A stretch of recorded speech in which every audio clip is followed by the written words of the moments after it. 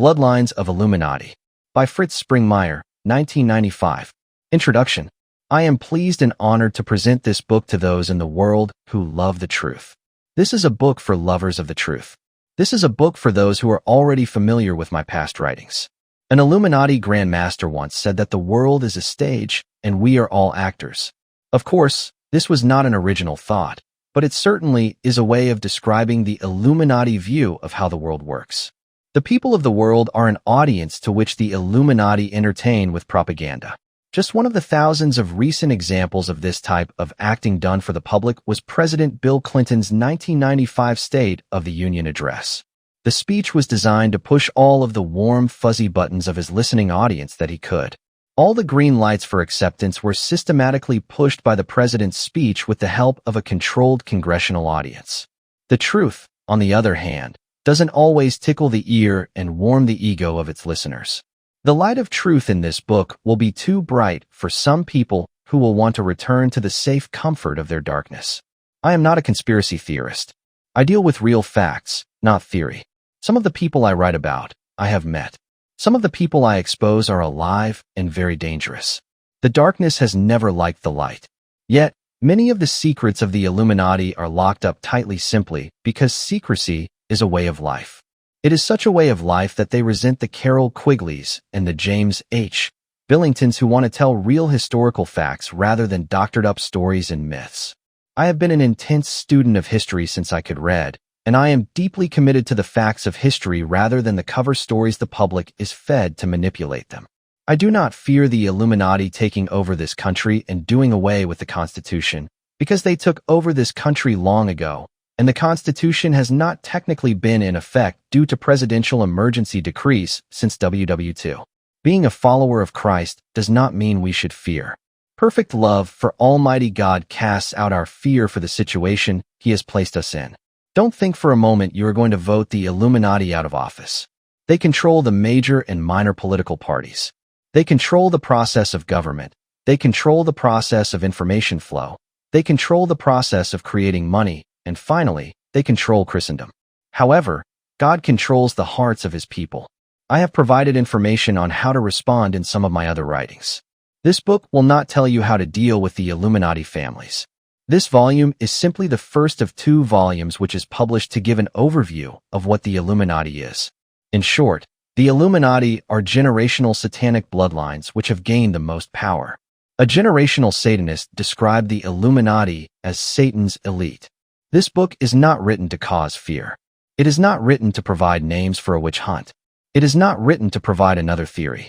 This book is not about a theory. It is about the secret occult oligarchies which rule the world. When brought together, the facts of this book will begin to speak for themselves without me. I don't ask that you take my word. Investigate for yourself. God Himself has told us that the whole world lies in the power of the wicked one. Some people, after they have read my material, have gone out into their own geographic area and seen for themselves that a small group of people control their nation and the world from behind the scenes. They have seen for themselves the power that secret societies exercise from behind the scenes.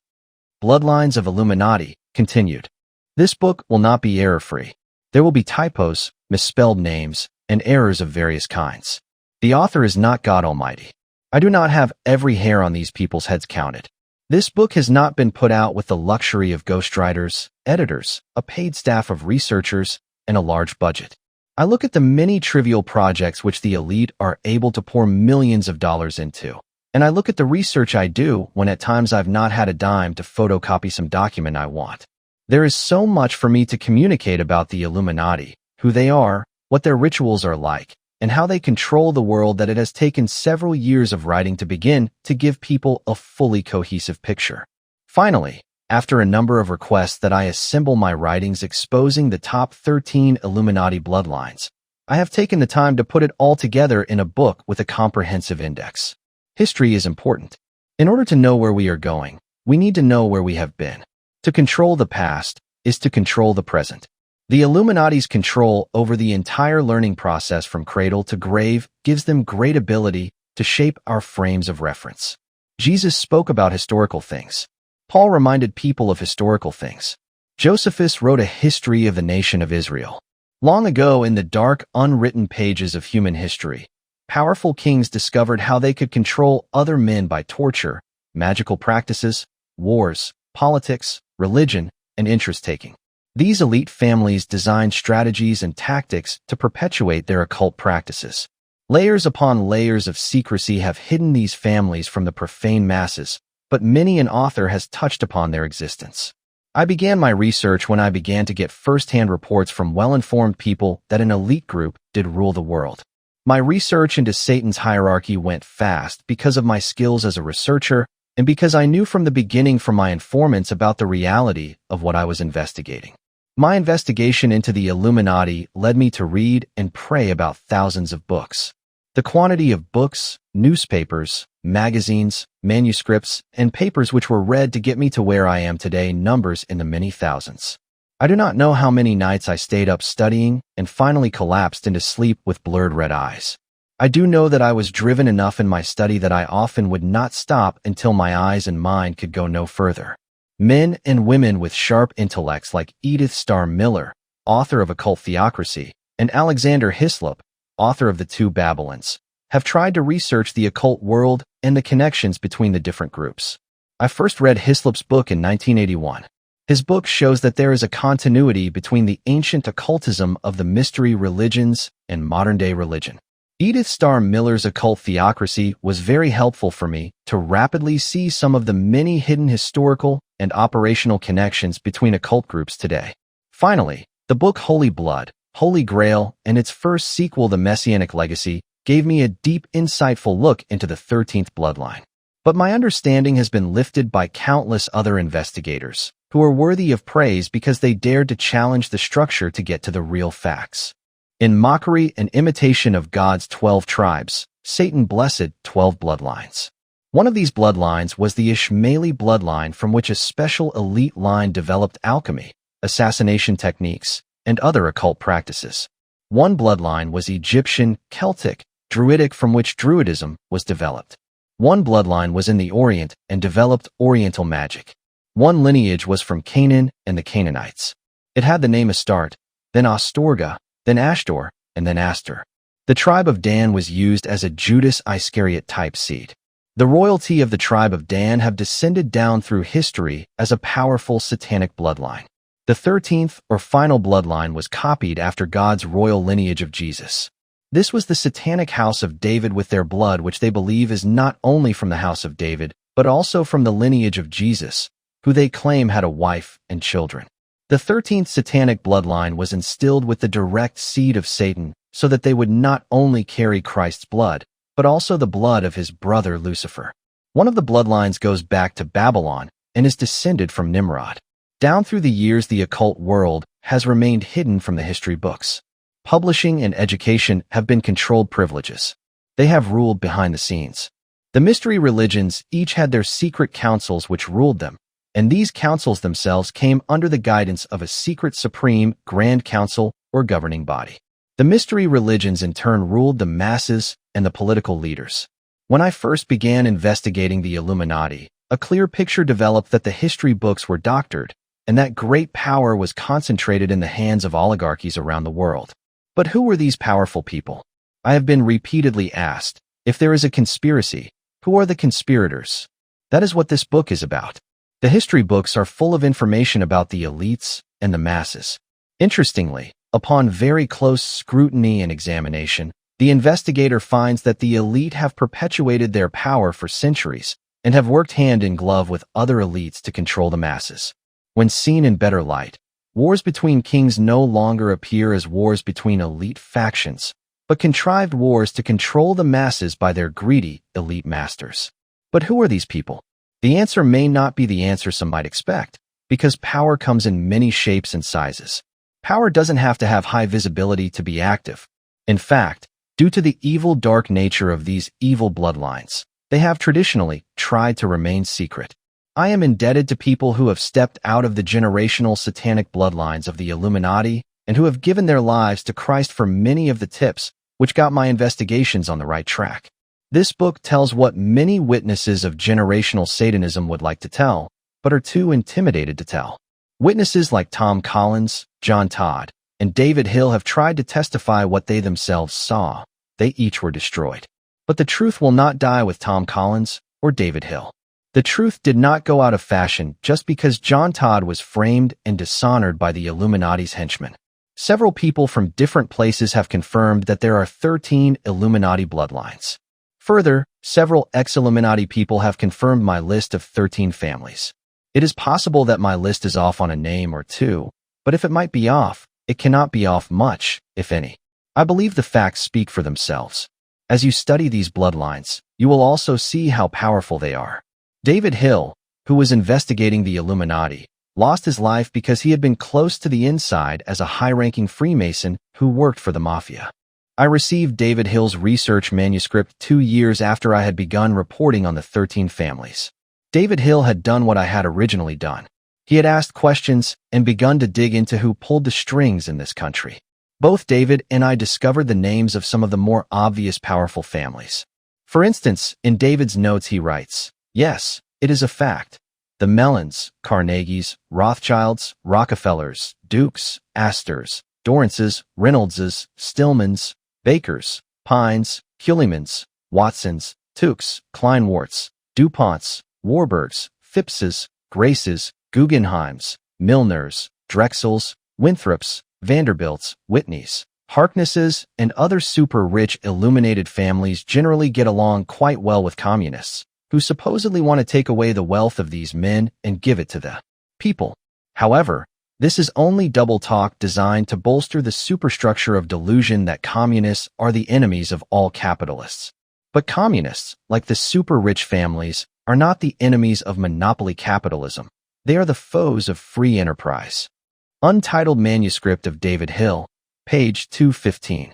My research had already entered another dimension beyond David Hill's, because people trying to be part of the Illuminati had given me the 13 family names. But each round of validation I have received is a pleasant encouragement that others have seen the same things. It was a pleasant surprise to see that this researcher had singled out some of the same families as I had. Some of the allied families, if not all of them, probably have intermarried somewhere with one of these bloodlines. Because this book is a collection of things which I have written over the years, allow me to review what was written. In 1991, I first self-published my Be Wise as Serpents manuscript, which exposed the top 13 families. In 1992, I began my newsletter to continue exposing the Illuminati, and came out with some monographs exposing the Monarch mind control program and the Illuminati's plans/methods to create earthquakes. From the mid-deck 92 newsletter up to the most recent ones in 1995, I have run feature articles exposing the different top 13 families. This book is a collection of things I, Fritz Springmeier, wrote between 1991 and 1995 about the top 13 families. Preview of Volume 2. Besides feature articles about the top 13 families, I have also written articles about the Illuminati in general. When I went to assemble what I had written on the 13 families, I realized that much of what I'd said was in the content of articles about the Illuminati in general. I made the decision to use the approximately 250 pages I'd written specifically about the 13 families as book I, and what I had written in general about the families, which was also 200+ pages, as book number 2. Volume 2 will explain how the Illuminati control the world, what some of their beliefs are, and about their secret and semi-secret organizations. The 2 books will provide perhaps the most in-depth complete picture of the 13 top Illuminati families that has been done to date.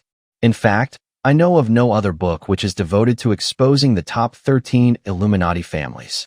In Volume 2, you will read about Illuminati life, Illuminati control, and Illuminati organizations including the ACL, the Bohemian Grove, the Cosmos Club, the CFR, the Club of Rome, the Council of Nine, the Council of 13, which is the Grand Druid Council, the Jason Society, the Jason Group, the Ordo Saturni, the OEO groups, MI6, MJ12, the Mothers of Darkness, the Pilgrim Society, the Prieur de Chaun, the Process Church, the Sanhedrin, the Temple of Power, and other groups.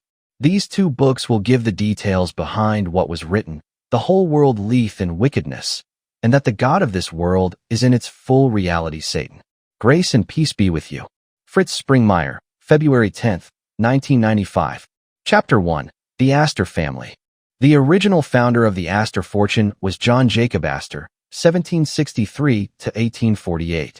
John Jacob Astor was born in Waldorf, Duchy of Baden, Germany, from a Jewish bloodline. The Jewish origins have been hidden, and quite a number of various ideas of the Astors' heritage have been put into circulation by the Astors. John Jacob Astor was a butcher in Waldorf. In 1784, he came to America after a stopover in London, England. Although the story is that he came to America penniless, and that may be true, he soon joined the Masonic Lodge, and within 2 to 3 years had become the master of the Holland Lodge No. 8 in New York City. This Holland Lodge is a prominent lodge in that many of its members have good connections to the Illuminati elite. An example of just one Lodge No. 8 member is Archibald Russell, 1811 to 1871, whose father was president of a real hotbed of Illuminati action for many years, the Royal Society of Edinburgh. By 1788, Astor was a master of Masonic Lodge No. 8. This is rather interesting considering Astor could not speak English when he arrived in America. John Jacob Astor was always very famous for being cold-hearted, antisocial, a man who didn't have charm, wit, or grace. This quote comes even from a relative of the DuPont family who wrote a sympathetic biography entitled The Astor Family. If this man lacked social graces and was so cold during his first years in the U.S., why did he rise to such prominence in Freemasonry? Certainly not because of his graces. For instance, one time later in life at a meal given for elites, when his hands got dirty at the table, he reached over and used the shin of the man beside him to wipe his hands. The original financial break came by carrying out a series of shady and crooked real estate deals in the city area. The next break came when 2 men who are now known to have been in the Illuminati gave John Jacob Astor a special government privilege. The 2 men were President Jefferson and Secretary Gallatin, both Illuminati members. The United States government had placed an embargo on all U.S. ships from sailing with goods in 1807. But Astor got special permission from these 2 men for his ship to sail with its cargo. His ship sailed and made close to a profit in that day's money. Astor strangely profited greatly from the War of 1812, which crippled almost all the other American shippers. Astor also worked together with George Clinton, another member of the Illuminati, on land deals. Even at that period in history, British intelligence worked for the Committee of 300 and for the 13 top families. It is interesting, then, that John Coleman, who had access as an intelligence agent to secret documents, discovered that the original John Jacob Astor was also a British secret agent. The 13 families have very intimate roles with the American and British intelligence cults. Prior to 1817, John Jacob Astor entered into the fur trade and remained the biggest player in the fur trade until he got out of it in 1834. Over the years, he had managed to build up a monopoly. How he managed to push everyone else out is a good question. Bear in mind, white people had been trapping furs in the New World for several centuries, and the Indians for who knows how long. Then this guy Astor comes along, and in a few years totally owns the whole industry. Again, this could only have happened because the occult power of this Astor family gave them the right. Obviously, others in the Committee of 300 had to step aside. If his position in the hierarchy had not given Astor the right, believe me, the other families that originally controlled the fur trade would have gotten rid of Astor. One result of his fur company was that Astoria, Oregon was created. Today, perhaps in honor of the family that originally took interest in it, Astoria is a real hotbed for the secret satanic covens in Oregon. John Jacob Astor did have a few helpful connections. 3 of his relatives were captains on clipper ships. He had connections in London to the Backhouse family. He married a Todd, a family frequently associated with Satanism. His wife, a Todd, was also connected to the influential Brevoort family. And finally, for some reason, John Jacob Astor was also on good relations with the politicians of the day, perhaps because most of them were Freemasons. For a few years John Jacob Astor had participated in the opium trade, but in 1818 he publicly quit running opium to China. John Coleman, in his good book The Conspirators' Hierarchy, The Story of the Committee of 300, page 131 notes, John Jacob Astor made a huge fortune out of the China opium trade. It was the Committee of 300 who chose who would be allowed to participate in the fabulously lucrative China opium trade through its monopolistic BEC, and the beneficiaries of their largesse remained forever wedded to the Committee of 300. Interestingly, another top 13 family, the Russells, was also one of the lucky ones to get a slice of the China opium trade. It is clear repeatedly from history that Astor was privy to inside information in the government and maintained his own courier system.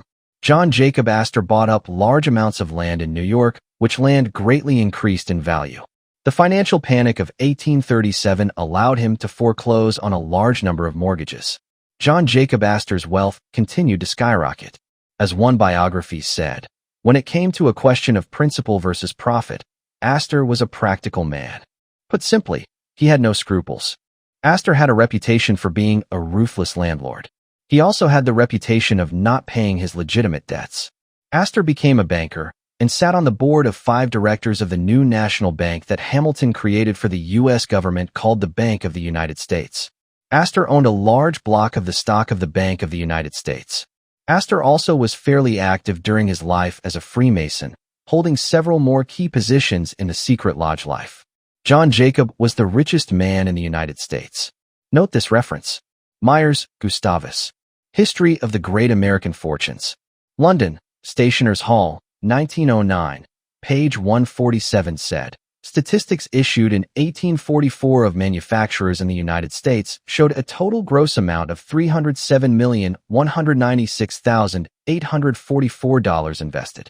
Astor's wealth, then, was 1/15 of the whole amount invested throughout the territory of the United States. Is having 1/15 of all of what American money is invested not rich? John Jacob Astor's descendants had a penchant for and set up things to rule from behind the scenes. In contrast to some of the other top families, the Astors preferred not to sit on boards of corporations they controlled. In 1890, a real estate expert calculated the Astors owned 1/20 of New York City real estate. After making their fortune while residing in the New York area, the Astors by and large have all gone to England. They still wield great financial power in the United States through proxies. Forum magazine, November 1889, commented that authorities estimated the Astors were worth $500 million, but that figure had to be an underestimate. Today, my estimate of the Astors is that they are worth about $40 billion. One of the many foundations that the Astors created was the Vincent Astor Foundation, which is controlled from England by the Astors and has in the range of $100 million tax-exempt dollars. The Vincent Astor Foundation has typically given to Catholic and Episcopalian needs, among other things. They also give money to agencies opposed to private ownership of guns. They give money to NY's public library. Imagine how much influence that gives them when the library is receiving regular help for general support. A 1971 foundation directory stated that the V. Astor Foundation had its present emphasis on preventing juvenile delinquency. Why don't I trust the Astors in helping out with law enforcement? The William Waldorf Foundation states that its purpose is promotion of mutual understanding and the diffusion of knowledge and culture among the United States and the dominions, colonies, and countries of the British Commonwealth. This sounds very similar to the public statement of purpose that the Secretive Pilgrim Society has given out to those who need something about them. Assets for this foundation are a mere $84,000. Vincent Astor, now deceased, was a member of 41 private clubs. To give an idea of how much just one of the many Astor men wielded, some of the businesses Vincent was involved with include Director, American Express Company, DIR Atlantic Fruit and Sugar Company, DIR Chase Manhattan Bank of the Rockefellers, DIR City and Suburban Homes Company, DIR Classical Cinematograph Corporation, DIR Cuban Dominican Sugar Company, DIR Great Northern Railroad, DIR Il Central Railroad, DIR Inter Mercantile Marine Company, DIR National Park Bank of New York, DIR New York County Trust Company, DIR Weekly Publications Inc., DIR Western Union Telegraph, Trustee New York Zoological Society, Advisor to Bankers Trust of New York, Member American Museum of Nat Hist, Member Nat Inst. of SOC Sciences. Notice these last two, like so many elite-controlled organizations, are heavily involved in the spread of the evolution theory. Just like the Rothschilds, Ponts, and Rockefellers, the Astors always set one of their Astor males as the head of the entire family. This headship is passed down as a birthright within the different branches of the family, just as any king passes on his throne. On the corner of 33rd Street and 5th Avenue, the site later became the site of the Empire State Building. The original Waldorf Astoria Hotel was built by William Waldorf et al. The hotel opened in March 1893. It is described as the ultimate in snob appeal. Later, two Astor cousins built the Astoria, another even taller elite hotel, in New York, which opened in 1897. Of course, like many of the other elite families, the Astors have their main property to get away and relax. In 1894, John Jacob Four wrote a novel, A Journey in Other Worlds, where he describes a society which operates on the idea of conserving energy. Strange how the elite likes to promote conservation among us cattle. In the late 1800s, the Illuminati began to reconfigure its outward face. The higher levels started creating innocent-sounding cover organizations to hide their meetings behind. In 1901, the Astors contributed toward the creation of the Pilgrim Society, which was the cover organization for America and Brit. 60 Princes of the Illuminati. I believe at least 5 Astors are now members of the Pilgrim Society. The Pilgrims have recently included David Astor, John Jacob Astor VIII, and William Waldorf Astor III. And during the 1970s, Baron Astor of Hever was the president of the London branch of the Pilgrims. This implies that Astor of Hever was at least the next level up in the chain of command. The Astors also have been very prominent in the group, which is Britain's equivalent to the Skull and Bones Society.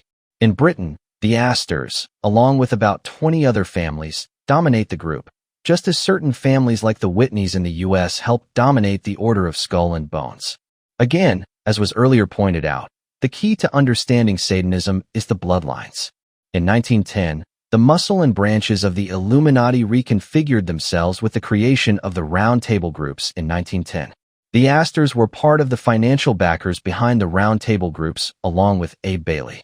Rhodes and Milner were key players in setting up the Society of the Elect, a super-secret top circle of Illuminati. The Rhodes Trust, in part helped by the Astors, helps finance the Rhodes Scholarship System. Rhodes, a high-ranking Freemason, wanted the Masonic claptrap as part of these various new groups, but Milner and Brett did away with the Masonic rituals and costumes.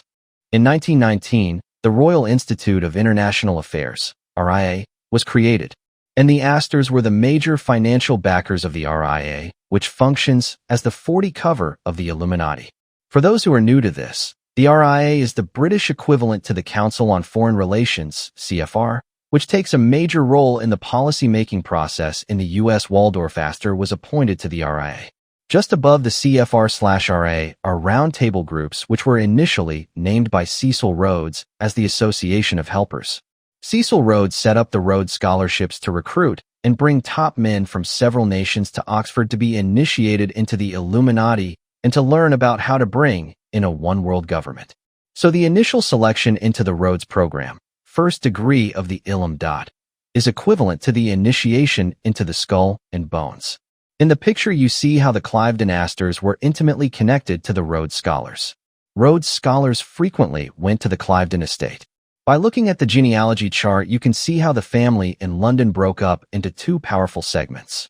One part centered around the Cliveden estate. Another group became barons, the Astors of Hever, or the Hever Astors for short. William Waldorf Astor owned the Pall Mall Gazette, the Observer, and the Pall Mall magazine. The London Times was largely controlled by the Astors, and since 1922 they have owned this major source of British news. The DuPonts and the Rockefellers also have some major businesses where they too own blatant large holdings. However, most of the wealth of the 13 top families is hidden so that the ties to who owns it are difficult to track. Hoyt Amidon has been a proxy for Vincent Astor and the other Astors. See membership list of Illuminati in this newsletter. The Astor family also used Owen Lattimore as their proxy for the opium trade, who in turn used Laura Spelman, who was funded by the Institute for Pacific Relations, IPR. The IPR was the group that supervised the Illuminati's decision to allow Red China to share in the opium trade. The puppet strings behind big world events may not be seen by the public, but if we trace the origins of several big events, we see the Astors helping pull strings. The IPR helped lay the groundwork for the Pearl Harbor attack. The Astors also were behind the appeasement policy in Europe, which allowed Hitler to become a threat. The Astors were also involved in the temperance movement against alcoholic drink, which was begun by the Women's Christian Temperance Union. The temperance movement was an elite-created movement, just like today we have big issues like apartheid, which are made up by them to keep us busy. Joseph Kennedy and Onassis, two other top 13 Illuminati families, got rich off of the temperance movement by bootlegging. So many people have exposed the temperance movement. See Occult Theocracy for just one expose of Freemasonry's involvement, that it is not pertinent to cover it here. Today's equivalent of the temperance movement is the drug war. Col Jack Astor, one of the world's most powerful men, was among those who went down with the Titanic. To his honor, he didn't have to sacrifice his life, but did. If he had been a scoundrel, he could have chased a woman and her children from some lifeboat. Many sermons have been preached on the significance of the Titanic, and I personally am beginning to feel that God laid it on the hearts of so many of his ministers to understand that the Titanic was a judgment upon the pride of the world. More specifically, it was a warning to the New World Order's elite. Another Illuminati invention was communism. This has been so thoroughly documented, I don't know why I have to state it here, except that there are still people who haven't taken the time to study it out. James H.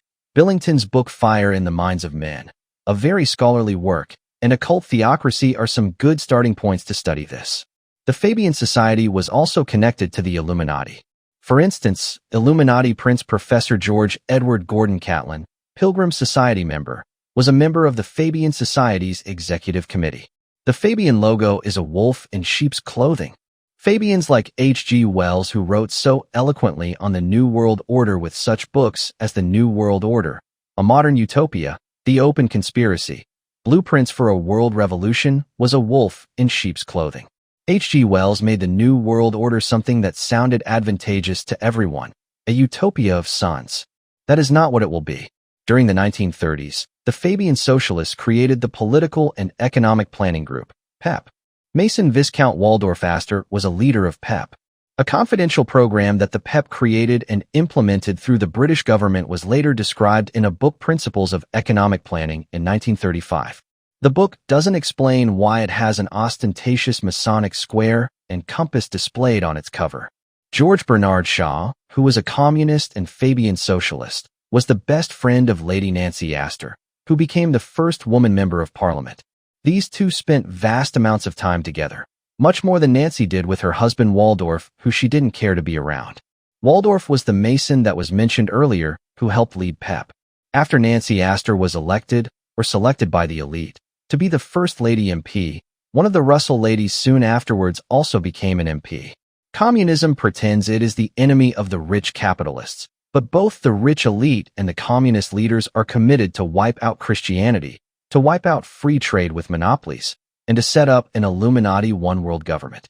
Do you see they have similar goals? A picture is included of Waldorf and Nancy Astor's visit to Russia during the 1930s. The Astors were not treated like enemies, but like royalty. Can we see how the elite-controlled press have deceived us? Do not trust our Illuminati-controlled elite to protect us from communism. They control communism. Besides socialism, Nancy Astor was a big supporter of Christian Science. Christian Science was a front for witchcraft from its very beginning. For more information on what Christian Science is about, I suggest people study Be Wise as Serpents, Chapter 2.6, The Healing Light. Nancy Astor wrote The Natural History of the Vampire and a book on the early Mason/communist Bakunin. She used Grenfell family papers. The Grenfell family were close friends to the Cliveden Astors. David Astor, the Honorable, attended Bilderberger meetings in 1957 and 1966. Alpha Lodge is the lodge in England that is traditionally for royalty. There are other elite lodges too, where those of the elite can protect themselves from rubbing shoulders with those of less social stature. These are the type of Masonic lodges that the Astors join. In summary, an examination of the Astor family reveals their close connections with the full spectrum of Illuminati activities ranging from Freemasonry, the Illuminati itself, the Pilgrim Society, the Round Tables, communism, Fabian Socialism, CFR, RIA, the Bilderbergers, as well as the various politically, that is Illuminati, tainted banks such as Chase Manhattan. Ava Alice Muriel Astor was an occultist. She was born in 1902, was pretty but also a very serious woman. She was a very strong-willed person that was able to dominate a person in her presence unless they were also strong-willed. She was into Egyptian magic and believed she was the reincarnation of an Egyptian princess and a disciple of Akhenaten. Alice Astor may have been one of the first people to enter King Tut's tomb, where she got herself a necklace. Aldous Huxley wrote Brave New World as a picture of things that were to come. Most people think as an expose, but it was really more as a plan or blueprint. Aldous Huxley and Alice did a great deal of occult things together. Their financial power is unchecked. Myers and others have noted the Astors are above the law. The top 13 families don't obey the law. They are the law. The Astors may have Illuminati kings and princes in their ranks. They may have dozens of billions of assets. Yet it will all be nothing when they face their creator at judgment. Follow-up on the Astors.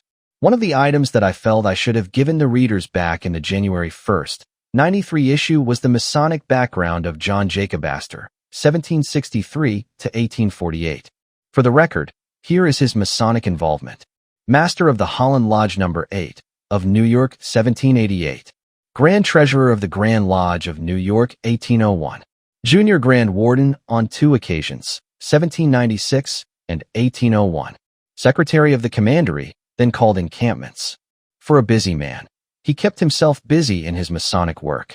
The Astor family revisited with information on their Chandler branch. There are 13 top bloodlines. 13 families or bloodlines are at the top, and 5 of these families are the inside core of these 13. Prior to be wise as serpents, the existence of 13 top families was not known by very many people. The existence of the 13 families had come out in Barry Smith's book Final Notice in the 1980s, but the names were still unknown. Barry Smith of Australia wrote in his book Final Notice, page 9, there are 13 families or groups heading up the world government plan. These families are portrayed as the 13 layers of blocks found on the strange seal on the reverse side of the U.S. $1 bill. In a Little Read article, one SRA victim recently wrote that Satanism was controlled by a few families. Recently, one of the DuPonts was on a television show because the DuPonts were trying to kidnap him because they didn't like his support for the book Dope Incorporated.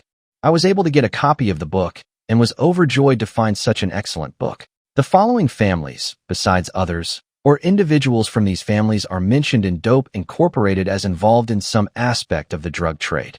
The Astors, Bundys, DuPonts, Freemans, Kennedys, Lease, Rockefellers, Rothschilds, and Russells. It is no coincidence that 9 of the top 13 families would get their names in a book which revealed the big names behind the world's illegal narcotics trade. It should be mentioned that some other prominent Illuminati families also play key roles in the drug trade, such as the Bronfmans, Cabots, Shaws, Bacons, Perkins, Morgans, Forbes, Cisneros, and Oppenheimers. Where have we seen such names before? There are names in Dope Incorporated that people would do well to know the danger of, such as Louis Mortimer Bloomfield, Robert Vesco, Francois Genoud of Switzerland, Ivan Slavkov of Bulgaria, the Duke of Kent, Master of the Grand Mother Lodge of the Scottish Rite, and Jardine Matheson, to mention a few. All our favorite secret fraternal groups appear in Dope Incorporated too. For instance, the Triads, P2 Masonry, regular Freemasonry, the CIA, the Order of St. John, and the Jesuits. The Universal Christian Gnostic Church, which practices black magic, has a whole chapter showing its connection to the drug trade.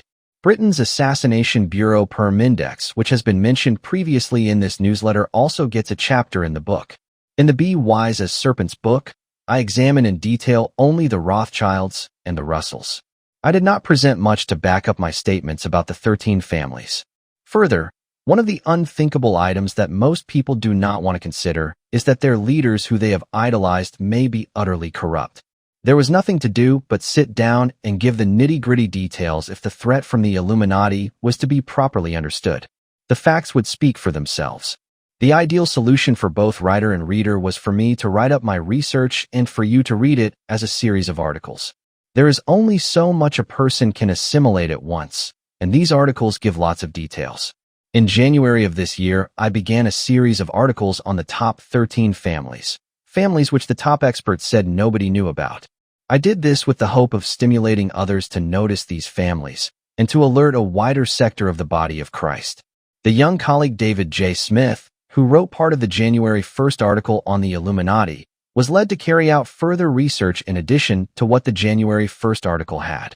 Most of this article's information on the Astors, then, is a result of David's research. Difficulty in determining the facts.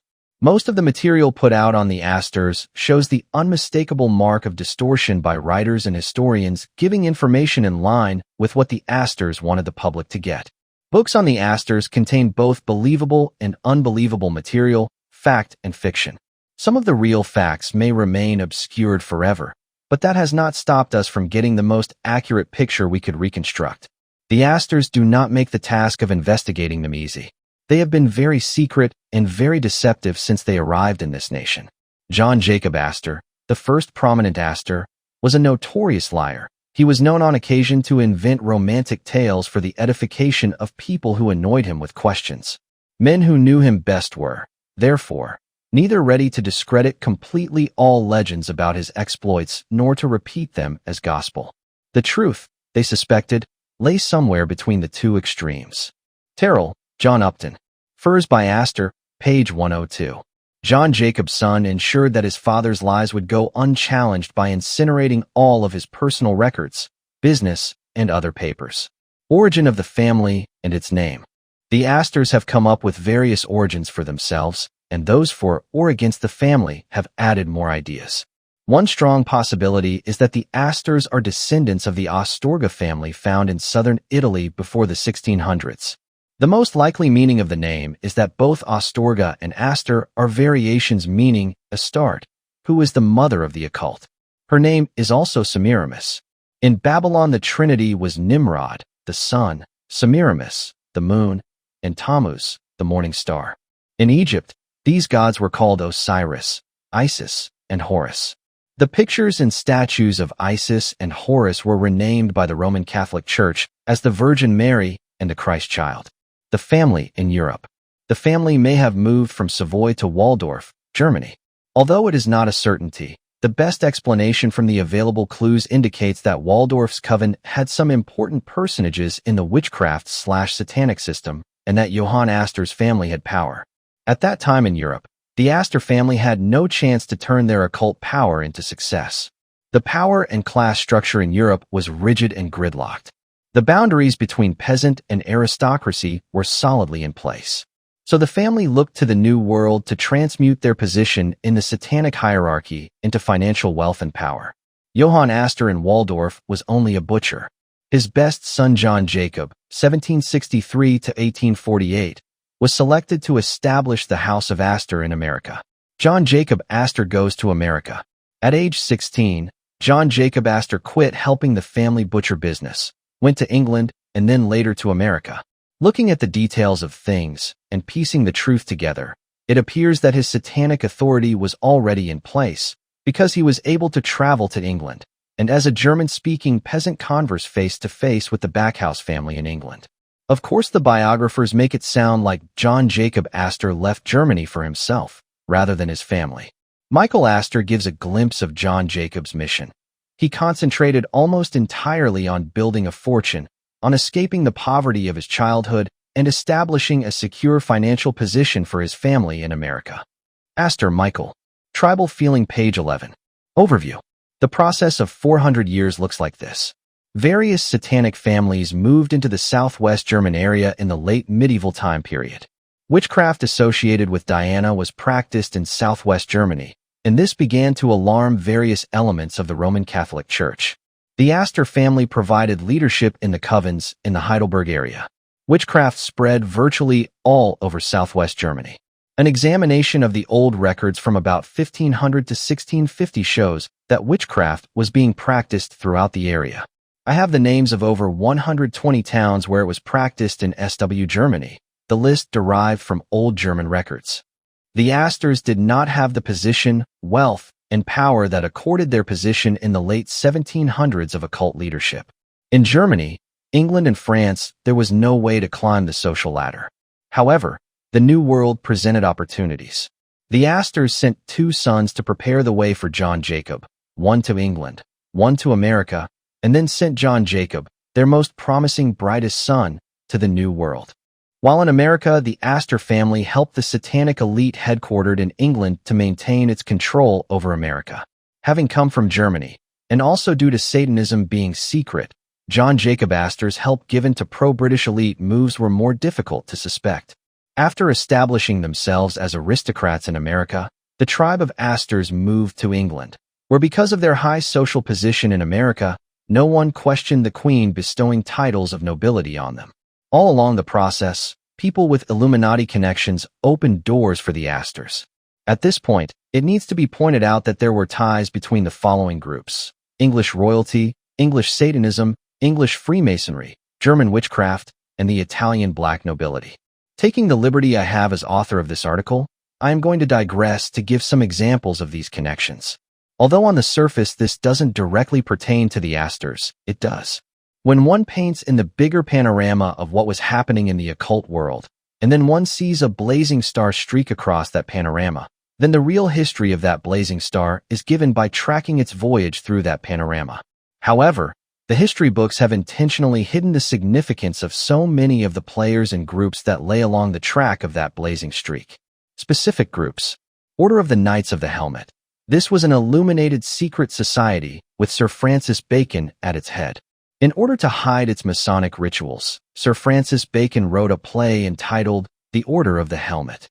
This was performed on January 3, 1594, and again for 12 days in December 1594. In December 1594, British aristocrats who had been demonically illuminated met and put on a play. Calling their initiation ceremony a play was a great cover. Sir Francis Bacon was made King and Prince of Purple. Various men were invested with the collar of knighthood of the helmet and took vows. And a series of charges by 6 high counselors was given in a manner that is very similar to what the Satanic does now. The reader may ask, what does this have to do with the Astors? This is simply a brief look at the background of what was happening in the occult in Europe. The Queen of England sent Sir Francis Bacon as a young man in his 20s to the continent of Europe. Sir Francis Bacon toured France in places such as the Louvre, St. Cloud, Blois, Paris, and Poitiers. He also traveled to Germany, Italy, and Spain. He visited the various royal courts, such as the court of Marguerite de Valois. Marguerite was married to King Henry of Navarre. Her mother was the evil Catherine de' Medici. Sir Francis Bacon also met with many secret societies. At Marguerite's court, he spent time with the Pleiad fraternity, which was a group of 7 intellectuals.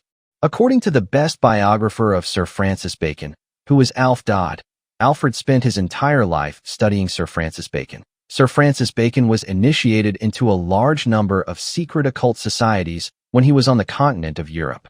He learned Kabbalistic magic, Egyptian mysticism, Arabian mysticism, and the customs of the German Steinmetzen.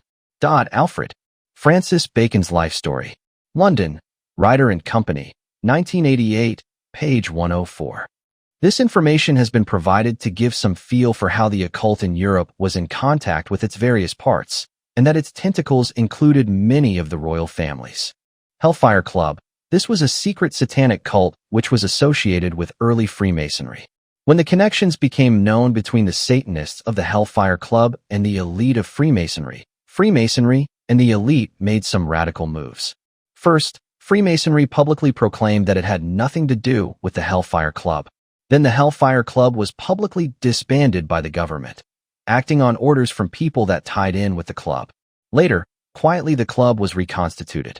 Philip, 1st Duke of Wharton, 1698 to 1731, who was the second person of nobility to be Grand Master of England's Freemasons, GM of the Grand Lodge, 1722-11/25/1723, was president of the Hellfire Club. He was an MP in the House of Lords. In 1726, he left England and was basically brought into ill repute by the Masons, who distanced themselves from him. George Lee, Earl of Lichfield, was also another prominent Mason who was a member of the Hellfire Club. Benjamin Franklin, who was the head of the American Freemasons in various capacities, and also the head of the Rosicrucians and a number of other secret occult groups, was also a member of the Hellfire Club. Benjamin Franklin's Satanism was not mentioned in My Be Wise as Serpent's book, but he was an important Satanist who was part of the Order of the Quest. That is the group which has been entrusted with the plans for bringing in the New World Order of Satan. Remember that John Jacob Astor was very involved with Freemasonry, as were a number of his intimate friends such as New York Governor DeWitt Clinton and General John Armstrong. In regards to the Hellfire Club, the Earl of Sandwich, Benjamin Franklin and Sir Francis Dashwood were leaders in the Hellfire Club and were also Postmaster Generals of the British Postal Service. All were Freemasons too. Their positions as Postmaster Generals allowed them total access to the mail and allowed them to spy on the communications of the 18th century. The man who became Postmaster General after Dashwood, who moved on to be an MP in the British Parliament, was the Mason John Wilkes. John Wilkes took over in 1766. In 1774 was Lord Mayor of London. Wilkes then brought one of the original Hellfire Club members, a friend of his, Willis Hill, to help with the postal service. The next Postmaster General was the totally corrupt man, the Earl of Sandwich, who served until 1771. Benjamin Franklin spent the summers of 1772, 1773, and 1774 at Dashwood's estate in West Wickham. The caves under Dashwood's estate at West Wickham were used for satanic sexual rituals, which were participated in by Benjamin Franklin. Ordo Saturni. This is an old secret satanic German order. In the last few newsletters, I have been educating people on the meaning of Saturn. It means Satan. This previous information helps us understand John Jacob Astor when he writes in his book A Journey in Other Worlds. The souls of the righteous departed were found on Saturn, where, to a background of weird music, pulsating hearts, luminous brains and centers of spiritual activity quiver with motion. A side comment. John Jacob Astor had a reputation for his insatiable sexual lust to women.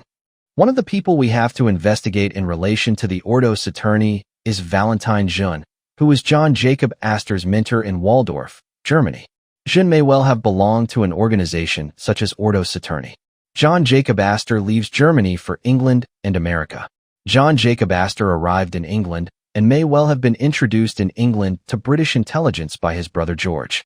At any rate, he got involved in British intelligence, which has always been closely linked to Freemasonry and the elite. He spent time socially with the Backhouse family, an aristocratic family. How do you suppose such a supposedly destitute young man could be accepted so easily into the Backhouse social scene? This is not explained by modern biographers. After 4 years, his brother George then sent him to America to represent George's music company.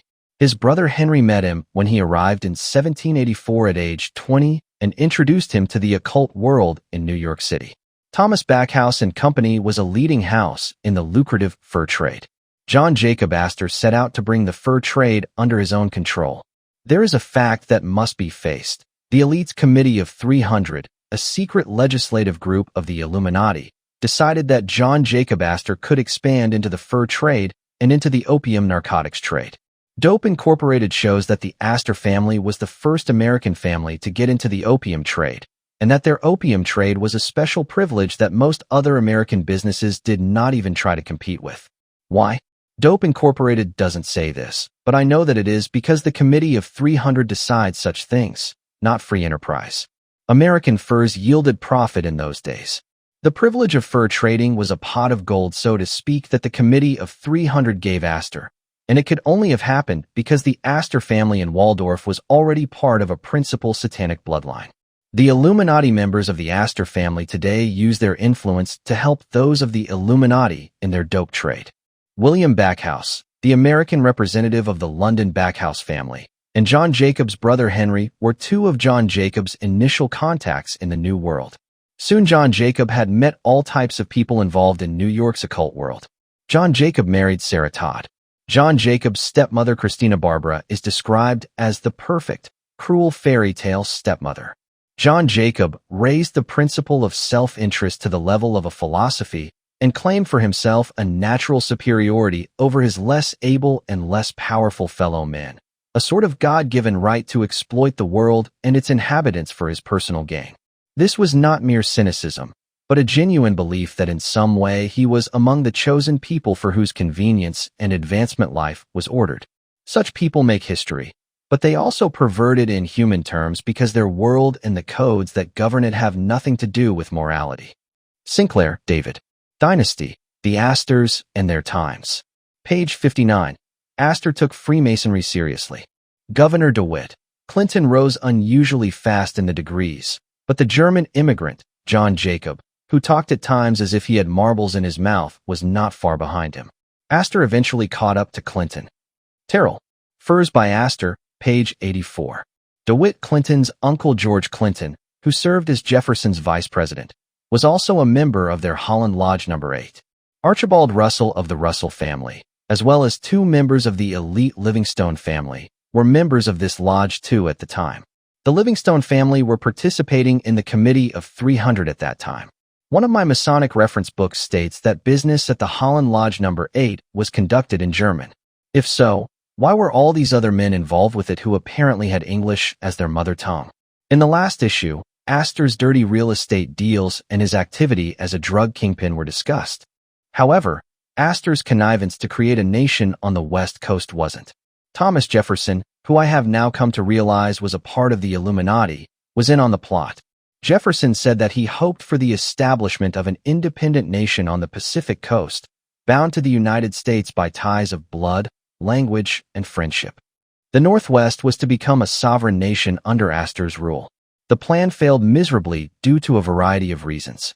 Another item that was missed in the earlier article was how John Jacob Astor profited by using his own courier system and powerful friends to profit from the War of 1812. Astor knew the War of 1812 was coming, and he set himself up to profit from it in several ways. His Masonic brother and friend John A. Armstrong, 1758 to 1843, helped the British war effort as the American Secretary of War. A descendant of John's later married into the Astors. Astor himself helped the British when he could profit by it. The 2 Illuminati, Jefferson and Gallatin, gave Astor special sailing privileges, which netted him much profit. When war was declared against Great Britain, Astor sent agents to the British forts in Canada to inform them. This gave the British advanced knowledge of the war before the American troops knew. This allowed the British to seize Northern American forts and to ensure that the British had control of the region's fur trade. This was essential for Astor to get control of the fur market, because then when the British furs were embargoed, he had less competition. He obtained special permission from the president to import all furs owned by him and held in Canada before the war. He used this permission illegally to trap new furs. When the war ended, Astor was able to beat everyone else to Europe with his furs and make a killing. Astor cleared his name of shame by sending Washington, D.C. information about a mutiny at a British fort which allowed the U.S. Army to take advantage of the enemy's weak condition to capture the area. John Jacob Astor traded in guns, and his firearms were used in at least one Latin American revolution. Bear in mind, Latin American revolutions have all been planned in Masonic lodges. When employees of John Jacob Astor would trap for or trade furs with the Astor fur houses, they would be paid with letters of credit. Then Astor agents would be sent out to ambush and kill them, so that the Astor Fur Company could save money. The deaths were blamed on Indians. Zachary Taylor stated, "Take the American Fur Company in the aggregate, and they are the greatest scoundrels the world ever knew." O'Connor, Harvey. The Astors, page 44. William Backhouse Astor. This was the son of John Jacob Astor. He was infamous for his harsh treatment of thousands of people who rented from him in New York. There were repeated riots by tenants who were opposed to the harsh, filthy living conditions in the buildings Astor owned, but their complaints were consistently ignored by Astor and their riots suppressed by the police. Only half of the children of his tenants lived to age 20. The Astors were deeply involved with the Tammany organization. William B. supported the corrupt administration of the infamous New York mayor, Fernando Wood. The government at that time was a pack of corrupt men. When Wood was exposed, Astor's involvement was overlooked. This is another example of Astor power. John Jacob Astor III. He was the son of William Backhouse Astor. He was just as haughty, just as cruel, and just as corrupt as his father and grandfather had been. He created sweatshops for the poor masses living in his New York tenements. He also supported corrupt politicians such as the criminal boss, Tweed, who ran NYC. The Tweed Ring stole millions of dollars from the city of New York. Before they finally got caught and sent to prison, Mayor Tweed and gang cost the city $200 million. Again, John Jacob Astor III's power allowed his involvement to be basically overlooked by the press, while Tweed went to prison for life. The Chandler branch. Most of the Astors took off for England. One branch of the Astors that is clearly involved in Satanism and the occult is the Chandler family. The Chandler family have Astor blood via Mattie Astor Ward. The Chandlers' parents died at an early age, and the Rokeby estate in New York was given by the Astors so that a cousin, Mary Marshall, could raise the Chandler children. The Chandler family is one branch that clearly shows all the earmarks of the Satanic hierarchy. The behavior of Robert Chandler, Elizabeth Chandler, and Armstrong Chandler have all the classic earmarks of having MPD and having suffered SRA. The Rokeby mansion that the Chandler family lived in was a haunted house of the first rate.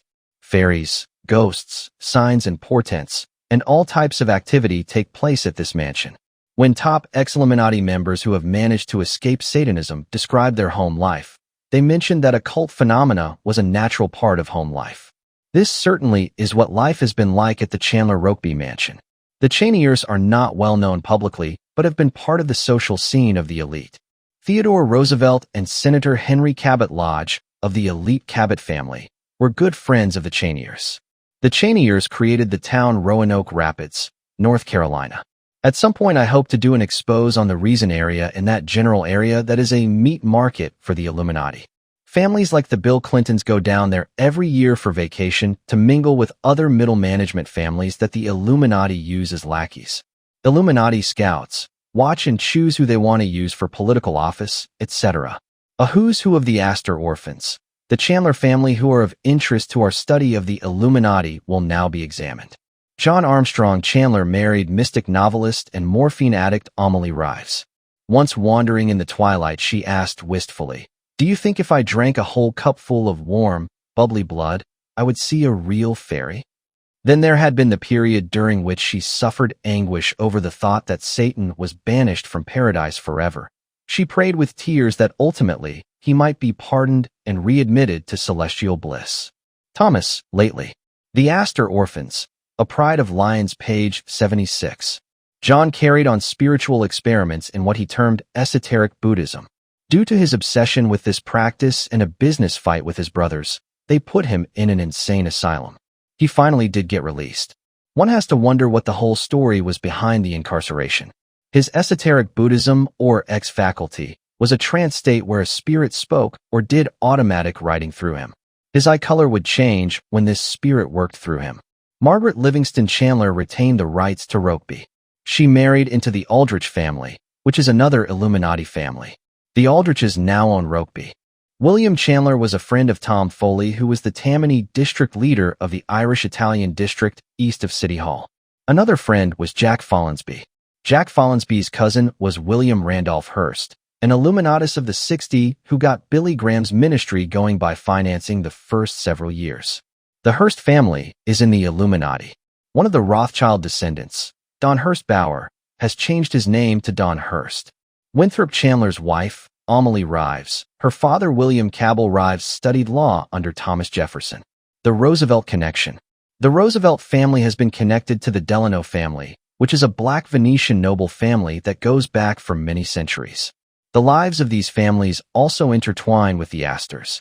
Examples of the interweaving are Franklin Hughes Delano, heir to a massive whale oil fortune. He married Lavia Astor, daughter of the original William Backhouse Astor. James Roosevelt married Helen Astor, daughter of William Backhouse, Jr. James Roosevelt, a Freemason, he married the sister of Vincent Astor's wife. Summary. In our revisit to the Astors, we have examined in more detail the early life of John Jacob Astor and his connections to Satanism. We have touched on his son and grandson who led the Astor family after John Jacob died. We have seen more of their meanness and connections to corruption. We examined how Satanism and the occult had a hold on England even back when John Jacob Astor came to the New World. 3 important occult organizations of the 17th and 18th century were introduced. We have looked at the Chandler family, a branch of the Astor family, which is part of Satanism. We also looked at how the Roosevelts and Delano families have been associated with the Astors. Families in the world who are allied with the Illuminati. Who and what kind of family are allied with the top 13 Illuminati bloodlines? The Illuminati seeks to capture the occult power of powerful occult bloodlines around the world. They have intermarried with American Indians to gain the spiritual power resident within the leading spiritual American Indians. Various Indian reservations are used for Illuminati rituals. They have been doing this type of thing for thousands of years. Powerful families around the world participate on different levels with the Illuminati. Some participate on a business level, such as the various crime, mafia-type families around the world. Mafia families might not subscribe to the occult philosophy, but they do recognize power and business. Some powerful families around the world participate simply on the level that they have been sucked into the world system and are dependent upon going along with the flow of the world system. An example of this would be the King of Nepal. The King of Nepal rules over a poor Hindu kingdom. The British Empire has done a great job in trying to make Nepal dependent upon them. Nepal was given British protection. Their leading families were given British educations, and their leading tribe of warriors, the Gurkhas, have been serving as British mercenaries. Should the King of Nepal break loose from his advisors and take an anti-NWO track, his throne could be taken away via revolution or invasion. The NWO has the capacity to arrange for the Indian Congress Party to invade or some other destabilizing factor. The British MI6 and the American CIA have also stationed agents, in the country. However, the trump card in sucking nations like Nepal in is to create conflict like the Cold War and then apply Hegelian dialectics. Many nations around the world have been forced to cozy up with the British and Americans because of the Cold War. Secretly manufactured and secretly controlled international conflicts are a great way to take away the independence of some of the smaller nations. The King of Nepal has for many years feared invasions from either India or China. However, Switzerland has been afforded the luxury of not having to take sides in the Illuminati's secretly created wars because the bloodlines have had such total control over Switzerland for so many centuries. There is no need for Switzerland to participate in Hegelian dialectics. If families are powerful but not in the Illuminati's clique, they can be destroyed, such as Howard Hughes was. An example of this is how the Rothschilds progressively destroyed the Romanovs, the Russian imperial family. But the Romanovs were also an occult bloodline, and so the Illuminati secretly took children of the imperial family to serve as breeders for the Illuminati so that the Illuminati could channel the Romanovs' occult blood into their bloodlines. The families that control Switzerland go back to Venice. Some of the Phanariot families of the Byzantine have had enduring powerful lineages. The Venetian and Genoese banker/international commerce families have produced some enduring powerful lineages. Families from these groups have tended towards Satanism, Gnosticism, or cults that are not Christian. In this category, we can mention Darius Socinus of Venice. Note also that the Warburgs, who work so closely with the Rothschilds, are descendants of Abraham del Banco, an old banker in Venice. The Warburgs in turn are related to the Rosenbergs of Kiev, Russia. Some of your old aristocratic Russian occult bloodlines were the first to financially help Hitler's fledgling Nazi party. The powerful bloodlines diversify into different last names, but some of them still have enough visibility that they can be halfway tracked by their modern names. For instance, the Cabot family of Boston are descendants of Sebastian Cabot, who was born in Venice. Sebastian Cabot, whose father was John Cabot, was in turn descended from Giovanni Caboto of Genoa. Giovanni Caboto was a member of a powerful family in Genoa. In modern times, the Cabot family has been active in politics and intelligence agencies for the NWO. For instance, Thomas D. Cabot set up Radio Swan on Swan Island for the CIA. Paul Cabot was a director of J.P. Morgan & Company, beside director of other corporations that interlock with the Illuminati's power. Your ruling families in Western Europe tie back to William of Orange. There is a powerful Arabic connection to the Illuminati. Men like Sardar Iqbal Ali Shah are very knowledgeable about Arabic magic and occult practices. Sardar Iqbal Ali Shah has written at least 70 books on magic and occultism. These families keep track of their genealogies, and certain members of these occult families know the histories of these families. I believe that a history of the top 13 Illuminati families is the key to understanding history.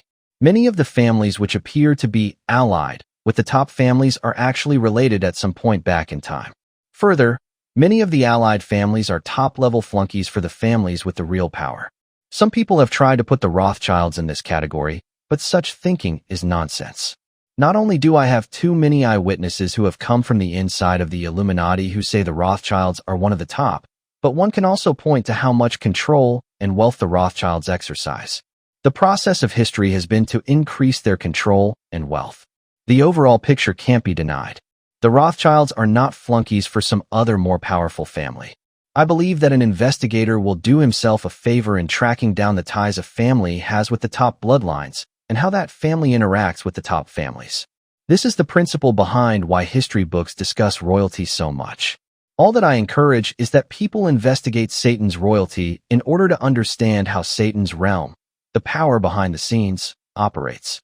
In the Be Wise book, I gave a good example of how Satan's realm works behind the scenes. The Illuminati control the Watchtower Society.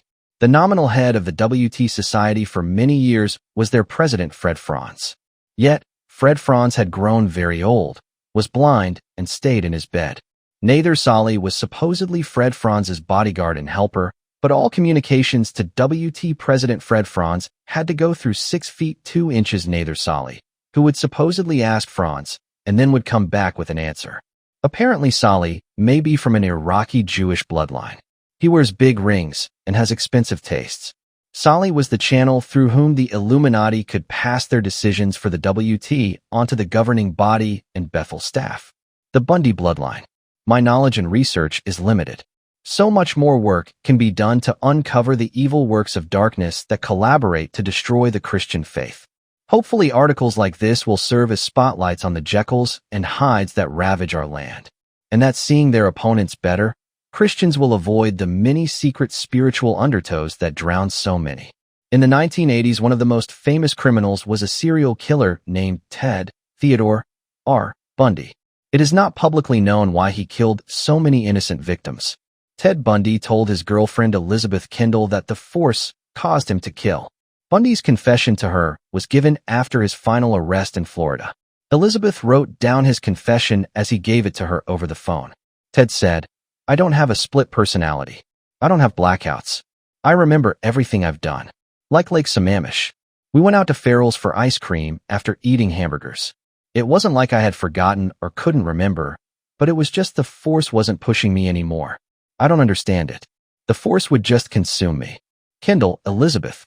The Phantom Prince, My Life with Ted Bundy. Seattle, Madrona Publishers, 1981, p. 176. The force is the very term that high-level Satanists use to describe the power that they believe in, which they believe can be used for either good or evil. The movie Star Wars surprisingly used the Illuminati's term, the Force, which up until that time had been reserved for esoteric use by Satanism and the occult. This is part of the plan to take the occult and its goals and instill them into the public's thinking and goals, so that the conspiracy becomes an open conspiracy, with the general public promoting the drive toward witchcraft as the world religion and its one-world government. Who was Ted, and why did he do what he did? There are a great number of unknowns about Ted, and although it appears to the public that the newspapers covered his crimes thoroughly, often appearances can be very deceiving. If Ted Bundy was related to the Bundy family of the hierarchy, we could expect several things almost without doubt. 1. That his satanic activities and any occult connotations to the murders would be kept very secret by the police, the newspapers, and his family.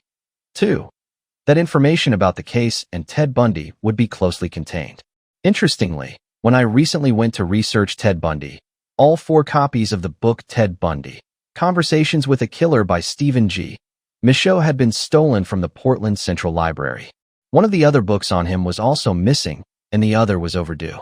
The University Library, which is on a different library network, was just as bad. I did my research across the border in Washington state. Another category of books that is consistently stolen, I have been told by the library staff, are books on Freemasonry. Consequently, the Portland Central Library has a policy that interlibrary loan books on Freemasonry cannot be taken out of the library, even though the lending library doesn't mind if they are checked out. Another example of how books relating to Satanism or the Satanic conspiracy become rare is when I checked the Thurston Company WA Library's computer system for Anton LaVey's Satanic Bible. Of the system's 18 copies, 14 were lost, I assume stolen, 1 was listed trace, and 3 were being held by the libraries. That is, they were not out on the shelves. Before proceeding any further, let me categorically state that I haven't found anything that ties Ted Bundy in with the top satanic family of the Bundys, nor have I found anything that disproves it either. I don't know either way. Still, there are some interesting items about Theodore Bundy. Perhaps someone else will be motivated to do the genealogy work and save me the work. Ted was a law student. One of the schools he studied law at was University of Puget Sound, WA. A major reason he did so poorly in law school was the immense stress that took place in his life in connection to the time and effort he put into murdering beautiful women. Yet, his poor academic performances were no barrier to his political success. Ted does have a number of items that seem suspicious. First, Ted drove all the way from Washington State to Miami, Florida to take part in Nelson Rockefeller's 1968 campaign.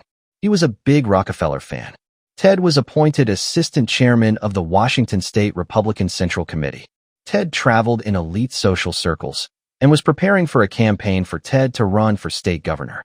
For instance, in 1973, he was part of the Republican State Committee. He may have been on this committee in other years too. Ironically, Ted Bundy had served briefly on the Seattle Crime Commission on a study of white-collar crime. For whatever reasons, whether it be elite connections or his winning personality, it is certain that he had a big political career in front of him as a young person if he had not blown things. Second, almost all the serial killers have had connections to Satanism, and in every case the media and the police have suppressed or greatly downplayed their connections to Freemasonry and Satanism.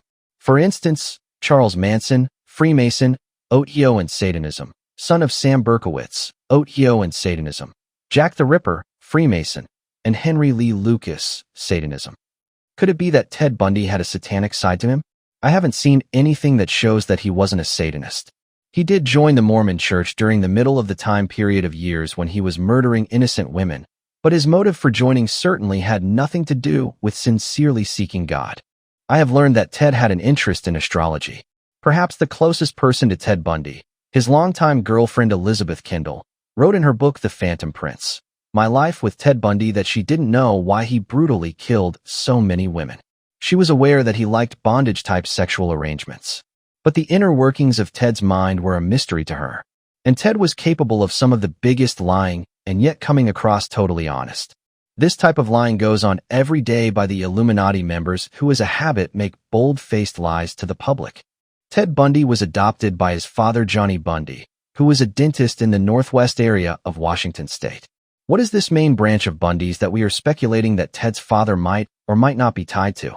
The original Bundy family came to the New World before 1635 to Boston, Massachusetts. A few years later, they moved to Taunton, Massachusetts. A large branch of these Bundys went to Connecticut, and later a few went on to New York. Another group of colonial American Bundys were in North Carolina. The particular members of the Bundy family that are prominent in the New World Order today are the ones who would have inherited the position of authority over the family if Satanic tradition had been followed. The Bundy family was an old American family that was part of the Eastern establishment, but with only a few exceptions like Congressman Solomon Bundy in the early 19th century, the family has only come into the public's eye during the 20th century. This family also surfaces in not-so-prominent places too. Two of the key early Watchtower Society leaders were Bundys. These were Walter H. Bundy, who went with Charles Taze Russell to Great Britain on his May 29 to 31, 1909 trip, and Edwin Bundy, who worked at the Bethel headquarters at the turn of the century and traveled around the U.S. for the Watchtower Society from 1906 to 1910.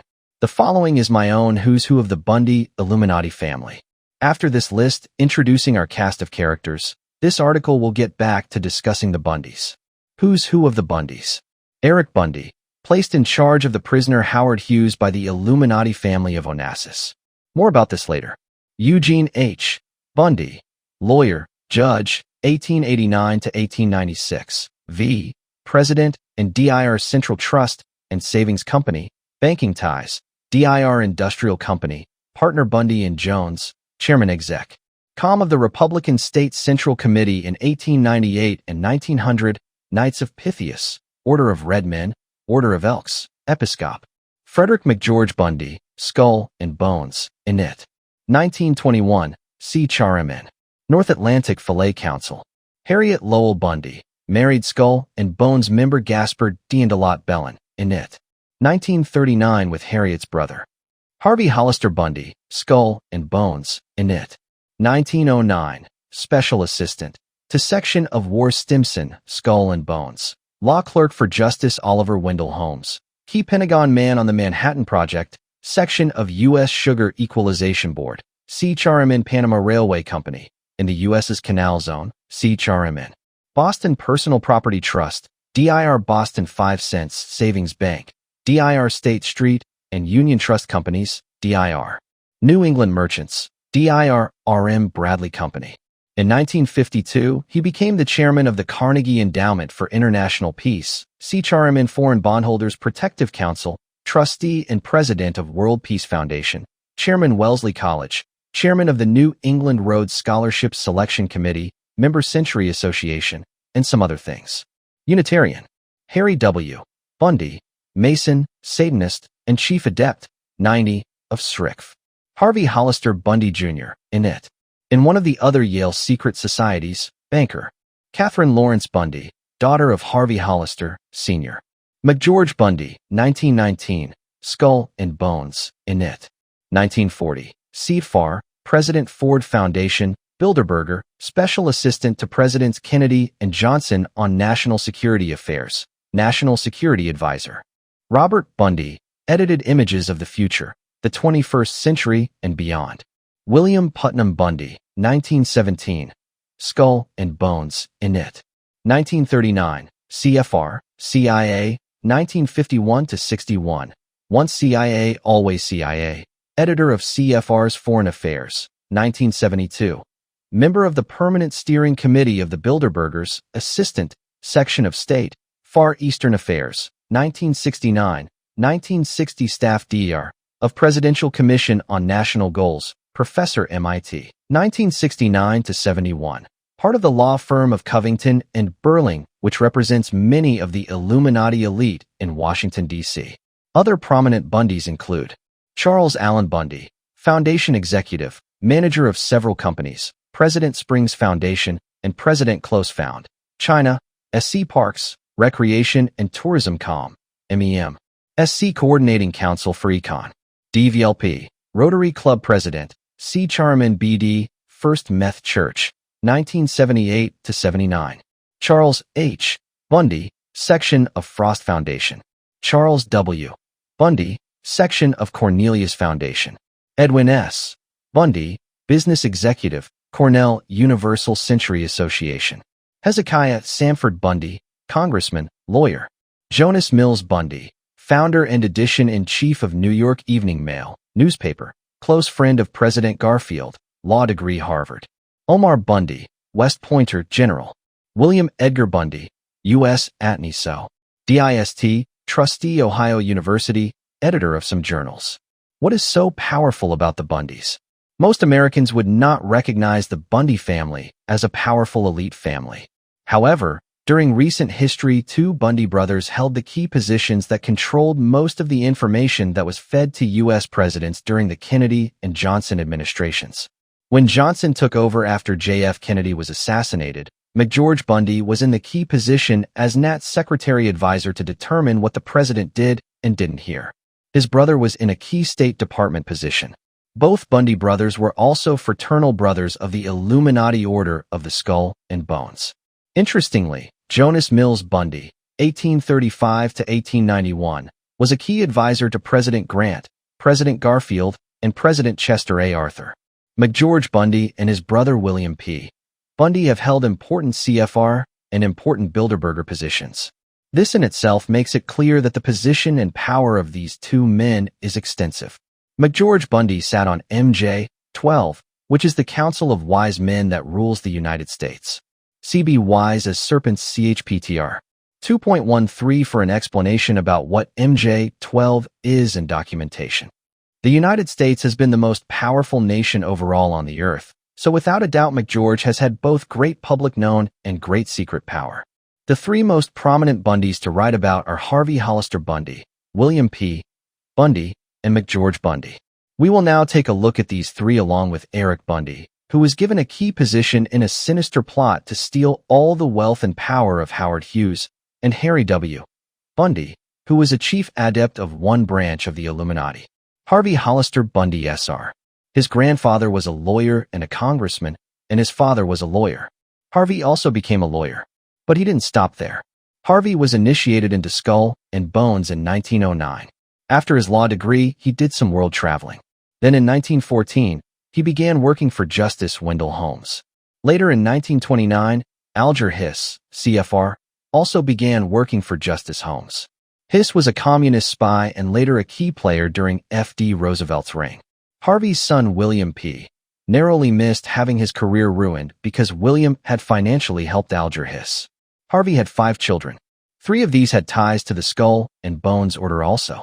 Harvey became the Assistant Secretary of State in July 1931 until March 1933 under Henry Louis Stimson.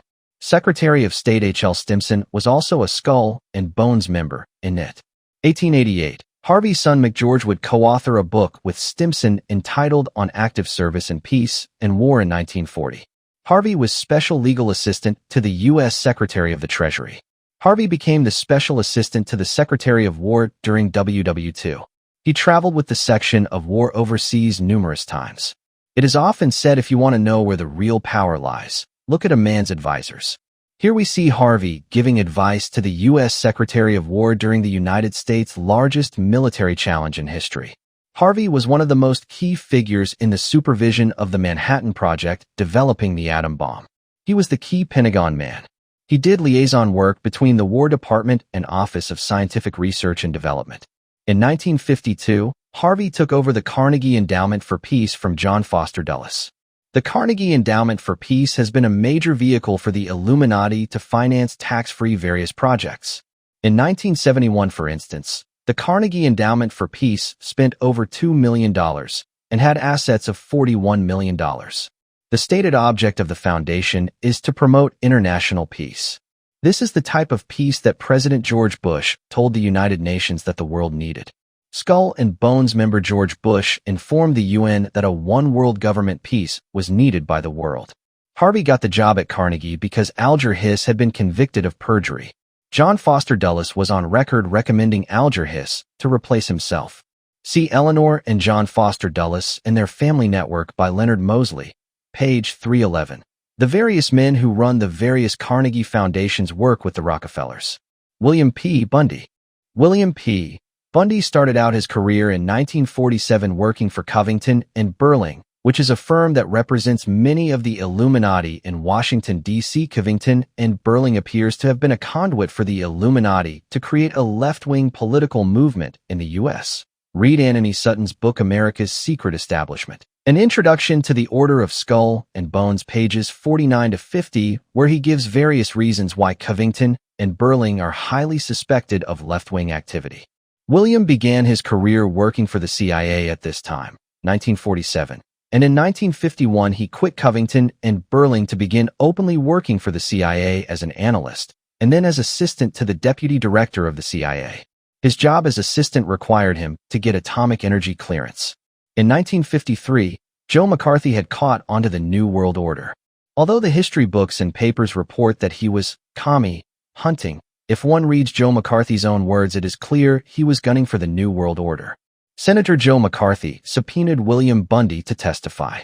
The senator knew he could learn a great deal if William P. Bundy was questioned, even if he might try to lie. The calling card to get the subpoena was the fact that William had donated at least $500 to help communist spy Hiss defend himself. Hiss's brother Donald worked for Covington and Burling when William was there, and Alger had worked at the firm William's dad had worked at. McCarthy sent down many subpoenas, but Allen Dulles, who was part of the Illuminati and the CIA director, ignored the subpoenas and eventually was able to get William P. out of the country so that he would not have to face McCarthy's questions.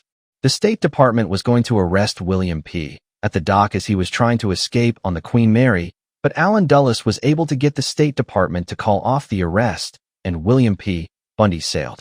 McCarthy wrote Allen Dulles, "I note your refusal to give us any answers to our questions. Your insistence is very revealing. It would seem that the last man in the world who would try to protect and hide the facts about one of his top officers, Bundy, association with, and contributions to, a convicted traitor would be the head of the CIA. I think it necessary for me to call your attention to the tremendous damage you thereby do to this organization. That the matter cannot and will not rest here is, of course, obvious." A History of Eleanor and John Foster Dulles and Their Family Network by Leonard Mosley, page 322. Lou Russell, who was an important figure in the House Un-American Activities Committee, WAC, was part of the Illuminati power structure. This is something one wouldn't expect. It appears like some of the men McCarthy thought were on his side weren't. While the His/Bundy affair led to McCarthy, a genuine patriot, being killed and discredited, someone else who was a puppet and lackey of the CFR was given wide publicity as an anti-communist hero from what happened to His. Funny how the credit is distributed by the establishment media. This socialist was Richard Nixon, CFR.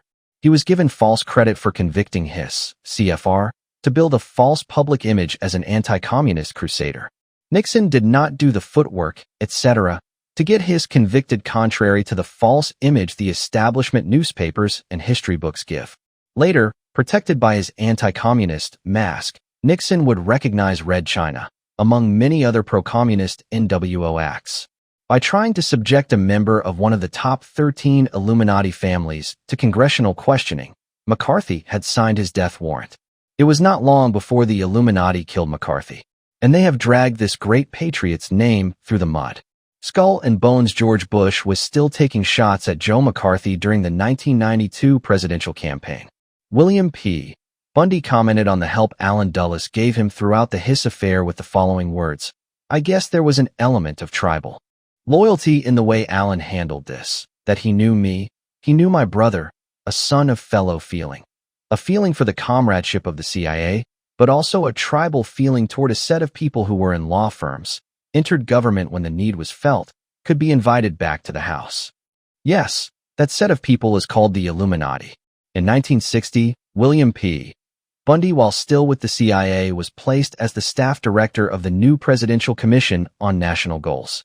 If national goals are seriously being set, then that implies that something is happening above and beyond the American people voting at the voting booths, congressmen voting at the Capitol, and the marketplace simply functioning.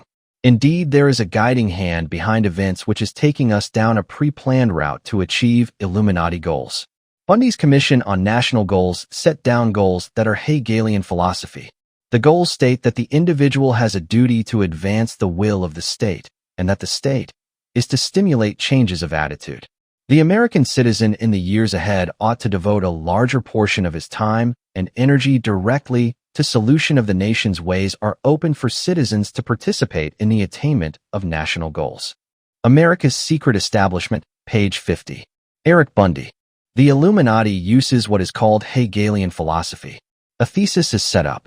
An antithesis, the opposite of the thesis, is then set up, and then out of the conflict of the two comes the synthesis. Hegelian philosophy is really a fancy term for what the Illuminati were doing before the term was invented. To bring this all down to street terms, the Illuminati's mafia, yes, the Illuminati created and runs the mafia, would send businessmen a letter demanding money and signed with the imprint of a black hand. This was the thesis. If the demand wasn't met, then the business would be burned or the businessman hurt.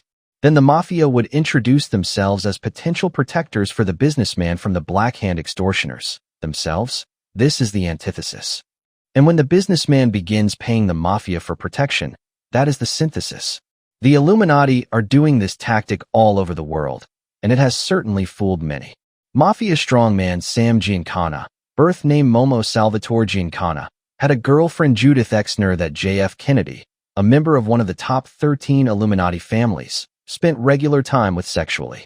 Giancana also had a friend named Robert Mayhew who worked under Stavros Niarchos of the Onassis family. Stavros Niarchos is a Bilderberger and a nephew of Aristotle Onassis. The Onassis family, one of the top 13 Illuminati families, runs the mafia. Robert Mayhew worked for Giancana and the CIA. Why was a CIA agent willing to help Giancana? Well, as I indicated in other places, the CIA is run by the top Illuminati families, and so is the mafia. This CIA agent, or mafia man, or Illuminati henchman, whatever you want to call Robert Mayhew, shows up in the details of the Kennedy assassination and the kidnapping of billionaire Howard Hughes. Robert Mayhew and other men like him had infiltrated Howard Hughes' organization prior to the kidnapping. In March 1957, a wing or branch of the Illuminati under Onassis, commonly known as the mob or mafia, kidnapped the upstart billionaire and genius Howard Hughes. Now do you see what happens to competition to the Illuminati top 13 families? Either you join them, or you are destroyed. Satan must keep his organization intact. From the best inside information I have obtained concerning this area of Illuminati activity, apparently 2 men who were lookalikes to Howard Hughes were used. The reason 2 were used will be explained. First, because the Howard Hughes, actually L. Wayne Rector, who on rare occasions showed himself, was a fake. The Illuminati wanted to keep him out of the public eye as much as possible, so it made sense to have another double. The natural story was that because Howard Hughes was so reclusive, he had hired Hollywood actor Brooks Randall to be his double to keep newsmen and other snoops from following him. When Howard Hughes, L. Wayne Rector, would go out, then the decoy, Brooks Randall, would be employed to keep photographers, process servers, and private detectives away from the Illuminati's real Howard Hughes, L. Wayne Rector. It was Robert Mayhew that hired Brooks Randall. And working with Mayhew and somewhat under Robert Mayhew was Eric Bundy, who was given oversight of the day-to-day operations involving the control of their prisoner Howard Hughes, who most likely died in 1971, and whose public death was 1975. For those wanting an official paper trail, see Senate Report No. 94 to 465 entitled Alleged Assassination Plots Involving Foreign Leaders, November 20th, 75, page 74, where Mayhew's role is talked about in the death of Onassis. One of Mayhew's top men was Lew Russell, who, besides working for Mayhew, the CIA, and the Onassis family, was the person who handled the security and investigative needs of the Republican National Committee, RNC, and Russell was with the company that provided security for the Watergate complex when it was burglarized. The Russell family is a top 13 family. The Russell family will, of course, have its own turn to have an article about them in this newsletter. It is Lew Russell who helped Nixon get his convicted. Were McCarthy and his used? It appears so. John Smith now puts out the theory contained in his book Alger Hiss, the true story which claims Alger Hiss was framed. So we have come full circle. The communist agent that almost ruined William P. Bundy's career, because Bundy was Alger Hiss's and Donald Hiss's friend, is now exonerated by a book written by an establishment researcher, McGeorge Bundy. Anthony C. Sutton does an excellent job in his book on the Skull and Bones Order in describing how McGeorge Bundy received preferential treatment all through his life. Consistently, McGeorge Bundy got jobs for which there were thousands of better candidates. McGeorge Bundy went to Yale, where he was initiated into the Skull and Bones in 1940. McGeorge then went to Harvard. After this, McGeorge joined the Army as a private. Very few privates ever achieve the rate of promotion that McGeorge received. Within a year after joining as a private, McGeorge was promoted to captain. Not only was he made a captain, he was placed on staff to plan the logistics and other details of the invasion of Sicily and the Normandy invasion. That is honestly fantastic. How can a greenhorn without experience have the experience to know how much supplies, etc., are needed for a certain operation? Bear in mind, these calculations are for battles in which the wrong combination of supplies could mean death or defeat for a unit. As Sutton points out on page 51, can a 23-year-old, with no military experience, undertake planning for amphibious operations? The answer is obviously no, even if his father, the Order, is in the Pentagon as an aide to the Secretary of War, the Order. After the war, McGeorge continues his phenomenal climb from job to bigger job, often with no credentials. 1945, he becomes assistant to the Secretary of War and co-authors a book with Stimson. Then McGeorge, without any experience or credentials in economics, becomes a consultant to the Economic Cooperation Administration. Then he becomes foreign policy analyst for presidential candidate Thomas Dewey. Christians may recognize from the instruction that the Bible gives that pride warps our abilities to accurately see. How much pride has been instilled in men like McGeorge that they feel comfortable to hop from one unqualified position to another and to make weighty decisions. 1949, Bundy was invited to Harvard University to teach as an assistant professor and in 4 years is made the dean of the Faculty of Arts and Sciences at Harvard. How does anyone become dean of a prestigious university department after 4 years of teaching?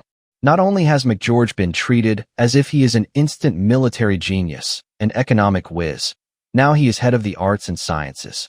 Bundy becomes the national security advisor. From 1961 to 1966, he is the special assistant for national security affairs to the president. This gives him great control over what the presidents are told.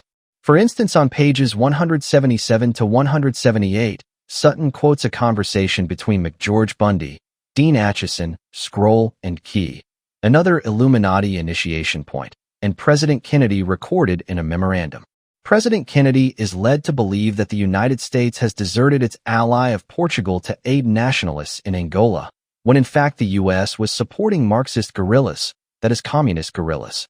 In 1966, McGeorge was appointed president of the Ford Foundation, another Illuminati foundation that is promoting their agenda. McGeorge brought in Harold Howe to be vice president, a position that Howe was unqualified for, except that Howe was a skull and bones brother and was a team player that would help promote the New World Order agenda with its Hegelian philosophy and collectivism. Both of the Fords on the foundation board resigned in disgust at the way these skull and bones members were using the Ford Foundation. Harry W. Bundy. Harry W. Bundy was a Mason, a Satanist, and the chief adept, 90, of the Colorado part of SRICF. To clarify to the reader what this all means, allow me to inform you about the structures Satan has built. Pure Satanism, in order to function easier, has set up some branches which are secret, but if the public hears about these branches, they have a veneer of respectability. Dr. Wynne Westcott, a famous Satanist and the supreme magus of SRI, wrote the rare book History of the Societas Rosicruciana in Anglia. It was privately printed by these Masonic Rosicrucians on December 30th, 1886, and later received the BR Museum Press Mark of 0475H54. Within this rare book, the leader of the SRIA spells out the purpose of the organization to the Brotherhood. The aim of the society is to search out the secrets of nature, to facilitate the study of the system of philosophy founded upon the Kabbalah and the doctrines of Hermes Trismegistus. Hermes Trismegistus, as many of you know, means the thrice greatest Hermes, who was the Egyptian scribe god who is claimed to be the author of all magical writing. Hermes is credited for the grossly evil satanic witchcraft rituals that the ancient Egyptians and modern Satanism continue to practice. For an excellent expose of the connections between the Egyptian Book of the Dead, Masonic rituals, and modern Satanism, I suggest David Carrico's book, The Masonic Egyptian Satanic Connection, obtainable from Followers of Jesus Christ, 5220 Ashley, Evansville, Indiana, for 7711. As I was just writing, a number of branches of the Illuminati were created with the same pattern as the Bavarian Illuminati, and these branches sometimes refer to themselves as Illuminati, and rightly so since they are an integral part of Satanism. One branch has been set up within Freemasonry called Societas Rosicruciana. They call themselves Rosicrucian and Christian. How they attach the name of Christ to Satanism is beyond my imagination. Perhaps the Christ consciousness they seek justifies in their minds calling themselves exclusively Christian. Whatever they want to call themselves, they practice magic and Satanism. A number of daughter organizations have sprung up from the SRIA, such as the Golden Dawn, the Stella Matutina, and the Ordo Templi Orientis, OTO. They also worked closely with German Illuminism and the Theosophical Society. In England, the Societas Rosicruciana, SR, is named SR in Anglia. In Scotland, it is SR in Scotia. In Greece, it is SR in Grecia. In Canada, it is SR in Canada. And in the US, it is SR in Civitatibus Federatis. The membership is very exclusive. My understanding is that there are about a dozen U.S. lodges called colleges, with about 40 members each, which leads me to guess they have an exclusive membership of about 500 in the United States. Membership in Societas Rosicruciana has included such notable Satanists as A. Waite, Eliphas Levi, and Kenneth Mackenzie. It has included that Luciferian Albert Pike too. Within a nation, the areas are divided up into provinces, each of which has a college, their fancy word for a satanic lodge. On April 20th, 1948, Harry W. Bundy became the chief adept of the Colorado College. 2 letters by the supreme magus of all the SR groups, William Wynne Westcott, are photocopied so that the reader can read for himself from the SRIA's supreme magus, leading magician, that they are connected to the Illuminati. See for yourself. An interesting point in light of what I have printed in other newsletters. The Massachusetts College in 1893 printed a book by its supreme magus Gould, 90, which declares that the grand central sun of the universe is Alcyone in the Pleiades. Shades of Alice Bailey and C.T. Russell, one of the most knowledgeable people to try to expose the New World Order and the satanic hierarchy behind it, said, It remains for the student to follow every line of inquiry to the point of concentration where all threads are gathered and systematically manipulated for the eventual destruction of Christian civilization. It may lead to the B'nai B'rith, the Universal Israelite Alliance, India or Tibet, but in any case a thorough and complete study of Rosicrucianism embracing a minute one of Rosicruciana in Anglia and its various branches will be a great step taken in the direction of uncovering much of the political and moral chaos of present-day history of mankind. Page 510. Interesting that this expert would say this. The threads go back to 13 top families, and wouldn't you know, several of their people are leaders of the SRIA, including Harry W. Bundy. The Bundy family has been a very powerful family in American history, which has managed to keep itself out of the limelight. Often the members of the Bundys have had power by virtue of being advisors to those in powerful positions. Congressman Reese, a real hero, tried to go further and expose the connections between HIS, the Carnegie Endowment Foundation, the Morgan Bank, and the rest of the tax-exempt foundations. The Illuminati moved mightily against Reese. Simplified Bibliography. Almanac of Census Records. National Cyclopedia of American Biography. Sutton, Anthony. America's Secret Establishment. An Introduction to the Order of Skull and Bones. Voorhis, Harold, Supreme Magus IXO. Masonic Rosicrucian Societies. This audiobook was uploaded by Hidden Whispers Revelation on YouTube. Please subscribe and like the video to support this work if you enjoyed listening. The Collins Bloodline. The next family in our series of articles on the top 13 Illuminati families is the Collins. The first two have been the Astor family and the Bundy family. The first two articles were fairly straightforward. Both the Astor and Bundy families have been written about by others, and I had more information on both families than I needed for my articles. In fact, I left out worthwhile details in both articles in order to keep the articles to a comfortable length. In this Collins article, there will be some padding. In terms of research on the Collins family on a scale from 0 to 100, I'm about at 10. There are some hard connections that will be presented and some soft connections. Joan Collins is what I'd call a soft connection. She has associated with a long list of key Illuminati men and at least a few known Satanists. But this is only the barest of clues that she might have anything to do with the Illuminati herself. Let me give some of the hard connections first.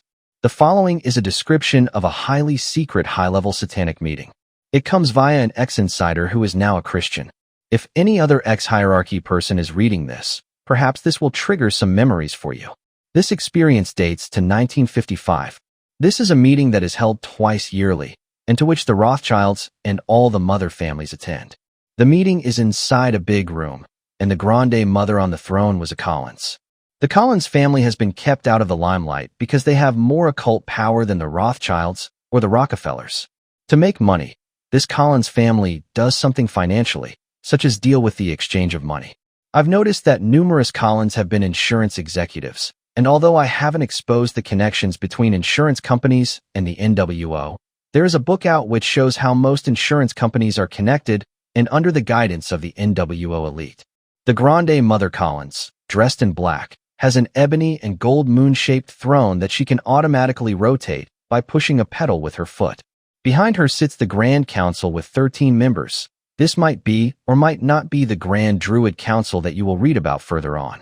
The difference between this council in 1955 is that it was all males, while the council in 1978 has several women on it. The Grande Mother, a Collins woman thought to be in her middle 50s at the time of this meeting, had a deep dictatorial voice, was small in stature, and was very powerful. She was decked out on her throne with a great deal of jewelry. One of the first things done was to lay before her feet small gold bricks, shaped like small bricks and made of pure gold. Two boys, who were taken to be her sons, one of whom was Tom Collins. Tom was later gunned down by the Illuminati, were near her throne. As only the most honored and powerful dared be in the vicinity of her throne, this showed that these two Collins boys were powerful.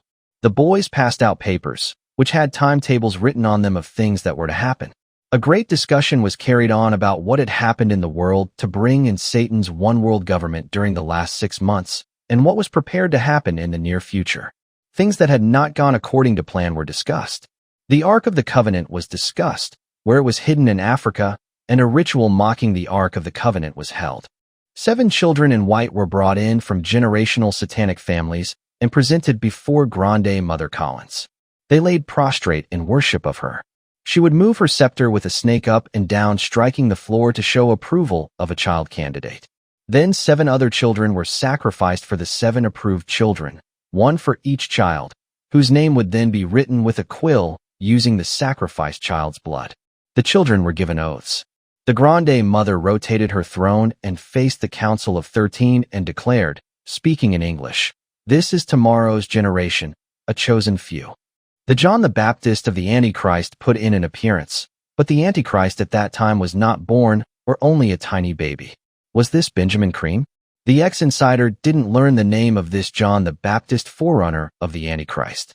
However, the descriptions of this occult John the Baptist do match Benjamin Cream. Benjamin Cream was born in 1924 and was deeply into the occult and witchcraft even when he was a boy. See the official newsletter of Terra Center Emergence, January 1982 issue.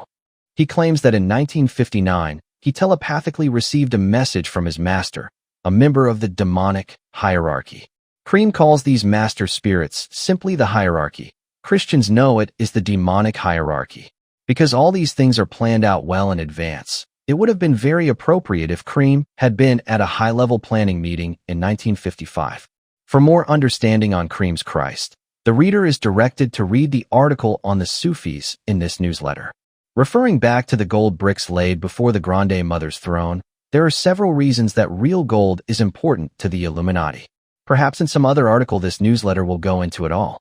There have been massive secret gold shipments out of the United States and Russia. Guess who is getting it?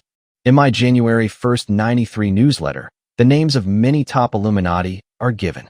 One that could have been included is Robert Moot Collins, 1867-, who was a member of the Pilgrims, 60 of the modern equivalent of the Bavarian Illuminati.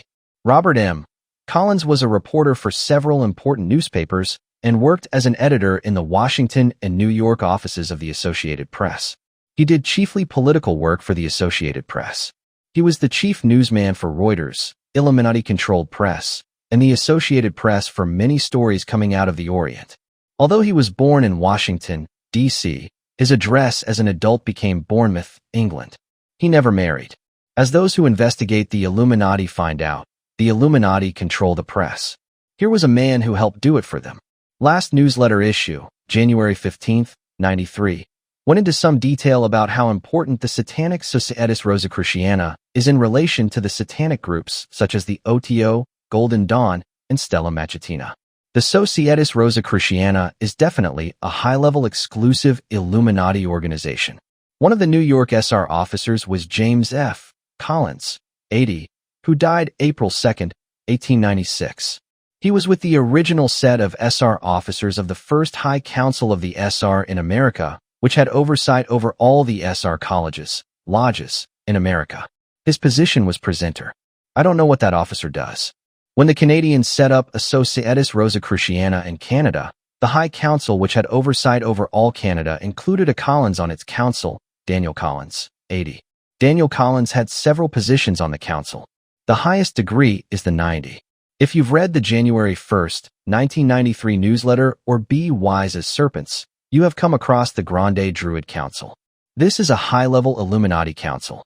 In Be Wise as Serpents, in the second section, in a chapter entitled Heresy Interlocks with Power, on the 8th page, I gave the names of people who were on that secret Grande Druid Council in the spring of 1978. Each of those people are powerful witches and have a great deal of power in the world. Yvonne Collins was on the Grande Druid Council. She was a traditionalist. To be a traditionalist means that she holds the view that only those people who are born to families with satanic power and witches in their family background can be true witches. Obviously, the Collins family has a long history of witchcraft if she holds this view.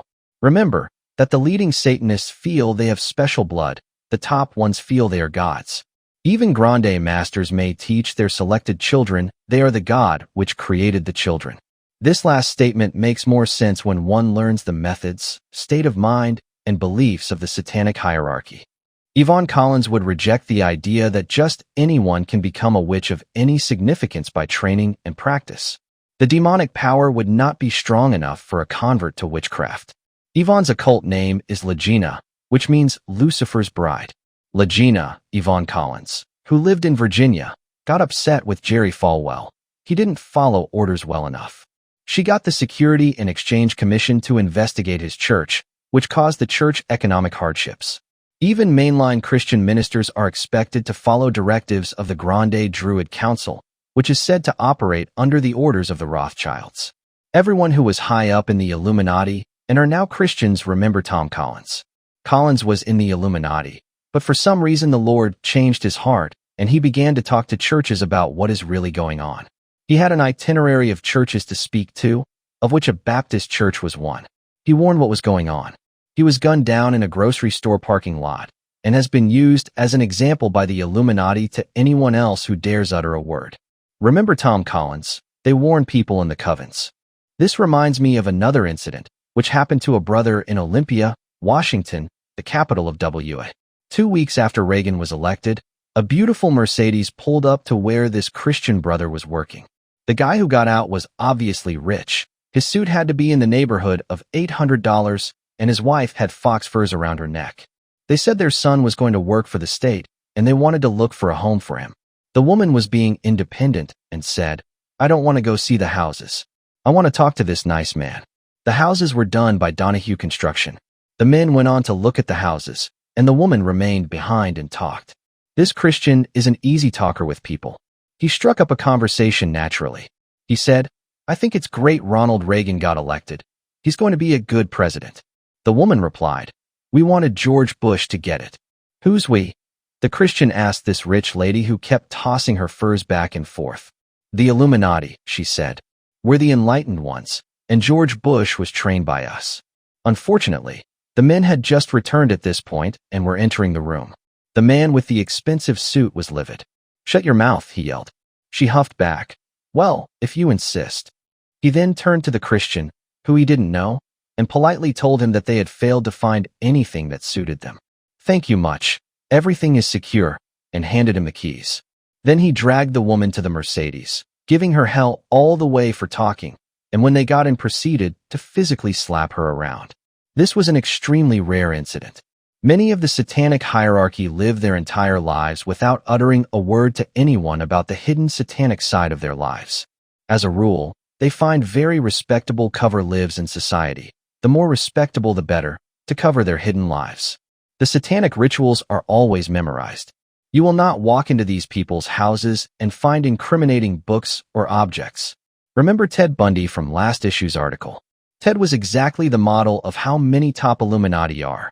They are capable of the most horrendous things, but to everyone who knows them, they are the most likable, intelligent, normal people. People who knew Ted Bundy had no idea what he was doing. The satanic hierarchy and their Satanism is clearly the most secret religion in the world.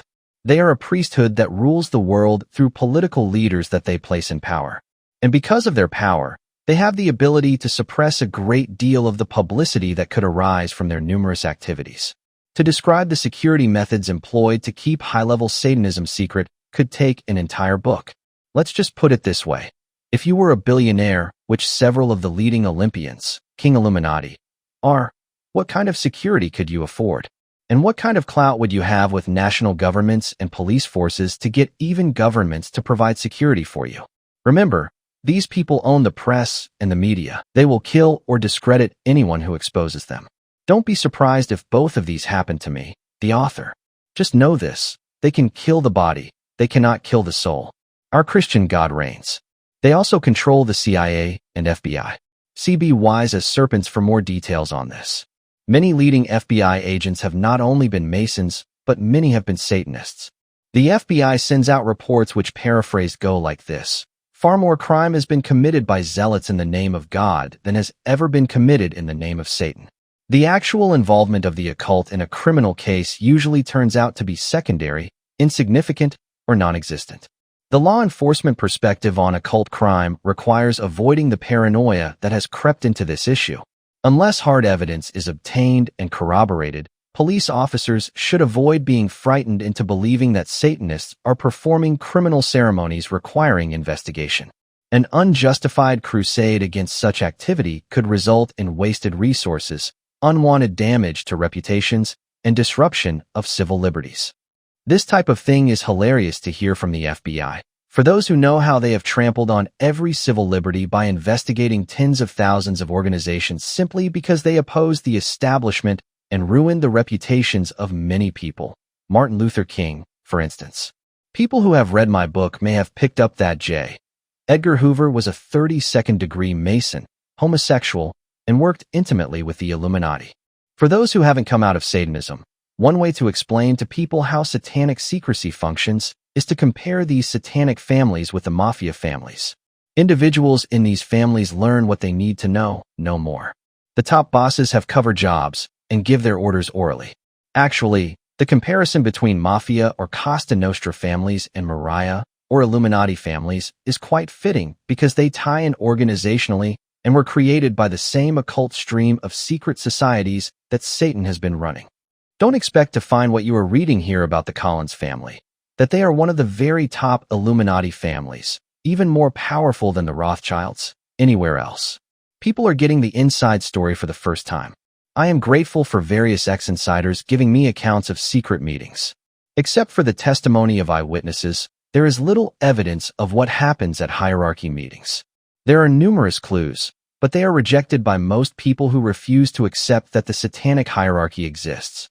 Before the 1960s and the space programs, man had not seen the far side of the moon. But that didn't mean it wasn't there. The hierarchy are professionals at Satanism and are really pros at obtaining satanic power through ritual, deeds, and worldly power. Their activities are very secret. In contrast, there is a great deal of physical evidence from the coven levels, the lowest level, that periodically surfaces: robes, candles made of fat, athemes, altars, dead animals, ritual sites, etc. The higher levels believe that the force must be balanced. One's good deeds must match one's evil deeds. Consequently, some of the greatest philanthropists are leading Satanists. The lower levels are not concerned with developing power such as what Satan has. They simply enjoy being evil, and in that respect are rather crude in their exercise of evil. The Collins family hasn't gotten much attention. Who do you think of when you think of the Collins? Joan Collins. She was a beautiful Jewish Hollywood actress from England. Joan's grandmother lived at Brighton, England.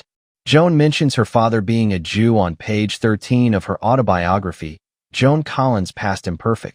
Her father, Joe Collins, and his friend Lord Lou Grade had an acting company. Joe Collins's father, Will Collins, and his wife, a cancan dancer named Henrietta Collins, were also into acting. In the 1970s, she was in several horror movies and picked up the title Queen of the Horror Films, page 271. In 1977 and 1978, Joan was nude in two sexy films, not her first, which were expected to do better at the box office than they did. Neither of the titles of these films bear repeating. One was based on a sexy book Joan's sister wrote that was a bestseller in England. Joan was the first old woman to be in the Buff and Playboy, the Deck 83 Playboy. The issue is a collector's item. In her 40s, she was still posing in the Buff, which according to her autobiography, she feels comfortable doing. I wonder if being exceptionally beautiful and a sex idol for millions makes it easier to be nude. For those who watched Dynasty, you'll likely remember her. For those who watched Hansel and Gretel, Joan was the witch. She was the woman in the film The Devil Within Her. In December 1982, Joan was asked to be the mistress of ceremonies at Prince Albert Hall before the Queen and His Royal Highness Prince Philip. Besides knowing that she is into astrology, after looking at her autobiography, I don't pick up a hint of any religiousness. Besides her amazing beauty, her lack of morals made her a perfect fit for Hollywood. Among her many friends, she had Sammy Davis, Jr., page 332, and Jane Mansfield as friends or acquaintances, both of whom are publicly known to be Satanists. She rubbed shoulders with Henry Kissinger, page 345 of Autobio. Joan Collins vacationed in the winter at St. Moritz, which is an exclusive ski resort of the international set, where Joan rubbed shoulders with Niarchos and Aristotle Onassis. These men are kings within the Illuminati. Joan Collins spent time with Edgar Bronfman. The Bronfman family are the Jewish Illuminati family that runs Canada, pages 281 to 282. Joan Collins may not be part of the Illuminati Collins family, but if she isn't, she has at least associated with some of the top Illuminati. Joan was married several times, but but obviously preferred her maiden name. Another famous Collins is Michael Collins, who was one of the 3 astronauts on Apollo 11. Apollo 11 was the first officially announced visit by man to the moon. For those who have read Be Wise as Serpents, you are aware that the first flag on the moon was the Scottish Rites flag. There are a number of very strange things about the flight and about what NASA has been doing. Buzz Aldrin is a Freemason. Neil Armstrong has gone into seclusion, shunning any publicity. As Michael Collins puts it, Neil has dropped out and doesn't sell the NASA program. Carrying the Fire by Michael Collins, page 461. The title of his book is based on Greek mythology. The god Apollo carried fire, which is what Michael felt described Apollo 11. What our government has been doing with NASA, flying saucers, and a manned lunar base is beyond writing about in this article. But the question did naturally come to my mind. Could Michael Collins be related to the Illuminati Collins family? Michael Collins writes about himself, "Fortunately, I have been a poor student all my life, and my parents, concealing their disappointment, seldom pushed me." Carrying the Fire, page 462. It certainly seems like such a student would need some pull to get into West Point, USMA. Michael Collins also sits on the board of directors of the Illuminati's Rand Corporation, which works with the Tavistock Institute. He is not even a nominal Christian as far as I can tell. He states dryly that, no, he did not find God when he went to the moon. It looked like the clues were leading in the direction that he might be part of the elite when I came across one sentence that changed my mind. Michael Collins wrote, "I feel just as thankful today that I live in the United States of America as I did before flying in space, and I have no desire for this country to merge into a United States of the world." Page 470 of his book.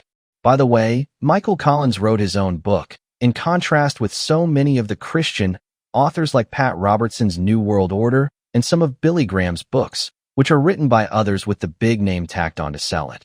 If anyone could promote internationalism, one world government, without any suspicion, it would be Michael Collins, for few men share his experience of seeing the tiny earth in the vastness of the hostile universe. And yet he doesn't. He simply advocates that humans learn to cooperate to solve our problems, which we certainly need to do. Michael Collins has some really interesting and in a sense inspiring things to say about what seeing the earth from way out in space meant to his life. What he writes bears repeating. I don't have the space for it all, but will share one idea that is novel. Seeing the earth from a distance has changed my perception of the solar system as well. Ever since Copernicus' theory that the earth was a satellite of the sun, instead of vice versa, gained wide acceptance, men have considered it an irrefutable truth. Yet I submit that we still cling emotionally to the pre-Copernican or Ptolemaic notion that the earth is the center of everything. The sun comes up at dawn and goes down at dusk, right? Or as the radio commercial describes sunset, when the sun just goes away from the sky. Baloney. The sun doesn't rise or fall. It doesn't move. It just sits there, and we rotate in front of it. While dusk means we have turned another 180 degrees and are being carried into the shadow zone. The sun never goes away from the sky. It's still there sharing the same sky with us. It's simply that there is a chunk of opaque earth between us and the sun which prevents our seeing it. Everyone knows that, but I really see it now. Pages 472 to 73. I like Michael Collins. What I just quoted is neat. After reading lots of occult garbage, I really appreciate someone who isn't into emphasizing the sun. If Michael were an occultist, he would not have made this statement. In fact, I think it would be healthy for Christians to quit looking at the stars and realize how wonderful God's green earth is. Praise his holy name. The earth is a very unique, wonderful, marvelous place. And all these people who use their imaginations and belittle the earth because they think some other planet in another galaxy is better should do some space travel. The earth is a miracle, and anyone who doesn't see God through his creation is not thinking straight. Back to the question, is Michael Collins's family part of the Illuminati Collins family? I have no idea, but Michael himself is not an internationalist. The Collins family is an old New England family. Early members of it were Francis, Edward, and John. See the genealogical chart. Part of the Satanic branch may live in England too. Like most top Illuminati families, the Collins have spread all over, so that even the West Coast has some members of this Satanic bloodline. Part of the family is both related to aristocracy and to witchcraft. For instance, I have a complete list of all people accused of witchcraft in New England in the 17th century, which includes some Collinses. The 17th century was the first century that British settlers, mostly Puritans, some of whom are also known as Pilgrims and Congregationalists, settled in New England. In 1640 in Aquiday, Massachusetts, a Collins was accused of witchcraft. In 1653, Jane Collins was accused of witchcraft in Lynn, Massachusetts. And a Collins family lived in the Salem, Massachusetts area of Marblehead during the 1650s when the witch trials occurred. They were neighbors to the family accused of witchcraft. Interestingly, some of the last names of other people accused of witchcraft in early colonial Massachusetts include Young, Bailey, Carrington, Godfrey, Hall, Brown, and Clinton. You will find all of these last names on people today who are connected to the Satanic hierarchy, Illuminati, and Satanism. However, the worst example of dealing with witchcraft, the Salem witch trials, was instigated by the Collins family to destroy Christians. Christians have been held accountable for something the Collins family did to Christians in Salem, Massachusetts. My opinion is that the Collins family practiced witchcraft before coming to New England in the 17th century. One ex-Illuminati member, who was from the Collins bloodline, stated that the Collins family brought witchcraft from England to America. For the first part of the 1700s, one of the British Collinses was prominent for his books promoting deism against Christianity. As an example of some of their aristocratic ties, Arthur Collins's 9-volume reference work Collins's Peerage of England, published in 1812, was a definitive work on aristocratic peerage. Obviously, Arthur Collins had a great deal of clout to be able to research such a massive work on people of significance in England. The Collins family gave us John Collins, 3rd governor of Rhode Island. John Collins was born to the rich, powerful part of the Collins family at Newport, Rhode Island. John Collins, 1717 to 1795, played an important part in the creation of our federal government and a role in one of the most remarkable court cases, Trevitt versus Whedon, which set the precedent in court which allowed courts to declare legislative enactments unconstitutional. He advocated the issuance of paper currency and a strong central government, which made him unpopular in the rural areas of Rhode Island. He married Mary Avery. Another John Collins, 1775 to 1822, born to a well-to-do Collins family, was the 10th governor of Delaware, 1819 to 1822. Quite a number of Collinses have been well-to-do. The wealthiest Collins that I have discovered so far is Matthew Garrett Collins, 1874 to 1925. Matthew Garrett Collins was an oil producer. His father was Oliver Cromwell Collins, named after Oliver Cromwell. Oliver Cromwell was the early Mason who was paid off by the Amsterdam Jews to allow the Jews back into England. Matthew Garrett Collins was a Mason.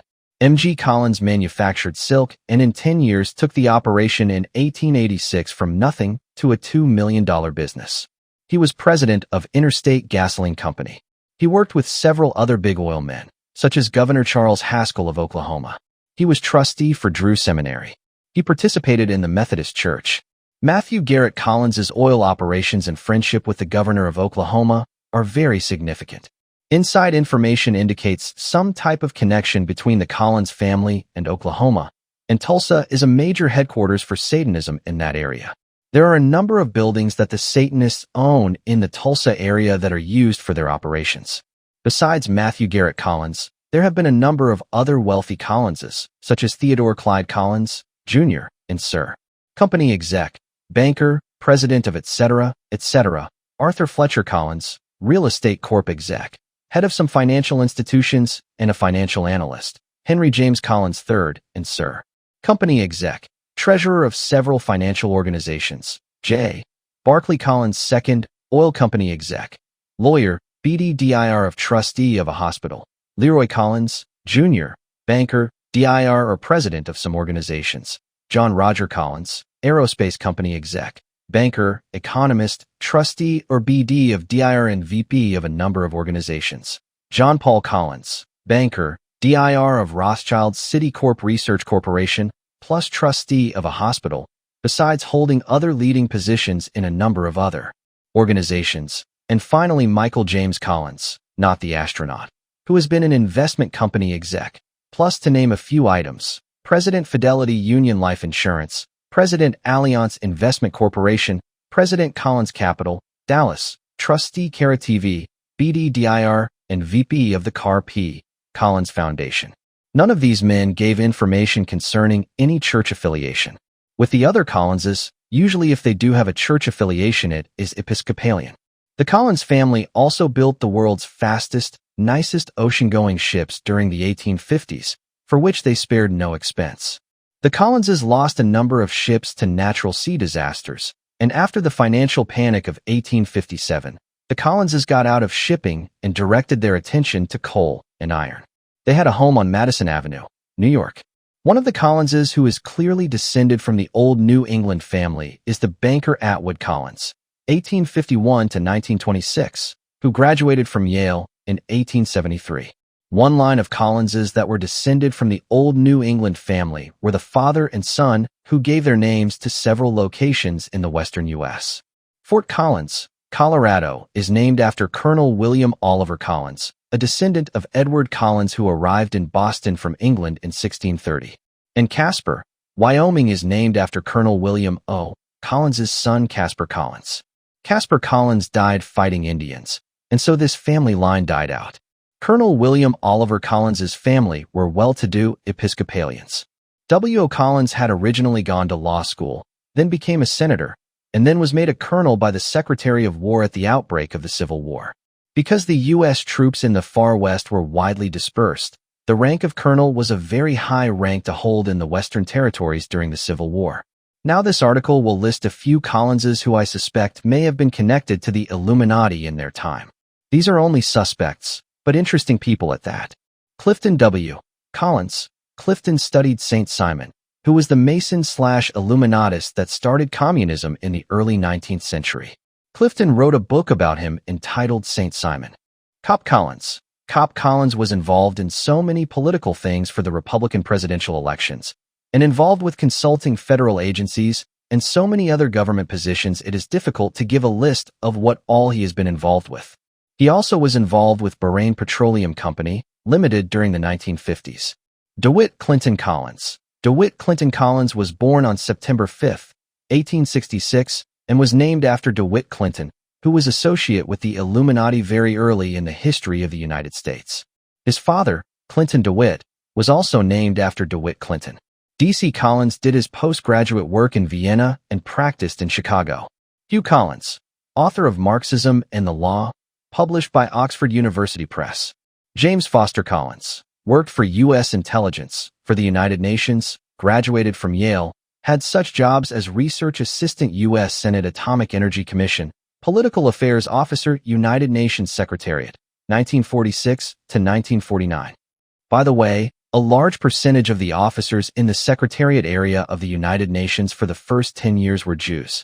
Collins also worked for the State Department and the Treasury Department, perhaps maintaining his intelligence work on the side. Jim Collins. Jim writes books on the occult, UFOs, mysticism, Uri Geller, etc. John Anderson Collins. He was intimately involved with the Illuminati plots involving Masons which created militant abolitionists who intended to wage war against the South. He worked with William Lloyd Garrison. For a full expose on this, the reader should study my chapter on the Unitarian Church and be wise as serpents. John Anderson Collins was a socialist, forerunner of what is known as communism. He attempted several communist social experiments beginning in the 1840s. The importance of how this all connects to the occult and the Illuminati can be appreciated by reading Fire in the Minds of Men by James Billington. John Chitton Collins. In 1886, he wrote a book on Voltaire, and in 1908 he wrote yet another book on Voltaire. As a lecturer who traveled to the U.S. and Germany, the press always gave him great press coverage. He was involved with the occult. He was found dead in peculiar circumstances. Leuna Collins and Virginia Collins co-authored a book, Levels of Mind, in 1984. Monty D. Collins. Monty Collins was state superintendent of schools in Georgia. He went to Bob Jones College sometime after 1938. He was a Freemason, a Grand Master of the Georgia Grand Lodge of Odd Fellows, associate editor of the GA Odd Fellows News, and if my source is correct, editor of Atlanta's Masonic magazine. He was an Eastern Star and a number of other affiliated Masonic groups. He lived at the Capitol building at the state capitol in Georgia. He was a pastor, ordained in 1909, of Friendship Baptist Church for his lifetime. Paul Valeris Collins, writer, studied art in Paris, interviewed Italian strongman Benito Mussolini in 1927 for Collier's magazine. Presbyterian and a Freemason. Robert DeVille Collins, Foreign Service Officer, Intelligence, First Secretary to NATO, 73 to 76. Director Political Officer of Personnel of the U.S. State Department, 80 to 82. Worked in the U.S. Embassy in Rome in various capacities, Roman Catholic, and given an award by the Pope.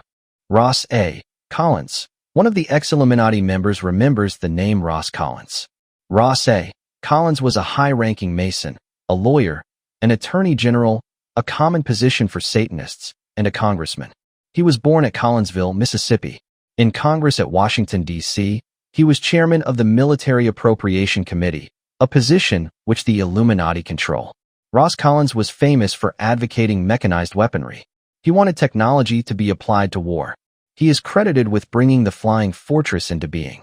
By the way, there have been many Collinses who were Masons. For instance, the Masonic reference book History of Scottish Rite Masonry in Chicago, also titled Oriental Consistory 1856 to 1907 by George Worvell, 33 degrees, lists 12 Collinses as being members of Chicago's Oriental Consistory, pages 99 to 100.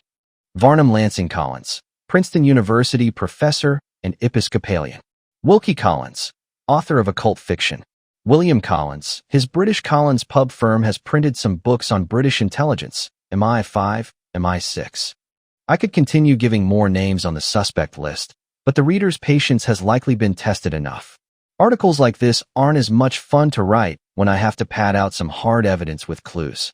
I included some of the suspects so that the readers can see that people with the last name of Collins do show up with some frequency when one investigates the occult and power. Some readers might feel that any last name could be run through history, and some people involved in the occult found. I challenge people to test that. I will give them some names and let them search. There are some names such as Gould, for instance, that recur way out of proportion in Masonic literature than the name should randomly occur.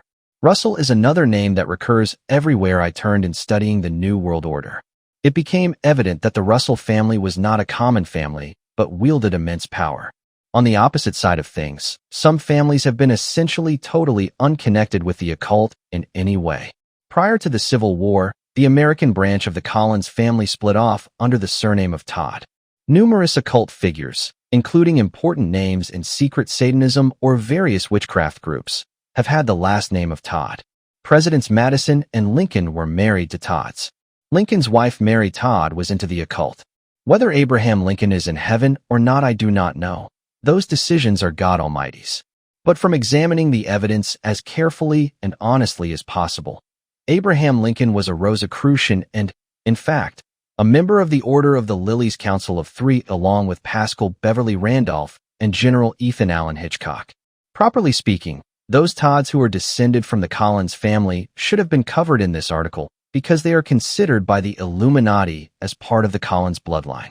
The Todd family hasn't been covered now, but may possibly be written about more fully at a later date. In summary, the Collins family is one of the top Illuminati families that has managed to remain low-key. It is believed that the Collins family has been kept secret because they wield more power than the Rothschilds, Rockefellers, or the Onassises. The only way that I came to realize their importance is through a number of people giving inside information, and the only reason that the inside information was plausible was the great amount of research I had done in this area. And yet what has been done is a drop from what can be accomplished. My research shows the family has been connected to witchcraft since they arrived in New England in the 1630s and may well have practiced it centuries prior to that. At least part of the British Collins family is Jewish. Revisiting the Collins family, one of the top 13 Illuminati families. The Collins family is one of the most powerful families in the world, and yet has been able to hide their power and wealth. The Van Dyne family has also hidden themselves very well. But the Collins family is full of tantalizing clues, such as one Collins branch that I found in looking at genealogical family group sheets. This was a book that Gerald E. Collins drew up showing the Collins family and their relationship to the Bauer family, who, according to his book, changed their name to Bauer. That is exactly what the Rothschild relatives named Bauer did. The name Collins originated in the British Isles. In Ireland it began as O'Collins, and in Scotland as Collins. Today, a prominent figure in Wicca is the Wiccan reformer Collins, whose name was originally Collins. Two significant Collinses were Sarah Ann Collins and her older brother. Her older brother was a member of the Satanists who called themselves the Hellfire Club. He belonged to the Boston Hellfire Club. The Hellfire Club has been discussed in previous newsletters. It has been pointed out in past articles how Benjamin Franklin and Thomas Jefferson were members of this purely satanic group who practiced satanic sexual occult rituals. Sarah Ann Collins, B.C. 1730, was deeply attracted to the occult.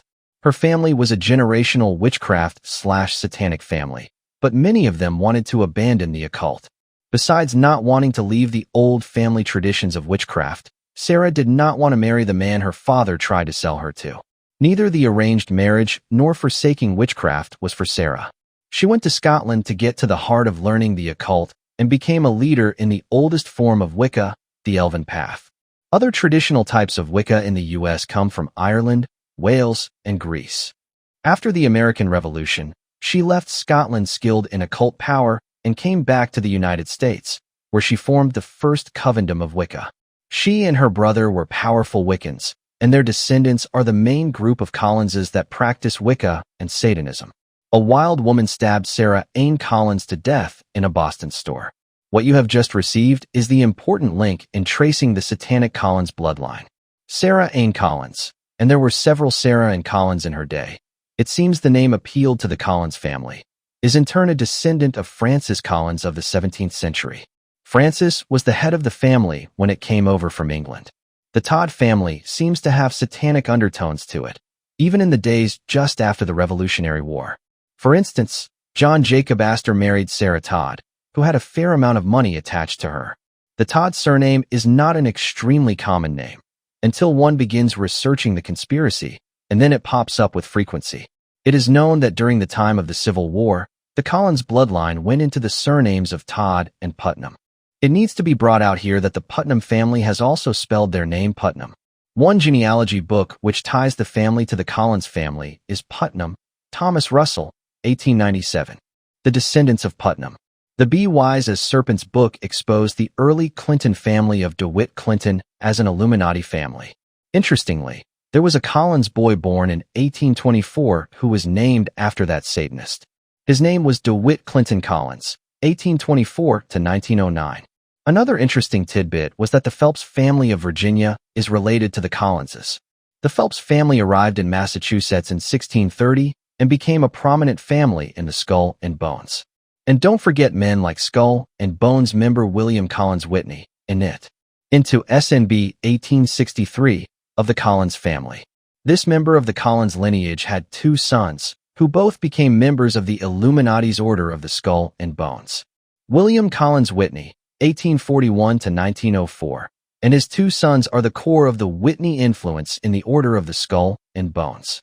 This Collins blood of the Whitneys then went into the Harriman family. Anyone who has been reading this newsletter this year knows how important the Harrimans are. Pam Harriman is the person behind Bill Clinton. Further, the Collins blood of the Whitneys went into the Payne family and the Vanderbilts by intermarriage. The Payne family has been a big part of the Rockefellers and Standard Oil. It is a small world at the top. William Collins Whitney had a lackluster career as an inspector of schools. But then, beginning in the 1870s, he amassed a fortune from who knows where very quickly. William Collins Whitney was the power behind Press Cleveland, who was his puppet. He also directed a group of powerful, important capitalists called the Whitney Group.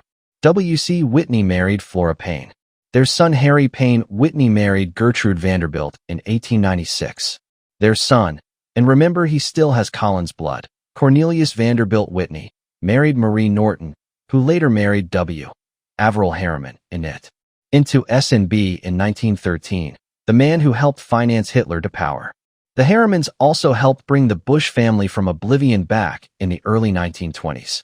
When Prescott Bush, George Bush's father, lost all his money in the 1929 stock market crash, the Harrimans again came to financially help Prescott Bush get back on his feet. During the 1920s, W.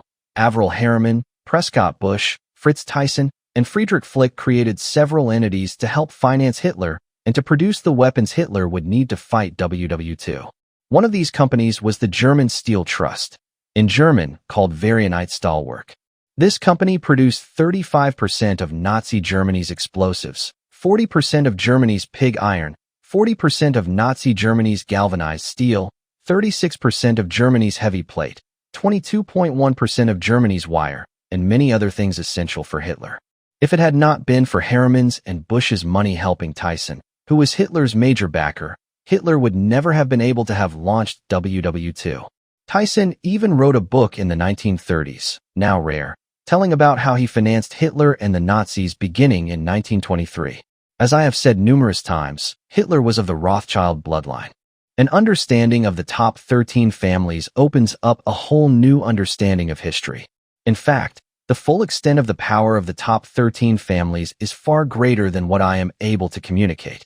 This is because of their skill at secrecy. Allow me to explain. It was no accident that Hitler's Rothschild blood was hidden.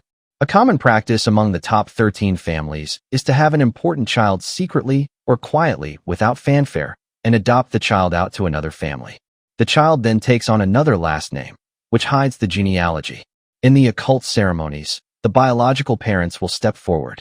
For instance, for Mothers of Darkness, the biological father must impregnate the young daughter who is being initiated into the Mothers of Darkness. The first baby by the girl must come from her biological father and must be sacrificed by her to Satan. Many of the Illuminati children are adopted out. In fact, our President Clinton was. To try and trace the genealogy of the Illuminati is most difficult. What I am trying to lead up to saying is that due to a number of reasons, many people with last names which are different than the top 12 surnames, as well as the several names I've given for the 13th bloodline, I have given are also part of the top 13 bloodlines. Last names are not the criteria. The magical occult power in their blood is. It is more than just having the correct blood, but the magic power in that blood is critical. Once a branch loses its occult power, its blood is nothing. This is why even though my wife is a descendant from the Holy Bloodline, the 13th family, her branch of the family has had nothing to do with the occult for centuries and could never be part of the Illuminati. In summary, this article has given some critical names in the early genealogy of the Satanic branch of the Collins family. This article has discussed how important events in our world are being molded by those 13 families secretly, for example, the Collins family. Finally, it was discussed how the Illuminati have a number of ways that they hide their genealogies, and one of these is the common practice of adopting out a child so that it gets a different last name. Satanist Bonewitz calls the leading Illuminati families famtrads. He spells out that famtrads mean the very powerful families that have been the actual ones to pass witchcraft down from one generation to the next. Bonewitz's article claims that the only coherent lineage of witchcraft was what these powerful families have given us. They were able to pass down witchcraft uninterrupted because they were so powerful. He writes, "There is plenty of evidence of ancient pagan traditions surviving under thin Christian veneers in isolated parts of Christendom. But there is almost nothing logical to suggest that the people leading these traditions were in touch with each other. How did the leading powerful families continue to practice their witchcraft?" Bonewitz's answer is interesting. He states, revisiting the Collins family. Isaac Bonewitz, who sits on the Illuminati's Grand Druid Council, wrote in Witchcraft, which was a series of articles in Green Egg in 1976, some very interesting statements about the top Illuminati. Most members of famtrads made efforts to conceal their superstitious beliefs and pagan magical systems. Instead, they became involved in Freemasonry and Rosicrucianism in the 18th century, spiritualism and theosophy in the 19th, for all these movements were considered more respectable than witchcraft and still allowed the famtrads to practice occult arts. So as the years went by, members of the famtrads absorbed more and more from non-pagan magical sources and handed their new information down to each generation, often carelessly letting the descendants think that a Rosicrucian spell or alchemical meditation was a legitimate part of their pagan heritage. So even today we have famtrad witches who are far closer to being theosophists or spiritualists than to being classical or neoclassical witches. Bonewitz, Isaac. Witchcraft, The Green Egg. June 21st, 1976, pt. pages 5 to 6. In 1770, Lord Petre, Grand Master in the Masonic lodges in the British colonies, appointed John Collins to be the Provincial Grand Master of Quebec. Co-authored by a board of Masonic editors. History of the Ancient and Honorable Fraternity of Free and Accepted Masons and Concordant Orders. Boston and New York. The Fraternity Pub Company, 1891, page 225. I mention John Collins as an example of a powerful 18th century Freemason who was part of what appears to be the Collins Illuminati family. In previous articles, we have documented how the early 18th century Astors and Ponts were active Freemasons. The history of these top families does agree with Bonewits that in order to continue to practice their witchcraft, they used the cover of Freemasonry. Later, in the 19th century, some of the leading families can be seen to have moved into spiritualism, such as the British royal family and Mary Baker Eddy of the Baker family. Interestingly, H.P. Blavatsky, who was involved with Spiritism, started the Theosophical Society and also a periodical named Lucifer in 1887. The woman who co-edited Lucifer with her was the medium, now called a channeler, Mabel Collins. Mabel Collins later had a disagreement with HPB and left. Oppenheim, Janet. The Other World. Cambridge, E.N.G., Cambridge University Press, page 182. And it is possible that a few of the Rockefellers joined Lucas Trust, which is an extension of Theosophy, as well as members of the Hall family such as Manly P. Hall, whose wife was a Bauer, very likely part of the Rothschild bloodline. This pattern that Bonewits has pointed out to us is worthy of continued investigation. It is likely that other leading families have also followed the pattern he describes. The 13 top Illuminati families are more correctly described as 13 bloodlines. The Collins family had a branch that shot off from it during the early 1800s, which was the Todd family. The Todd family branch remained an important part of the Illuminati. We will now discuss this branch in more detail, as I said I might in the February 1st, 93 newsletter. The Todd branch of the Collins family. Hot Toddy and her father John Todd. Thelma Todd was known as Hot Toddy. She was an extremely sexy movie actress. She also had another side to her. She was intimately involved with the mob and men like Lucky Luciano. Hot Toddy was intimate with Lucky Luciano, who made money from gambling, drugs, and prostitution. In 1935, she was murdered. The murderer left her corpse with $20,000 in jewelry on it. In 1989, the book Hot Toddy by Andy Edmonds solves the murder, which the police did not want to solve and tried to cover up. Thelma was originally from 592 Andover Street, Lawrence, Massachusetts. Her father was John Shaw Todd and her mother Alice. Her father had been a corrupt police lieutenant before going into politics. John's cronies would come over to their house to the parlor. By 1915, John Todd became one of the most important men in the East. He was appointed Massachusetts Director of Public Health and Welfare, a job that gave him carte blanche to write checks and approve construction and medical contracts, offer political positions on high-paying state committees, most as repayment for favors, and pass funding along to hand-picked organizations and charities. Many believed he lined his pockets on more than one appointment or contract. Edmonds, Andy. Hot Toddy. New York. William Morrow and Company, page 56. In 1925, he became a political advisor to legislators. In 1926, he used his influence to get good reviews in newspapers of the film his daughter was in. Hot Toddy had a reputation for going braless, for flirting with men, etc. As a teenager, she had a secret desire to be a madam at a brothel, page 60. She was sponsored by the Elks Lodge in a beauty contest in 1925 and was selected Miss Massachusetts.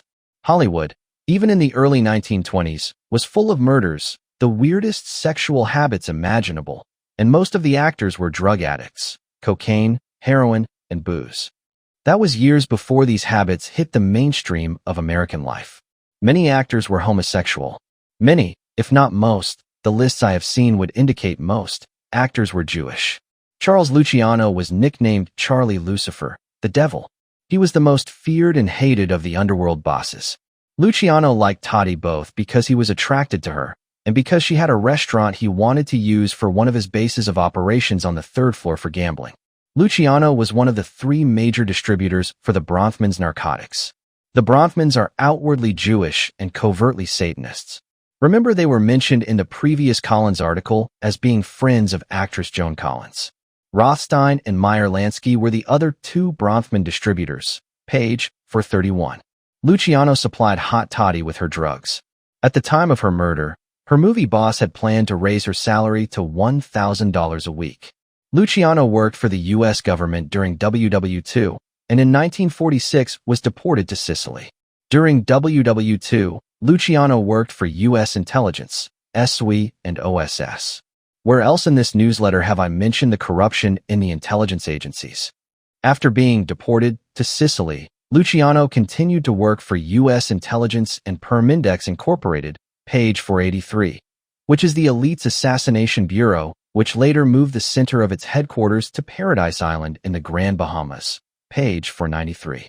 It seems to me that Luciano had connections to Onassis. I noticed that there was a man named Collins who was involved with the Illuminati's movements to take over the Australian economy. He was an executive of H.W. Smith, one of those companies that interlock with the CIA, mob, and Illuminati. As you may realize, I offer these types of clues because I can't presume on the future and hope that others will assist in putting together the pieces of how widespread the Satanic Collins family is. Johnny Todd. Johnny Todd is reported to have converted to Christ on Labor Day, 1972, according to one person I talked to. It seemed like the talk I heard Johnny Todd give indicated 1973 as his conversion date. He was of the Collins family Todds, and at some point after coming to Christ, told people he had been a member of the Grand Druid Council of the Illuminati. Before proceeding to tell about his life, let's interrupt to discuss whether Johnny Todd is for real or not. Johnny Todd has been discredited as a fraud within much of the Christian community. If I had heard all the negative things said about Johnny Todd first, I might not be writing anything about him, because some of the people against him don't have anything good to say. However, I heard tapes of Johnny Todd speak before I heard the negative things about him. What has taken me years to understand. He went item by item and discussed. I have tried to understand what Johnny Todd did to get discredited, and the central issue seems to be that a tape he made after he was converted had his voice saying a satanic ritual. I must warn the readers that I haven't gotten to the bottom of who Johnny Todd is, but I was able to ascertain several things. Even the people who feel Johnny Todd was a fraud admit he had to have been in Satanism. They simply claim he wasn't as high as he thought. Every negative thing that has been said toward Johnny Todd that has any substance that I have been able to hear can be explained away very easily if a person understands MPD. If Johnny Todd was who he claimed he was, then it is an absolute given that he had MPD, because that is part of the training, part of the preparation necessary to become part of the Illuminati hierarchy. In other words, the negative things which appear to be insurmountable obstacles to his credibility may actually, if people knew what being involved with the Illuminati is like, be items showing his authenticity. Further, it appears that after his conversion to Christ, he received so much lack of understanding and persecution from Christians that he backslid for a period of time, but was brought back to Christ by the repeated message, Jesus loves you. The clincher was listening to the man. After having done years of research and hearing someone tell me much of what I learned the slow and hard way, it was very exciting. The man speaks like someone who knows Satanism and the satanic hierarchy, and knows it firsthand. I have listened to many Christians speak on Satanism, and on a scale of 0 to 100, most of them are about step 1. Todd, in my opinion, from the talks I have heard, rates around an 80. If he is such a fraud, why is what he is saying such superior information than all the other people? People claim he simply borrowed from other people, but that doesn't hold water. I know of no one else who has openly talked about the Collins family. I could be wrong. He may not be legitimate, but I feel so strongly from what I have experienced that I honestly believe that the man is just what he says he is. And in that case, he is one of the highest satanic hierarchy people to defect to Christianity who have been willing to talk. Johnny Todd is not talking now. The establishment got him put into prison in South Carolina. The ex-Illuminatus explains how the Illuminati framed him and put him in prison. This article comes from a tape which was made by someone who is part of the Collins bloodline, one of the top 13 Illuminati bloodlines. I transcribed this tape onto paper because I feel it deals with an important person and some important issues. Christians need to realize that what happened to this man who left and tried to expose the Illuminati is what is in store for many other Christians, that is prison. The book had an entire chapter on the concentration camps that are already built for Christians. There are friends of mine who feel very convinced this ex-Illuminatus is the real thing, and that he was really part of the Illuminati. Then, There are some who feel he is not for real. There has been an intense program of discrediting this man, which was orchestrated by the Illuminati and their plants within the Christian people. I have listened to both sides of the issue, and then listened to the man himself, and I am convinced he is for real. I believe he was really part of the Illuminati. That was this author's conclusion, although I'm not so firm that I wouldn't bend if new evidence confirmed differently. I have listened to hours of accusations that were leveled against this ex-Illuminatus before he was framed, and most if not all amount to nothing. When I have asked people what their objections were to this man, they have said they are convinced he was a Satanist, but that they doubt his Illuminati credentials. But the man is part of one of the most powerful bloodlines in the world, the Collins family. Whether he got high in Illuminati can be debated, but if he were in Satanism, which many acknowledge, he would have almost certainly been taken into an message from a hierarchy survivor. February 1991.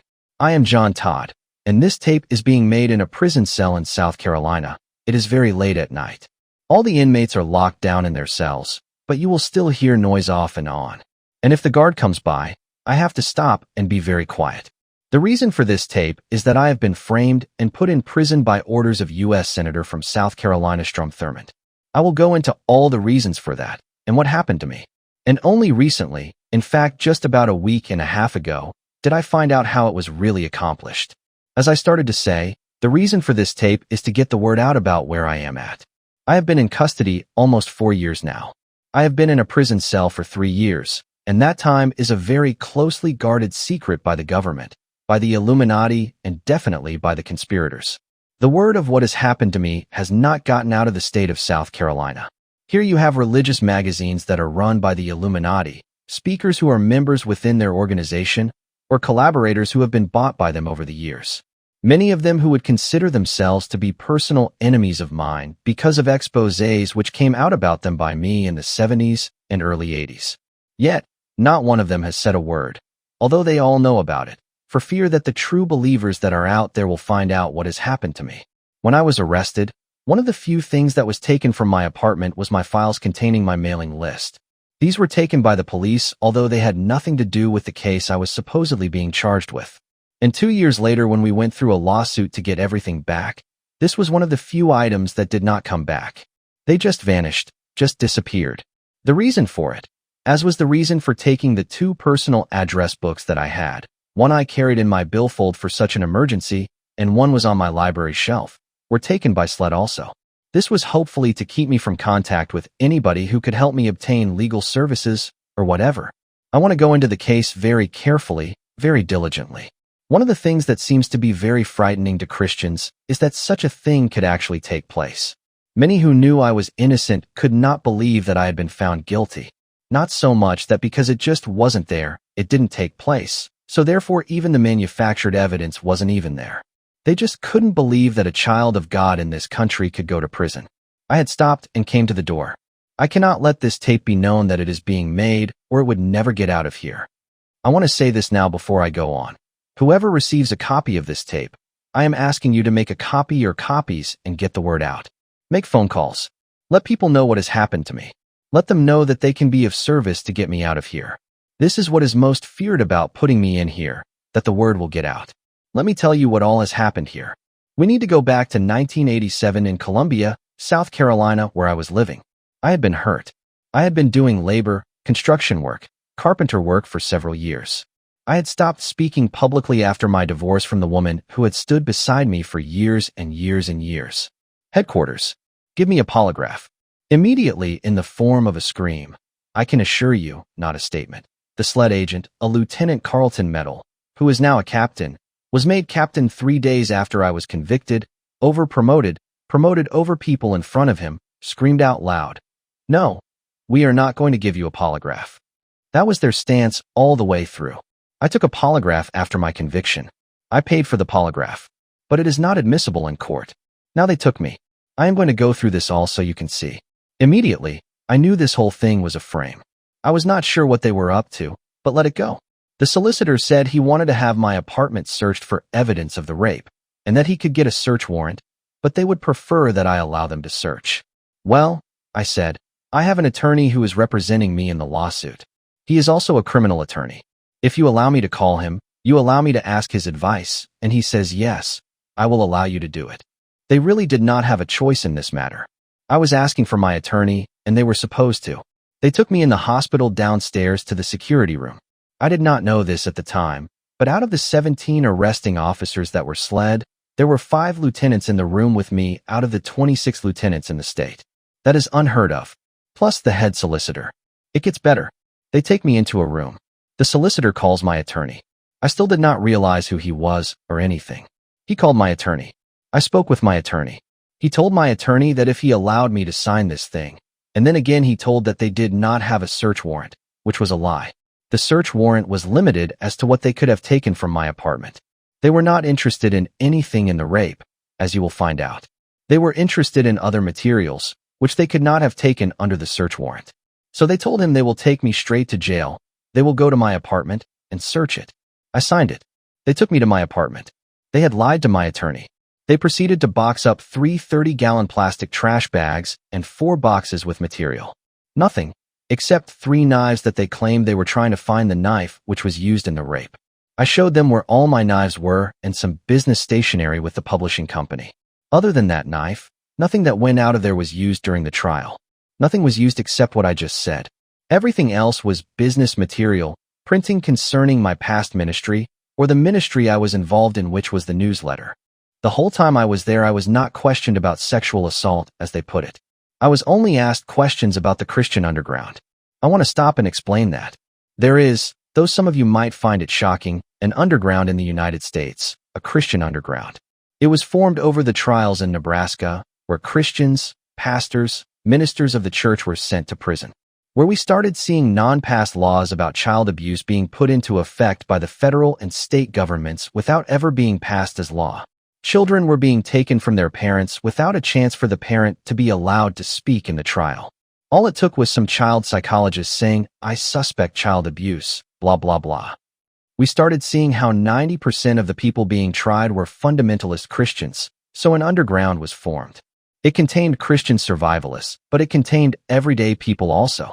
And all they wanted was where these safe houses were, where these places of refuge were, who the underground conductors were. That is all they were asking me.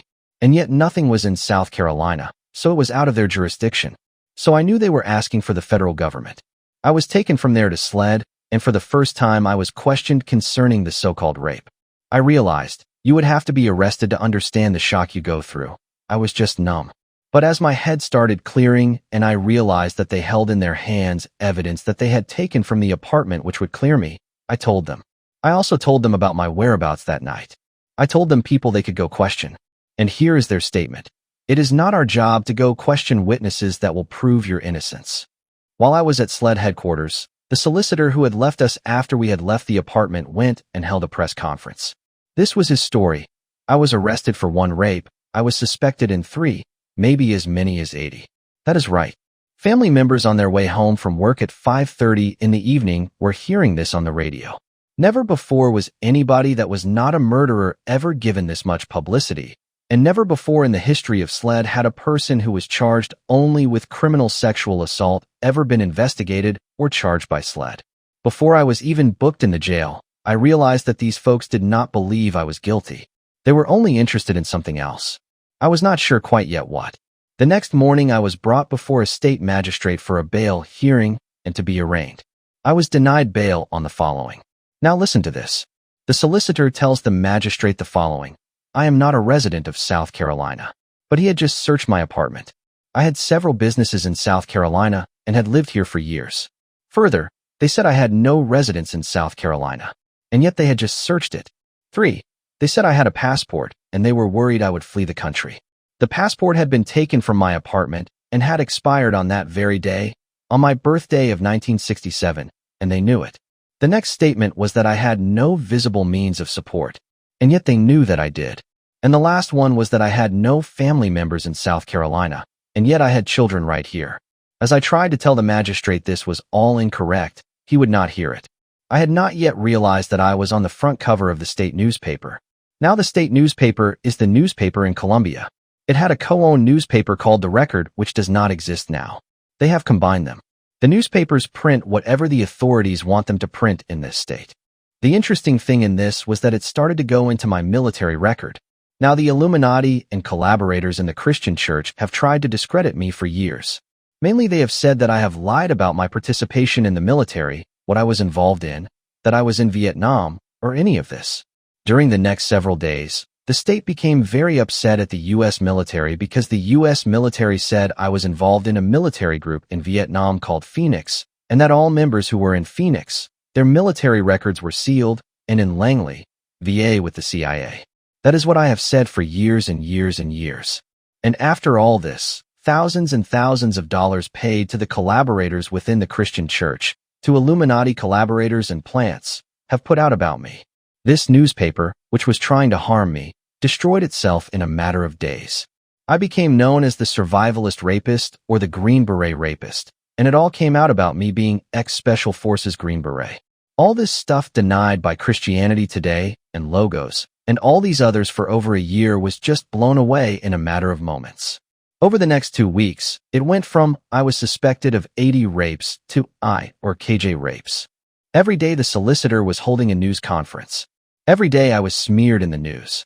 In fact, when they realized that what they could frame me for was falling apart on them, they proceeded to take my picture and put it on the television. We know he has done all this. Would anybody who has been followed by this man please come forward? They broadcast my picture all over the state. And I imagine, I was told, hundreds of crank calls came, but nothing ever came of it because nothing had ever happened. And the problem was, and we are only guessing here, is that the solicitor had been tricked by SLED. The solicitor really believed this. And he thought it was a high publicity case, and it blew up on him, and he was embarrassed. But he was being asked, we uncovered this. This is how it went before my arrest. And I think you will be surprised by the lies, or irony, in all this. SLED took statements from Merrill Blackburn at 2:30 a.m. Sunday morning, May 17th? Monday morning, May 18th at 2:30 in the morning. They arrested me at 3:30 in the afternoon. After taking statements, a close friend of Strom Thurmond who was sexually involved with the woman, who was all these women's boss, came down to SLED headquarters, went with them to Solicitor James Anders' office, and told Anders he wanted me sent to prison. He didn't care how. He then went to the state magistrate and got a warrant signed. This politician, who lived hundreds of miles away, came down here for that precise purpose and was involved. His name was Larry Martin.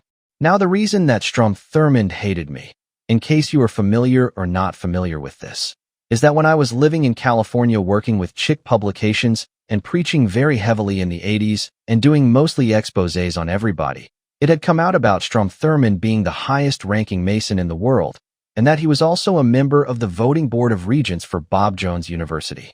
Now the first thing that Bob Jones University did was to deny that Thurmond was a Mason, but Thurmond would not go along with it.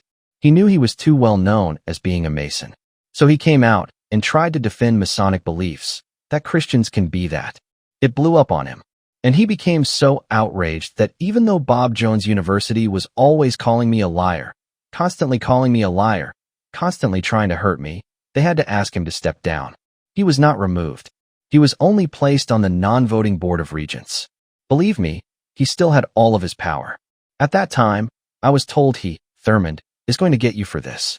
I made a major mistake. I did not pray about this.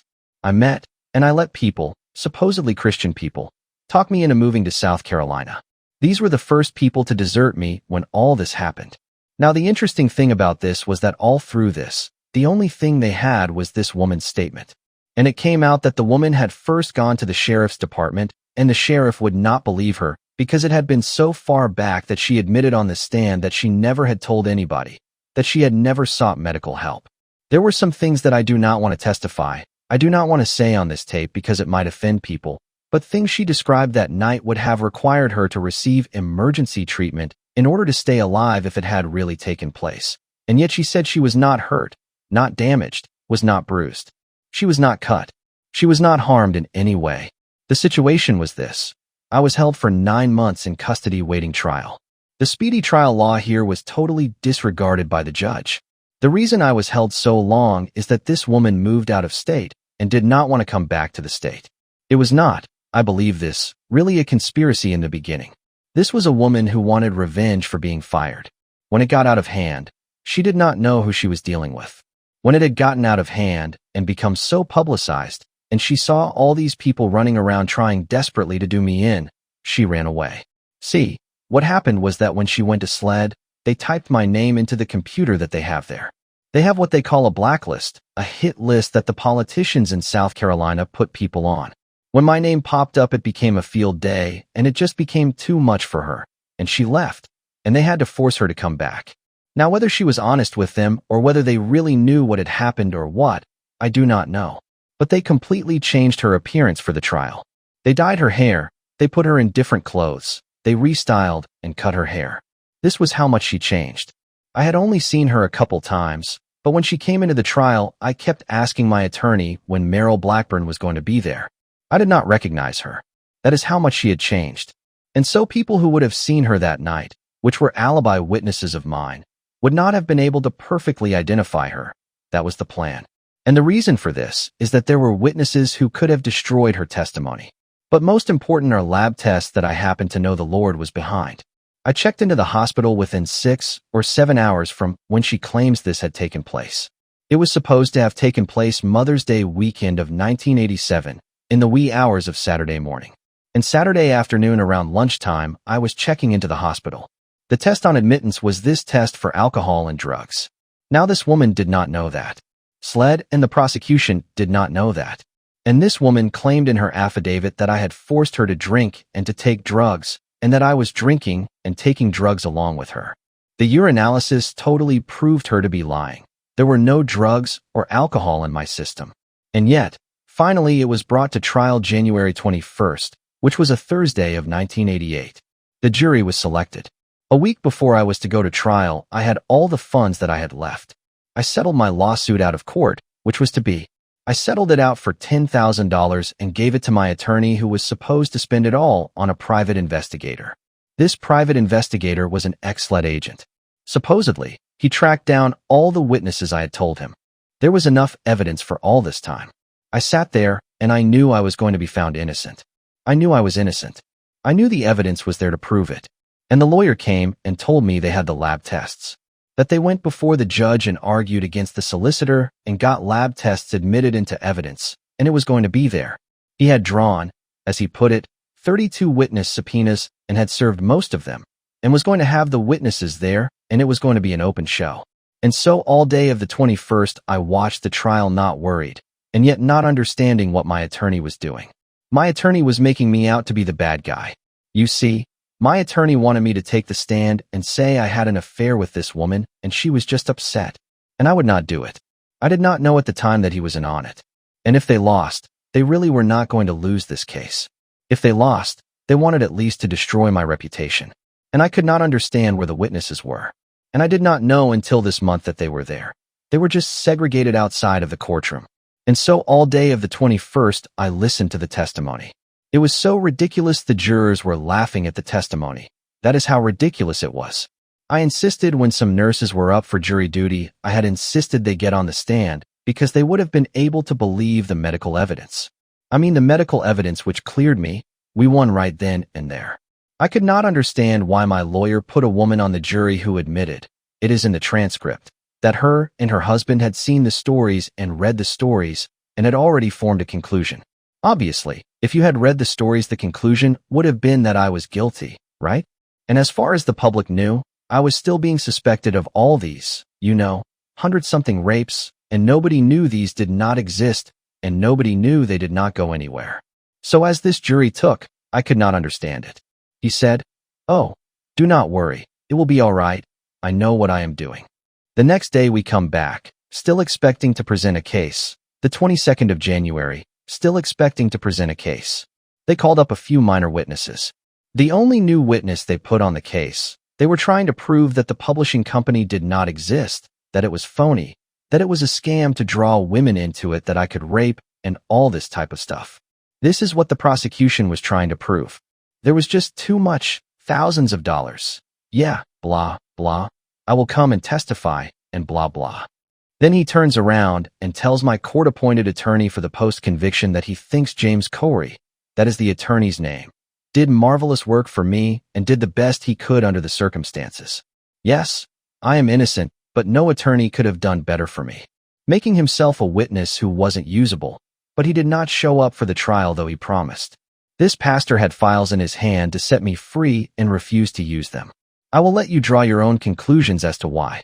I did not know the full extent of what my attorney had done to me. I was sent to prison until February 15th, a week or so ago. At the post-conviction in Columbia, South Carolina, the only two witnesses present were myself and the attorney for the state. My attorney was testifying for the state. He got on the stand and lied about several things that needed to be true, that I personally knew to be true. Now he had told me up until then that the reason he did not use the lab was that it did not show a screen for alcohol, and for all these years I had believed him. On the stand, however, knowing that it might come out, he revealed that it did show a screen for alcohol, and he could not give a good reason why he did not use it. That is also the time I found out that all the witnesses subpoenaed were sitting outside the courtroom the whole time for 2 days, and he never called them. Then the court-appointed attorney asked him, would this witness have contradicted Merrill Blackburn? Would this one? Yes. Would this one? Yes. On and on for the whole time for 2 days, and he never called them. And the court-appointed attorney kept asking him, would this have contradicted Merrill Blackburn? With this one? Yes. And with this one? Yes. And on and on. And yet he kept saying it was not important to present that. It was not important that there weren't any witnesses. According to law, the lawyer can refuse to call witnesses. However, the Constitution says I have a right to have witnesses there. Under South Carolina law, an attorney can override the defendant and not call the witnesses. And that is what they did to me. So in essence, my constitutional rights were pause. So I was sent to prison without being able to produce any witnesses. Now we left the post-conviction hearing on February 15th knowing that it was lost, knowing that it was rigged from the very beginning. About the most major point why my attorney threw the case, the judge cut me off. We could have documented it and proved it. Testify. In essence, he took our defense away by not permitting me to testify at all about it. Again, no fair trial. He said, I will let you know in 30 days. But we knew at the time, it was pretty much open and shut. But then I pretty much knew that in no state court with any court-appointed attorney was I ever going to get anywhere. This attorney should have subpoenaed Reverend Randall and put him on the stand, and he refused to do so.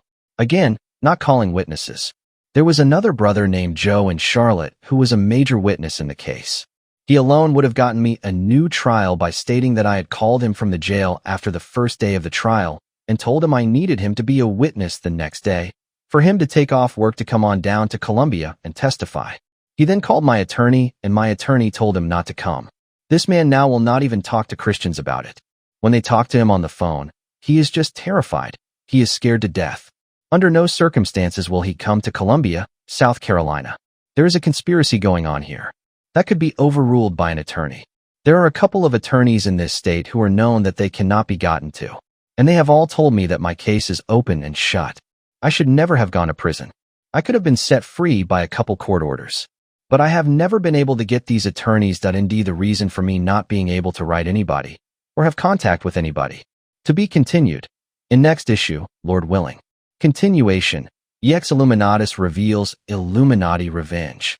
In the September 1st, 1993 issue, a tape which was secretly made by Johnny Todd in prison was transcribed. This is a continuation of that transcription, and then a postscript is given to update the reader on things that have happened just recently. Before beginning, we will repeat the last paragraph. Last paragraph from last newsletter. There is a conspiracy going on here. That could be overruled by an attorney. There are a couple of attorneys in this state who are known that they can't be gotten to, and they have all told me that my case is open and shut. I should never have went to prison. I could have been set free by a couple court orders. But I have never been able to get these attorneys. And the reason for me not being able to write anybody or have contact with anybody. To be continued. In next issue, Lord willing. Continuation. Was so that funds could never be reached, could never be raised, so that I could hire an attorney that could set me free. In May, I will have been in custody for 4 years. In January this year, I was already in prison for 3 years for something that I didn't do, and for something that could have proved I was innocent if I had just been allowed to produce witnesses. In essence, I have to hire an attorney who will subpoena the witnesses, who will make no deal to sell me out, and will let me have a fair trial. There is something else that you need to know. 3 days after I was placed in jail without bail, my attorney came to me. He said the federal prosecutor, the assistant attorney general, whatever you want to call him, the attorney solicitor, wanted to make a deal. Now remember, I was facing a state charge, not a federal charge. But this was the feds.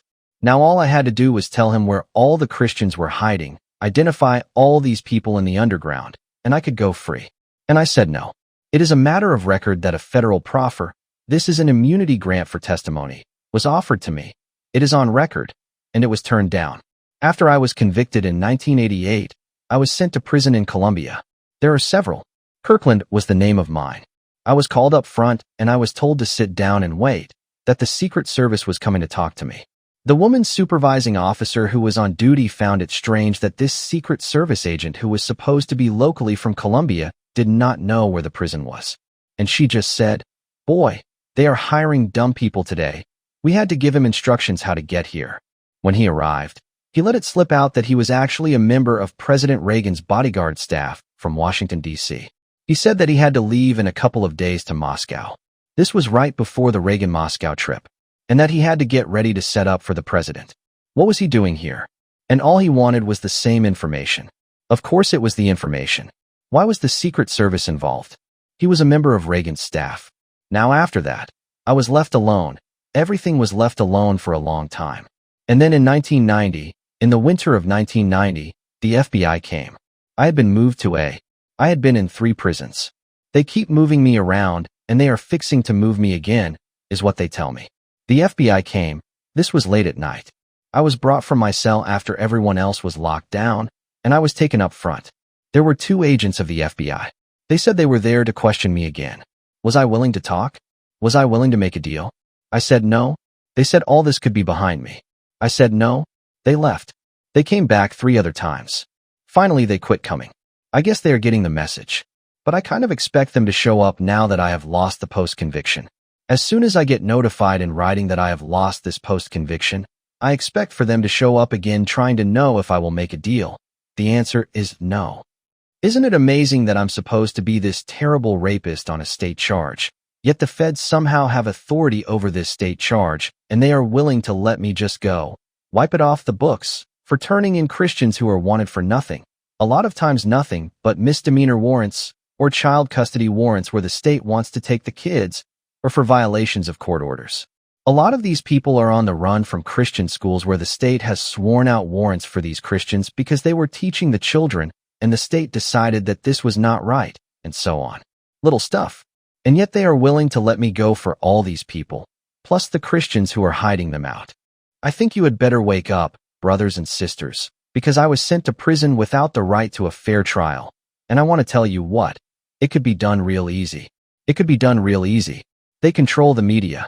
They could say anything about you they want to say. They control the governments. They control the police forces. Wake up. I want to go into something else that is going on right now in the news.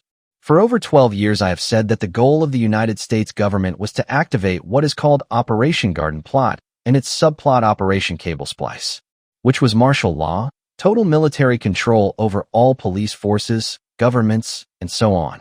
I have said that in order to do that, they wanted the populace out there to scream at the president that he wasn't doing his job of protecting them from acts of terrorism, and that they were willing to give up their constitutional rights.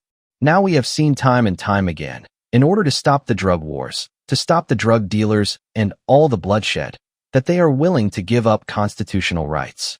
People are willing to do it. People, when terrorism strikes, are willing to do it.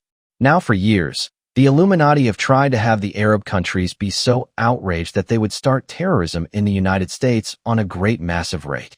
And our country is more susceptible than any other country for the simple reason that we are not prepared for it. We don't believe it could happen to us. And they thought they were going to be able to do it in Lebanon. They didn't pull it off. They thought by hitting Gaddafi he would act. He wasn't able to strike back. He was unable to do it. And now we are involved in a war whose sole purpose is to have those acts of terrorism launched upon us in this country. The media has hyped every act of terrorism they could dredge up in recent years. And I will leave you with that. Now people, soon you will all be in the same danger I'm in. I'm asking for your help. I assure you in the name of our Lord Jesus Christ, I am innocent of this charge. I state so before the Lord and you in his name. I'm innocent of this. Is it any surprise that John Todd, who did them so much damage, will be framed and sent to prison? Remember that I warned everybody about it, that it would happen 2 years before it happened. I was warned. What is so agitating in this is that Christians who should have stood by me, who knew I was innocent, didn't do it. They became so afraid that they would be gone after, that they just left me here. I need your help. I need copies of this tape made. I need it passed around. I need the word to get around. I need anybody who can help to get the word around, and to help financially. Not until I can hire these non-collaborating attorneys will I get proved innocent and get free. I could be free at this time. I could have been free 3 years ago. I never should have been sent to prison. All I would have had to do was to have help, and I never had it. And I definitely desperately need this. I'm not very good. I wasn't very good at asking for finances when I was in the ministry. I couldn't even take my own offerings in the church. I need your help. I have a dear brother and sister. Name given is no longer working with him. At present I, Fritz Springmeier, am, who have stood with me all through this. They don't have anything. They are just an everyday couple, a married couple. The man works. He works hard. He works long hours. He is not a minister. But they can't get to him. And he is willing to have this, financial help, come to him. See, I can't receive money, cash and checks. I can only receive a few dollars, and they have to be in a U.S. postal money order. And if they catch me receiving a lot of mail in here again, they will come down hard on me, and it just makes it impossible. This dear brother and sister in the Lord will take money, put it in the account, and whenever there is enough money, move to get my release. I am asking you to help. I am asking you whether it is $5 or $100 or $1,000. Please, we need it desperately. We need to raise the finances. We need to get me free. I never understood before as much as I understand now Paul's writings. For when he was in prison to the churches, for simple things, a coat, a few belongings, some finances, people who sent to him, and others who totally neglected him, yet called themselves his brother and sister in Christ. It was so clear. I am asking for your help. I'm sending this tape to a couple of ministers who after all these years I finally got their addresses again. And the Lord has just blessed me recently, and I will send this tape out. Now I'm hoping others will make copies and send it out. I'm hoping the word will get out. There is no use for me giving you my address, for they keep moving me around from prison to prison so much I may not even be here before this week is out. So let me give you how to send funds and how to contact me if you really feel you want to reach me. You can write me, and they will send me your letter, and I'll pray about it. And if I need to take the risk and write you, I'll do it. For those who wish to help, you can send cash, money orders, whatever. Since I'm not allowed to sign anything in prison, they need to be mailed out to Fritz Springmeier. And if you would make it out to the party whose name I am going to give you in a minute. At present, checks can be made out to Fritz Springmeier to help Johnny Todd. Put a notation on the check for what it is for. You will be surprised for a small contribution of a gift of $5 how grateful I will be. Right now the earliest I can get out, without winning in court, is the year 2005. That's a long time, people, for something you didn't do. We just don't have that long. I've got family and loved ones and brothers and sisters in Christ that I desperately need to be out there for. I'm asking for your help. If the Illuminati, Strom Thurmond, in them put so much effort into this to me, there is a reason. And I'm asking for your help. I'm asking ministers who hear this who have newsletters to just simply send out what is going on here, to make copies of this tape, and to make it available. People, I don't have much time left in here. Right now, there is a conspiracy going on, and one of the reasons I hurry to make this tape. There is a man in prison who years ago had threatened to kill me. Amazingly, I'm just John Todd. I don't know why they would want to do that. Because at that time they were not sure what kind of a scandal it would cause. They separated us. They sent us to different prisons. And they put what is called a flag on my record, saying that we couldn't ever be in the same prison together. 9 months ago, when I was fighting to gain my freedom, lawsuits and doing some different stuff myself, because I didn't have an attorney, they got upset at me. They wanted to punish me by sending me to another prison. Okay, they couldn't do it because this man was at that prison. And they let me know they couldn't do it, that our records were flagged. Now this man was doing a life sentence without parole for murder. Since being in prison, he has stabbed for people. 3 of them in the last couple years since I've known him. He has sworn to kill me. And now he is here. A few weeks ago, he stabbed an inmate, a second inmate at another institution, and instead of charging him with it, and putting him into solitary like they had done before, they dropped the charges and sent him to this prison. When I heard that he was here, He was being held up in the lockup in solitary waiting for bed space in my unit. He will be just a couple of cells from me. I went to the authorities here and I complained. Surprisingly, guess what, brothers and sisters? The flags on our records had disappeared, and there was no record of them ever being there. In fact, they went so far as to say there is no record in our records of us being in the same prison together. And yet we had been in 2 prisons together and in the same building a few cells apart. And it's right there. That much is in the records. Okay, complaints were filed, and so on and so forth. And I looked right at the captain here, Captain Bird over security, and told him, "You did this. You got the man who will kill me. There is no big secret about this. This doesn't happen by accident." Now at that time, what was supposed to be done was that they should have shipped me. When I complained, they should have shipped me. They claimed they couldn't send him anywhere else, that he's been to all these prisons and done all these things, that this was the last place they could have him. Well, they should have sent me away. Now they are claiming that none of the other prisons want to take me. One of the clues that the family is a top satanic family are the frequency of marriages between relatives of the DuPont descendants. Few people are aware of the immense importance bloodlines play in the upper levels of Satanism. Blood is believed to carry the occult power. Unless a person has the correct blood, he or she will not rise to the highest levels of Satanism. The DuPonts have intermarried with the Balls and the Gardners. These other families are known to be involved with the Illuminati and Satanism.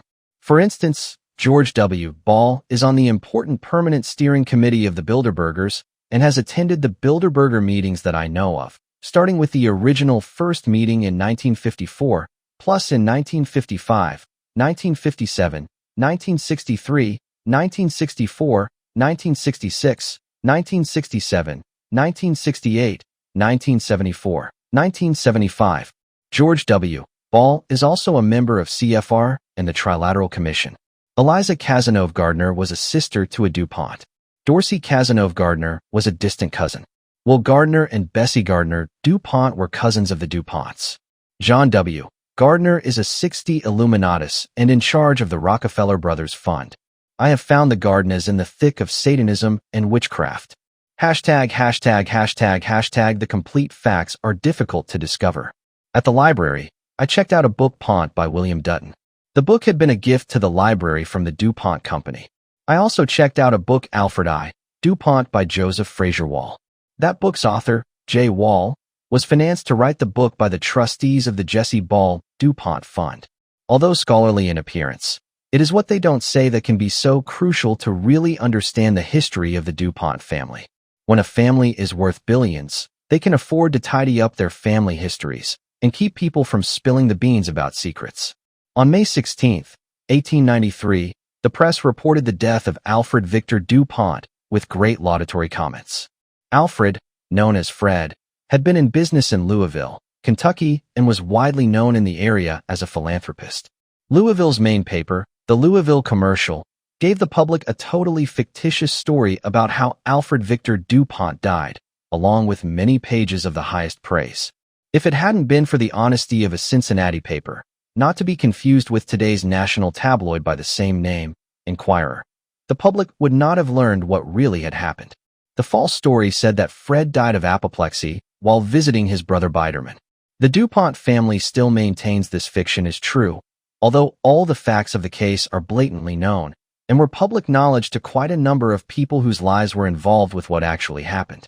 Both Fred DuPont and his nephew Coleman DuPont were regular customers at the most expensive house of prostitution in the area, Maggie Payne's Bordello. Although rich, Fred was not willing to help support a distraught prostitute raise the child she was sure he had sired. So she shot Fred in the heart.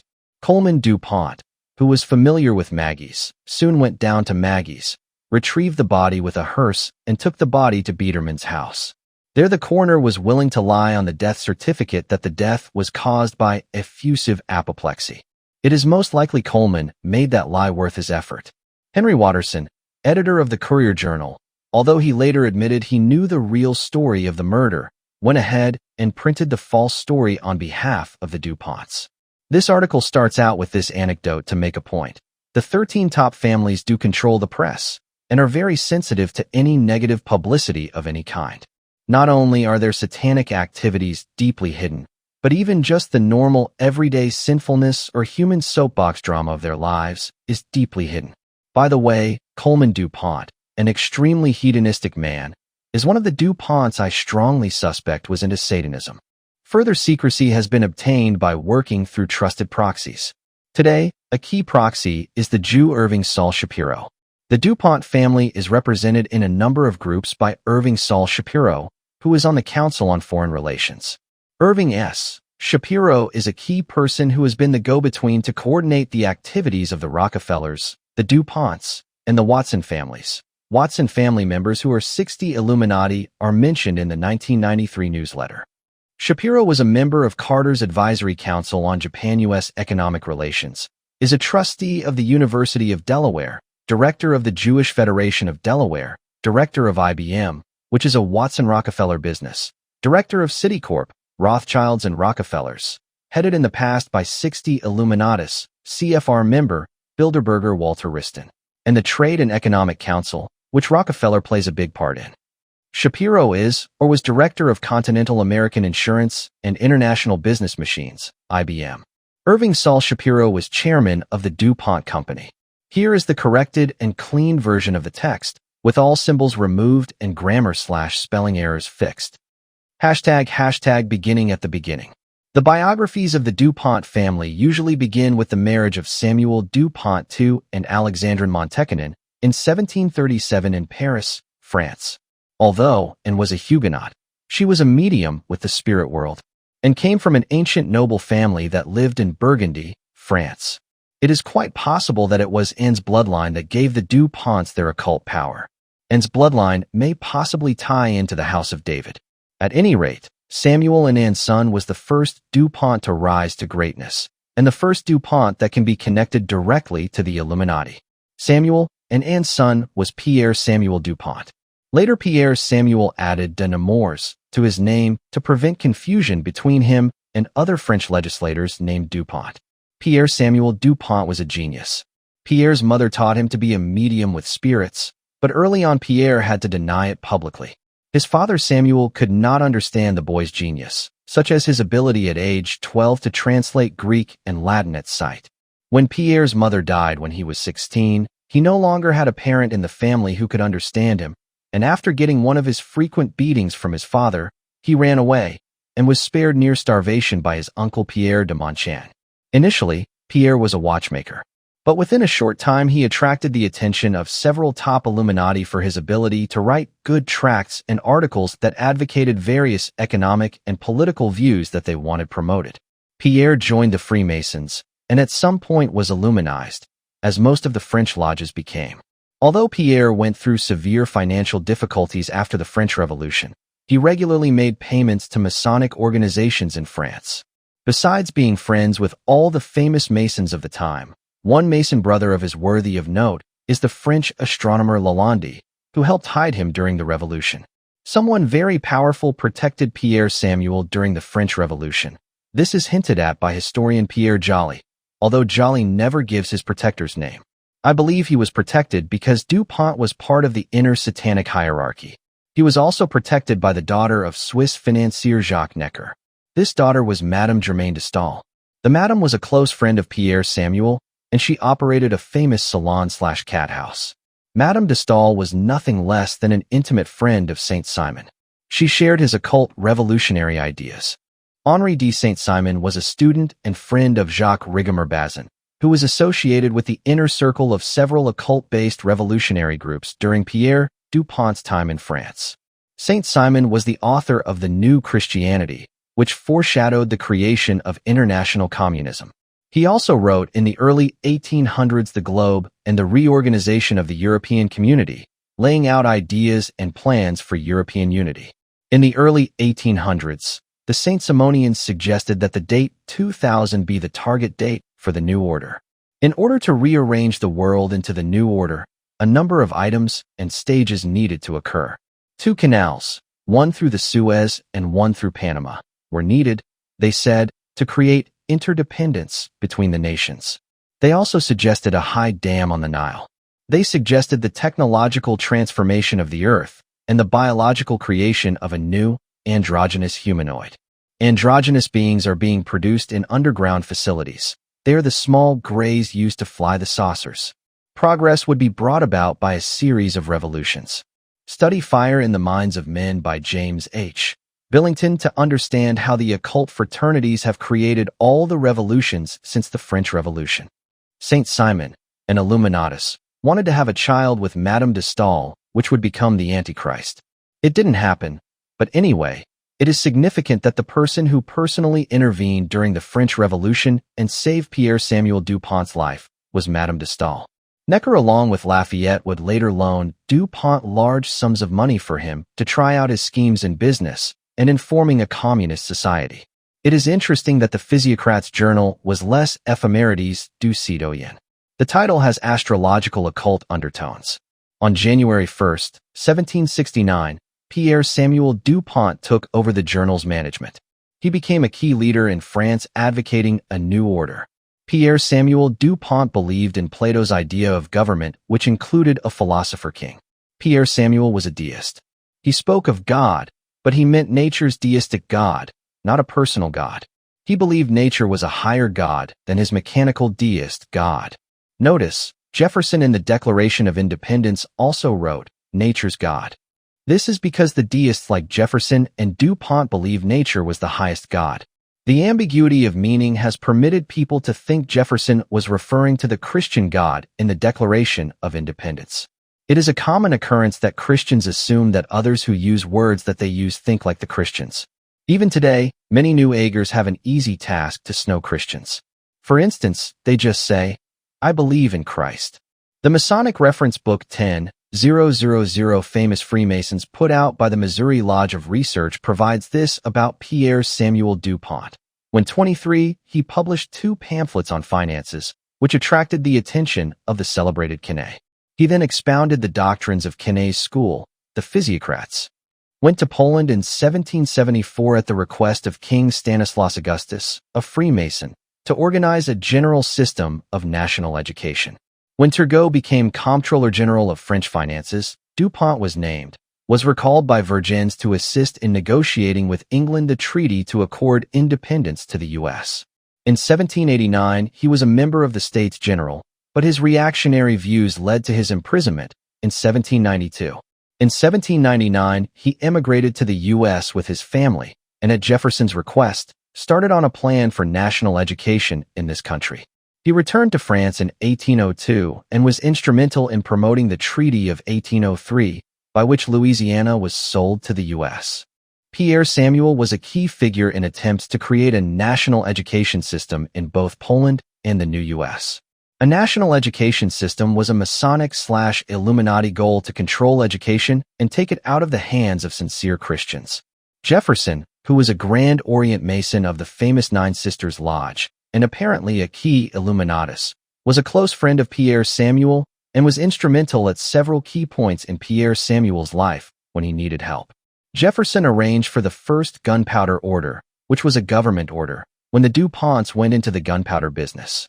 Benjamin Franklin, a key leader of several secret occult fraternal groups, was also a close friend of Pierre Samuel.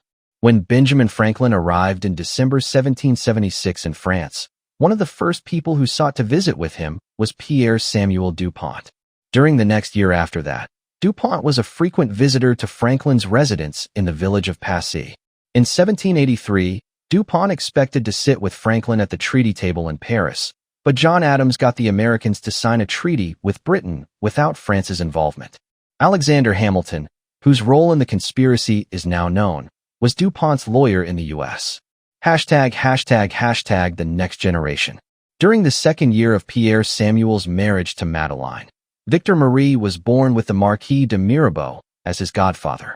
Victor Marie Dupont, 1767 to 1827, was an aide-de-camp to Illuminatus Lafayette from 1789 to 1792. Whether Victor was a Mason in France before the family came to the United States in 1800, I do not know. Victor Marie Dupont soon got involved in Freemasonry in the United States after arriving. The following are some of the highlights of his secret Masonic career according to Masonic records. 1808, signed a Masonic petition to create a lodge at Angelica, New York. 1813, joined Washington Lodge No. 1 of Delaware. 1814, joined Knights Templar of Wilmington, Delaware. 1819, Grand Marshal of the Grand Lodge of Delaware. Also 1822, 1823, 1825, 1827.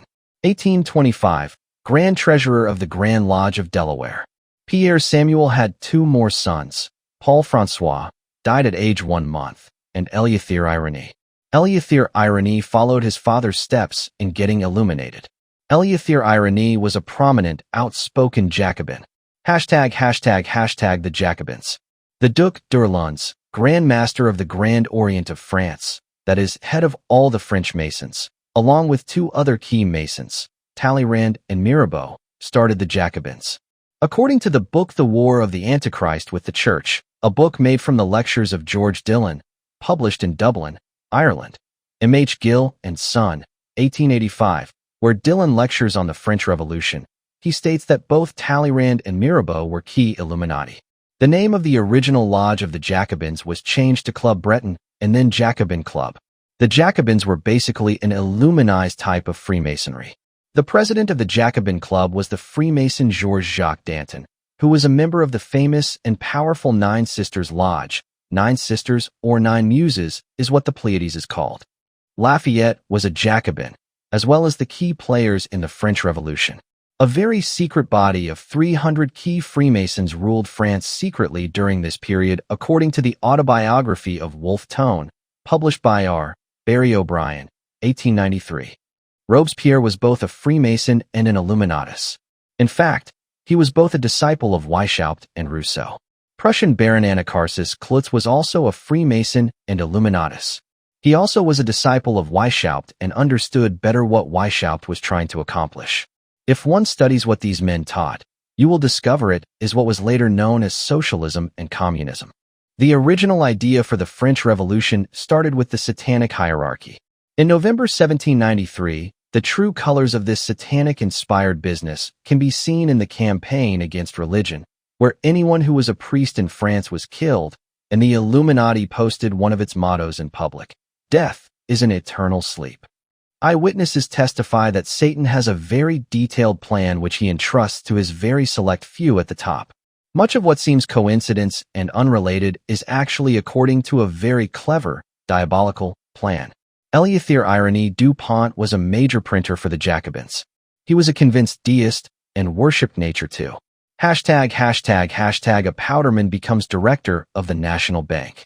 Later in the United States, after successfully setting up the best gunpowder factory in the world, Eleuther Irénée du Pont was selected along with his friend Nicholas Biddle to be a director of Hamilton's creation, the United States Bank.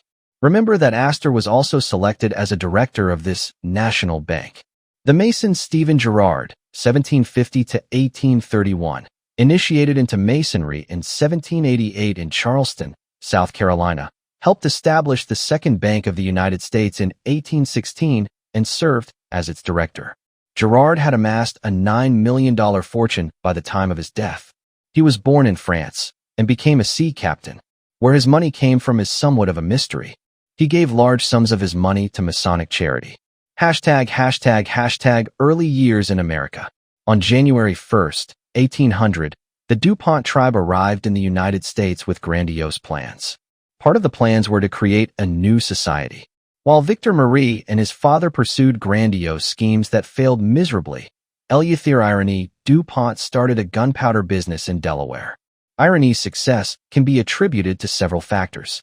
The French government gave him top secret machinery and plans to produce the best gunpowder possible in that day.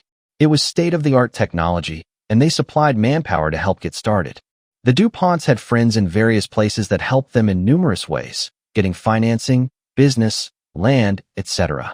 Eleuther Irénée du Pont was intelligent, worked very hard, and worked with patience. James Biedermann, the son of Evelina DuPont Biedermann, went to France, and his descendants would give the DuPonts a lineage in France. One of the families that intermarried and were close friends with the DuPonts was the Cazenove family. Both families were close friends with Thomas Jefferson and Albert Gallatin. I have concluded that both Thomas Jefferson and Albert Gallatin were Illuminati. Further, I discovered in a 4-volume set on American Statesmen, Volume 13, page 386, that Albert Gallatin claimed to be descended from the ancient Roman consul Gallatinus. Incredible as it may seem, the black nobility have kept track of their bloodlines. The same people ruling the world today are in many ways the descendants of the rulers in past ages. Antoine Charles Cazenove, born in Geneva, Switzerland, was a business partner with Albert Gallatin. During the War of 1812, the DuPont gunpowder factory, since it was the primary American powder company, was the known target for the British to destroy. However, the British never attacked it. The DuPonts had organized a local militia called the Brandywine Rangers. Interestingly, their militia flag was a beehive on white silk. Lafayette visited the DuPonts in Delaware in the summer of 1825. Another important Mason who would visit the DuPonts was Henry Clay, who was the American Secretary of State and head of the Whig Party. Henry Clay was Grand Master of the Grand Lodge of Kentucky and Grand Orator for the 1800s. He was one of the Freemasons involved in a high-level meeting that used the U.S. Senate chambers on March 9, 1822, for their meeting. If the DuPonts were already one of the primary top families, it may well be that Clay was coming to them for guidance on how to steer the nation. The DuPonts played a role, too, in the building of the American Capitol, which was laid out and constructed with numerous occult patterns. #### the next generation, Pierre Samuel's grandchildren. Eleuthere Irene DuPont had a daughter, Sophie Madeline DuPont, 1810 to 1888. Sophie, also her mother's name, wrote diaries, journals, and voluminous correspondence. Sophie also drew hundreds of drawings and sketches, many of them caricatures of people. Of her sketches, this article reproduces two of them, which bear importance to this newsletter. The first is a drawing by Sophie DuPont of one of the DuPonts dressed up like Satan with long paper horns and a tail. Interestingly, according to a December 12, 1829 letter by Sophie to one of her relatives, Sophie comments that the costume of Satan was mistaken for Old Nick. See the article on Saturn in this newsletter for evidence of the connection between Satan and Santa.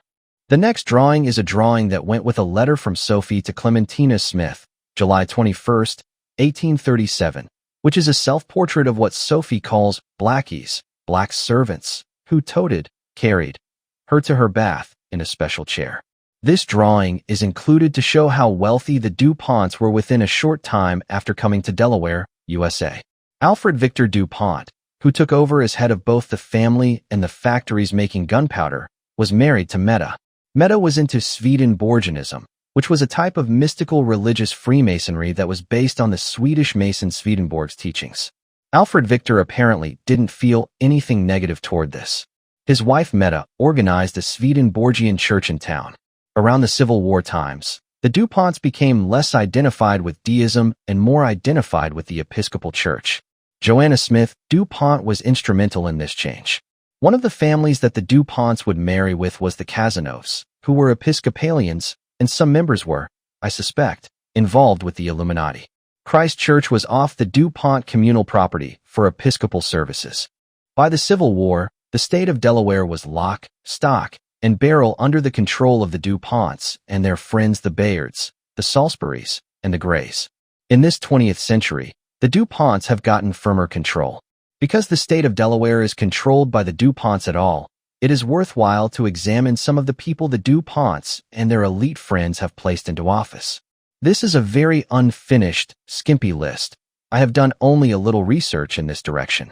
#### Governors of Delaware, chronological order. John Collins, Governor 1819 to 1822, Collins family. Caleb P. Bennett, Governor 1832 to 1836, Freemason. Thomas Stockton, Governor 1844 - high-ranking Freemason. Governor 1883 to 87, Freemason. Governor 1887 to 1891, Freemason. Pierre Samuel DuPont, 1977, also U.S. Representative and other government positions. ### U.S. Senators of Delaware, alphabetical order of surnames.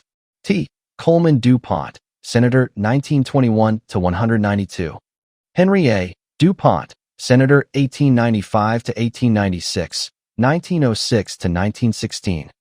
In 1896, the U.S. Senate rejected his election and therefore Henry DuPont's credentials due to proof of voter fraud. The Delaware legislature, Republican, replaced Henry, a Republican, with a Democrat. But in 1899, when the Senate seat became available and another one in 1901 too, they could not come to any agreement on a selection of a senator because Henry A. DuPont and John Edwards O'Sullivan Attucks, the two Republican leaders, were fighting so much.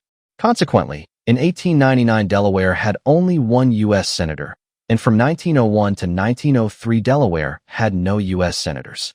L. Heisler Ball, 1903 to 45, 1919 to 25, also served Delaware as state treasurer, Freemason.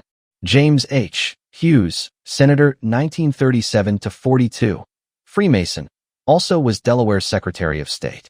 Senator 1897 to 1901, Freemason, also Adjutant General of Delaware. Arnold Nodden, Senator 1830 to 36, Freemason, Grand Master of the Grand Lodge of Delaware, also State Senator. John G. Townsend, Senator 1929 to 42, Freemason, banker, alternate delegate to the UN General Assembly in 1946. James M. Tunnell, Senator 1941 to 47, Freemason, 32 degrees, also lawyer. John Wales, Senator 1849 to 51, Freemason, President of the National Bank of Wilmington and Brandywine, Secretary of State of Delaware 1845 to 49. William V. Roth, Jr., Senator 1971. CFR, Trilateral Commission, also on the Republican National Committee. The DuPont gunpowder factories dominated the industry.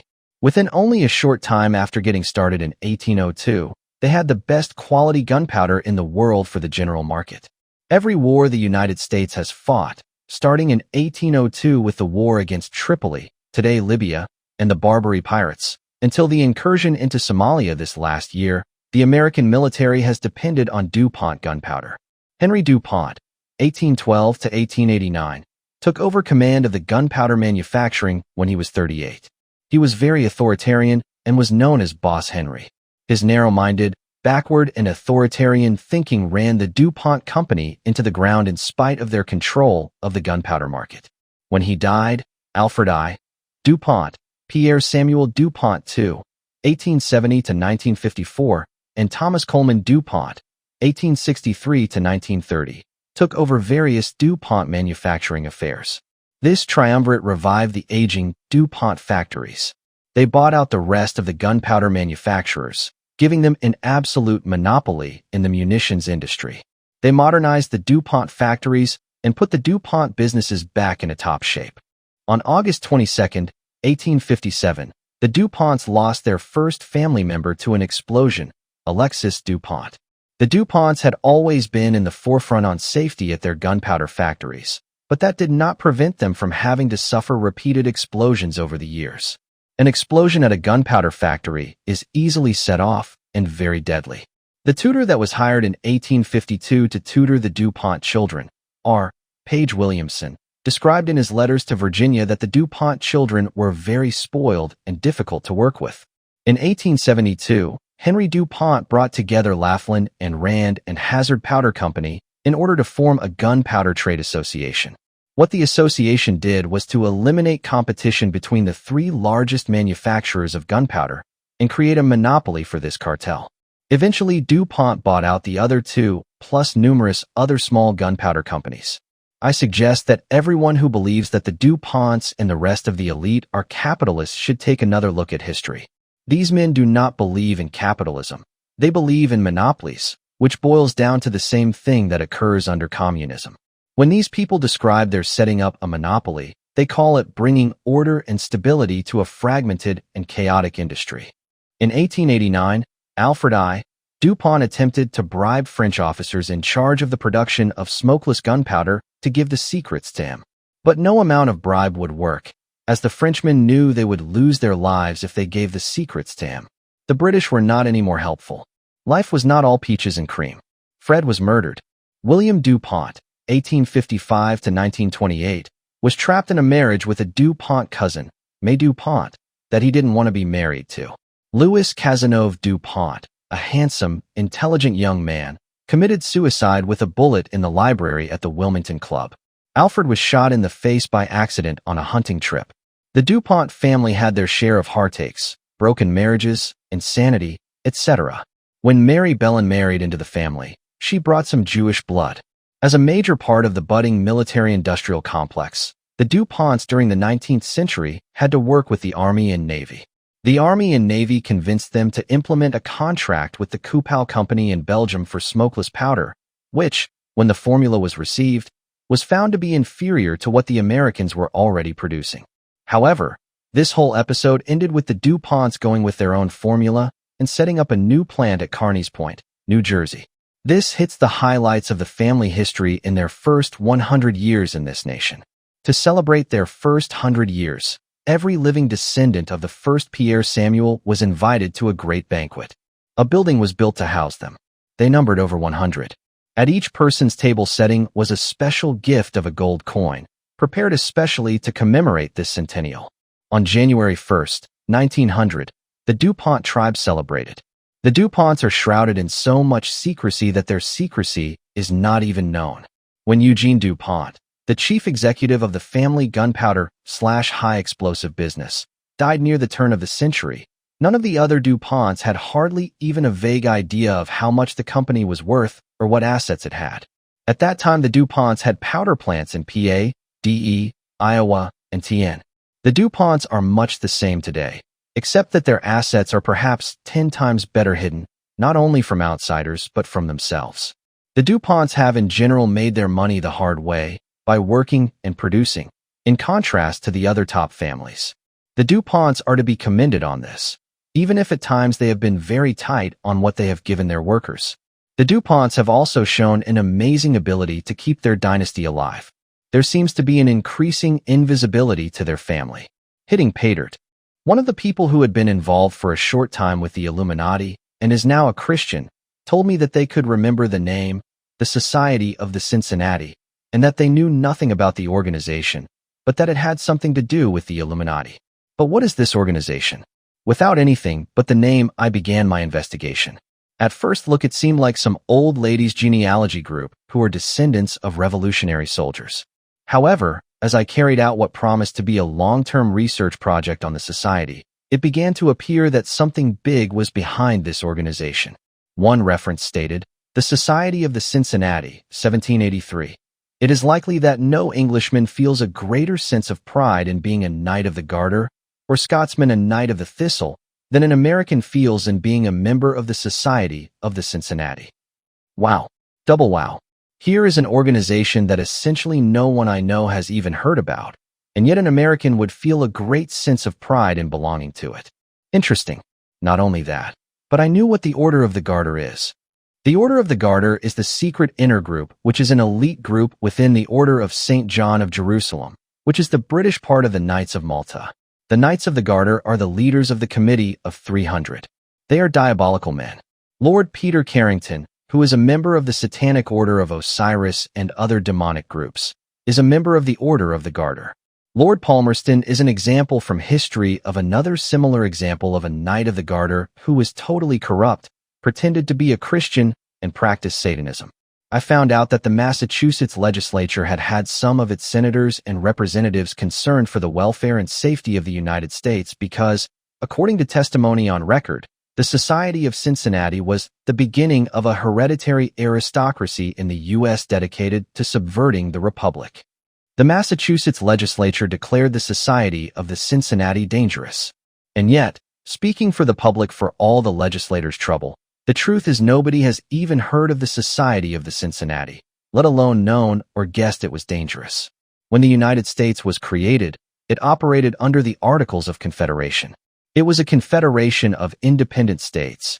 Each of the states printed their own money, passed their own laws, etc. The federal government was simply a League of Nations type body.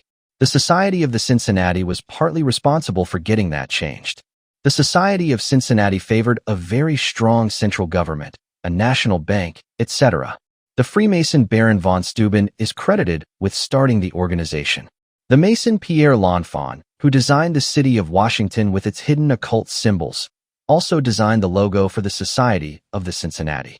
Every president of the United States has worn the diamond eagle jewel of the Society of the Cincinnati. Wow. And I hadn't even heard about it until I got this tip from this ex-Illuminatus. Benjamin Franklin was an honorary member. The Marquis de Lafayette was a member. George Washington and James Monroe were original members. At least 15 presidents have been honorary members. Presidents Franklin Pierce and Zachary Taylor, his father was an original member, were hereditary members. Many of the high-ranking Masons who were also officers in the Revolution were original members. 3 prominent Freemasons who were big in the Society of the Cincinnati were Henry Beekman Livingston, 1750 to 1831, James Mann, 1759 to 1832, and Hardy Murphy, 1752 to 1809. Hardy served as Grand Master of the Grand Lodge of North Carolina beginning in 1789. I noticed that many very busy elite people were spending a lot of money and time on this society, whatever it was. The society had a museum and a headquarters building in Washington, D.C. on Massachusetts Avenue, NW, and state chapters. But why? The stated purpose of the organization didn't seem to explain the interest people put into the organization. Why spend time belonging to an organization whose only purpose is to commemorate the fact that all its members are descendants of Revolutionary War officers? The purpose of the organization is to render permanent the cordial affection subsisting among the officers. Okay, I can understand a group of officers who are all veterans of a war getting together. But their descendants? We are talking about a war whose fighting basically ended in 1781. That's over 200 years ago. Would my busy descendants care to visit with some other Vietnam vets' great-great-great-grandchildren 200 years from now? Yet, my 1983 World Almanac, which lists in fine print about 1,300 associations, gives the membership of the Society of the Cincinnati at 2,800. Other sources indicated that the organization had an affiliate organization in France. But how could an organization which was open only to descendants of select revolutionary officers be so identical in purpose to something in France for Frenchmen? I could understand why, but only if the stated purposes were not the whole story. As you can see, I was very suspicious of the Society of the Cincinnati. It appeared I had stumbled onto something big. But I hadn't been able to tie the society in with the Illuminati until I stepped up my research on the DuPonts. The tie-in between the Illuminati and the Society of the Cincinnati came when I began investigating what I thought might turn out to be an obscure person.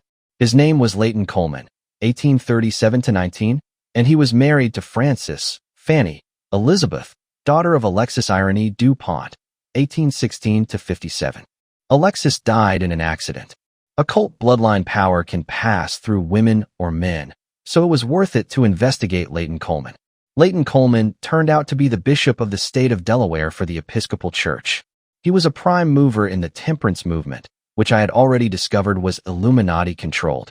Further, Leighton was Grand Chaplain of the Grand Lodge of Freemasons in Pennsylvania, Grand Prelate of the Knights Templar, and Chaplain of the Delaware Society of the Cincinnati.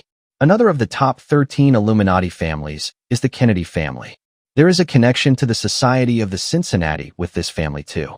Jacqueline Bouvier Kennedy Onassis, ex-wife to both JFK and Aristotle Onassis, had a grandfather named Major Bouvier, who invented a family genealogy which was mostly fiction, which was self-published in 1925 as our forebears, but the fantasy Bouvier genealogy allowed him and his sons Bud and Black Jack to get into the Society of the Cincinnati. See A Woman Named Jackie by C. David Heyman, page 18.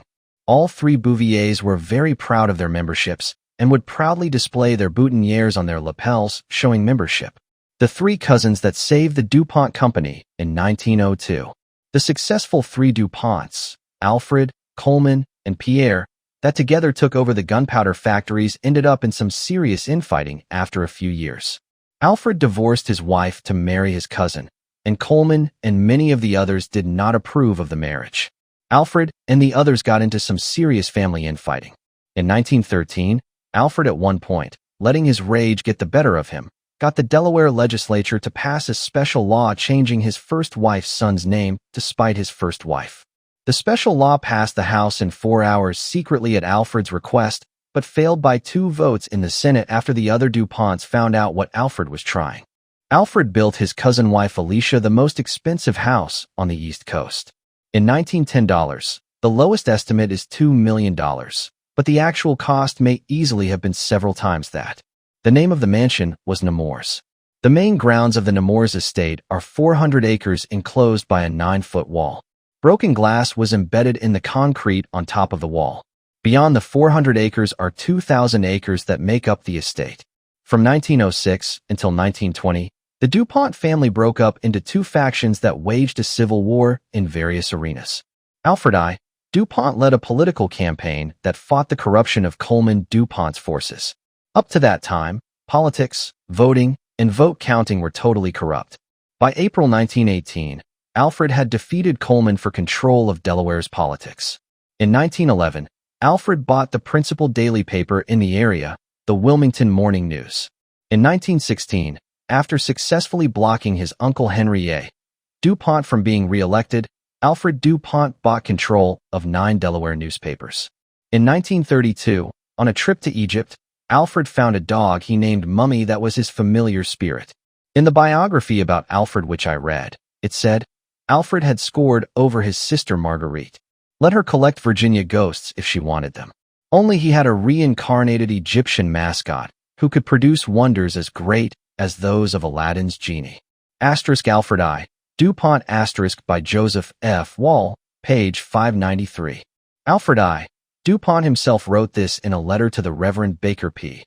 Lee, May 23, 1932, about his familiar spirit.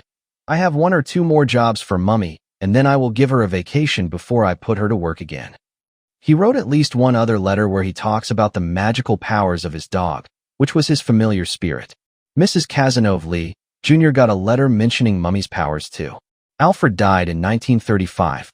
Ed Ball and Jessie Ball DuPont, his widow, took over control of his estate. Ed Ball increased Alfred I. DuPont's fortune and became the most powerful man in Florida. Ed Ball's wealth passed the billion-dollar mark in the 50s or 60s. In the late 1960s, political enemies were able to attack the wealth of Ed Ball with new legislation and some investigation of the misuse of his money hidden in the foundations. In 1981, Ed Ball died. In 1985, Ed Ball's widow claimed that Ed's sister Jessie had actually murdered Alfred I. DuPont in 1935. She claimed that while Ed was alive, she had been too afraid to tell the truth about Alfred's murder. Forbes magazine carried the story in October 1965. T. Coleman DuPont went into business with President Taft's brother Charles P., member of Skull and Bones, in 1910 to build the McAlpin Hotel in New York City. Taft's other brother Horace was a member of the Order of Skull and Bones. In fact, the Taft family, which dates back to Braintree, Massachusetts in 1679, helped start the Skull and Bones Order, and at least 8 Tafts have been in the order. This was the first of a series of luxury hotels. Coleman bought New York Equ. Beginning at the beginning. The biographies of the DuPont family usually begin with the marriage of Samuel DuPont II and Alexandrine Montekinen in 1737 in Paris, France. Although, and was a Huguenot, she was a medium with the spirit world, and came from an ancient noble family that lived in Burgundy, France. Pierre Samuel DuPont was a genius. Pierre's mother taught him to be a medium with spirits, but early on Pierre had to deny it publicly. His father Samuel could not understand the boy's genius, such as his ability at age 12 to translate Greek and Latin at sight. When Pierre's mother died when he was 16, he no longer had a parent in the family who could understand him, and after getting one of his frequent beatings from his father, he ran away and was spared near starvation by his uncle Pierre de Montchamp. Initially, Pierre was a watchmaker, but within a short time he attracted the attention of several top Illuminati for his ability to write good tracts and articles that advocated various economic and political views that they wanted promoted. Pierre joined the Freemasons, and at some point was Illuminized, as most of the French lodges became. Although Pierre went through severe financial difficulties after the French Revolution, he regularly made payments to Masonic organizations in France. Besides being friends with all the famous Masons of the time, one Mason brother of his worthy of note is the French astronomer Lalande, who helped hide him during the Revolution. Someone very powerful protected Pierre Samuel during the French Revolution. This is hinted at by historian Pierre Joly, although Joly never gives his protector's name. I believe he was protected because DuPont was part of the inner Satanic hierarchy. He was also protected by the daughter of Swiss financier Jacques Necker. This daughter was Madame Germaine de Staël. The madame was a close friend of Pierre Samuel, and she operated a famous salon/cat house. Madame de Staël was nothing less than an intimate friend of Saint Simon. She shared his occult revolutionary ideas. Henri de Saint-Simon was a student and friend of Jacques Rigomer-Bazin, who was associated with the inner circle of several occult-based revolutionary groups during Pierre Dupont's time in France. Saint-Simon was the author of The New Christianity, which foreshadowed the creation of international communism. He also wrote in the early 1800s The Globe and the Reorganization of the European Community, laying out ideas and plans for European unity. In the early 1800s, the Saint-Simonians suggested that the date 2000 be the target date for the new order. In order to rearrange the world into the new order, a number of items and stages needed to occur. 2 canals, one through the Suez and one through Panama, were needed, they said, to create interdependence between the nations. They also suggested a high dam on the Nile. They suggested the technological transformation of the earth and the biological creation of a new, androgynous humanoid. Androgynous beings are being produced in underground facilities. They are the small grays used to fly the saucers. Progress would be brought about by a series of revolutions. Study Fire in the Minds of Men by James H. Billington to understand how the occult fraternities have created all the revolutions since the French Revolution. Saint Simon, an Illuminatus, wanted to have a child with Madame de Staël, which would become the Antichrist. It didn't happen, but anyway, it is significant that the person who personally intervened during the French Revolution and saved Pierre Samuel Dupont's life was Madame de Staël. Necker, along with Lafayette, would later loan Dupont large sums of money for him to try out his schemes in business and in forming a communist society. It is interesting that the Physiocrat's journal was Les Éphémérides du Citoyen. The title has astrological occult undertones. On January 1, 1769, Pierre Samuel Dupont took over the journal's management. He became a key leader in France advocating a new order. Pierre Samuel Dupont believed in Plato's idea of government, which included a philosopher king. Pierre Samuel was a deist. He spoke of God, but he meant nature's deistic God, not a personal God. He believed nature was a higher God than his mechanical deist God. Notice, Jefferson in the Declaration of Independence also wrote, nature's God. This is because the deists like Jefferson and Dupont believed nature was the highest God. The ambiguity of meaning has permitted people to think Jefferson was referring to the Christian God in the Declaration of Independence. It is a common occurrence that Christians assume that others who use words that they use think like the Christians. Even today, many New Agers have an easy task to snow Christians. For instance, they just say, I believe in Christ. The Masonic reference book 10,000 Famous Freemasons put out by the Missouri Lodge of Research provides this about Pierre Samuel Dupont. When 23, he published 2 pamphlets on finances, which attracted the attention of the celebrated Quinet. He then expounded the doctrines of Quinet's school, the Physiocrats. Went to Poland in 1774 at the request of King Stanislaus Augustus, a Freemason, to organize a general system of national education. When Turgot became Comptroller General of French finances, Dupont was named, was recalled by Vergennes to assist in negotiating with England the treaty to accord independence to the U.S. In 1789, he was a member of the States General, but his reactionary views led to his imprisonment in 1792. In 1799, he emigrated to the U.S. with his family, and at Jefferson's request, started on a plan for national education in this country. He returned to France in 1802 and was instrumental in promoting the Treaty of 1803, by which Louisiana was sold to the U.S. Pierre Samuel was a key figure in attempts to create a national education system in both Poland and the new U.S. A national education system was a Masonic/Illuminati goal to control education and take it out of the hands of sincere Christians. Jefferson, who was a Grand Orient Mason of the famous Nine Sisters Lodge, and apparently a key Illuminatus, was a close friend of Pierre Samuel and was instrumental at several key points in Pierre Samuel's life when he needed help. Jefferson arranged for the first gunpowder order, which was a government order, when the DuPonts went into the gunpowder business. Benjamin Franklin, a key leader of several secret occult fraternal groups, was also a close friend of Pierre Samuel. When Benjamin Franklin arrived in December 1776 in France, one of the first people who sought to visit with him was Pierre Samuel Dupont. During the next year after that, DuPont was a frequent visitor to Franklin's residence in the village of Passy. In 1783, DuPont expected to sit with Franklin at the treaty table in Paris, but John Adams got the Americans to sign a treaty with Britain without France's involvement.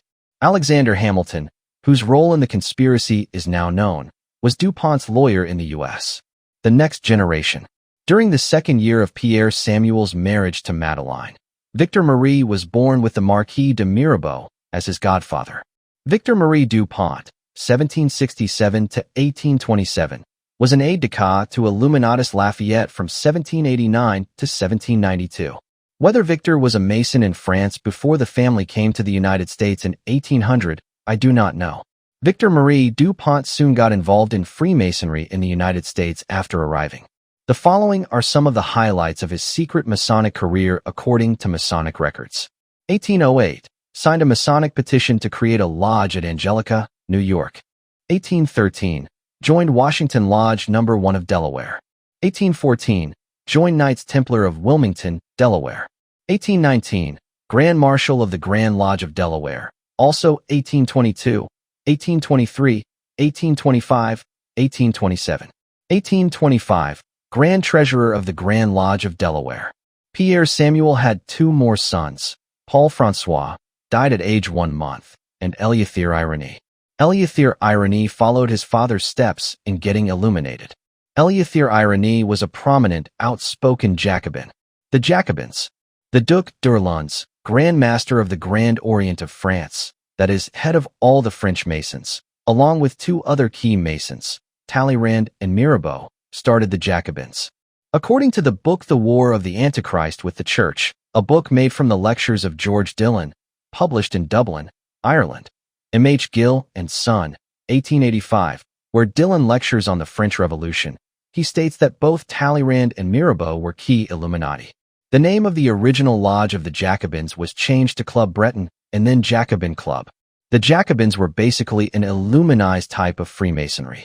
The president of the Jacobin Club was the Freemason Georges-Jacques Danton, who was a member of the famous and powerful Nine Sisters Lodge. Nine Sisters, or Nine Muses, is what the Pleiades is called.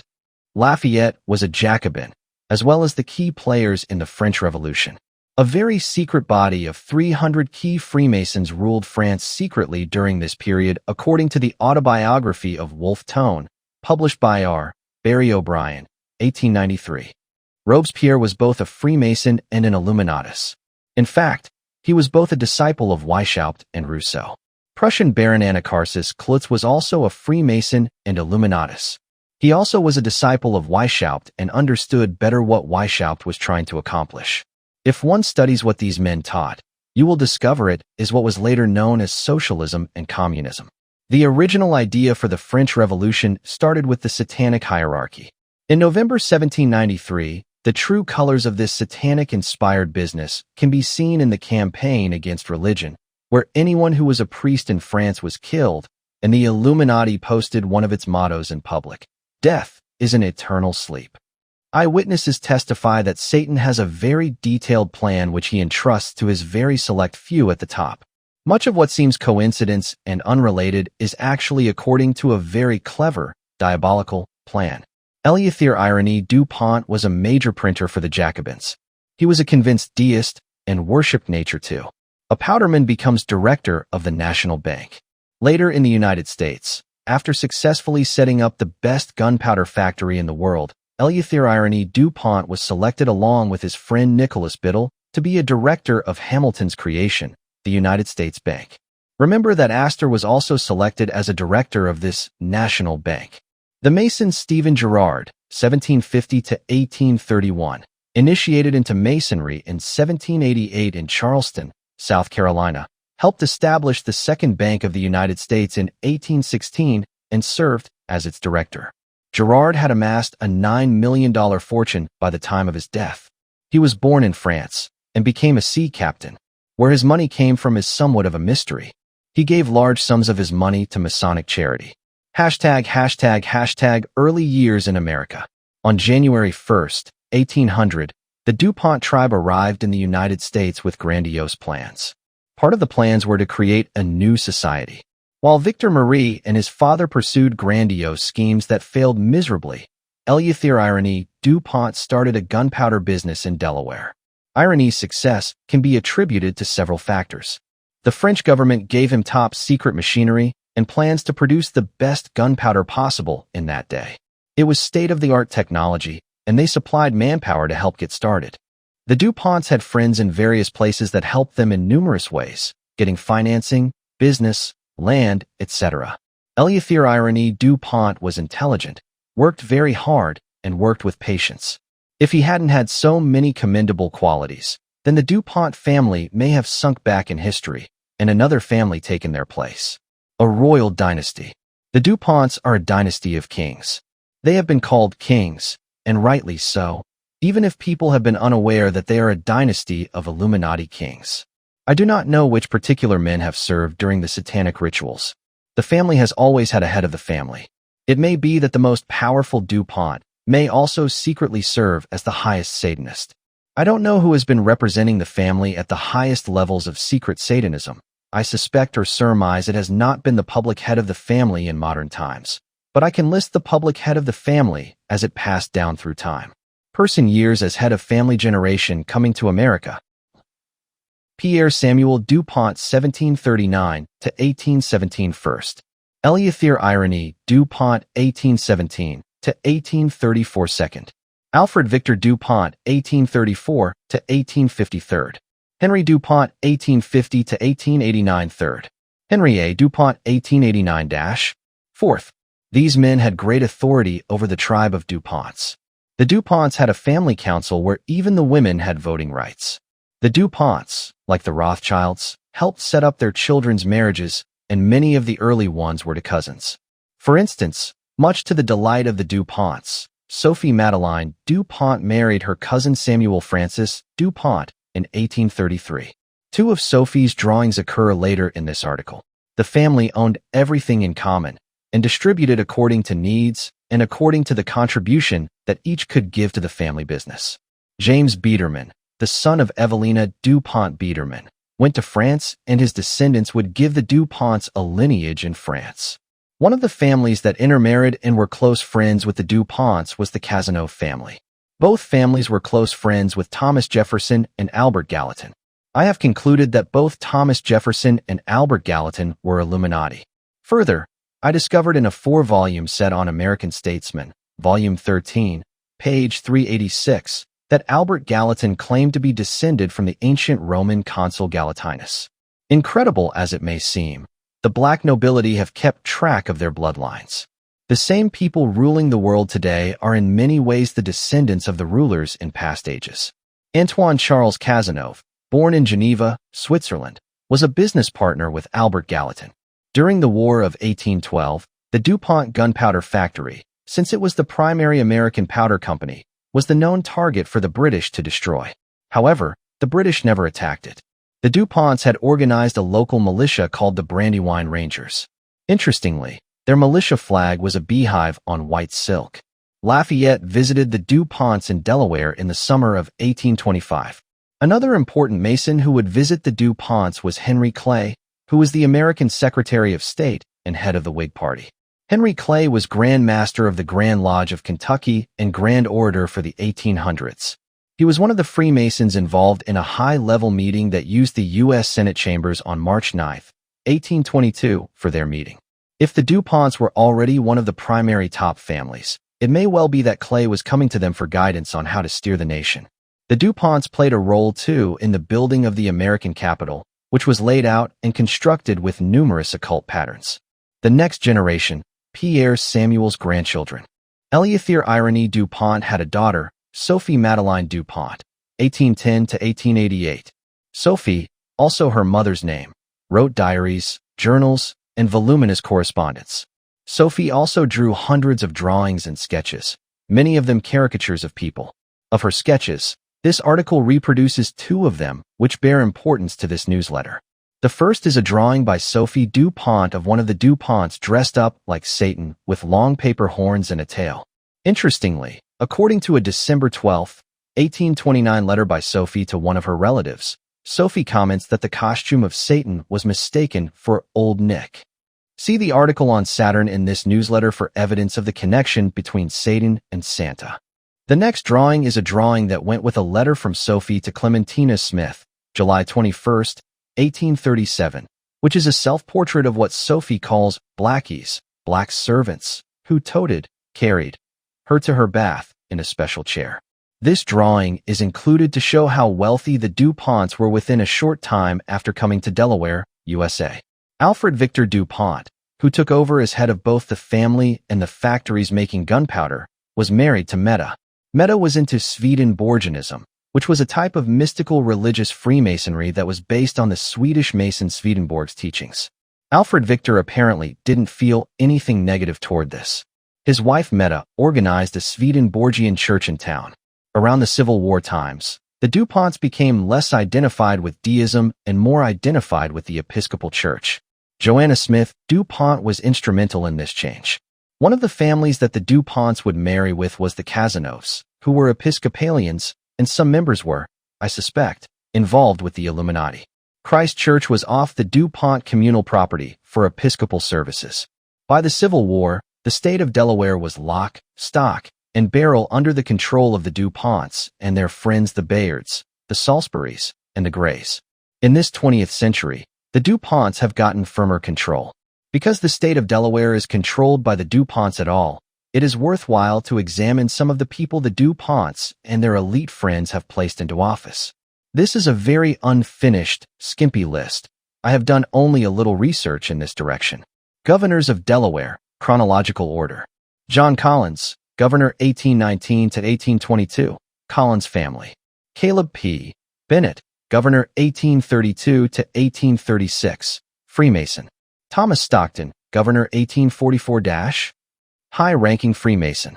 Governor 1883 to 87, Freemason. Governor 1887 to 1891, Freemason.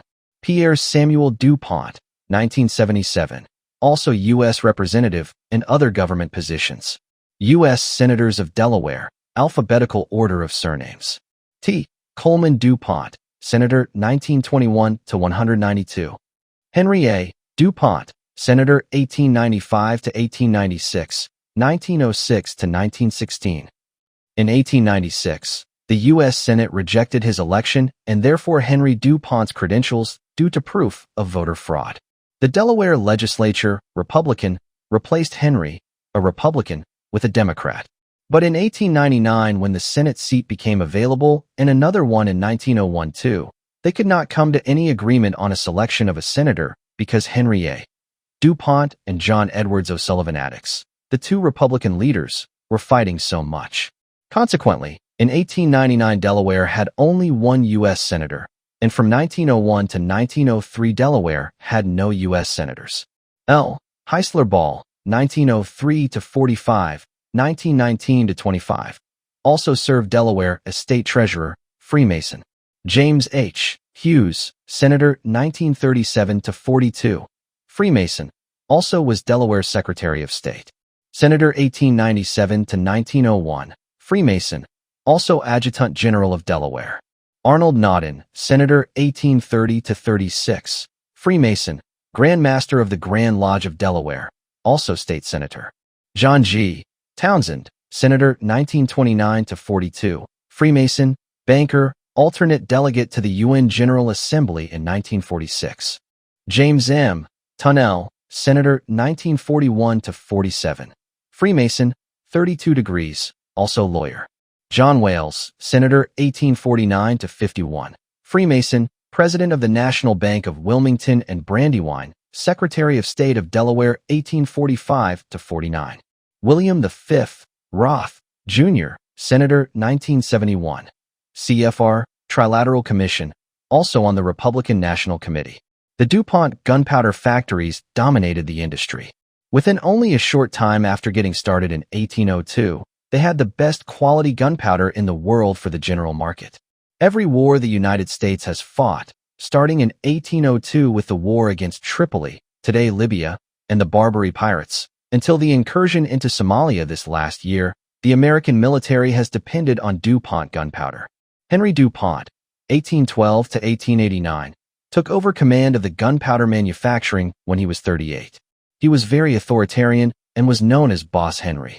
His narrow-minded, backward and authoritarian thinking ran the DuPont company into the ground in spite of their control of the gunpowder market. When he died, Alfred I. DuPont, Pierre Samuel DuPont II, 1870 to 1954, and Thomas Coleman DuPont, 1863 to 1930, took over various DuPont manufacturing affairs. This triumvirate revived the aging DuPont factories. They bought out the rest of the gunpowder manufacturers, giving them an absolute monopoly in the munitions industry. They modernized the DuPont factories and put the DuPont businesses back into top shape. On August 22, 1857, the DuPonts lost their first family member to an explosion, Alexis DuPont. The DuPonts had always been in the forefront on safety at their gunpowder factories, but that did not prevent them from having to suffer repeated explosions over the years. An explosion at a gunpowder factory is easily set off and very deadly. The tutor that was hired in 1852 to tutor the DuPont children, R. Page Williamson, described in his letters to Virginia that the DuPont children were very spoiled and difficult to work with. In 1872, Henry DuPont brought together Laughlin and Rand and Hazard Powder Company in order to form a gunpowder trade association. What the association did was to eliminate competition between the three largest manufacturers of gunpowder and create a monopoly for this cartel. Eventually, DuPont bought out the other two, plus numerous other small gunpowder companies. I suggest that everyone who believes that the DuPonts and the rest of the elite are capitalists should take another look at history. These men do not believe in capitalism. They believe in monopolies, which boils down to the same thing that occurs under communism. When these people describe their setting up a monopoly, they call it bringing order and stability to a fragmented and chaotic industry. In 1889, Alfred I. DuPont attempted to bribe French officers in charge of the production of smokeless gunpowder to give the secrets to him. But no amount of bribe would work, as the Frenchmen knew they would lose their lives if they gave the secrets to him. The British were not any more helpful. Life was not all peaches and cream. Fred was murdered. William DuPont, 1855 to 1928, was trapped in a marriage with a DuPont cousin, May DuPont, that he didn't want to be married to. Louis Cazenove DuPont, a handsome, intelligent young man, committed suicide with a bullet in the library at the Wilmington Club. Alfred was shot in the face by accident on a hunting trip. The DuPont family had their share of heartaches, broken marriages, insanity, etc. When Mary Bellin married into the family, she brought some Jewish blood. As a major part of the budding military-industrial complex, the DuPonts during the 19th century had to work with the Army and Navy. The Army and Navy convinced them to implement a contract with the Kupal Company in Belgium for smokeless powder, which, when the formula was received, was found to be inferior to what the Americans were already producing. However, this whole episode ended with the DuPonts going with their own formula and setting up a new plant at Carneys Point, New Jersey. This hits the highlights of the family history in their first 100 years in this nation. To celebrate their first 100 years, every living descendant of the first Pierre Samuel was invited to a great banquet. A building was built to house them. They numbered over 100. At each person's table setting was a special gift of a gold coin, prepared especially to commemorate this centennial. On January 1st, 1900, the DuPont tribe celebrated. The DuPonts are shrouded in so much secrecy that their secrecy is not even known. When Eugene DuPont, the chief executive of the family gunpowder/high explosive business, died near the turn of the century, none of the other DuPonts had hardly even a vague idea of how much the company was worth or what assets it had. At that time, the DuPonts had powder plants in PA, DE, Iowa, and TN. The DuPonts are much the same today, except that their assets are perhaps 10 times better hidden, not only from outsiders but from themselves. The DuPonts have in general made their money the hard way, by working and producing, in contrast to the other top families. The DuPonts are to be commended on this, even if at times they have been very tight on what they have given their workers. The DuPonts have also shown an amazing ability to keep their dynasty alive. There seems to be an increasing invisibility to their family. Hitting Paydirt, one of the people who had been involved for a short time with the Illuminati and is now a Christian, told me that they could remember the name, the Society of the Cincinnati, and that they knew nothing about the organization, but that it had something to do with the Illuminati. But what is this organization? Without anything but the name, I began my investigation. At first look, it seemed like some old ladies' genealogy group who were descendants of revolutionary soldiers. However, as I carried out what promised to be a long-term research project on the society, it began to appear that something big was behind this organization. One reference stated, "The Society of the Cincinnati, 1783. It is likely that no Englishman feels a greater sense of pride in being a Knight of the Garter, or Scotsman a Knight of the Thistle, than an American feels in being a member of the Society of the Cincinnati." Wow. Double wow. Here is an organization that essentially no one I know has even heard about, and yet an American would feel a great sense of pride in belonging to it. Interesting. Not only that, but I knew what the Order of the Garter is. The Order of the Garter is the secret inner group, which is an elite group within the Order of St. John of Jerusalem, which is the British part of the Knights of Malta. The Knights of the Garter are the leaders of the Committee of 300. They are diabolical men. Lord Peter Carrington, who is a member of the Satanic Order of Osiris and other demonic groups, is a member of the Order of the Garter. Lord Palmerston is an example from history of another similar example of a Knight of the Garter who was totally corrupt, pretended to be a Christian, and practiced Satanism. I found out that the Massachusetts legislature had had some of its senators and representatives concerned for the welfare and safety of the United States because, according to testimony on record, the Society of Cincinnati was the beginning of a hereditary aristocracy in the U.S. dedicated to subverting the Republic. The Massachusetts legislature declared the Society of the Cincinnati dangerous. And yet, speaking for the public for all the legislators' trouble, the truth is nobody has even heard of the Society of the Cincinnati, let alone known or guessed it was dangerous. When the United States was created, it operated under the Articles of Confederation. It was a confederation of independent states. Each of the states printed their own money, passed their own laws, etc. The federal government was simply a League of Nations type body. The Society of the Cincinnati was partly responsible for getting that changed. The Society of Cincinnati favored a very strong central government, a national bank, etc. The Freemason Baron von Steuben is credited with starting the organization.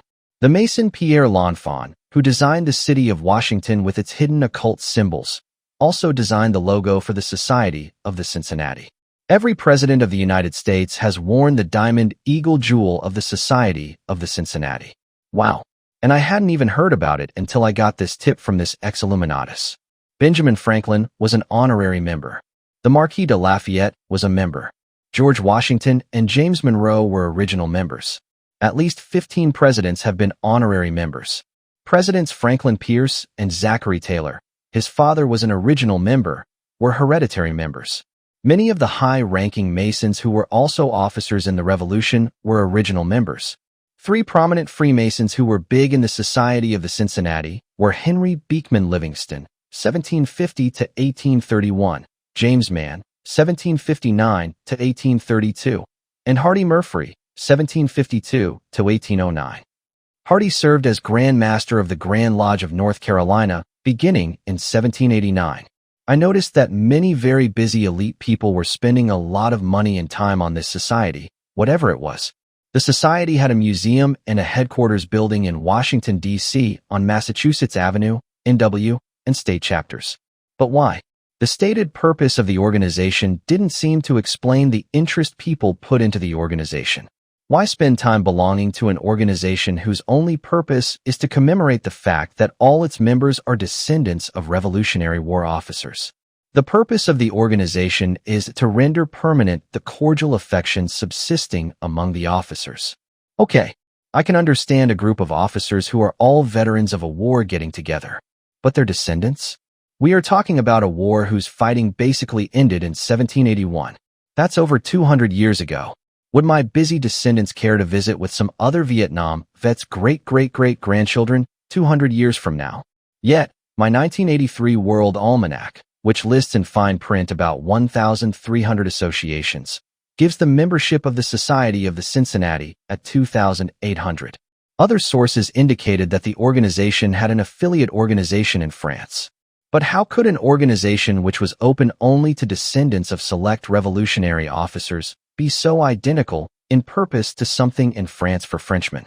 I could understand why, but only if the stated purposes were not the whole story. As you can see, I was very suspicious of the Society of the Cincinnati. It appeared I had stumbled onto something big. But I hadn't been able to tie the society in with the Illuminati until I stepped up my research on the DuPonts. The tie-in between the Illuminati and the Society of the Cincinnati came when I began investigating what I thought might turn out to be an obscure person. His name was Leighton Coleman, 1837-19, and he was married to Frances, Fanny, Elizabeth, daughter of Alexis Irony DuPont, 1816-57. Alexis died in an accident. Occult bloodline power can pass through women or men, so it was worth it to investigate Leighton Coleman. Leighton Coleman turned out to be the bishop of the state of Delaware for the Episcopal Church. He was a prime mover in the temperance movement, which I had already discovered was Illuminati-controlled.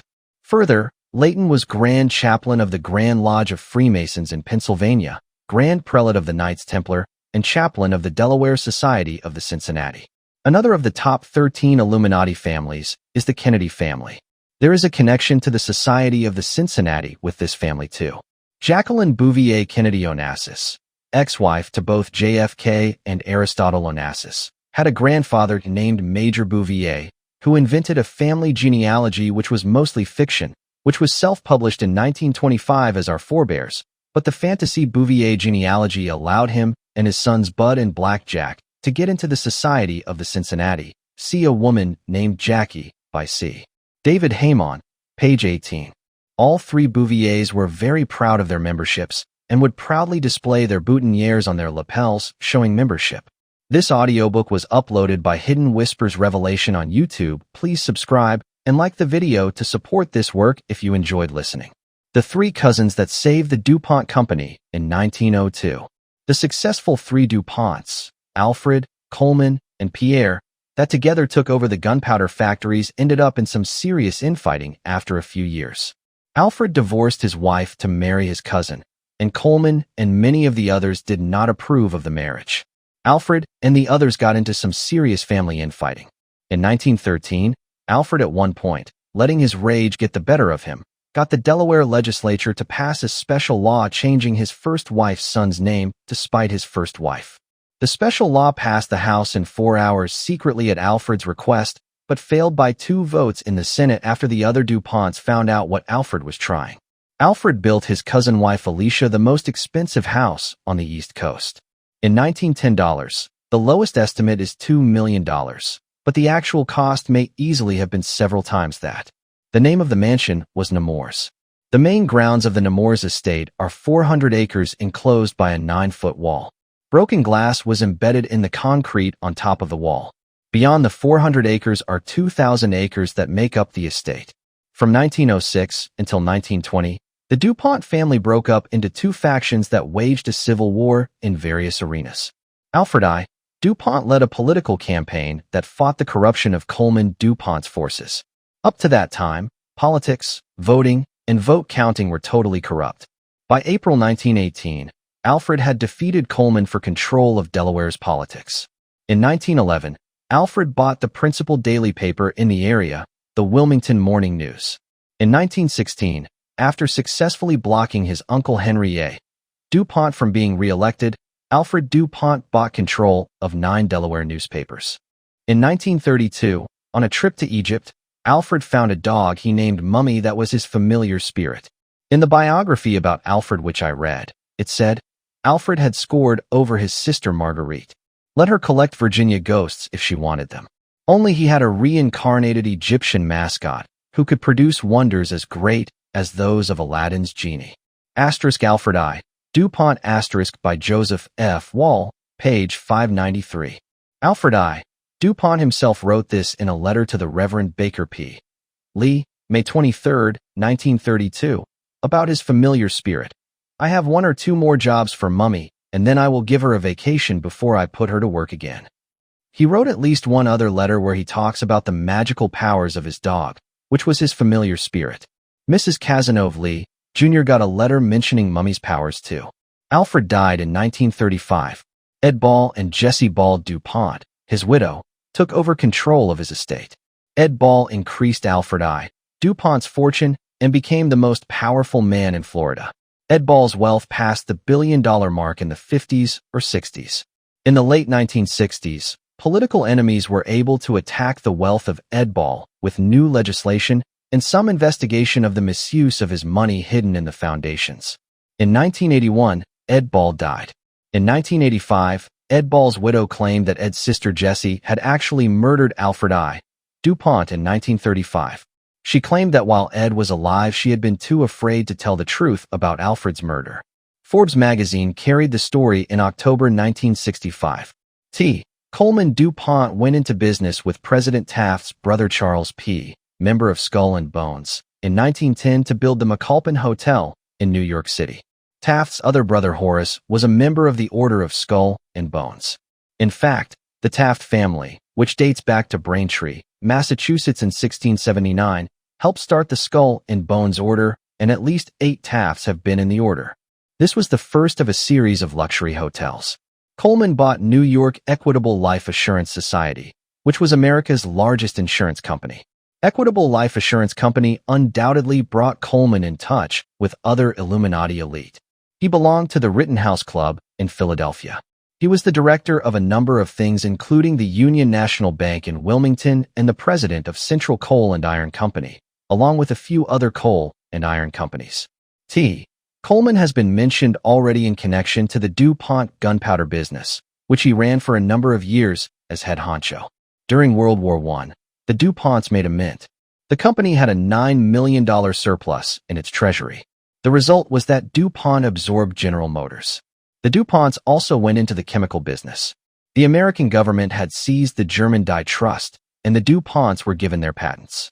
The DuPonts began to build a great chemical empire on synthetics, such as shatterproof glass, paints, rayon, nylon, dyes, photographic film, rubber, chemicals, drugs, etc.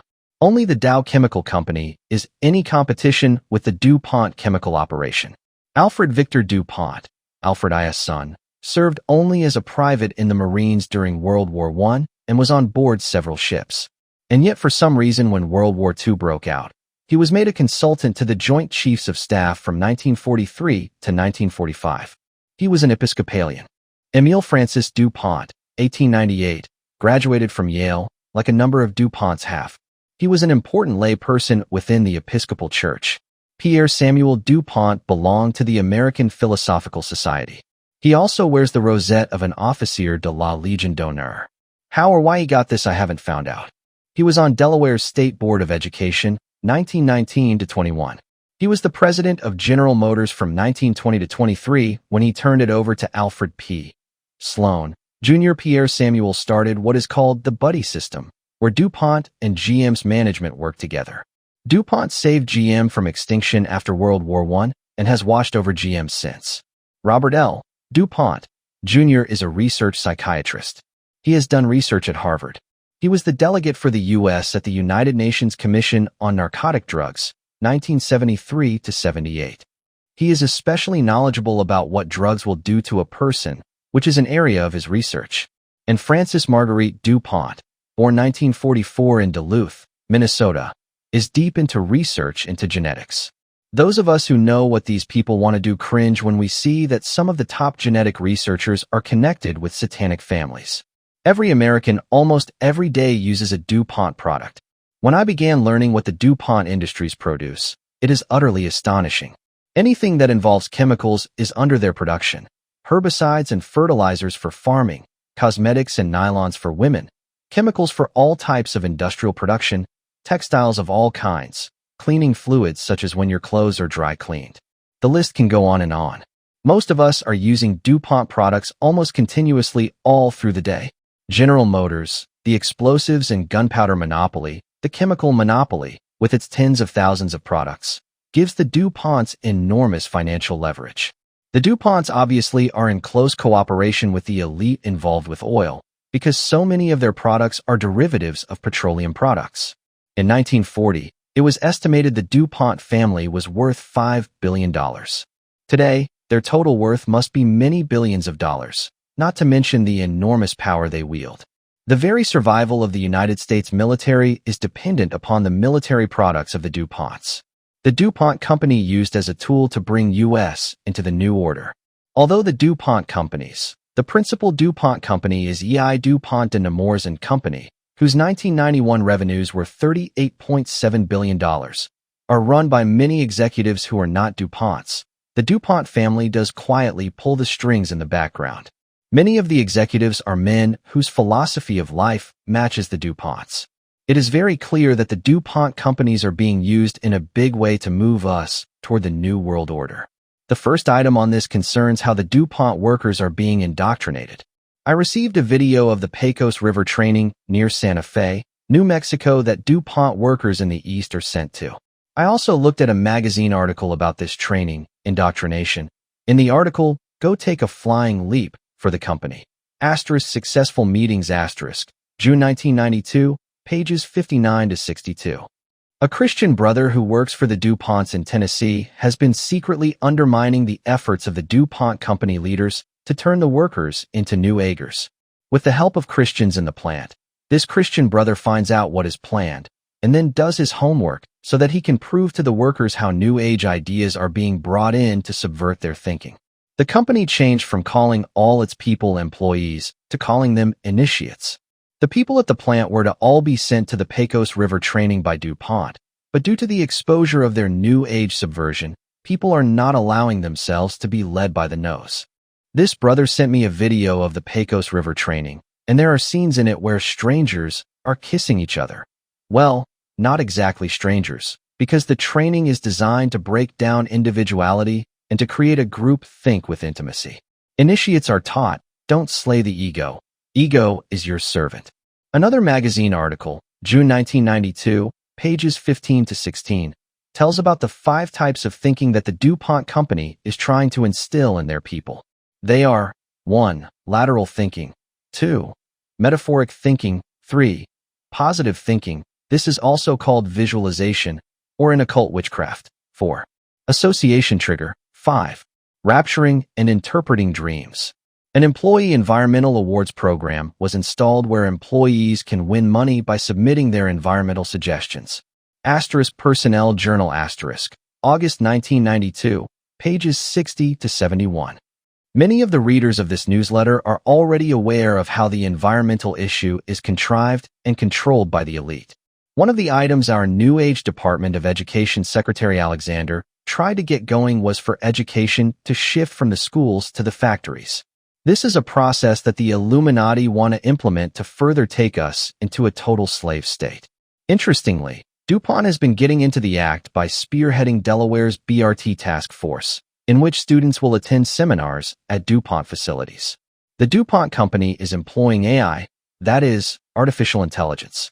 The neural networks are to the point they can learn from their mistakes. DuPont is taking us into brave new world. They were the first ones to initiate with Fax Now, a rapid customer service called Fax on Demand. DuPont is now in the process of becoming totally global. They already have plants in a number of South American countries, Mexico, Canada, US, Korea, Japan, and several European nations. They have been trying to figure out how to enter the Commonwealth of Independent States, CS, what used to be the USSR. Apparently, they lost some money already in that regard. The ICI, Imperial Chemical Industries, which is allied with the Warburg family, in England, and DuPont swap plants. Imperial Chemical Industries has had their headquarters in Wilmington, Delaware for some time before this swap. DuPont got ICI's nylon plant, and ICI got DuPont's acrylic plant in the States. Why? So both companies could become more international. Or in the words of someone else, to focus resources on businesses where each can develop stronger global positions. See Economist, October 3, 1992, page 76. The swap will give DuPont 43% of the European market for nylon fibers used to manufacture carpets. DuPont has built a $20 million research center in Bad Homburg, Germany. DuPont has been spending, according to a recent article, $1.27 billion on research.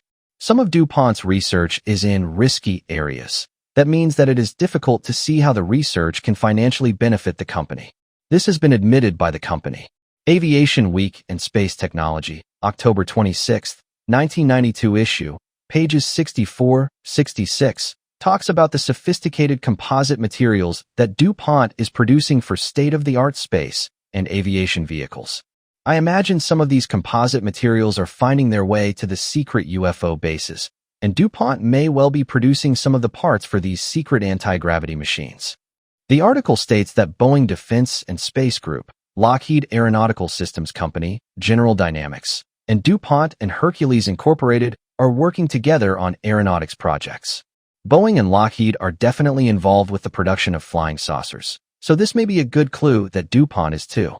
The article states that DuPont has been a leading supplier for advanced U.S. military programs. An example of the sophisticated materials that the DuPonts are producing is XTC, the first recyclable, Class A finished thermoplastic sheet molding compound for horizontal exterior body panels.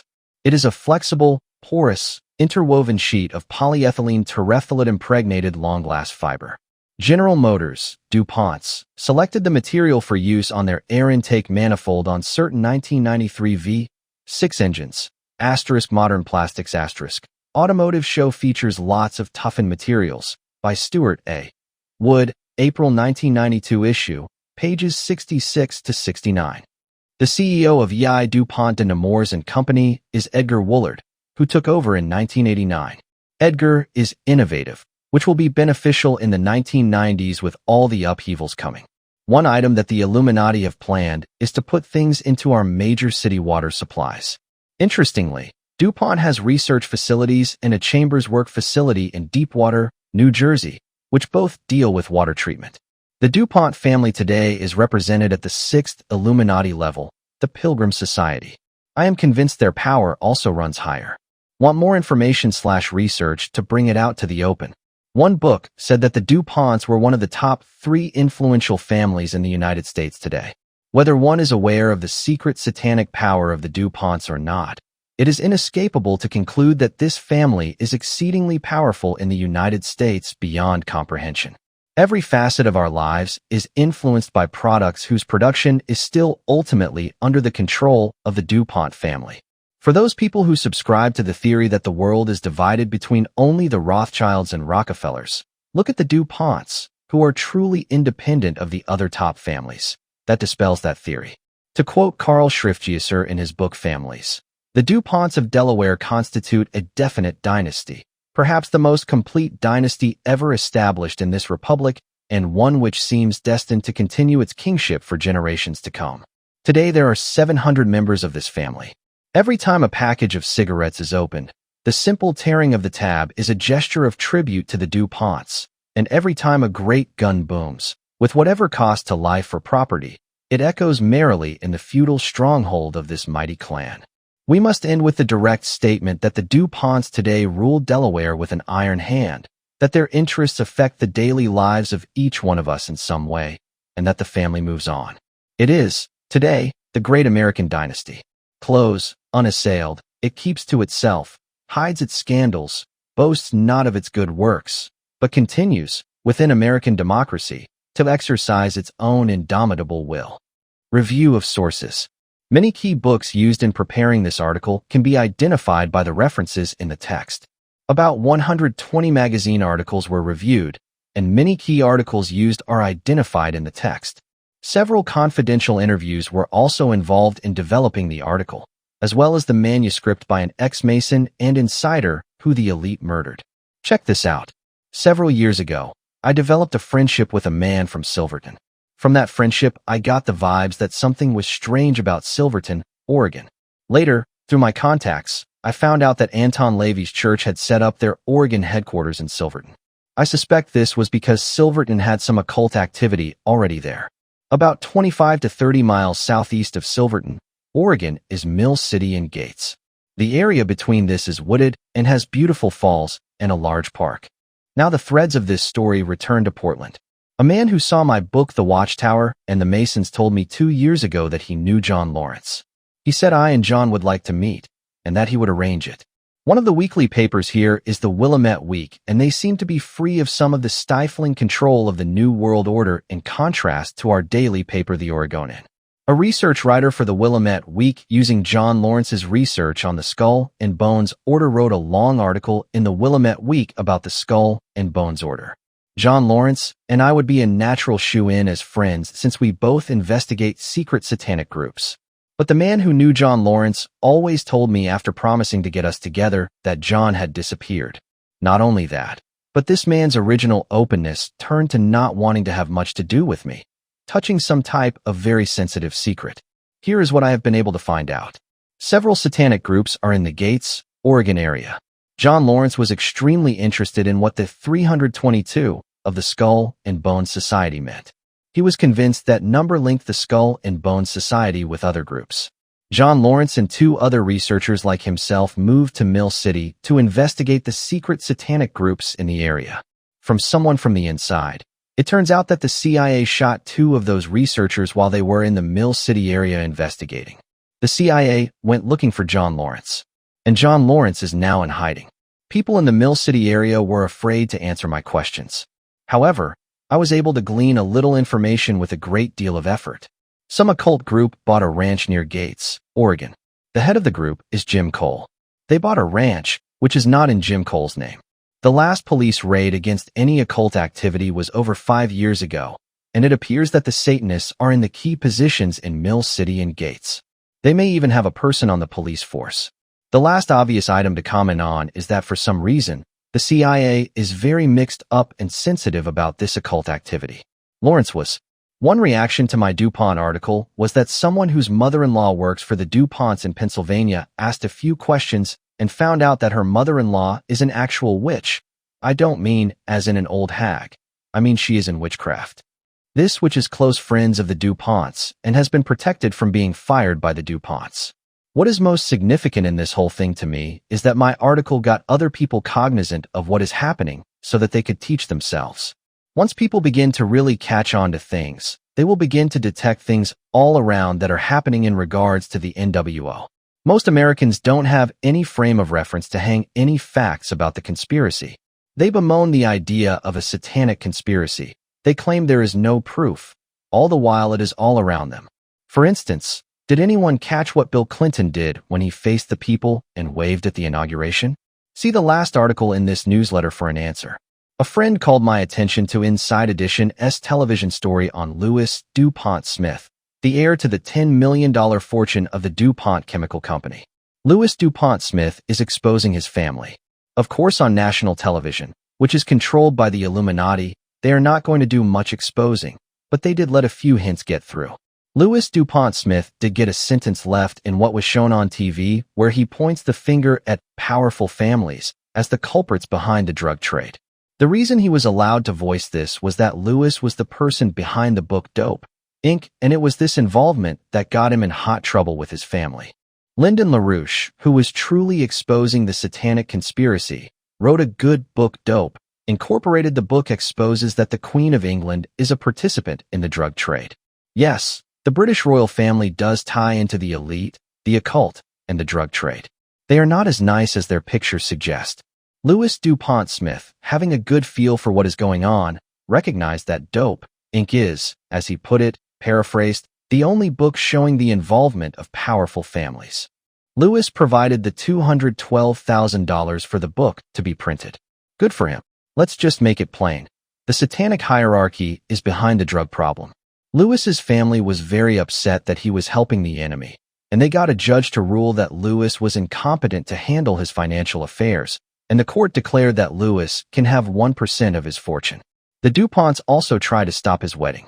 A federal informant saved Louis from getting captured and taken 60 miles into the Atlantic on his father's yacht to be tortured and programmed. His family had hired a motorcycle gang with black hoods and some CIA Green Beret types to kidnap Louis. Louis managed to get wind of the scheme and save himself.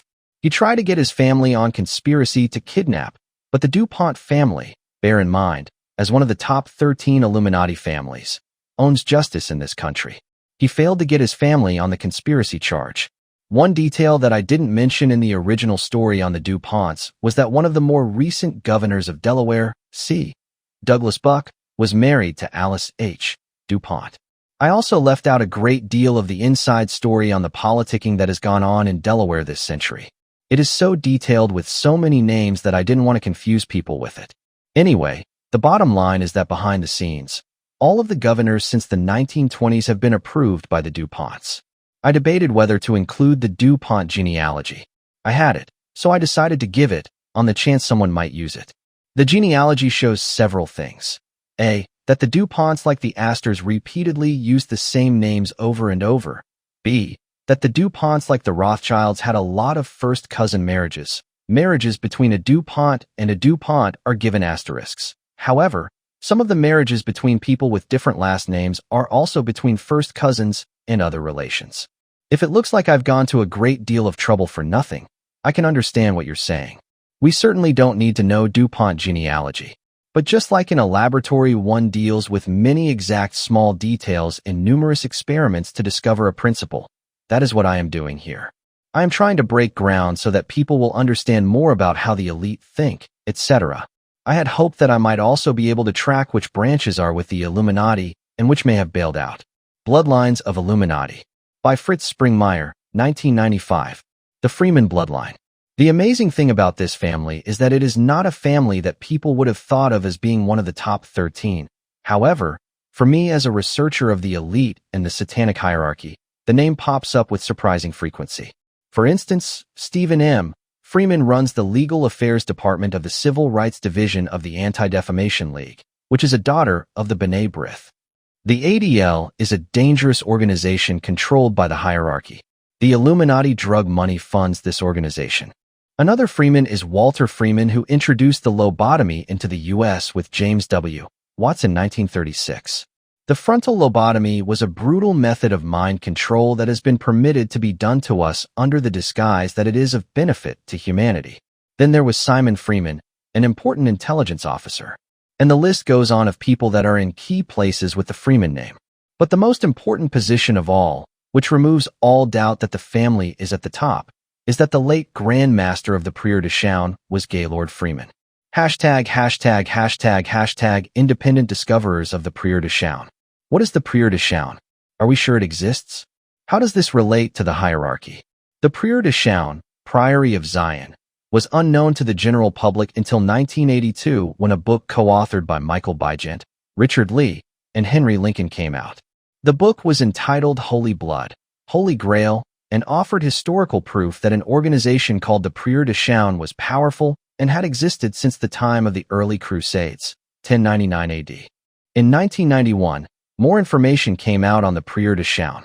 The organization is so little known to even my readership that we need to stop and really examine the Prieur de Chaun. In trying to figure out the mysteries surrounding this organization, Lincoln, Lee and Bygent's research led them to conclude that the holy bloodline that the Prieur de Chaun guarded was the bloodline of Jesus. This immediately made all their research anathema, condemned and disliked by most of Christendom. I watched to see if Christians would refute the unbiblical parts of their research, but besides a couple of short articles, *time*, 9/1-8/82, Raiders of the Lost Grail and Christianity Today, Holy Blood, Holy Grail, Holy Mackerel, in Christian periodicals. In addition to this was a small book in England, The Holy Grail Revealed, which simplistically claimed that the book was of no value because obviously it was erroneous. No one even pretended to try to refute the book, as far as I know, except for that English book which did pretend, but didn't refute anything. The authors went on to write two more popular historical exposés concerning the Prieur de Chaun and Freemasonry, the Messianic Legacy and the Temple and the Lodge. Actually, to be fair to the Christians, if I hadn't already known from my research that much of the European information in Holy Blood, Holy Grail was correct, the wild religious speculation about Jesus in Part 3 may have caused me to doubt the book too. The first Christian author to pick up on the Prieur de Chaun was J.R. Church, who wrote Guardians of the Grail, which built on Holy Blood, Holy Grail's research in a constructive way and put more pieces of the puzzle together. At last a book was out that challenged some of the false ideas of Holy Blood, Holy Grail, without blindly throwing out their excellent research. While the public at large had never heard of the Prieur de Chaun until Holy Blood, Holy Grail came out, the organization was written about in high-level military intelligence briefings years before the book. Some of the men in high-level intelligence have become concerned with the direction this nation is going. It is through such men that independent confirmation had leaked out even before the book. The information did get to some researchers. I came out with my Be Wise as Serpents book in 1991, which among other things covered the Prieur de Chaon, after I had concluded that the evidence verified its existence. I approached the issue from my own angle of research. In researching the Illuminati, it became clear: 1. That bloodlines were very important. 2. That the people in high-level Satanism believe they are descendants of the House of David. 3. The Illuminati's activities tied in many ways to the Prieur de Chaon. One startling tie-in was that the Freeman family was, according to an informant, one of the top 13 Illuminati families. The ex-Illuminati people I received information from were not familiar with Holy Blood, Holy Grail, nor Guardians of the Grail. Even if they had, which they definitely hadn't, neither book mentions the Freeman family. It wasn't until the researchers of Holy Blood, Holy Grail wrote their sequel, The Messianic Legacy, that was published in 1987, that the name Freeman came out as the leader of the Prieur de Chaon. In short, the way the research of mine and others simultaneously from different angles came up independently with similar conclusions using totally different sources confirms beyond a doubt that the Prieur de Chaon exists, and that the Freeman family is indeed a very powerful family. I have never spelled out in detail all the proofs about the Prieur de Chaon and the Freeman family, and even now I am not going to. To me, the basics are facts, and I don't want to get bogged down trying to prove the obvious when there is so much more to learn. There are stubborn people whose minds will not come along no matter how much proof and encouragement. They will just have to stay where they are. Hashtag describing the Prieur de Chaon. The original start of the Prieur de Chaon appears to have been the idea of a number of powerful bloodlines, and included various descendants of the Merovingians, including the House of Lorraine, the House of Guise, the Medici, Sforzas, the Estes, the Gonzagas, and the Street Clairs, Sinclairs. The Medici are tied to the black nobility also. From the beginning, the Prieur de Chaon has been committed to Hermetic magic, a type of black magic that originated with the ancient Egyptians and portrayed in the Egyptian Book of the Dead. René d'Anjou, a descendant of the Merovingians, persuaded Cosimo de' Medici to establish in c. 1444 a non-church library at San Marco where Plato, Pythagorean works, and books on Hermetic magic were translated. Up until this time, the Catholic Church had control of all the libraries. It was from Cosimo de' Medici's library that the spark of Greek and Egyptian teachings set off what developed into the Renaissance, which was a revival of humanism and the occult. It appears that during the Middle Ages, witchcraft and the mystery religions had seriously dissolved to the point that these modes of thought had to be relearned from the ancient writings. Interestingly, the Middle Ages, when witchcraft and paganism were dissolving, have been branded the Dark Ages by the establishment and inaccurately painted as a time when learning went out. A magazine put out during World War II by Prieur de Chaon members was Vanker. The organization that took credit for the magazine was Alpha Galates. It carried articles on Atlantis, Theosophy, Celtic wisdom, and other esoteric things. The magazine also declared itself in favor of a united Europe. Robert Schumann, who was associated with the magazine Vanker, later became a leading architect of the EEC.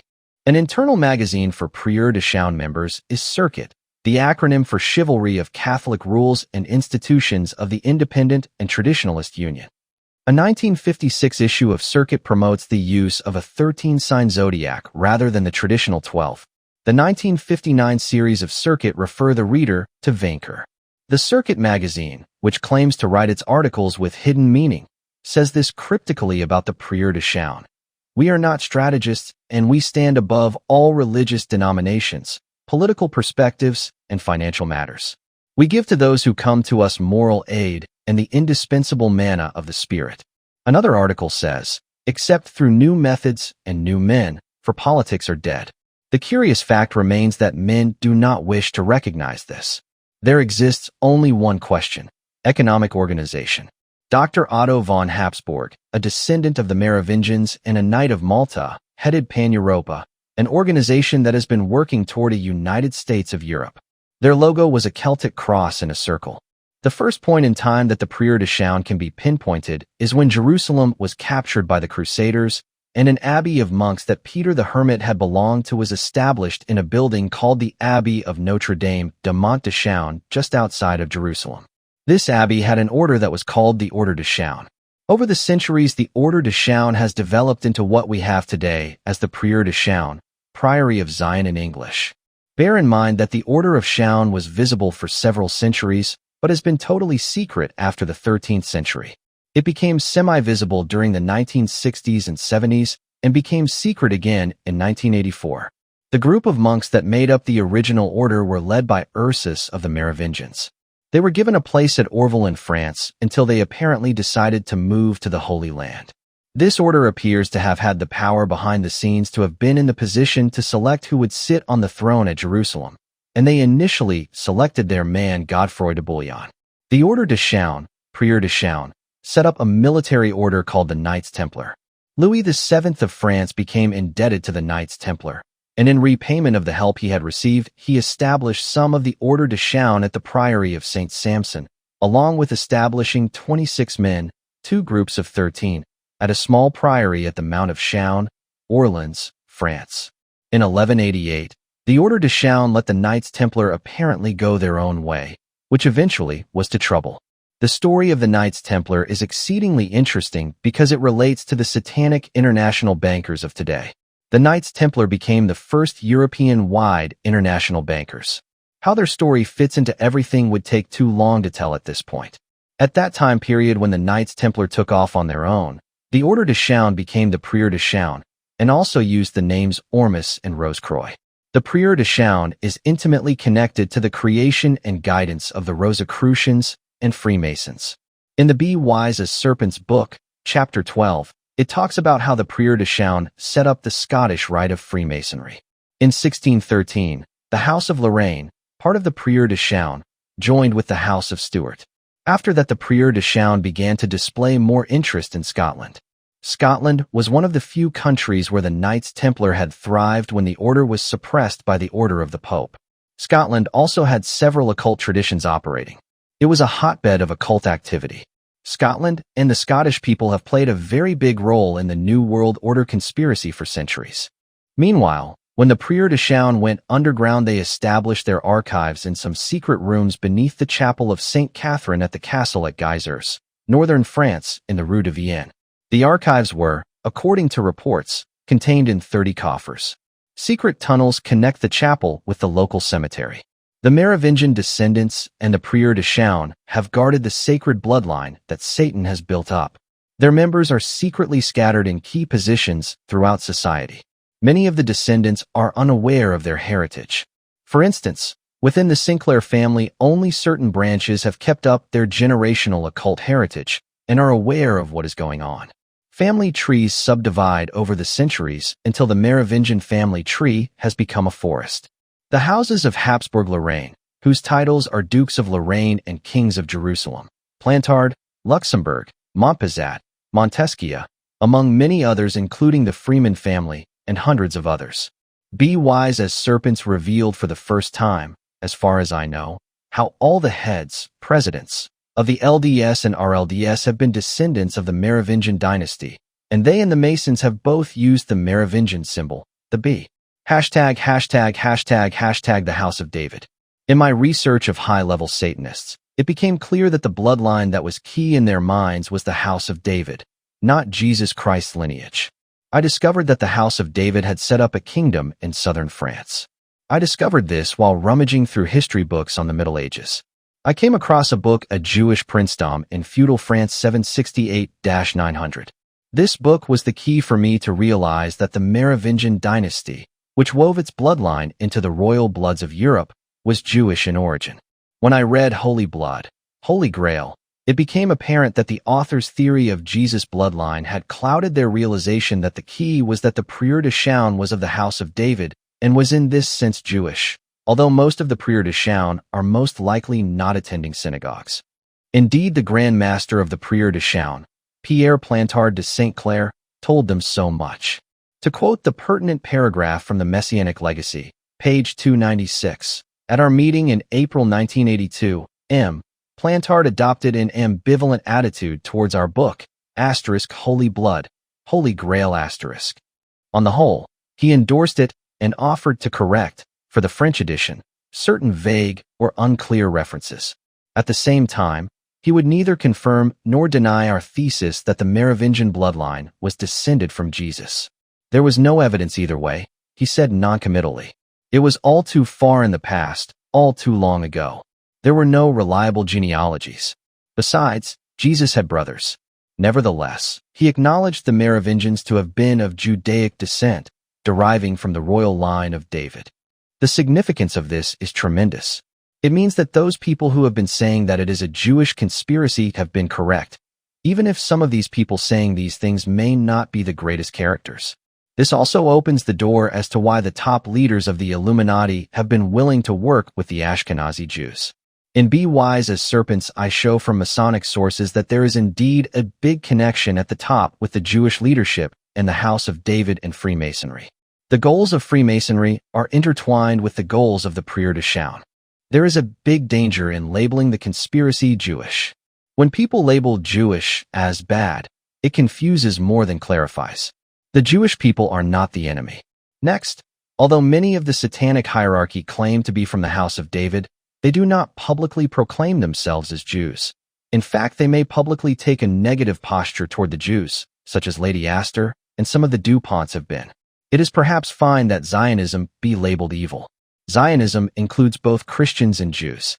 To be a Zionist is to identify oneself with a movement that the elite has set up and controlled for their purposes. Many in the Zionist movement are like common people everywhere. They want to do what is right. They have simply not gotten the bigger picture and are being used. When two groups have some similarities, but each want to keep their own identity, they can be mortal rivals. One group that has been very easy for Satan to provoke against Christians is the Jews. Perhaps no group of people has hated Christians with more intensity. One of the first groups that Satan worked at controlling were the Jews. But to call the conspiracy Jewish is misleading. The father of it all is Satan. It is satanic, and it will use anyone it can. And God will use anyone too. How many of us have escaped helping one cause or another of the establishment, or in being in some organization that the establishment was using?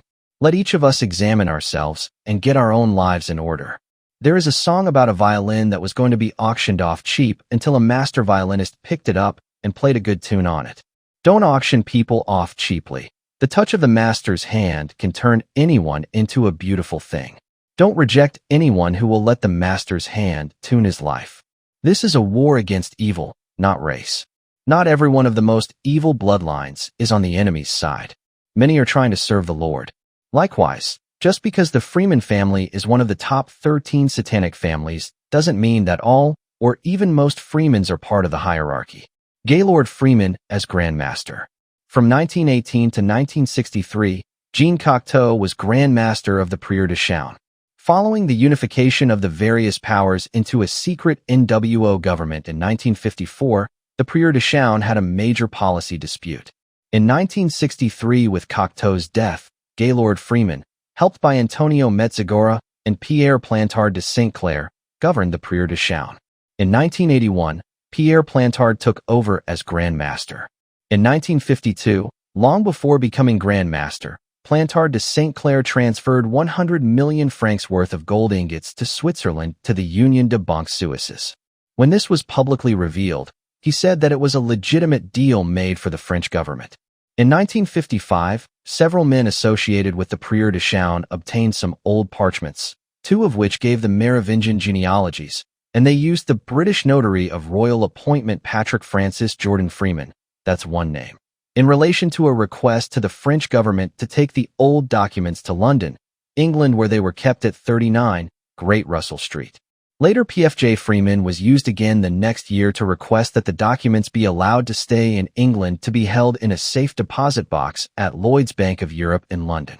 One of the men involved went by the name Captain Ronald Stansmore Nutting of London, born in Dublin, Ireland, who is reported by reliable sources to have been in British intelligence MI5 and had sat on the board of directors of at least 14 companies, including Arthur Guinness and Guardian Assurance. He was chairman of the board of the British and Irish Steam Packet Company. He was also governor of the Bank of Ireland. One of Guardian Assurance's departmental chairmen was also an MI5 operative besides Captain Nutting. Another PDS member who was with Nutting was Viscount Frederick Leathers, who was British Minister of War Transport during World War II. Viscount Leathers had a business associate and longtime friend Sir William Stevenson, who was the wartime chief for MI6's American branch office called BSC, British Security Coordination, in New York. Another friend of Leathers was Connop Guthrie, who also headed BSC for MI6 in New York. Guthrie was a shipping executive. Due to internal trouble in the Prieur de Chaune that resulted from a rule that members had to place a birth certificate and signature with the priory, an English faction created forgeries of birth certificates and signatures, and in secret protest sent these as originals to France. P.J. Freeman then got involved in this act of defiance. Another division occurred between the French members and the American-British members. The French wanted more of a role and some type of restoration of the monarchy in a united Europe. The American-British members who far outnumbered the few French wanted to skip the monarchy idea. The Vatican and the Prieur de Chaune, PDS, my personal abbreviation, work together. Apparently, the Vatican is given some type of minor kickback for their cooperation. John Drake, A. Robert Aboud, and Gaylord Freeman were three members of the Prieur de Chaune that were associated with the First National Bank of Chicago. John Drake had started as an assistant cashier in 1944 and became a vice president 3 years later. In 1969, Drake became both the president and one of the directors of the bank. He also was on the board of a number of other companies including Stephan Chemical, MCA, Incorporated, Oak Industries, and Central Illinois Public Service. The Guardian Royal Exchange Assurance, the Guardian Assurance, in London where P.J. Freeman worked had shared a building with the First National Bank of Chicago, which had Gaylord Freeman as chairman of the board of directors. In other words, the two businesses and the two Freemans all connected, it seems, to the Prieur de Chaune, and then by other inferences all connected back to the hierarchy. Gaylord Freeman's signature appeared on a Prieur de Chaune document of December 16, 1983. Gaylord Freeman never publicly admitted that he even knew anything about the PDS. Grandmaster Gaylord Freeman and Roger Freeman instructed the U.S. government. On the next page is a photocopy of the article that the New York Times ran when Gaylord Freeman died. It has often been said if you want to know who really runs things, look at a man's advisors. Now check this out. Gaylord Freeman never ran for any major political office, and the voting process is supposedly to get men who know what they are doing into office, and yet if you read the N.Y. Times biography you will read, Mr. Freeman was frequently called on by Washington for advice and assistance. Yes, presidents and congressmen called Gaylord Freeman for advice. Instructions might be a better term, and yet most of us haven't even heard of the man. Again, for those who think that only the Rockefellers and Rothschilds are powerful families, let me ask, why weren't they calling Rockefeller? Not only did the presidents turn to Gaylord Freeman for advice, orders, they also turned to another member of the family, Roger A. Freeman. Roger A. Freeman was a senior fellow at the Hoover Institute. I suspect Roger was Jewish, but the newspaper doesn't say any religion. The New York Times biographical news article that came out when Roger died is also put on the next page. Note that in the headline, they emphasize that Roger Freeman played the role as advisor to two presidents. And yet I doubt that hardly any American has heard of him. One prominent Freeman, James D. Freeman, has played a leadership role in Unity School. James Freeman has written at least 6 important books for Unity, which they have published. 2 of his works are Unity School and The Story of Unity. Had the article on spiritual warfare covered ritual sites in Kansas, Missouri, I would have mentioned about the Unity School. Near, adjoining, the Unity School, in between Kansas City, Kansas and Kansas City, Missouri, is a strip of wooded land. Little Ricky Road goes through this area, and the forest along Little Ricky Road has been used for satanic rituals by a coven that was made up of adults, not teenagers. Interestingly, a man who was part of the Unity School hierarchy and came to Christ told me that the school secretly conducted Luciferian initiations and that Robert Schuller, 33 degrees Mason and leading Protestant clergyman, knew all about Luciferian initiations being conducted there, yet Schuller went ahead and taught his principles of church growth to Unity School. They call the school Unity School of Christianity, but a more accurate name would be Unity School of Witchcraft. Many witches have in fact been associated with the Unity Church and are closely working with it to secretly destroy Christianity. I know from inside information that the hierarchy is sending orders to the school, so it would not surprise me if James D. Freeman was actually part of the Freeman family that is one of the top 13 Illuminati families. Some of the family are clearly Jewish, such as Ernest Robert Freeman, who lives in Maryland and is an important Jewish leader. He has been the director of the Jewish Community Council in his area and president of the association. The Sachs family also ties into the conspiracy, so that is interesting. And Grace Freeman, who is Jewish, wrote inside. Some of the Freemans are leaders in Christendom too. Lee Jackson Freeman is an American Baptist minister. He went to Union Theological Seminary, which is a totally ungodly place. They turn out socialists for graduates, etc. Lee Jackson Freeman was a member of the executive board of the National Ministries of the American Baptist Church. He also served in the ecumenical ministries in his Scranton, Pennsylvania area. Lexi Freeman is a Nashville, Tennessee Methodist pastor, Waverly Place, who is a Freemason. Origins of the family. There are obviously different unrelated family lines that have the last name Freeman. In the preliminary genealogical work that I have done, I have found Freemans coming from England, France, Germany, and Austria. Howard L. Freeman is a Christian author who has written about how the economic system of our nation is ungodly. I wrote him a letter of inquiry about the Freeman family. He wrote me and told me that his family came from the English town of Barnstaple, and that the Freemans in that area treated him as a royal guest when he visited the area. He was shown around England over a 50-mile radius by the Freemans in England.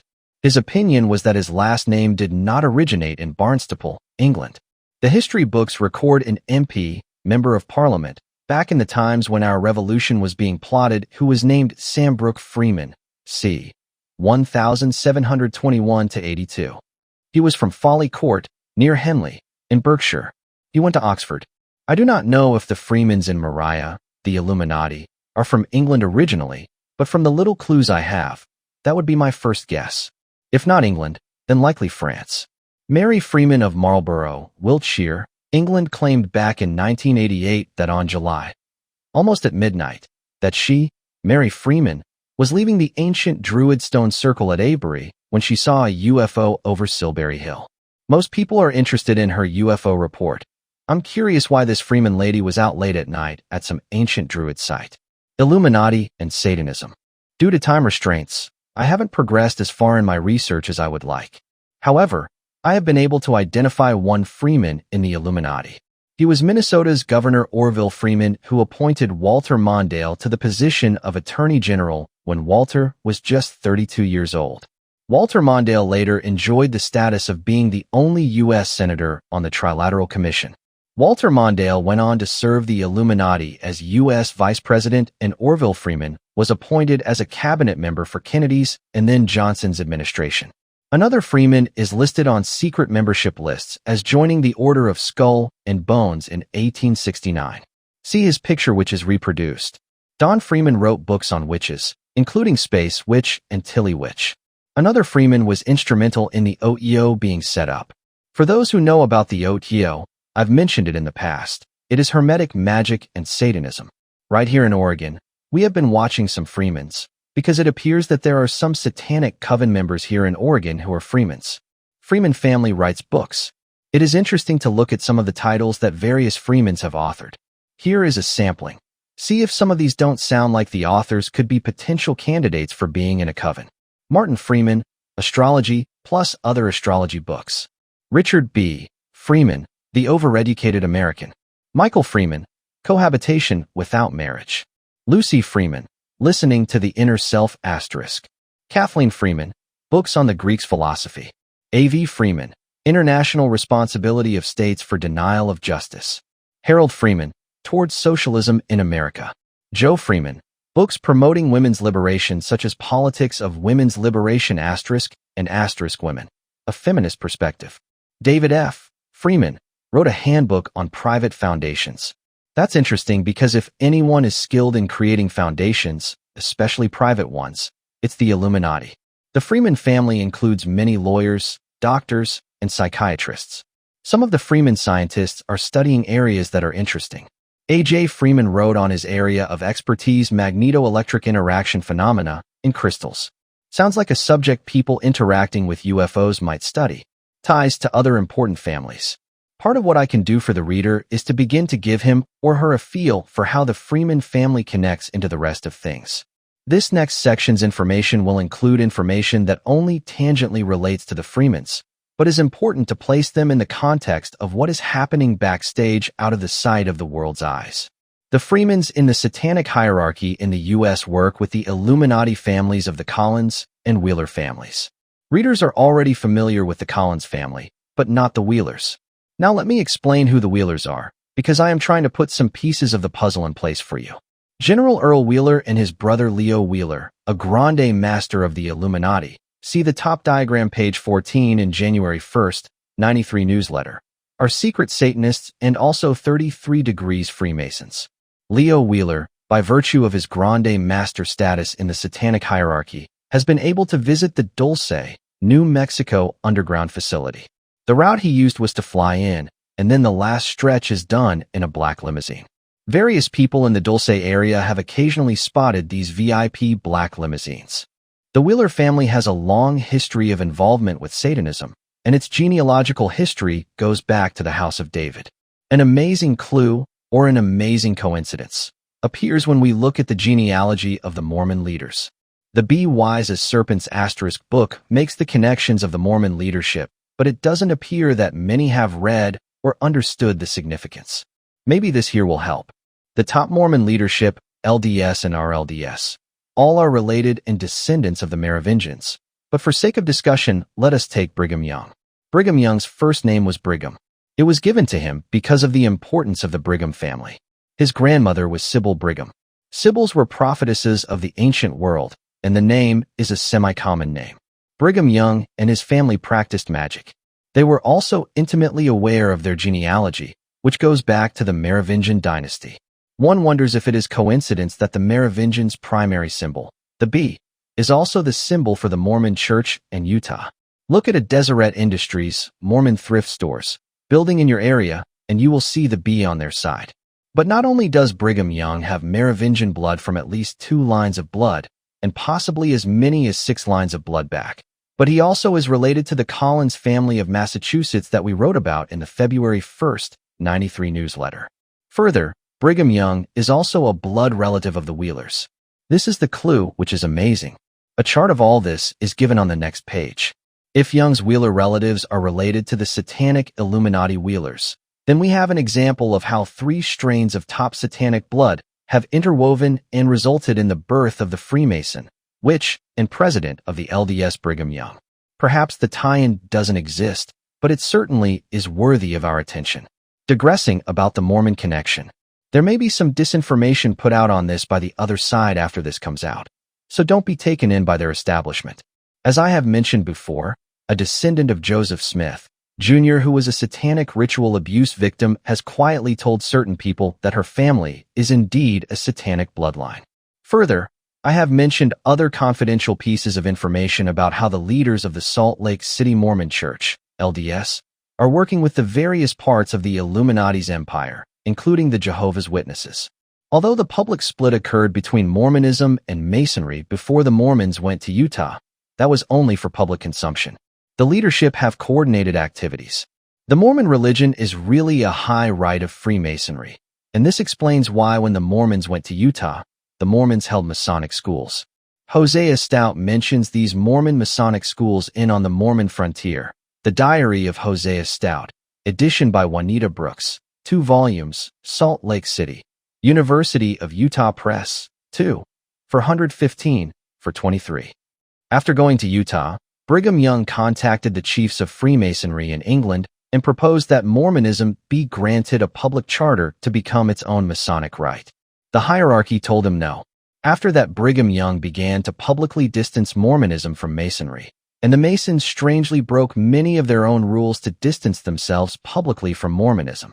LDS Apostle Reed Smoot was given permission to run for office by the LDS Church. President Harding appointed him to the World War Foreign Debt Commission, and he also served the elite as the chairman of the Senate Finance Committee. The War Finance Corporation just happened, due to Smoot's arranging it, to give the LDS Church a $10 million loan. Mariner S. Eccles, of an old elite family, and a Mormon, and an Illuminatus, became Secretary of the Treasury in 1934, and was chairman of the Federal Reserve Board from 1934 to 51. Ezra Taft Benson, later the LDS president, was appointed Secretary of Agriculture. David B. Haight, a prominent Mormon, was made the head of all the mayors in the San Francisco area. The full title is Governor of the San Francisco Bay Area Council of Mayors. Mormon Charles C. Cox was put in charge of the Securities and Exchange as commissioner. I could go on listing some other Mormons who have been placed in key establishment positions. Why? Why are the Illuminati and their establishment not afraid of these Mormons who have leadership positions in the LDS Church? This is a whole area I would love to explain, but as this article is digressing from the Freemans, I need to return to the subject being considered. The Lords of Anjou, part of the PDS, were Plantagenets, and so was one of Brigham Young's ancestors, if we go back through the Goddard and Gifford family ancestors. I am trying to get my readers to look behind the curtain of organizations that we publicly see and to see what is going on backstage. And then I am trying to show how the people backstage are related and know it. Summary. We find the Freeman family popping up as the Grand Master of the Prieur de Chaune, as a co-founder of the Occult, as a member of the Skull and Bones, as a powerful ADL member, as members of Satanic covens, and as authors of occult books, as well as other suspicious things. It also should be mentioned that two of the Freemans have been very important advisors to U.S. presidents and many other high political leaders. The Freeman family has all the earmarks of being one of the top 13 Illuminati families, as my confidential sources reveal. More on the Freemans. In 1991, Pulitzer Prize winner James B. Stewart, the front-page editor of the Wall Street Journal, came out with his book Den of Thieves. The book is the detailed story of how major insiders on Wall Street were systematic crooks. The four biggest names of the insider trading ring were Michael Milken, Ivan Boesky, Martin Siegel, and Dennis Levine.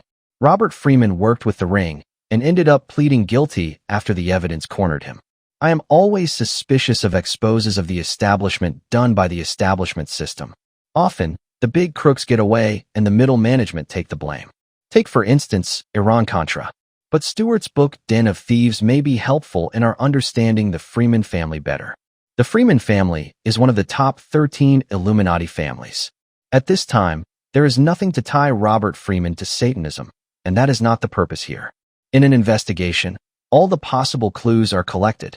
I am bringing my readership into this investigation of the top 13 families, and here is a possible suspect to make note of. Robert Freeman worked for the Jewish investment firm of Goldman Sachs. Goldman Sachs' headquarters is on Broad St. in New York, New York. Just a short distance from Goldman Sachs' trading floor in their headquarters building on the glass-enclosed 29th floor was Robert Freeman's office. Robert Freeman was a graduate of Dartmouth. He liked to vacation in Colorado skiing with his family. He worked with Siegel and Boesky, especially in his illegal insider deals. These insiders made millions off investors and would have made billions if they hadn't been arrested. Freeman and Siegel made some complicated deals, such as the Occult and the Storer affairs. Boesky went to Russia after prison and offered his financial talents, but was politely rebuffed. One of the men involved with the ring was Milken. Milken's influence had been a major factor behind the stock market recovery after Black Monday, 1987. That was Monday, October 19th, and the stock market plunged over 500 points that day. Milken convinced investors to invest in the stock market, and the Federal Reserve flooded the market with cash to prevent a disaster. Milken was, maybe still is, a close friend of Mason Jesse Jackson. Milken is heralded by many prominent Jews even after his arrest as a great Jew. That's not my opinion. A newspaper article will back that up. The Drexel firm associated with Milken was advised by the Federal Reserve, the SEC, the Treasury, and the Stock Exchange to declare bankruptcy with Chapter 11, which they did. Goldman and Sachs, both Jews, went to bat for Freeman and hired private detectives to help his case. K. Scholar in New York represented Freeman legally. Eventually, Robert Freeman pleaded guilty and was given a 4-month sentence which he served and was released on August 30th, 1990.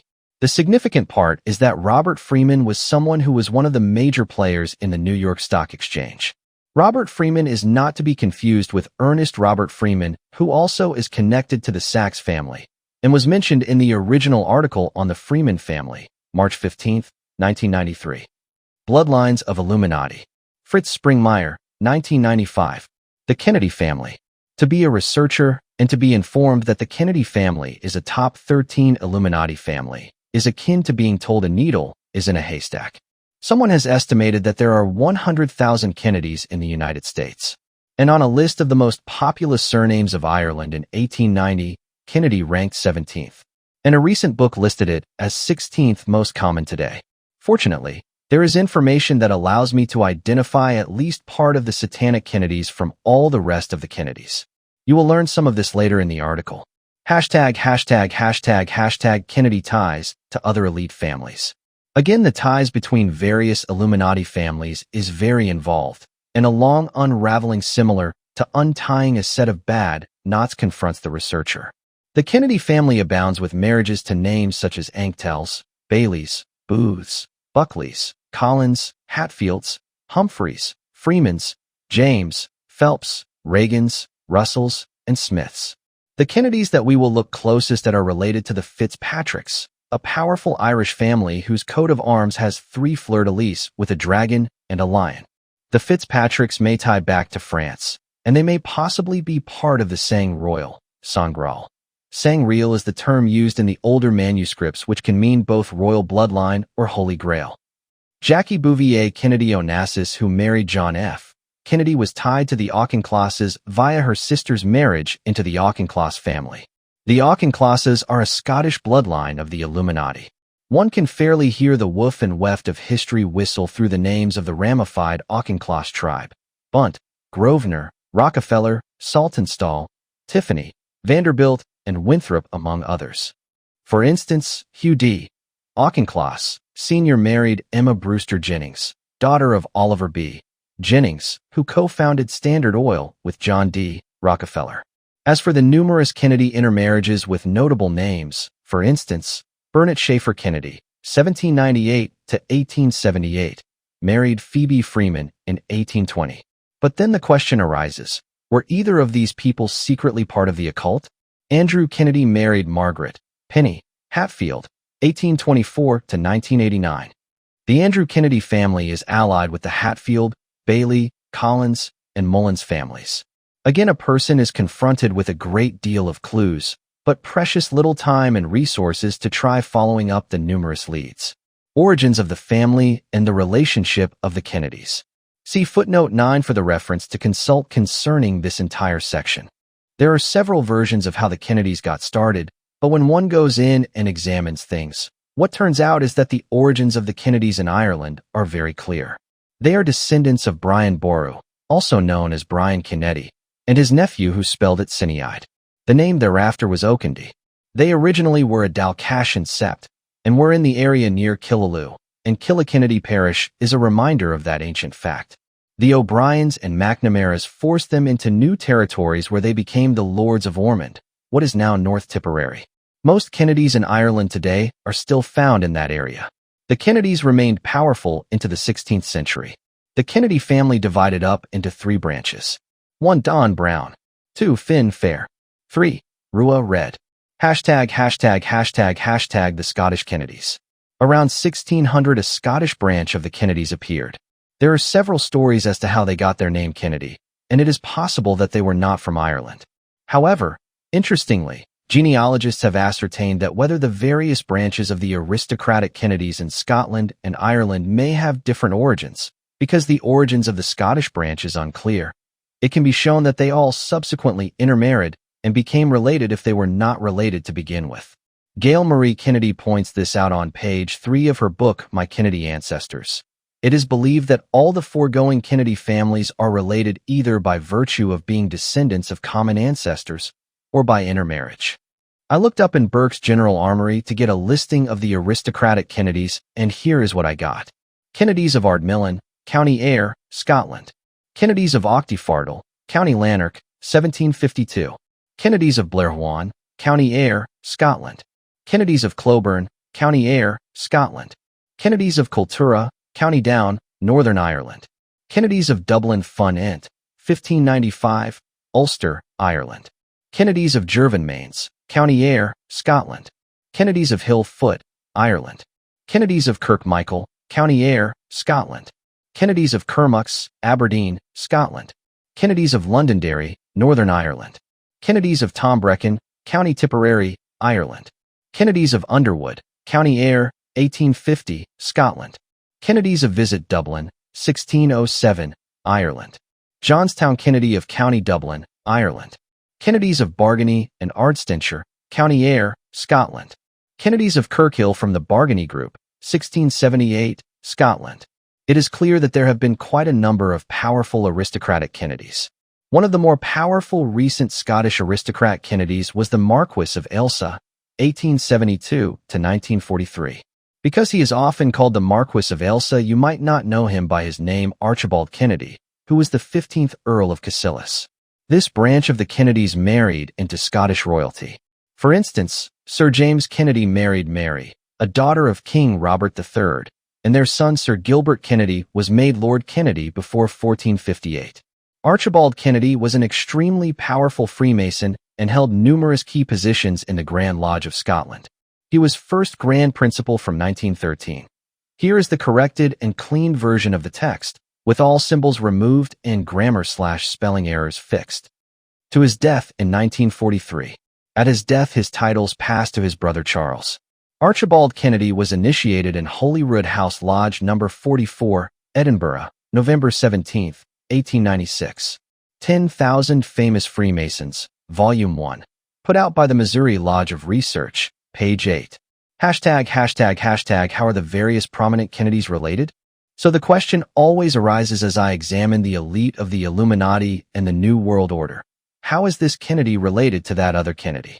For instance, how is David M. Kennedy, who is a Bilderberger, and William Jesse Kennedy III, who is a key man for the Duke Illuminati family? He is president of Mutual Life Insurance Company, a Duke financial asset, director of RCA, trustee of the Ford Theater where the elite killed Lincoln, and associated with the Pilgrim Society through the Conference Board of NYC? Although I can't explain the exact ties, I can safely say that if one goes back several hundred years, the Kennedy aristocrats all tie together. Beginning at the beginning. One of my first clues that the Kennedys had something to do with the Illuminati was the conspiracy book The Widow's Son, The Historical Illuminatus Chronicles, Volume 2, by Robert Anton Wilson. Robert Anton Wilson and Robert Shea, authors of Illuminatus, are not Christians. On the contrary, they are regular participants in the Central Ohio Starwood Festival for witches and pagans.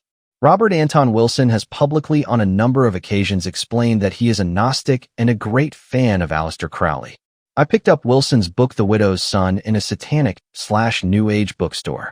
In both Volume 2, the teaser chapter at the end, and in Volume 3 of the Historical Illuminatus Chronicles, one is taught the significance of Brian Kennedy, the first Kennedy, and how Brian Kennedy's blood got into some very important royal bloodlines. It is interesting that an informed man like Wilson, who spends time doing rituals with Gnostics and witches, would declare that the Kennedy family is an important bloodline in connection with the Illuminati. How many people knew that Tip O'Neill, Speaker of the House of Representatives, was a descendant of the Kennedy clan? Wilson writes for New Agers and witches, not for Christians. One gets the feel that his experience with the occult has somehow given him a very good idea of what is going on in terms of the Masons, the Illuminati, etc. He writes his books in such a way that they are historical novels with a great deal of facts, and yet one is always left wondering by the style of writing whether the author wants to be taken seriously or not, and whether what he writes is make-believe or history padded with some fiction. I personally believe it is just the way the author works. They expose the facts for their own people, but in a way that will not be taken seriously by others. Wilson acts like a buffoon one minute and a serious conspiracy researcher the next, and he will act both ways all in one article or even on a single page of his books. When a person checks up on Wilson's facts, they usually hold true. On my part, the information about Brian Kennedy was astounding. I had to go as soon as possible to verify it from other sources, and it turns out Wilson was accurate about their genealogy and their importance in the Illuminati activities historically, etc. The Illuminati and Matthew Kennedy. One of the chief lodges for the branch Illuminati prior to 1784 was located in a huge chateau at Hermenonville near Paris, France. The land belonged to the Marquis of Girardin, who protected Rousseau and later gave Rousseau a tomb on his estate. Saint Germain presided over this illuminated lodge. This illuminated lodge carried out blood rituals with an altar made from human bones. Interestingly, one of Saint Germain's good friends who came over from Ireland to Paris was Matthew Kennedy, 1652 to 1735. Matthew Kennedy was connected with Saint Germain's court and wrote chronological, genealogical, and historical dissertation of the royal family of the Stuarts. In 1613, the Stuart family had married into the Sangreal and began to play a role in the genealogies of the Prieur de Chaun. Frederick of the Palatinate, after he married Elizabeth Stuart, established an occult Rosicrucian state. It was Frederick who helped start the bloody 30 Years' War between the Protestants and Catholics. The Stuarts spread the Scottish rite of Freemasonry throughout Europe. For a while, the Prieur de Chaun seems to have backed the Stuarts, but at some point quit. Saint Germain is revered as a Christ figure by the I Am movement and the Church Universal and Triumphant and other New Age groups. A picture that looks similar to Christ, but which is actually a picture of Saint Germain, hangs in many of the houses of people involved with the I Am movement or its spin-offs. It is significant that an Irish Kennedy who was interested in and liked the Stuart dynasty would be part of Saint Germain's court and a popular writer for them. ##### John Fitzgerald Kennedy.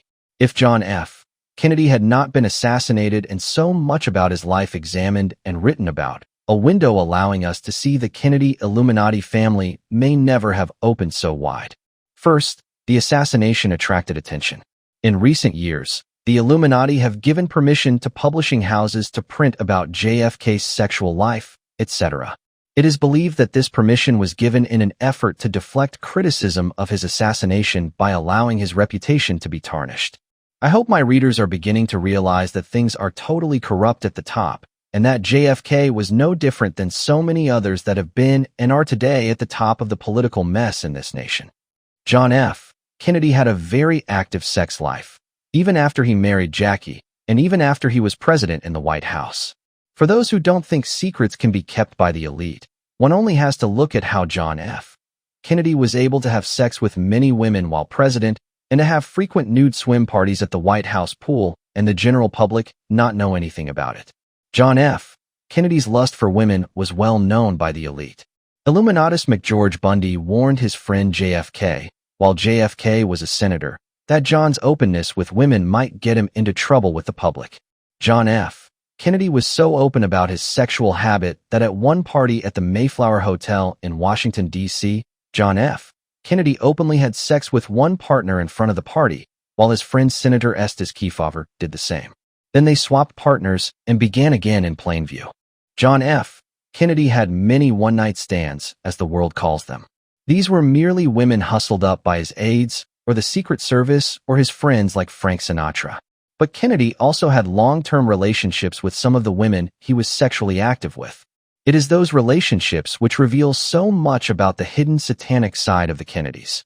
John F. Kennedy had 3 long-term girlfriends, Marilyn Monroe, Jane Mansfield, and Zsa Zsa Gabor, who were also girlfriends of Anton LaVey, who has headed the Church of Satan. Jane Mansfield was a high priestess of the Church of Satan. Marilyn Monroe was a participant in LaVey's satanic rituals before LaVey founded his Church of Satan. Both JFK and his brother Robert Kennedy had affairs going with Marilyn Monroe, and both visited her just prior to her mysterious death. Zsa Zsa has been interested for years in the occult. JFK also had relationships with other women connected with the Illuminati as well. Before we examine the significance of these 3 relationships of JFK's, and before we get into his liaisons with other women who were Illuminati connected, let's cover the relationship between Anton LaVey and the Illuminati. California was very fertile soil for Satanism due to a host of factors. 2 lesser-known factors are that there were Haitian communities which practiced voodoo in California in the early part of this century. Also, California became a haven for witches and Satanists fleeing from France, South America, Cuba, and other places where their satanic practices were not tolerated. California had a reputation for acceptance of their evil rituals. When one adds to this such things as Hollywood, it is easy to see how the San Bernardino Valley has become such a strong satanic center. Anton LaVey's maternal grandmother was from Transylvania. It was from that side of the family that Anton got some encouragement toward the occult. Anton LaVey loved horror movies. He studied Aleister Crowley and the Occult, which had lodges in California, which is where he lived, and in 1947 he joined the Clyde Beatty Circus. The Beatty family connects in with the Illuminati families also, by the way. LaVey worked for several circuses and learned how to be a showman. He worked the occult sideshows of the circus and found that people wanted to believe occult frauds. Anton LaVey found Marilyn Monroe, a Jewish girl, working as a stripper in the strip clubs. LaVey helped her performance, and through his connections got her started on her big career. LaVey used his talent of showmanship to create a type of Satanism that could be marketed to the public. LaVey always manages to walk a tightrope between openly supporting hardcore satanic practices, such as human sacrifice, and being just simply theatrics. In other words, he blatantly supports enough evil to attract evil people, but he publicly never allows himself to be connected in any way with child molestation, human sacrifice, etc. Anton LaVey was into Satanism before the 1960s, but it was not until 1966 that he founded the Church of Satan. Some hardcore Satanists feel he is all show.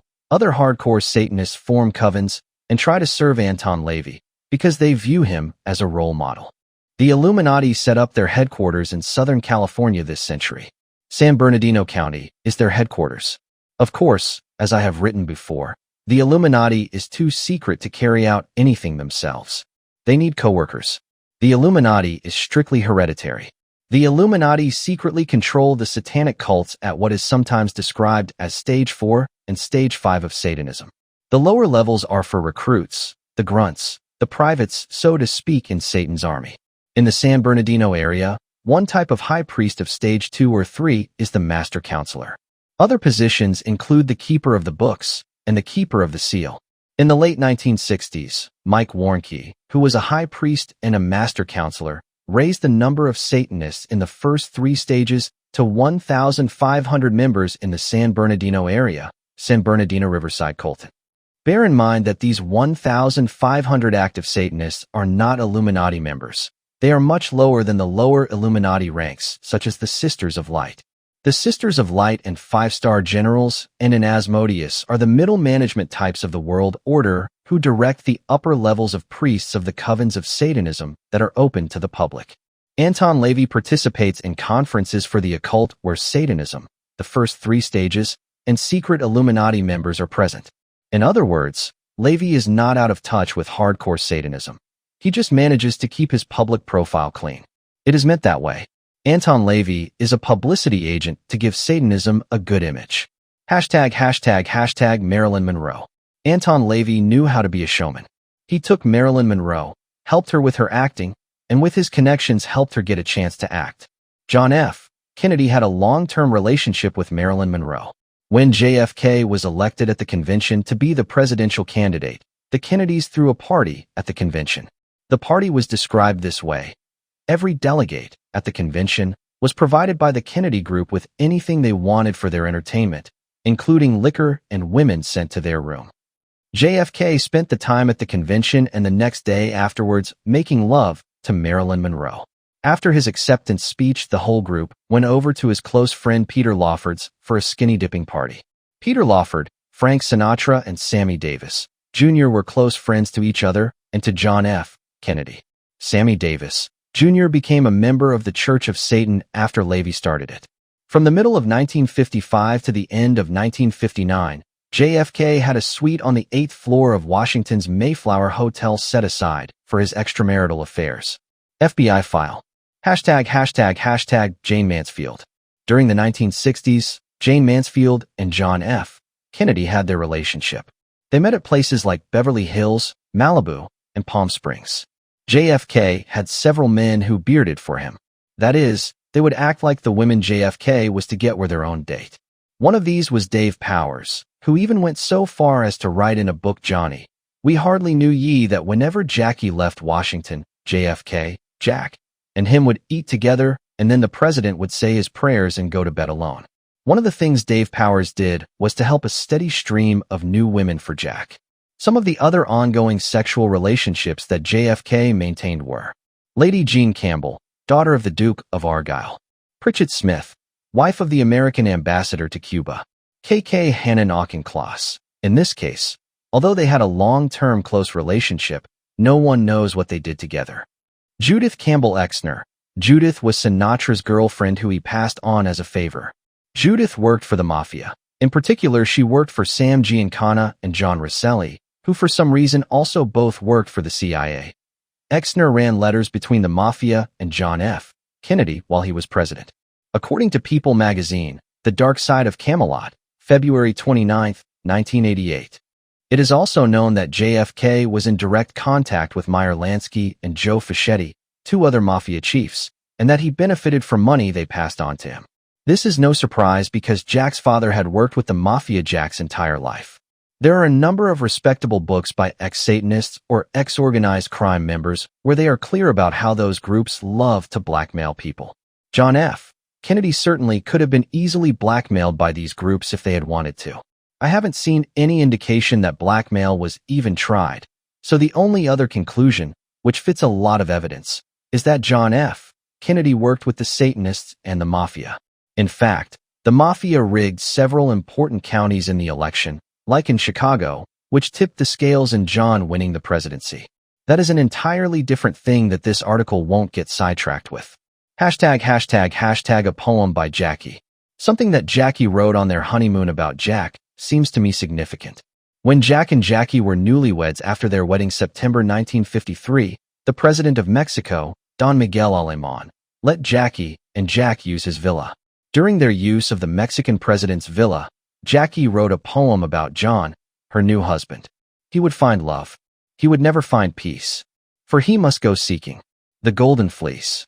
Asterisk a woman named Jackie asterisk, page 134. One of the writing projects that I have wanted to see done, and I have delegated it to a good friend, is to give my readers an article on MJ-12, aka the Wise Men, or the Study Group. This group of men actually run the United States. I know a good deal about the Study Group. In fact, if my sources are correct, it isn't a formal group anymore. There are not formal meetings, but rather meetings happen at random with people accidentally bumping into each other. MJ-12 draws members from the Jason Society and the Jason Group. Both the Jason Society and the Jason Group are named after Jason and the Golden Fleece.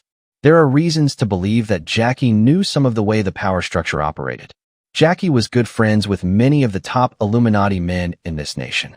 In fact, she ended up marrying Onassis, who was a king in Maria, the Illuminati. Could Jackie have meant in this poem that Jack was wanting to climb the ladder clear up to the Golden Fleece, i.e. the Jason Society and MJ-12? ### Joseph Kennedy. Joseph Kennedy was John F. Kennedy's father. Through various means I independently learned that Joseph Kennedy was part of the Illuminati. He was a member of the Pilgrim Society, a 60 of the branch Illuminati. He also worked closely with the Mafia and other kingpins in the Illuminati. Perhaps in another article we can cover more about Joseph Kennedy. This article is about long enough. I thought I might wrap it up with a story about Joseph Kennedy. The story demonstrates that much of what politicians tell the public is simply for their own benefit, and often only lies. Jack Kennedy got the reputation after Britain and Germany began fighting in World War II as being against the United States entering the war. Jack Kennedy held the prestigious job of being the U.S. ambassador to Great Britain at the time. The fact that Jack Kennedy was given such an extremely vital position shows that the Kennedy family is important within the Illuminati. At that point in time, like no other time, it was important who the U.S. had as ambassador. After the war began, and both countries had martial law and extensive military communications, the ambassador was really not quite so critical in his role. One of the men who worked at the embassy for the Americans was an American, Tyler Gatewood Kent, a career officer in the U.S. Consular Service. Tyler Kent believed in a world conspiracy before he began working in the code room. While he worked there, he was astonished that Roosevelt was secretly involving the United States in World War II and lying to the American public. Further, Roosevelt was pulling strings to get us involved while lying to the public. Kent secretly took 1,500 pages of secret documents, which he was going to show to the public to expose the conspiracy. Kent never made it. He was arrested. In order for the British to hold him, Jack Kennedy had to revoke his diplomatic immunity on May 20, 1940.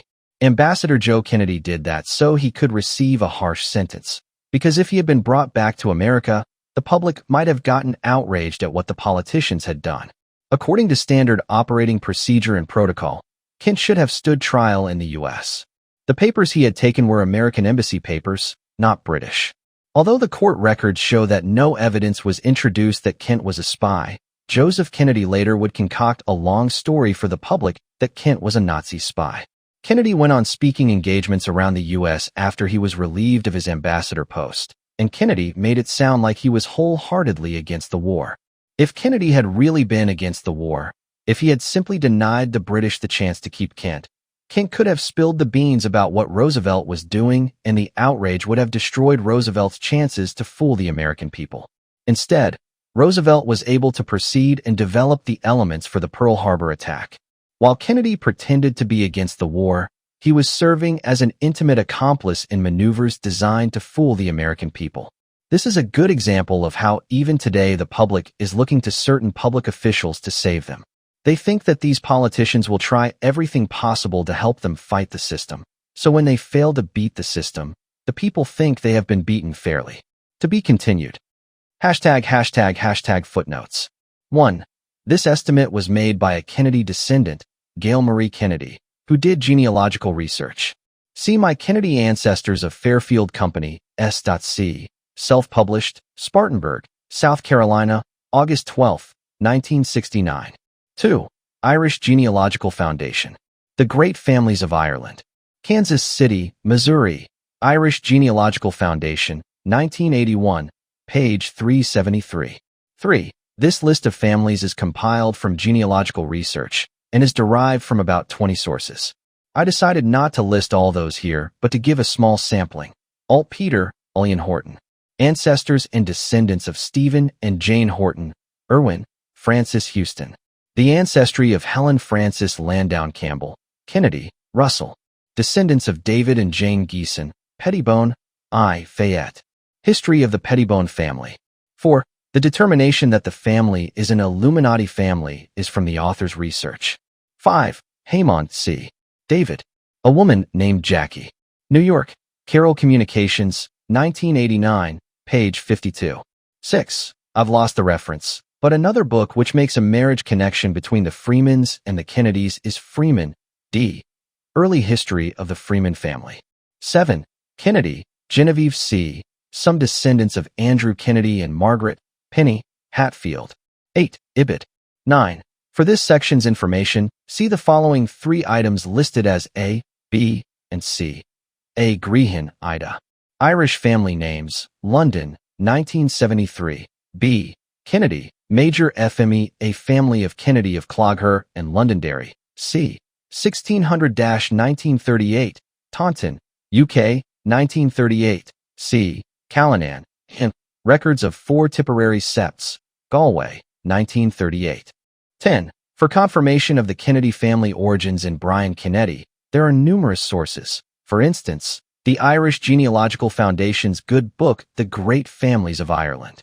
Also, quite a number of Irish history books discuss Brian Kennedy, aka Brian Boru, and some of the Kennedy genealogy books also discuss the origins.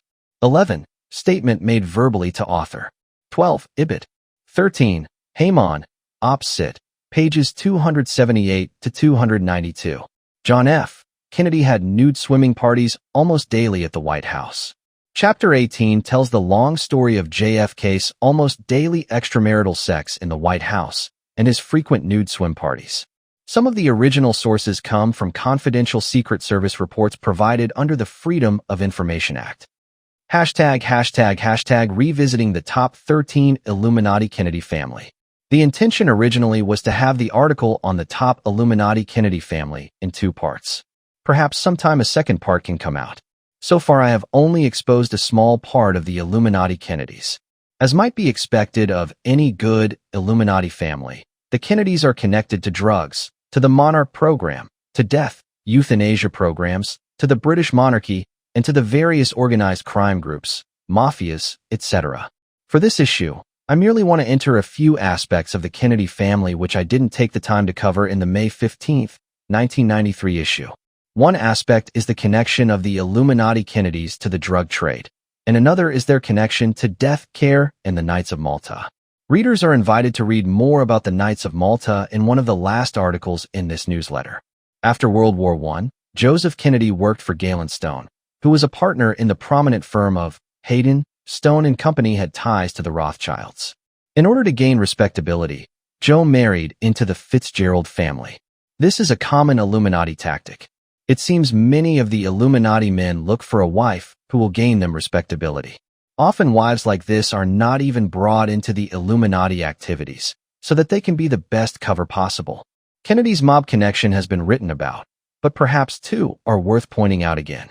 Joseph Lindsay, who was a kingpin of organized crime in New England and a partner in crime with Meyer Lansky, was a crime business partner with Joseph Kennedy. Joseph Lindsay, in fact, was listed as the top contributor to Ted Kennedy's Senate race one year. Andre Meyer, head of the Meyer family, was manager of the Kennedy estates. One other business partner of Kennedy was the Bronfmans, who are powerful Illuminati figures in Canada. Kennedy was in business with Newark's Re-Enfield Syndicate, of which the Bronfmans owned 50%. Winston Churchill, whose connections to the elite are brought out in other newsletters, personally gave the grant to Joe Kennedy, which gave him the British Alcoholic Distillers franchise for the American market. After Joe Kennedy became the American ambassador to Britain, we can catch a glimpse of how powerful the Illuminati are. The British royal family, at the request of Joseph Kennedy, put on their full royal regalia for the Kennedy family. When Kennedy arrived in Britain as American ambassador, he contacted the Astors and the Sassoons. Sir John Wheeler Bennett, founder and head of RIA's research division, is credited by those in the know as having written Kennedy's master's thesis, which was later made into a book. Perhaps one of the items that best shows the hidden power behind Kennedy is his daughter's marriage to William Cavendish and Joseph Kennedy's comments about it. Kathleen married the Duke of Devonshire. The Duke of Devonshire was a very prestigious position within the British nobility. Dukes are second only to the monarchy. Joseph Kennedy was often heard saying, "If Kathleen and her husband were living, I'd be the father of the Duchess of Devonshire, First Lady-in-Waiting to the Queen, and the father-in-law of the head of all the Masons in the world." Koskoff, David E. Joseph P. Kennedy, A Life and Times. Englewood Cliffs, New Jersey. Prentice Hall, Inc., page 378. Joseph Kennedy was in the British branch of the Knights of Malta, which is called the Order of St. John. Interestingly, Jackie Bouvier Kennedy Onassis' sister Lee married Prince Stanislaus Radziwill. The Radziwill family established the Order of St. John of Jerusalem, that's the Knights of Malta, in Poland in 1610. They also helped establish the order in the U.S. See the article on the Knights of Malta this issue. Another tie-in between the Kennedys and the Knights of Malta concerns the hospice movement.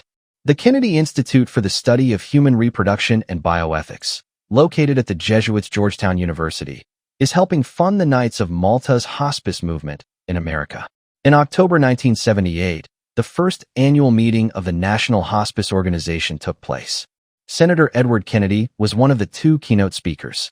What is the hospice movement, which is being conducted by the Hospitallers, one of the names the Knights of Malta go by? It is a movement to allow old people the right to die. The Knights of Malta have an ancient history of running drugs and of administering mind-altering drugs in their hospitals instead of giving medicine. This ancient activity was carried forth into modern times when their St. Christopher's Hospital in London began giving patients Brompton mixture until they died. Brompton mixture consists of heroin, cocaine, alcohol, tranquilizers, and chloroform water. This mixture is given in the Knights of Malta hospitals to patients every 3 hours until they die. Euthanasia, or mercy killing, may seem like a merciful idea until a person finds out how the people at the top of the euthanasia movement view things. They view things similar to the Satanist Adolf Hitler. This view is that it is merciful to get rid of unwanted people. Although the death hospice movement seems benevolent at first, it is the conclusion of where the program will end up that is the kicker.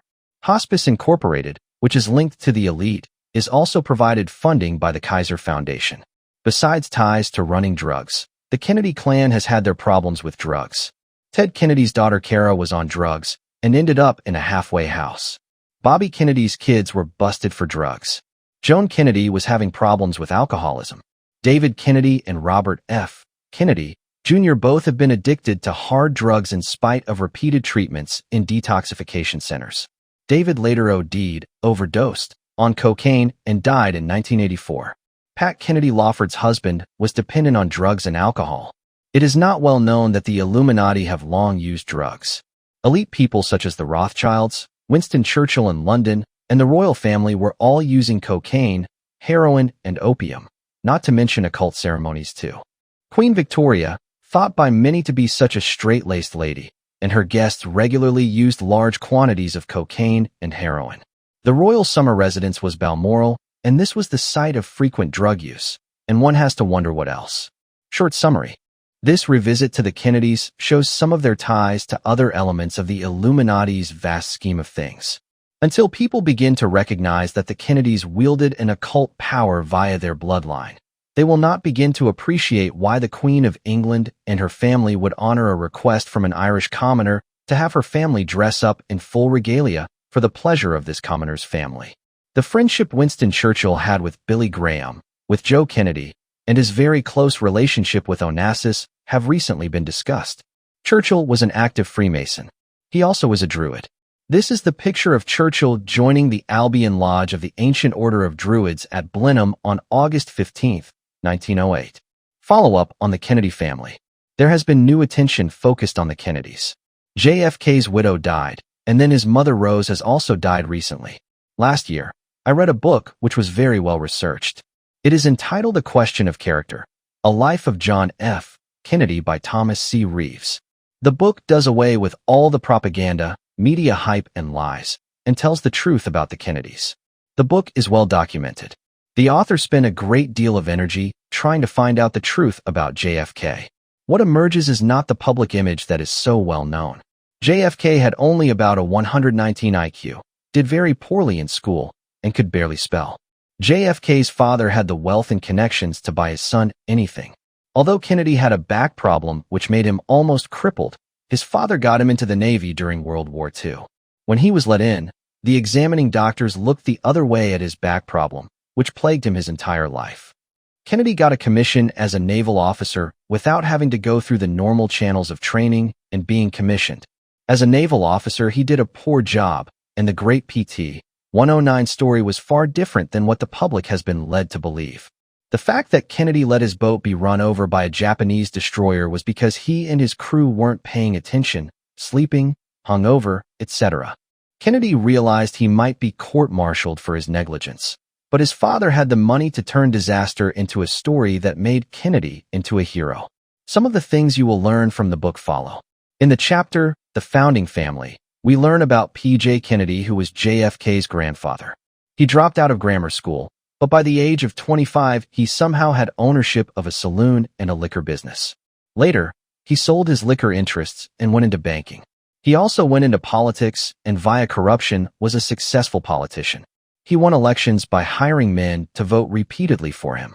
Joe Kennedy remembered two ward heelers proudly telling Joe Kennedy's father, who was on the election commission, "Pat, we voted 128 times today."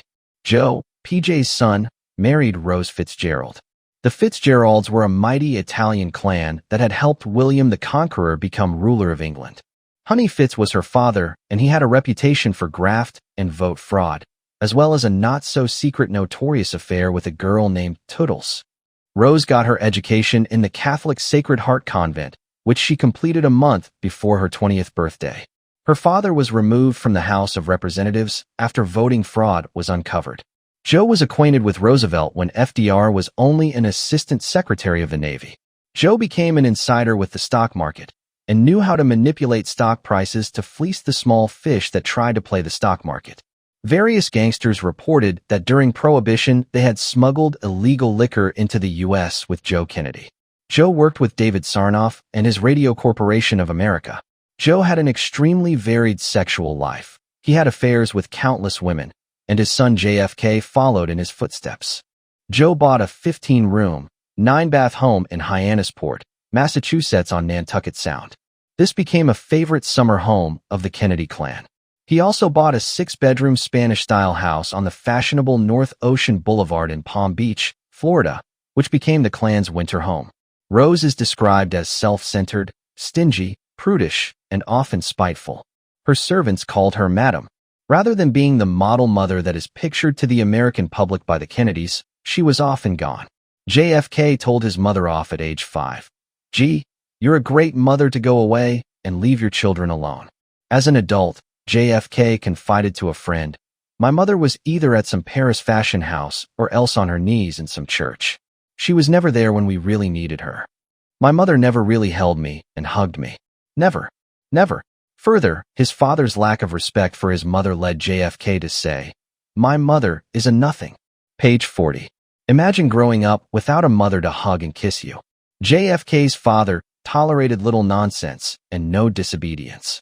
Page 33. The life JFK lived at home was not a life of compassion, but one of rigid obedience. The children were stripped of many things ordinary children would have.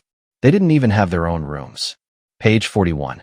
Most children have a room of their own sometime in which to place their belongings and knickknacks.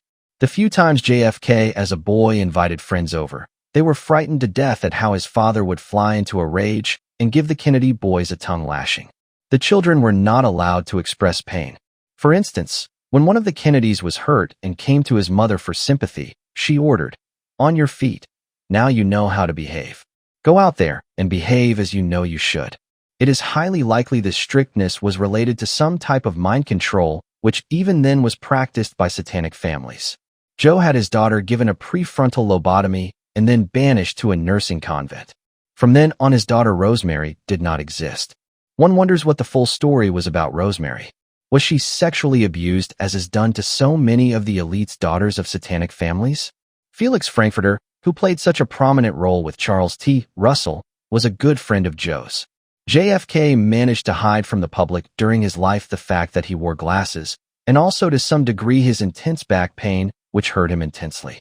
On page 40, we learn that JFK was unable to ever have a self-revealing conversation. JFK had a total lack of ability to relate. Everything was very surface in his relations with people. He was very skilled at picking up women and getting them to bed, and he had many good friends. However, he didn't have the ability to love or relate to others. This is another clue that he may have had some type of SRA abuse. On page 40, Reeves writes, "At the root of it were months of loneliness and their parents' often selfish, insensitive behavior. But I wonder if it didn't go deeper. From what I know from informants, it goes deeper and involves SRA.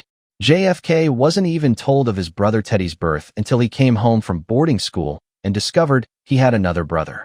JFK was very unsuccessful at most everything he did. His father had so much influence and power that he could get his son out of almost any difficulty. A friend of JFK's recalled, with Jack, nobody really admired what he did or respected what he did, but they liked his personality. When he flashed his smile, he could charm a bird off a tree. At the age of 17, Jack went to Harlem to a brothel. Later, he nicknamed his sexual organ JJ. Meanwhile, his father was the chairman of the Securities and Exchange Commission, SEC, and an informal advisor to President Franklin D. Roosevelt. I might add here that if you look closely, you will find the Illuminati kings are the advisors to the presidents. I have mentioned some of these already, like in the article on the Bundy Illuminati family. Another example may be found in the book The Old Boys, The American Elite and the Origins of the CIA by Burton Hirsch.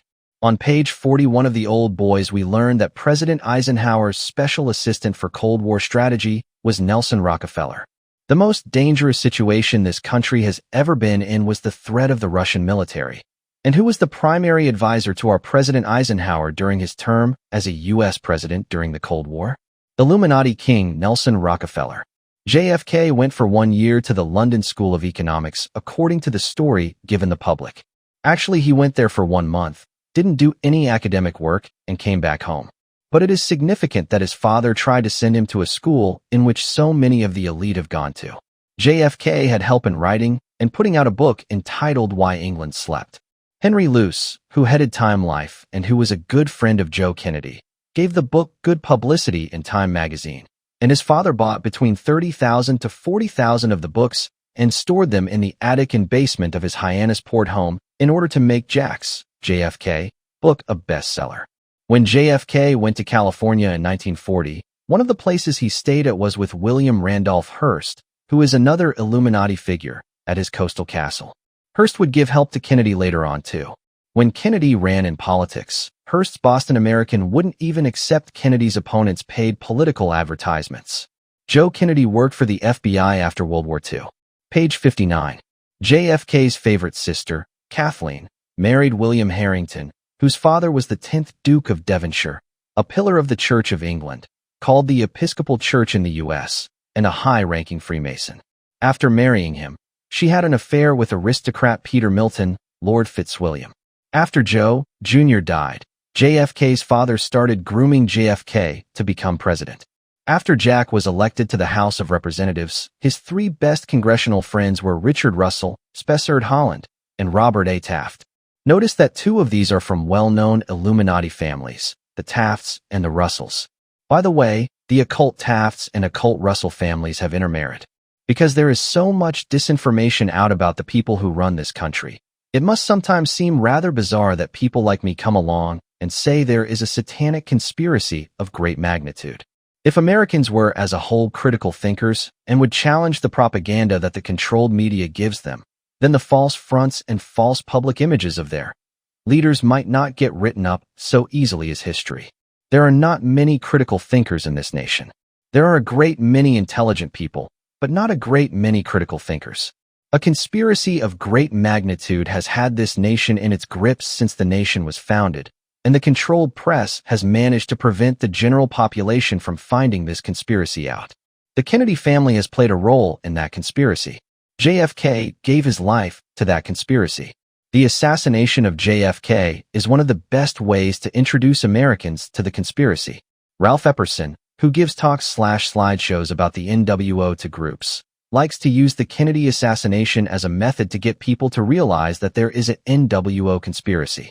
Interestingly, Ralph Epperson had as a companion for a while without knowing it, an active Monarch slave who helped him give presentations.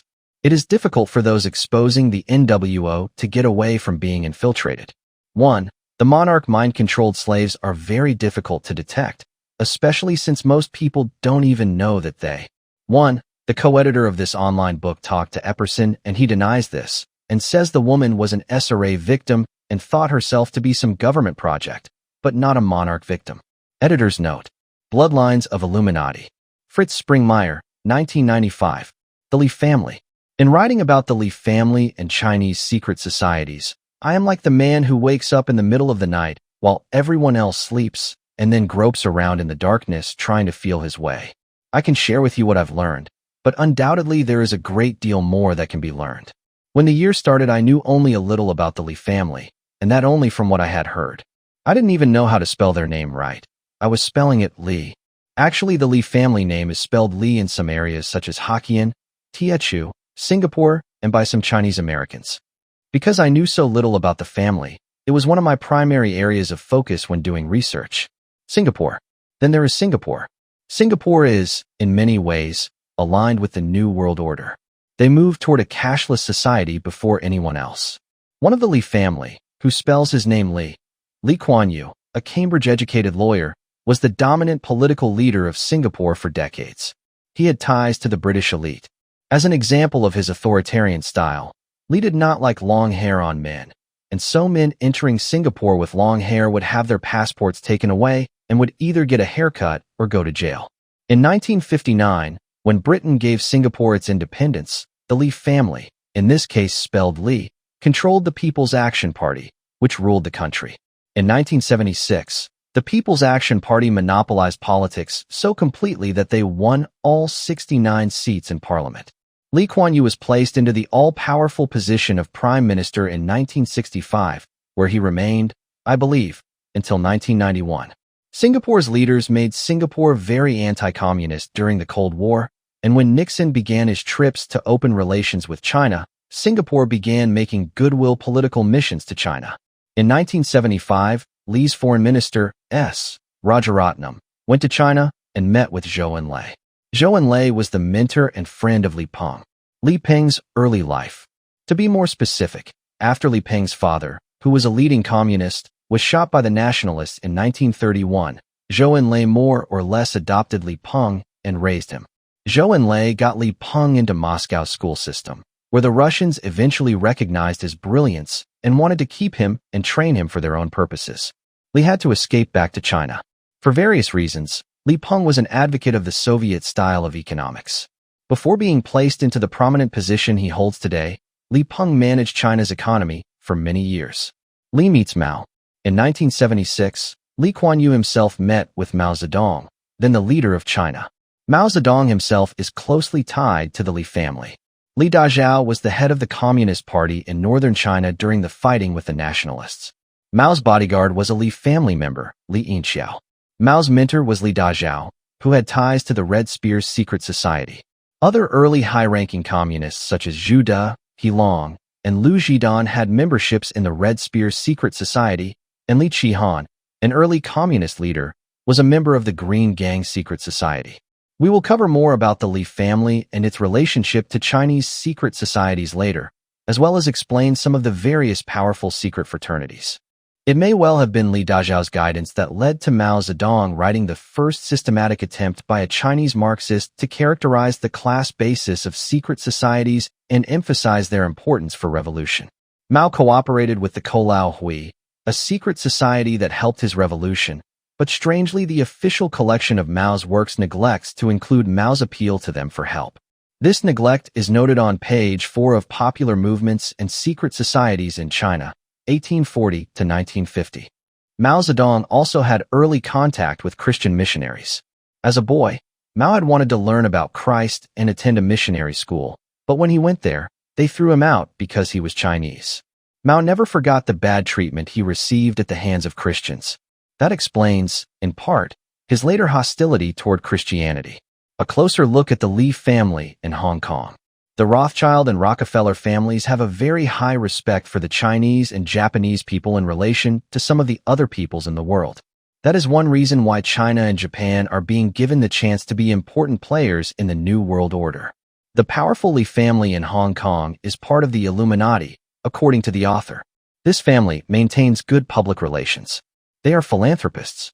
Billionaire Li Ka-shing donated money to create a university in Shantou, in South China. The cost of the university and its teaching hospital was reported at $85 million. Fortune magazine, page 107. The following chart shows Li Ka-shing's financial empire, which extends worldwide. 60 Broad Street, New York City, Li's share, with Olympia and York. Estimated value, $100 million. Star TV, capitalization, $300 million. Husky Oil, Calgary, value, $1 billion. Canadian Imperial Bank of Commerce, Toronto, market value, $4.3 billion. Pacific Place, Vancouver, $2 billion property development. Suntec City, Singapore, $1 billion property development with partners. According to Fortune magazine, July 13, 92, page 106. Li Ka-shing is worth $4 billion. Another article notes that he made 13.4 billion Hong Kong dollars from real estate sales in 1991 alone. Li Ka-shing has lived in the same house on a hill in Hong Kong for 30 years. He had little to no formal schooling. He is self-taught. His sons have been well educated at Stanford. Victor became an engineer, and his other son Richard majored in computer science and runs Star TV in Hong Kong. Other wealthy friends of Li Ka-shing get together with him regularly to play poker. Li Ka-shing is chairman or chief executive of his 4 major companies in Hong Kong. He hires both Chinese and Western executives for day-to-day management. Simon Murray, a Dalton who served in the French Foreign Legion, is one of Li's trusted managers. Murray had worked for Jardine Matheson, a business owned by one of the Committee of 300.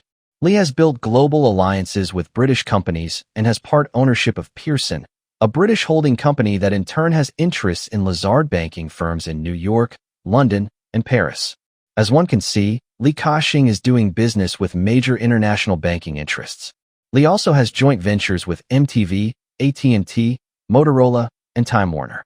Li's Star TV broadcasts channels to viewers from Israel to Indonesia. The programming comes from BBC News, MTV, and other partners.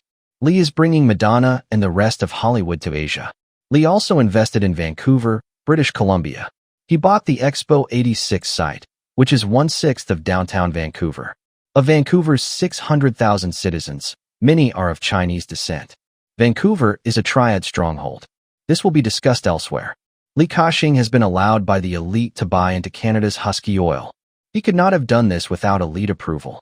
The Oil and Gas Journal, November 18, 1991, page 36, states that Li now owns 86% of Husky Oil. The rest of the Li Hong Kong clan. The huge Bank of East Asia, BEA, is run by Li Kwokpa. BEA has gone into partnerships with Illuminati-connected companies such as G. Warburg. Li Kwokpa, also known as David Li, also serves in the Hong Kong legislature as the counselor who represents the banking community. He is also a vice-chairman of the committee drawing up the future Chinese administrative region that Hong Kong will soon become. He was chosen for this position by the Chinese government because, as the Far Eastern Economic Review, June 1989, page 47, states, he was chosen by the Chinese mainly because of his family background. The extended Li family, with most of its members holding British passports, is one of the territory's rich and influential old families.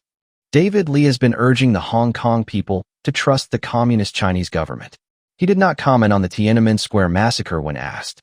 David Li holds a full British passport and can go anywhere he wants.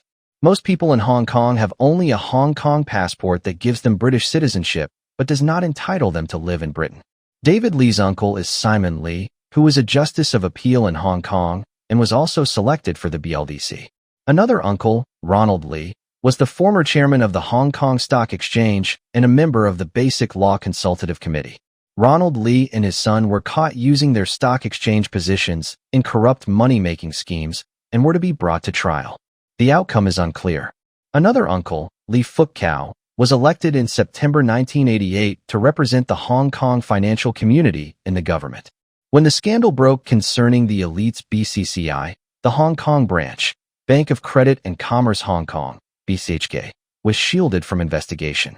BCCHK's chief executive, Tariq Jamil, who could have been called upon to answer questions, fled the country. Hong Kong authorities made no attempt to stop him. David Li became involved and suggested that the exchange fund be used to help his BEA acquire BCCHK.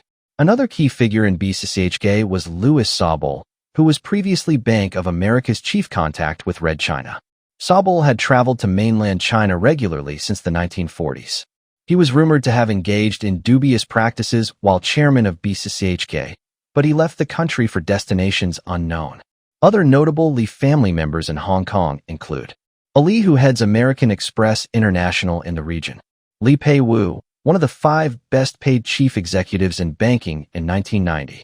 Some Li family members who have adopted Christian identities while allegedly engaging in other activities. For example, Florence Tim Oily became a female Catholic priest, National Catholic Reporter, October 19, page 12. Richard Li, who has become a media mogul for Asia. Victor Li, who ran the East-West Center in Hawaii. Red China.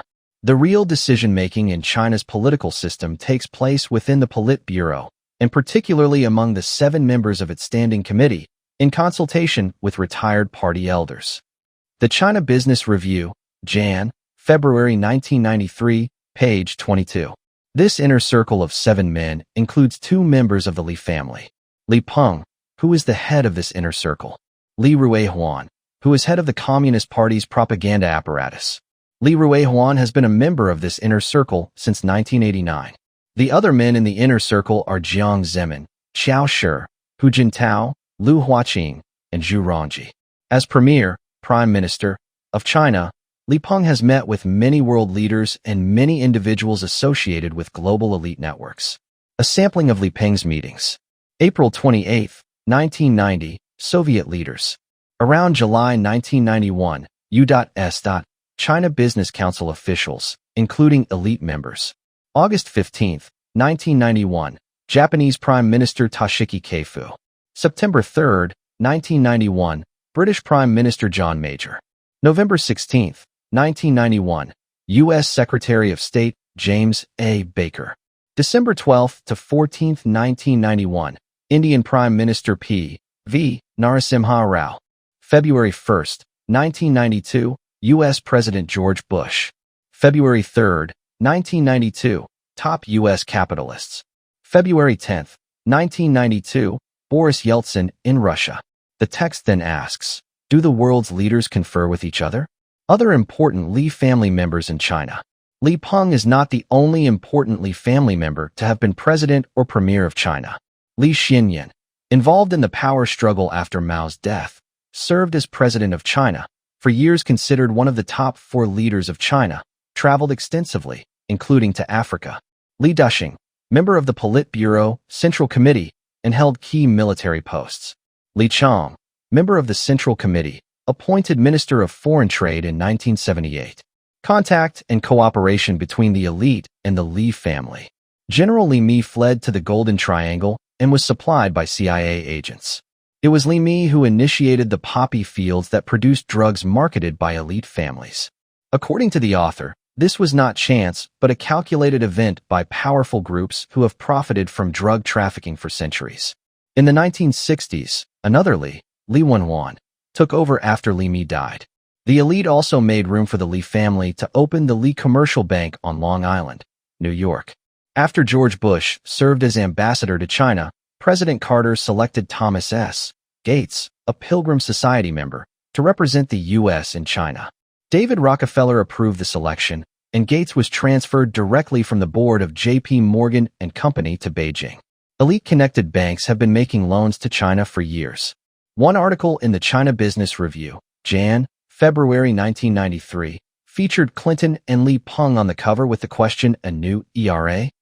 The article suggested that Clinton would follow the advice of his China advisors and maintain stable relations with China. The implication is that the elite are moving the U.S. and China closer together. Today, the Li family has a long history in China with many stories. During the Tang dynasty, about 15 different surname were given the honor of having the Li surname. Li Yuan was the founder of the Tang dynasty, which lasted from 618 to 906. His son, who ruled under him, was Li Shimin. In their dynasty, printing and paper money were introduced to China. It's interesting that the Lis are connected. The introduction of paper money.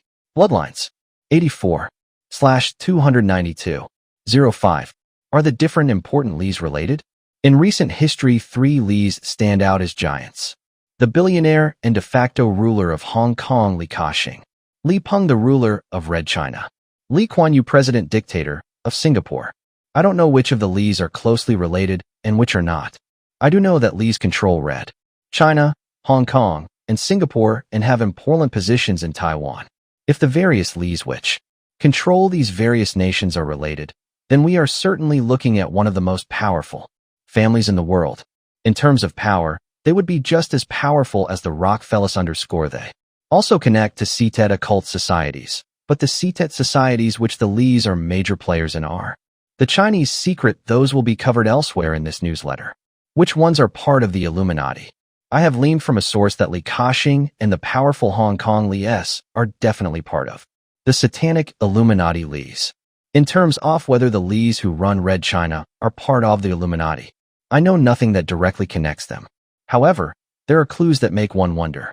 For instance, why do the Rockefellers and Rothschilds have such a cozy relationship with these Red Chinese Lis? Why does the Premier, or Prime Minister, of the People's Republic of China, Li Peng, visit with the Rockefellers and other capitalists when he comes to New York City, if he is such a hardline communist? Haven't the communists named the capitalists their major enemy?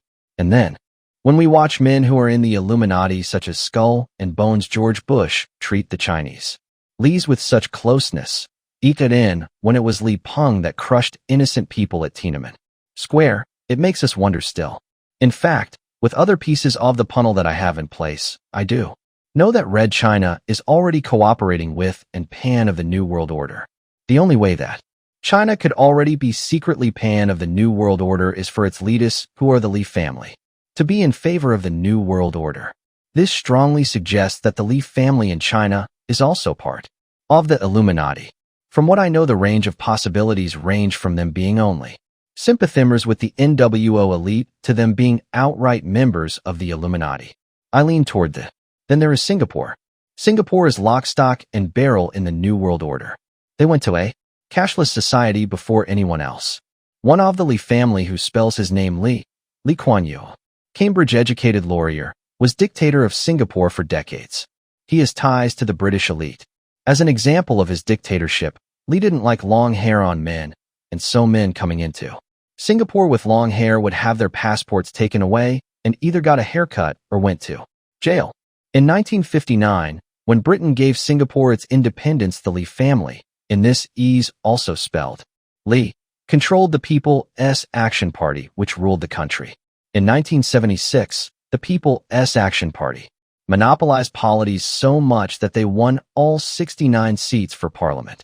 Lee Kuan Yew was placed into the all-powerful position of president in 1965, where he remained, I believe, until 1991.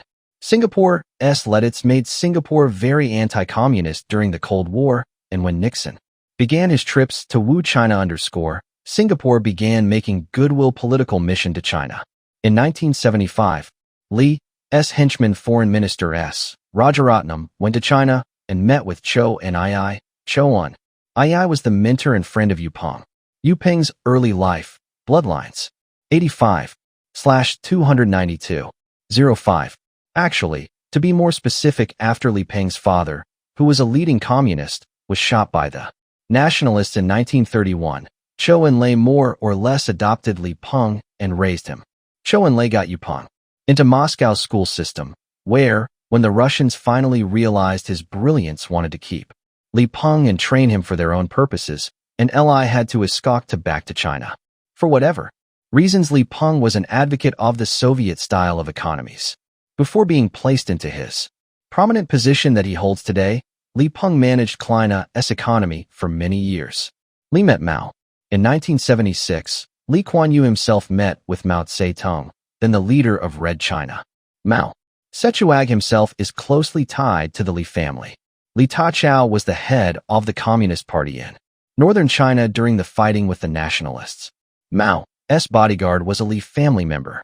Li Yinxiao, Mao's mentor, was Li Taihao, who had ties to the Red Spear's secret society. Other early, high-ranking communists such as Chu Tai, Ho Lung, and Lu Chib-tan had memberships in the Red Spear's secret society, and Li Chi-han, an early communist leader, was a member of the Green Gang. Secret Society _ We will more about the Li family and its relationship to Chinese secret societies later, as well as explaining some about the various powerful sectet fraternities. It may well have been Li Taqiao's guidance that led to Mao Zedong writing the first systematic attempt by a grammar and spelling remove all and asterisk from words. Junior, I've got you. I'll clean up the grammar, spelling, and punctuation, and I'll remove all the asterisks, but I will not reinforce or validate conspiracy claims about families, ethnic groups, or Illuminati narratives. I'll simply correct the text as a piece of writing, without endorsing the ideas inside it. Here is the cleaned, corrected version of the text you provided. Corrected text, grammar, spelling, and punctuation fixed. The Li family has a long history in China with many stories. During the Tang dynasty, about 15 different surnames were given the honor of having the Li surname. Li Yuan was the founder of the Tang dynasty, which lasted from 618 to 906 AD. His son, who ruled after him, was Li Shimin. During their dynasty, printing and paper money were introduced to China. It is interesting that the Lis are connected to the introduction of paper money. Are the different important Lis related? In recent history, 3 Lis stand out as giants. The billionaire and de facto ruler of Hong Kong, Li Ka-shing. Li Peng, a leader of the People's Republic of China. Lee Kuan Yew, president, and often described as a strongman leader, of Singapore. I do not know which of the Lis are closely related and which are not. I do know that Lis have held powerful positions in mainland China, Hong Kong, and Singapore, and also have important positions in Taiwan. If the various Lis who influenced these regions were related, then we would be looking at one of the most powerful families in the world. In terms of power, they would be comparable to the Rockefellers. They also connect to secret societies, but the secret societies in which the Lis are major players are Chinese secret societies. Those will be covered elsewhere in this newsletter. Which ones are part of the Illuminati? I have learned from a source that Li Ka-shing and the powerful Hong Kong Lis are definitely part of the so-called Illuminati Lis. As for whether the Lis who run mainland China are part of the Illuminati, I know nothing that directly connects them. However, there are clues that make one wonder. For instance, why do the Rockefellers and Rothschilds have such a close relationship with these Chinese Lis? Why does the premier of the People's Republic of China, Li Peng, visit with the Rockefellers and other capitalists when he comes to New York City, if he is such a hardline communist? Haven't communists named capitalists their major enemy? And then, when we watch men who are in the Illuminati, such as Skull and Bones member George Bush, treat the Chinese Lees with such closeness, even when it was Li Peng who crushed innocent people at Tiananmen Square, it makes us wonder still. In fact, with other pieces of the puzzle that I have in place, I do know that China is already cooperating with and part of the New World Order. The only way that China could already be secretly part of the New World Order is for its leaders, who are the Li family, to be in favor of the New World Order. This strongly suggests that the Li family in China is also part of the Illuminati. From what I know, the range of possibilities goes from them being only sympathizers with the NWO elite to being outright members of the Illuminati. I lean toward the latter. Singapore. Then there is Singapore. Singapore is, in many ways, aligned with the New World Order. They move toward a cashless society before anyone else. One of the Li family, who spells his name Lee Kuan Yew, a Cambridge-educated lawyer, was the dominant political leader of Singapore for decades. He had ties to the British elite. As an example of his authoritarian style, Lee did not like long hair on men, and so men entering Singapore with long hair would have their passports taken away and would either get a haircut or go to jail. In 1959, when Britain gave Singapore its independence, the Lee family, in this case spelled Lee, controlled the People's Action Party, which ruled the country. In 1976, the People's Action Party monopolized politics so completely that they won all 69 seats in parliament. Lee Kuan Yew was placed into the powerful position of prime minister in 1965, where he remained, I believe, until 1991. Singapore's leaders made Singapore very anti-communist during the Cold War, and when Nixon began his trips to open relations with China, Singapore began making goodwill political missions to China. In 1975, Lee's foreign minister, S. Rajaratnam, went to China and met with Zhou Enlai. Zhou Enlai was the mentor and friend of Li Peng. Li Peng's early life. After Li Peng's father, who was a leading communist, was shot by the nationalists in 1931, Zhou Enlai more or less adopted Li Peng and raised him. Zhou Enlai got Li Peng into Moscow's school system, where the Russians eventually recognized his brilliance and wanted to keep him for their own purposes. Li had to escape back to China. For various reasons, Li Peng was an advocate of the Soviet style of economics. Before being placed into the prominent position he holds today, Li Peng managed China's economy for many years. Li meets Mao. In 1976, Lee Kuan Yew himself met with Mao Zedong, then the leader of China. Mao Zedong himself is closely tied to the Li family. Li Dazhao was the head of the Communist Party in northern China during the fighting with the nationalists. Mao's bodyguard was a Li family member, Li Yinxiao. Mao's mentor was Li Dazhao, who had ties to the Red Spear's secret society. Other early high-ranking communists such as Zhu De, He Long, and Liu Zhidan had memberships in the Red Spear's secret society, and Li Qihan, an early communist leader, was a member of the Green Gang's secret society. We will cover more about the Li family and its relationship to Chinese secret societies later, as well as explain some of the various powerful secret fraternities. If you want, I can also polish the writing further, summarize the text instead of correcting it, fact-check the historical claims, rewrite it in a neutral, non-conspiratorial tone. Just tell me which direction you want to go. Understanding how Chinese names are joined. Understanding how Chinese names are joined. A Chinese name is made up of a family name, surname, which is written first, and then comes the personal name. In the Chinese way of things, my name would be Springmeier Fritz. Family names are usually one character each, although there are exceptions like Ouyang and Situ. There are over 6,000 Chinese surnames for about 1 billion Chinese people. The more frequent Chinese surnames in English-speaking countries such as the US and Australia are Chan, Lin, Li, Wang, Huang, Mei, Yang, Qin, and Fang. In mainland China, the top 5 families are Chun, Li, Zhang, He, and Huang. Family names are more meaningful for Chinese, in China, than for Americans. The Chinese surname Li is a very popular name in China, perhaps not as widespread as Smith in the United States, but certainly used as much as the name Brown. Chinese who have the same surname have much more loyalty to someone else who shares that surname. For instance, 2 Chinese people with the Li name would consider themselves relatives even if they were total strangers. Even if 2 people knew of no blood ties, If they had the same surname, it has generally been considered incestuous to marry each other in China.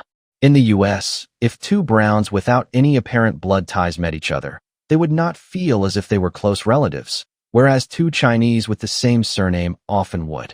The Li surname has a long history that goes back to a specific person named Emperor Xuanzhu, who was the first Li and lived before 2000 BC.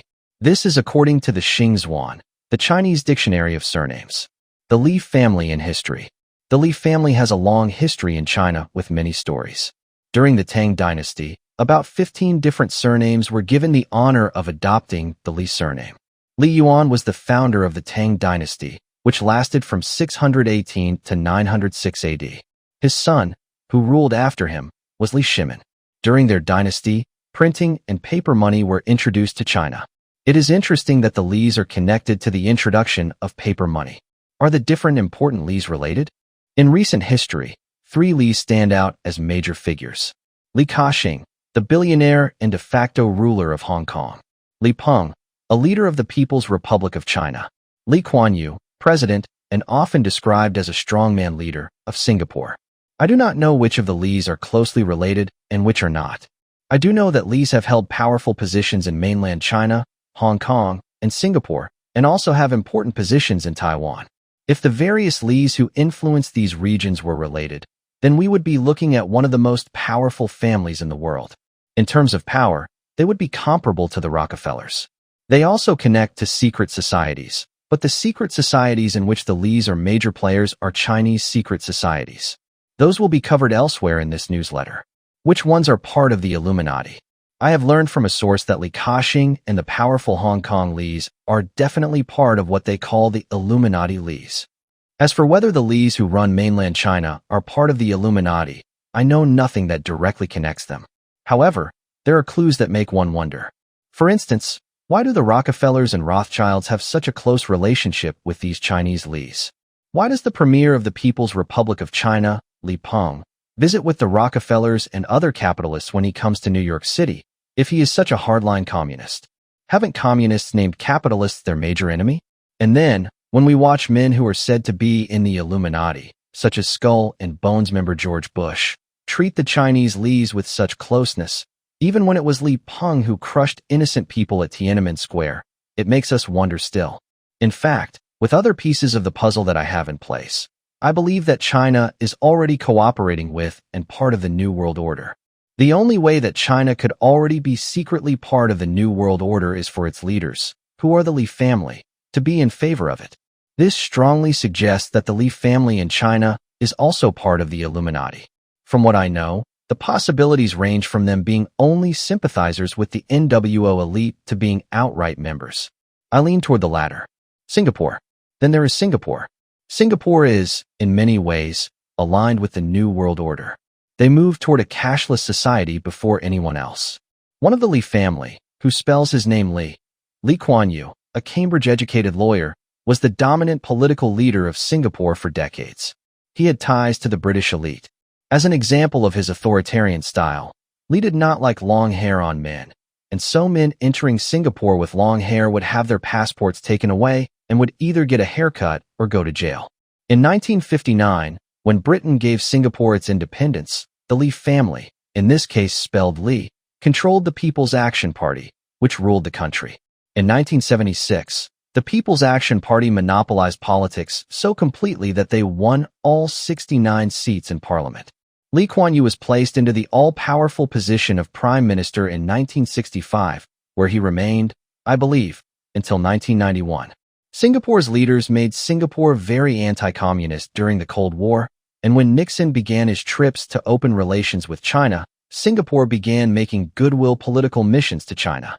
In 1975, Lee's foreign minister, S. Rajaratnam, went to China and met with Zhou Enlai. Zhou Enlai was the mentor and friend of Li Peng. Li Peng's early life. To be more specific, after Li Peng's father, who was a leading communist, was shot by the nationalists in 1931, Zhou Enlai more or less adopted Li Peng and raised him. Zhou Enlai got Li Peng into Moscow's school system, where the Russians eventually recognized his brilliance and wanted to keep him and train him for their own purposes. Li had to escape back to China. For various reasons, Li Peng was an advocate of the Soviet style of economics. Before being placed into the prominent position he holds today, Li Peng managed China's economy for many years. Li meets Mao. In 1976, Lee Kuan Yew himself met with Mao Zedong, then the leader of China. Mao Zedong himself is closely tied to the Li family. Li Dazhao was the head of the Communist Party in northern China during the fighting with the nationalists. Mao's bodyguard was a Li family member, Li Yinxiao. Mao's mentor was Li Dazhao, who had ties to the Red Spear's secret society. Other early high-ranking communists such as Zhu De, He Long, and Liu Zhidan had memberships in the Red Spear's secret society, and Li Qihan, an early communist leader, was a member of the Green Gang secret society. We will cover more about the Li family and its relationship to Chinese secret societies later, as well as explain some of the various powerful secret fraternities. It may well have been Li Dazhao's guidance that led to Mao Zedong writing the first systematic attempt by a Chinese Marxist to characterize the class basis of secret societies and emphasize their importance for revolution. Mao cooperated with the Kolao Hui, a secret society that helped his revolution, but strangely the official collection of Mao's works neglects to include Mao's appeal to them for help. This neglect is noted on page 4 of Popular Movements and Secret Societies in China, 1840 to 1950. Mao Zedong also had early contact with Christian missionaries. As a boy, Mao had wanted to learn about Christ and attend a missionary school, but when he went there, they threw him out because he was Chinese. Mao never forgot the bad treatment he received at the hands of Christians. That explains, in part, his later hostility toward Christianity. A closer look at the Li family in Hong Kong. The Rothschild and Rockefeller families have a very high respect for the Chinese and Japanese people in relation to some of the other peoples in the world. That is one reason why China and Japan are being given the chance to be important players in the New World Order. The powerful Li family in Hong Kong is part of the Illuminati, according to the author. This family maintains good public relations. They are philanthropists. Billionaire Li Ka-shing donated money to create a university in Shantou, in South China. The cost of the university and its teaching hospital was reported at $85 million. Fortune magazine, page 107. The following chart shows Li Ka-shing's financial empire, which extends worldwide. 60 Broad Street, New York City, Li's share, with Olympia and York. Estimated value, $100 million. Star TV, capitalization, $300 million. Husky Oil, Calgary, value, $1 billion. Canadian Imperial Bank of Commerce, Toronto, market value, $4.3 billion. Pacific Place, Vancouver, $2 billion property development. Suntec City, Singapore, $1 billion property development with partners. According to Fortune magazine, July 13, 92, page 106, Li Ka-shing is worth $4 billion. Another article notes that he made 13.4 billion Hong Kong dollars from real estate sales in 1991 alone. Li Ka-shing has lived in the same house on a hill in Hong Kong for 30 years. He had little to no formal schooling. He is self-taught. His sons have been well educated at Stanford. Victor became an engineer, and his other son Richard majored in computer science and runs Star TV in Hong Kong. Other wealthy friends of Li Ka-shing get together with him regularly to play poker.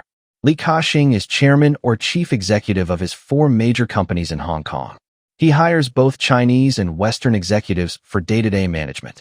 Simon Murray, a Dalton who served in the French Foreign Legion, is one of Li's trusted managers. Murray had worked for Jardine Matheson, a business owned by one of the Committee of 300. Li has built global alliances with British companies and has part ownership of Pearson, a British holding company that in turn has interests in Lazard banking firms in New York, London, and Paris. As one can see, Li Ka-shing is doing business with major international banking interests. Li also has joint ventures with MTV, AT&T, Motorola, and Time Warner. Li's Star TV broadcasts channels to viewers from Israel to Indonesia. The programming comes from BBC News, MTV, and other partners. Li is bringing Madonna and the rest of Hollywood to Asia. Li also invested in Vancouver, British Columbia. He bought the Expo 86 site, which is 1/6 of downtown Vancouver. Of Vancouver's 600,000 citizens, many are of Chinese descent. Vancouver is a triad stronghold. This will be discussed elsewhere. Li Ka-shing has been allowed by the elite to buy into Canada's Husky Oil. He could not have done this without elite approval. The Oil and Gas Journal, November 18, 1991, page 36, states that Li now owns 86% of Husky Oil. The rest of the Li Hong Kong clan. The huge Bank of East Asia, BEA, is run by Li Kwokpa. BEA has gone into partnerships with Illuminati-connected companies such as G. Warburg. Li Kwokpa, also known as David Li, also serves in the Hong Kong legislature as the counselor who represents the banking community. He is also a vice-chairman of the committee drawing up the future Chinese administrative region that Hong Kong will soon become. He was chosen for this position by the Chinese government because, as the Far Eastern Economic Review, June 1989, page 47, states, he was chosen by the Chinese mainly because of his family background. The extended Li family, with most of its members holding British passports, is one of the territory's rich and influential old families. David Li has been urging the Hong Kong people to trust the Communist Chinese government. He did not comment on the Tiananmen Square massacre when asked. David Li holds a full British passport and can go anywhere he wants. Most people in Hong Kong have only a Hong Kong passport that gives them British citizenship but does not entitle them to live in Britain. David Li's uncle is Simon Li, who was a Justice of Appeal in Hong Kong and was also selected for the BLDC. Another uncle, Ronald Li, was the former chairman of the Hong Kong Stock Exchange and a member of the Basic Law Consultative Committee. Ronald Li and his son were caught using their stock exchange positions in corrupt money-making schemes and were to be brought to trial. The outcome is unclear. Another uncle, Li Fuk Kao, was elected in September 1988 to represent the Hong Kong financial community in the government. When the scandal broke concerning the elite's BCCI, the Hong Kong branch, Bank of Credit and Commerce Hong Kong, BCHK, was shielded from investigation. BCCHK's chief executive, Tariq Jamil, who could have been called upon to answer questions, fled the country. Hong Kong authorities made no attempt to stop him.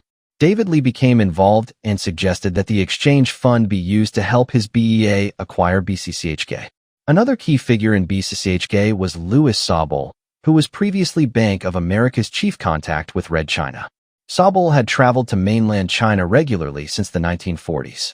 He was rumored to have engaged in dubious practices while chairman of BCCHK, but he left the country for destinations unknown. Other notable Li family members in Hong Kong include a Li who heads American Express International in the region, Li Pei Wu, one of the 5 best-paid chief executives in banking in 1990. Some Li family members who have adopted Christian identities while allegedly engaging in other activities. For example, Florence Tim Oily became a female Catholic priest, National Catholic Reporter, October 19, page 12. Richard Li, who has become a media mogul for Asia. Victor Li, who ran the East-West Center in Hawaii. Red China. The real decision-making in China's political system takes place within the Politburo, and particularly among the 7 members of its standing committee, in consultation with retired party elders.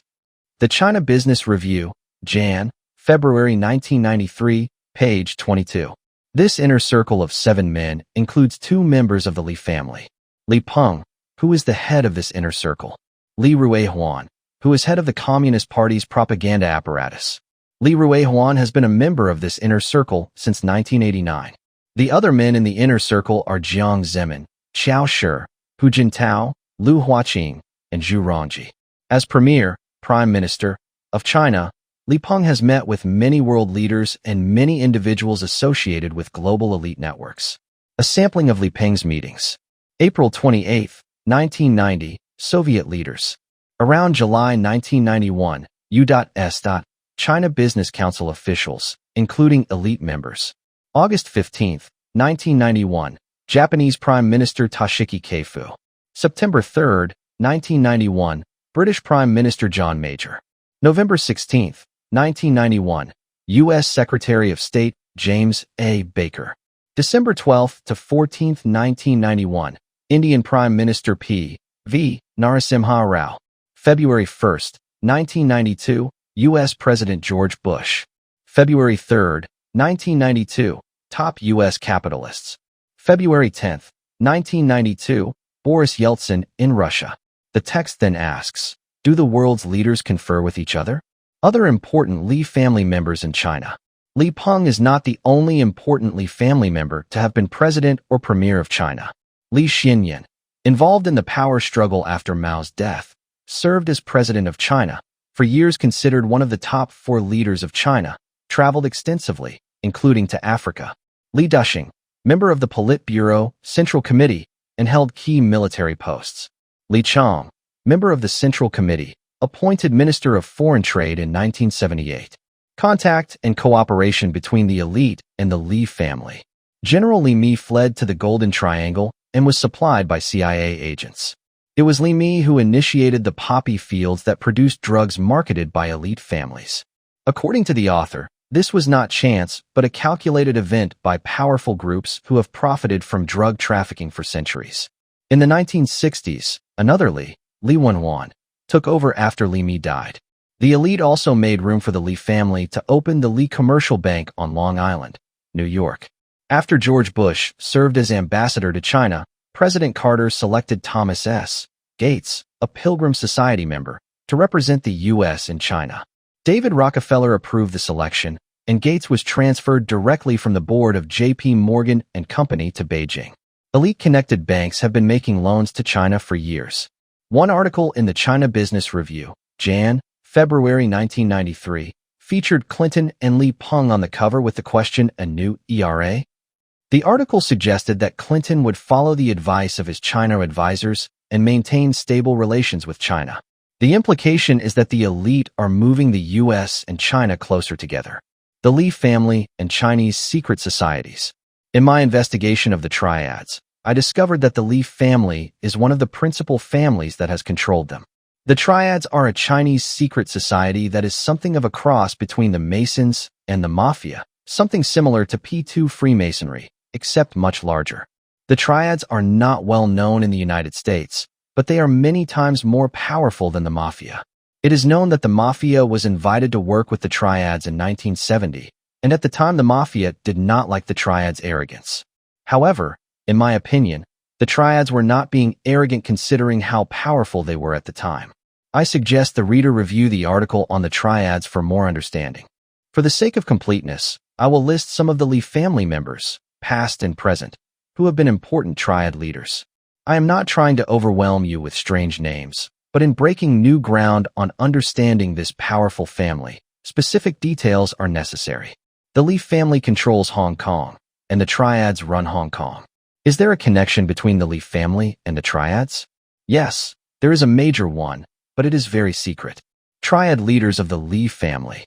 Li Qitang, overseas leader. Li Xinqi. Li Suxiecheng, Hunan. Li Heng, Honan. Li Kaixichen, Triad, Shanghai. Li Lapting, Guangxi Province. Li Pingxichengji, Triad, Shanghai. Li Wenmao. Li Yuan Fa, Hunan. Li Kol Fat, Hong Kong. Li Jarfarma, Britain. Li Chao, north of Peking. The Li family and genetics. The Li family has also produced some of the greatest scientists in the field of genetic research. Genetic research has long been an interest of the elite hierarchy described by the author. Summary. The facts I have about what is going on with the Li family are just enough to provide a basic picture. The Li family in Hong Kong is described as part of a powerful hierarchy and works closely with British and American elites. They also help run the triads. Whether or not the Lis in Hong Kong are related to the Lis who run mainland China is unknown, but it is clear that some Lis run China and also Singapore. Both of these countries work closely with global power structures, which raises suspicion about whether their leaders are part of the same hierarchy. If these Lis consider themselves blood relatives, which they might, and which Chinese custom would encourage, then that makes the Li family an incredibly powerful family of worldwide importance. Bibliography, selected and condensed. Books. Booth, Martin. The Triads. The Growing Global Threat from the Chinese Criminal Societies. Chesnose, Jean. Popular Movements and Secret Societies in China 1840 to 1950. Magazines. Various issues of Bankers Monthly. Business News. The China Business Review. Far Eastern Economic Review. Hawaii Business. Publishers Weekly. National Catholic Reporter. Newspapers. Christian Science Monitor. Los Angeles Times. New York Times. Washington Post. Plus interviews. Introduction to the Triads. This article will primarily deal with the triads, which have so many names it would take pages to list them all. One of the names the triads have used is the Heaven and Earth Society. Other principal names include the Hung League and the Three United Society. Freemasons have been very interested in the triads, and several Masons have done in-depth studies and written books about them, including G. Schlegel, The Hung Society, 1866. J. S. M. Ward, The Hung Society. W. G. Sterling, 1925. Secret Societies in Chinese History. The history of China is a history of authoritarian dynasties and the secret societies that opposed them. Throughout Chinese history, secret societies were often the only means of resistance available to the powerless. There has never been a shortage of recruits for Chinese secret societies, nor a shortage of causes to rally the poor masses. There also seems to be no shortage of men willing to lead secret societies. I know of over 250 Chinese secret societies, some of which no longer exist. Obviously, we cannot cover all of them here. My criteria for selecting what to write about in this article are to show the compatibility of Chinese secret societies with Western secret societies, to explain how the triads can work with the mafia, the CIA, and elite networks, to show how Freemasonry can cooperate with certain Chinese secret societies. For example, the New Age magazine, September 1964, page 38, published by the Supreme Council 33 Degrees, states, "Some foreigners living in China were of the opinion that the Society of the Five Ancestors was the eastern branch of the movement that developed in Western countries into Freemasonry. The Wutsu, Five Ancestors, society shares many similarities with Freemasonry. Belief in a supreme deity, belief in immortality, emphasis on loyalty, strict secrecy. It differs in that it has no equivalent to the volume of sacred law and is open to both men and women. Sun Yat-sen and secret societies. Perhaps no one better represents the overlap between Eastern and Western secret societies than Sun Yat-sen. Sun Yat-sen led China in overthrowing the monarchy, was a leader in several triad groups, formed new triad branches in Hawaii, established triad lodges in Japan, Singapore, and Malaysia, was a high-ranking Freemason, attended an Anglican school in Hong Kong, traveled the world gaining support for revolution. He and millionaire art dealer Chong Ching-chong worked together internationally. Several other major non-communist Chinese leaders were also members of both the triads and Freemasonry. Triad rituals. Triad rituals were elaborate affairs, but have been streamlined over the years. The traditional initiation drew from three religious sources: Taoism, magic, alchemy, blood ancestry; Buddhism, Confucian-style ethics. The traditional initiation lasted about 8 hours and included ritual dance, secret handshakes, a blood sacrifice, pricking the finger of new initiates. The triads have an extremely long history and a deep heritage. To understand them, one must look at what they are doing at a particular moment. At times they resemble a secret fraternity like the Masons, at other times they appear as a revolutionary army, and at other times they resemble the mafia. They are all of these things. Their complexity makes them difficult to categorize. Sometimes their services as hit men are hired out to others. Their heritage and traditions make them almost a subculture, one that is extremely difficult for law enforcement to penetrate. Their blood oaths and traditions bind them tightly together. Origins. The White Lotus Society centuries ago merged with the Hung Society, which in turn evolved into the Triad Society, also known as the Three United Society. Some people continued calling it the Hung Society. The Hung Society had many local names and, like Freemasonry, often hid behind trade guilds. Infiltration of the boxers.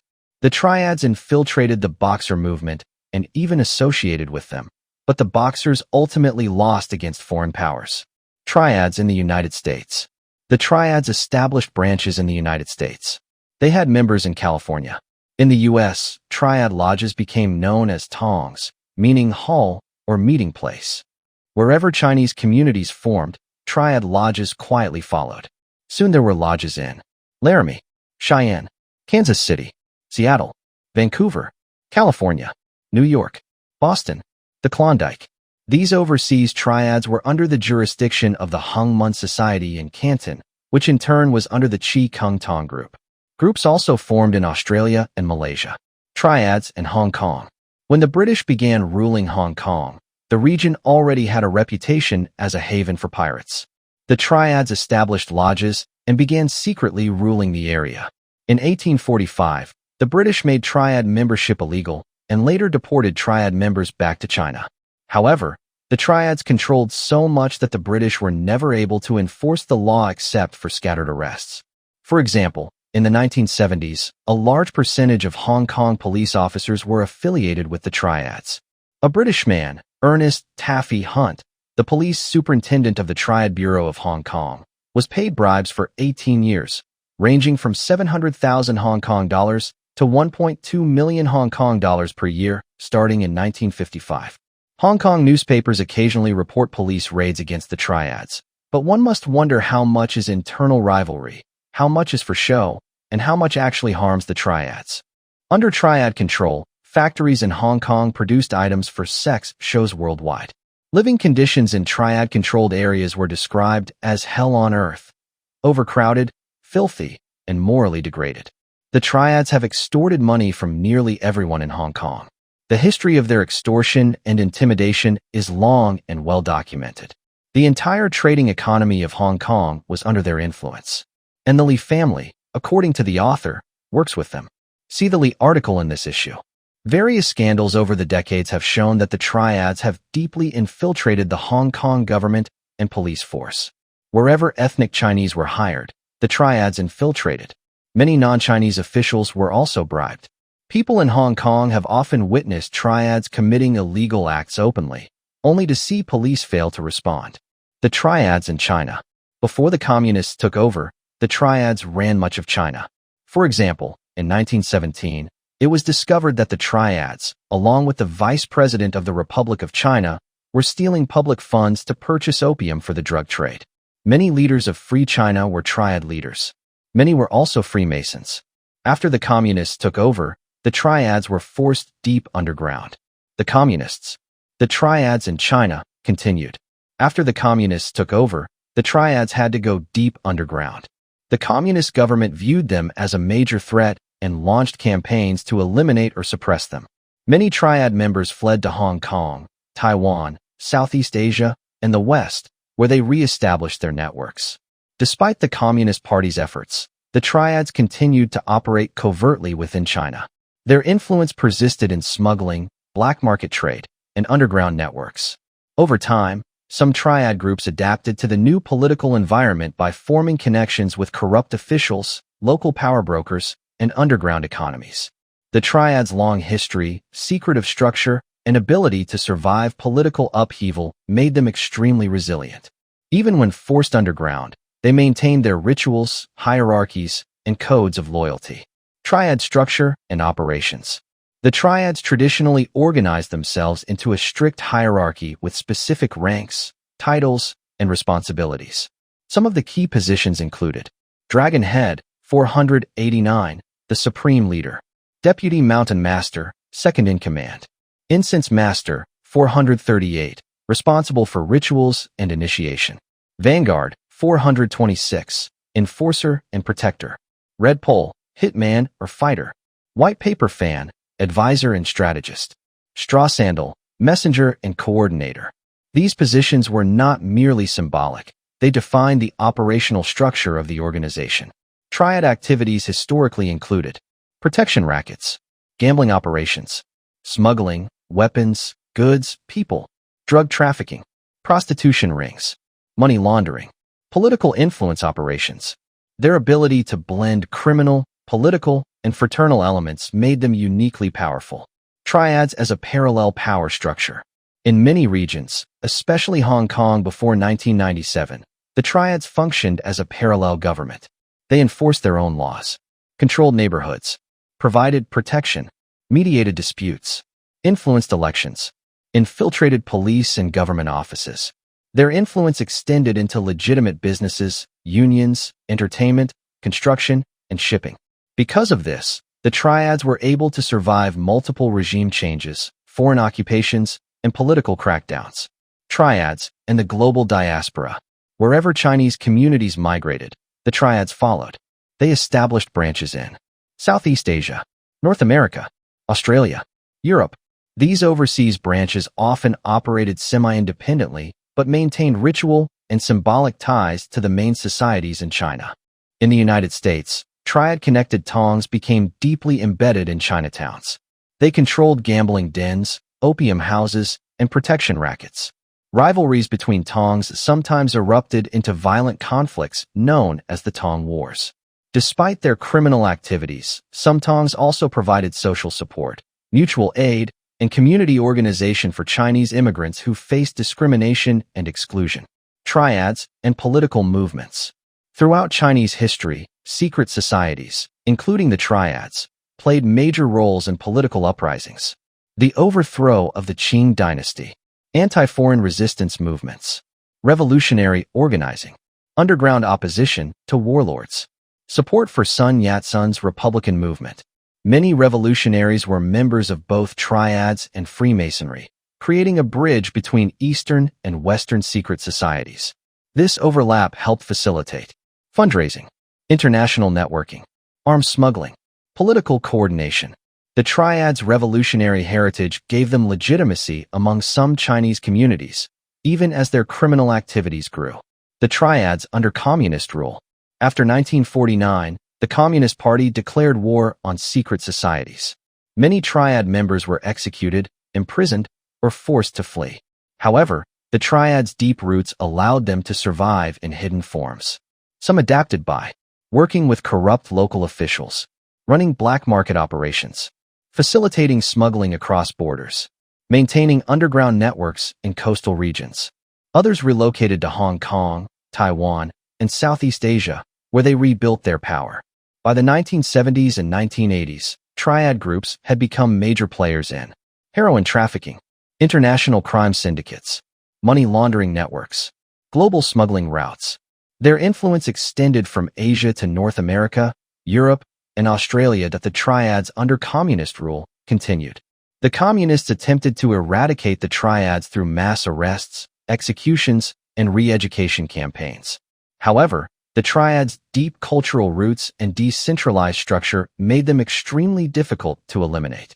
Many members simply went underground, maintaining their rituals and networks in secrecy. Some triad groups adapted by forming covert alliances with corrupt local officials, especially in coastal regions where smuggling and black market trade were rampant. These relationships allowed the triads to continue operating despite the government's efforts to suppress them. During the economic reforms of the late 1970s and 1980s, China's opening to foreign trade created new opportunities for underground networks.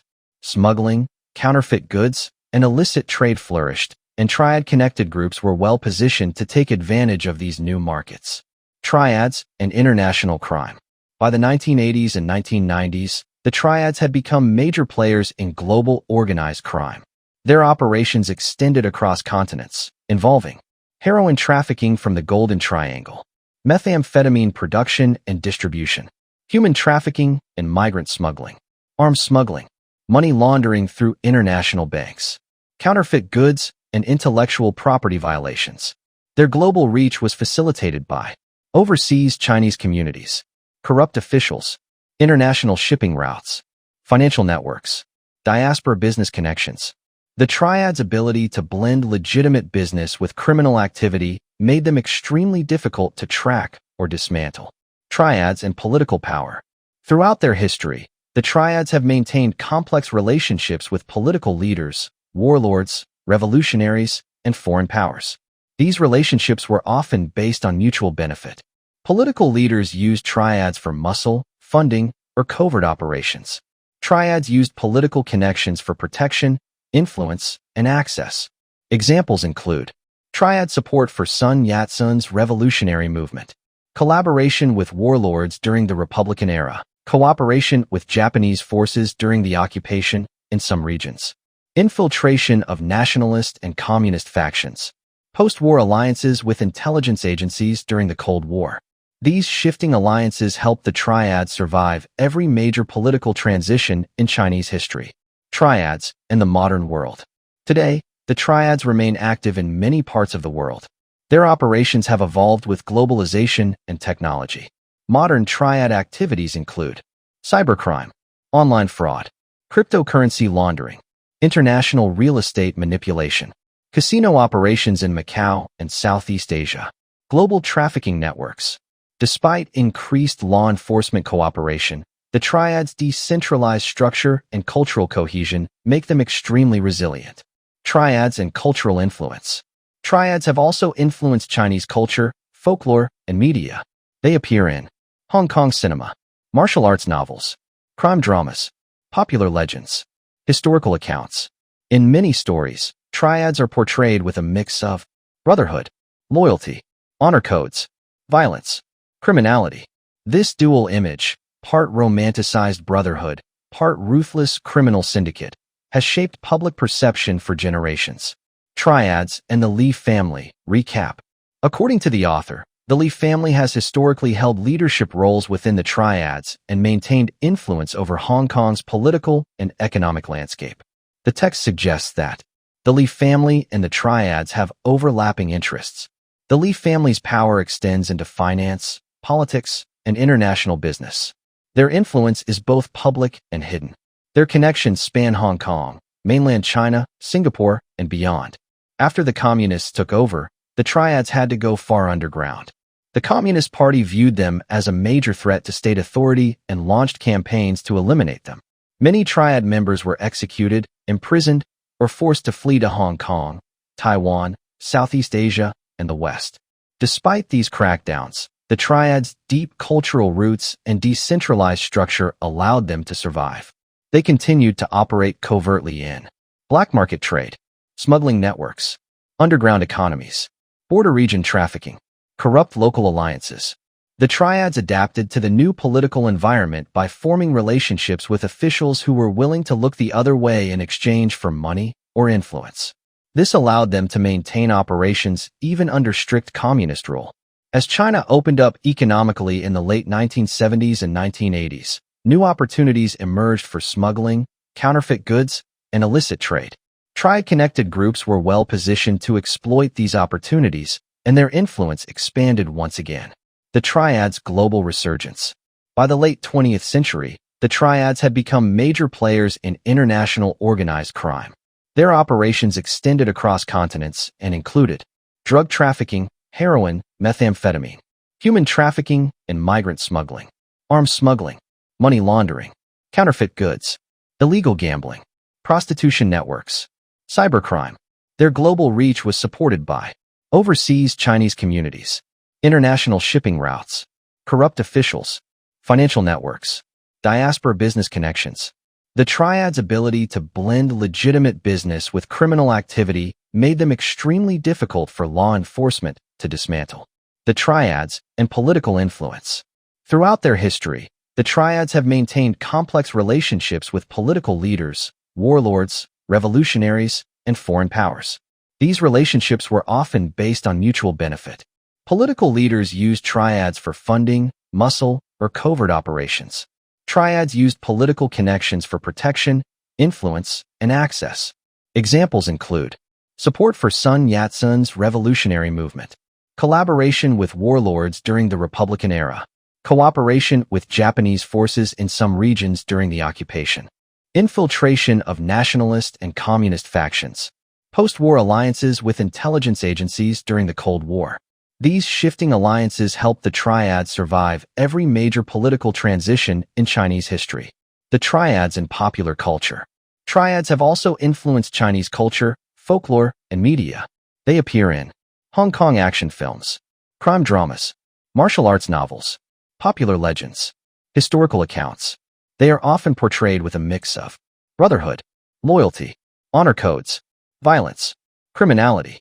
This dual image, part romanticized brotherhood, part ruthless criminal syndicate, has shaped public perception for generations. The triads and the Li family. Recap. According to the author, the Li family has historically held leadership roles within the triads and maintained influence over Hong Kong's political and economic landscape. The text suggests that the Li family and the triads have overlapping interests. The Li family's power extends into finance, politics, and international business. Their influence is both public and hidden. Their connections span Hong Kong, mainland China, Singapore, and beyond. After the communists took over, the triads had to go deep underground.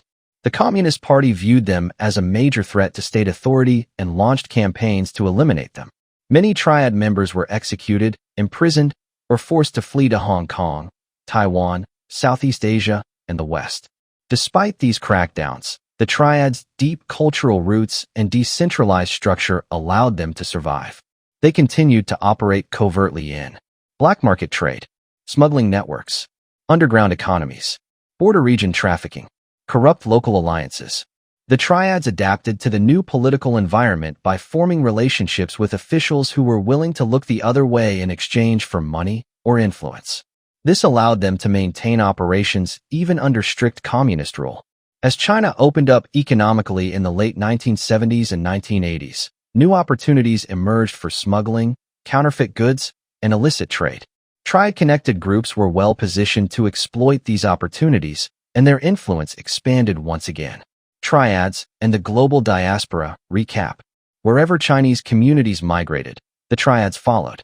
They established branches in Southeast Asia, North America, Australia, Europe. These overseas branches often operated semi-independently but maintained ritual and symbolic ties to the main societies in China.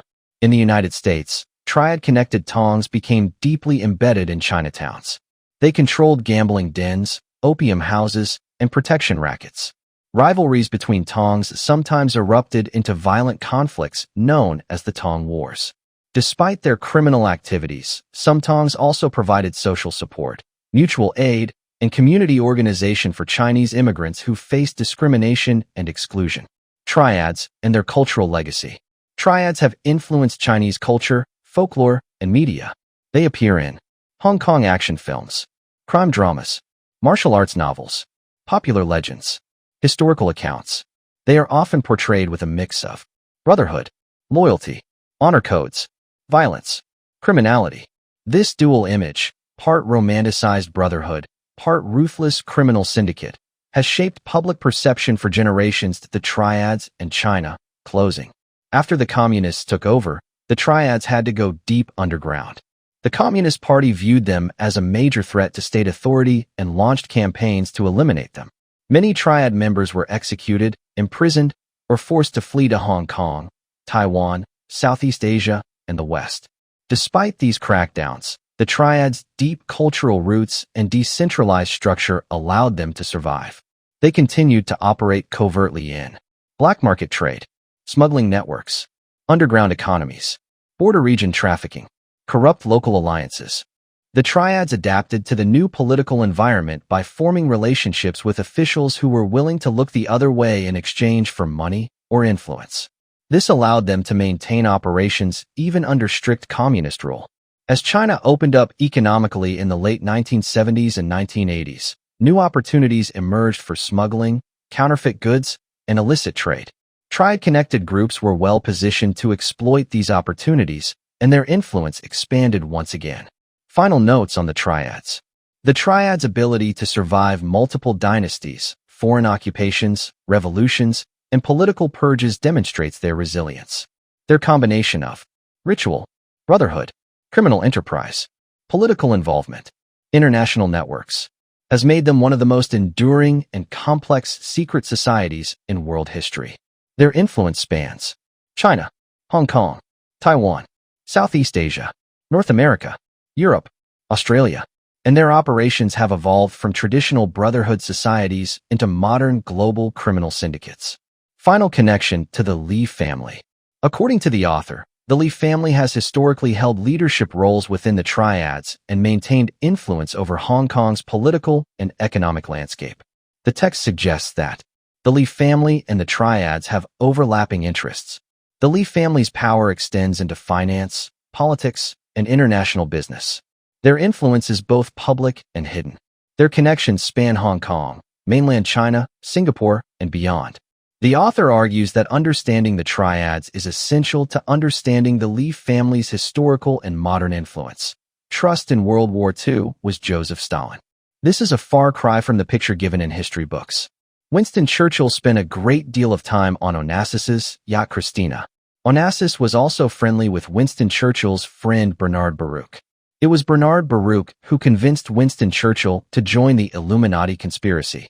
He asked Churchill to come watch something important in New York in 1929, and then he showed Churchill how they could destroy the stock market. That demonstration brought Churchill on board. Two other Illuminati friends of Ari Onassis were Joseph Kennedy and Peter Grace, both men belonging to top Illuminati bloodlines. Johnny Agnelli, a powerful man in the Illuminati, spent time on several occasions on Onassis's yacht Christina while it was in the Riviera. Years before JFK became president, Onassis had JFK and Winston Churchill on his yacht at the same time. In 1928, the Illuminati men who controlled the major oil companies met at Achnacarry Castle and formally created the Achnacarry Agreement, which divided up the world into an international cartel. This is why you may have seen the same gas truck deliver fuel to different gas stations in the same area.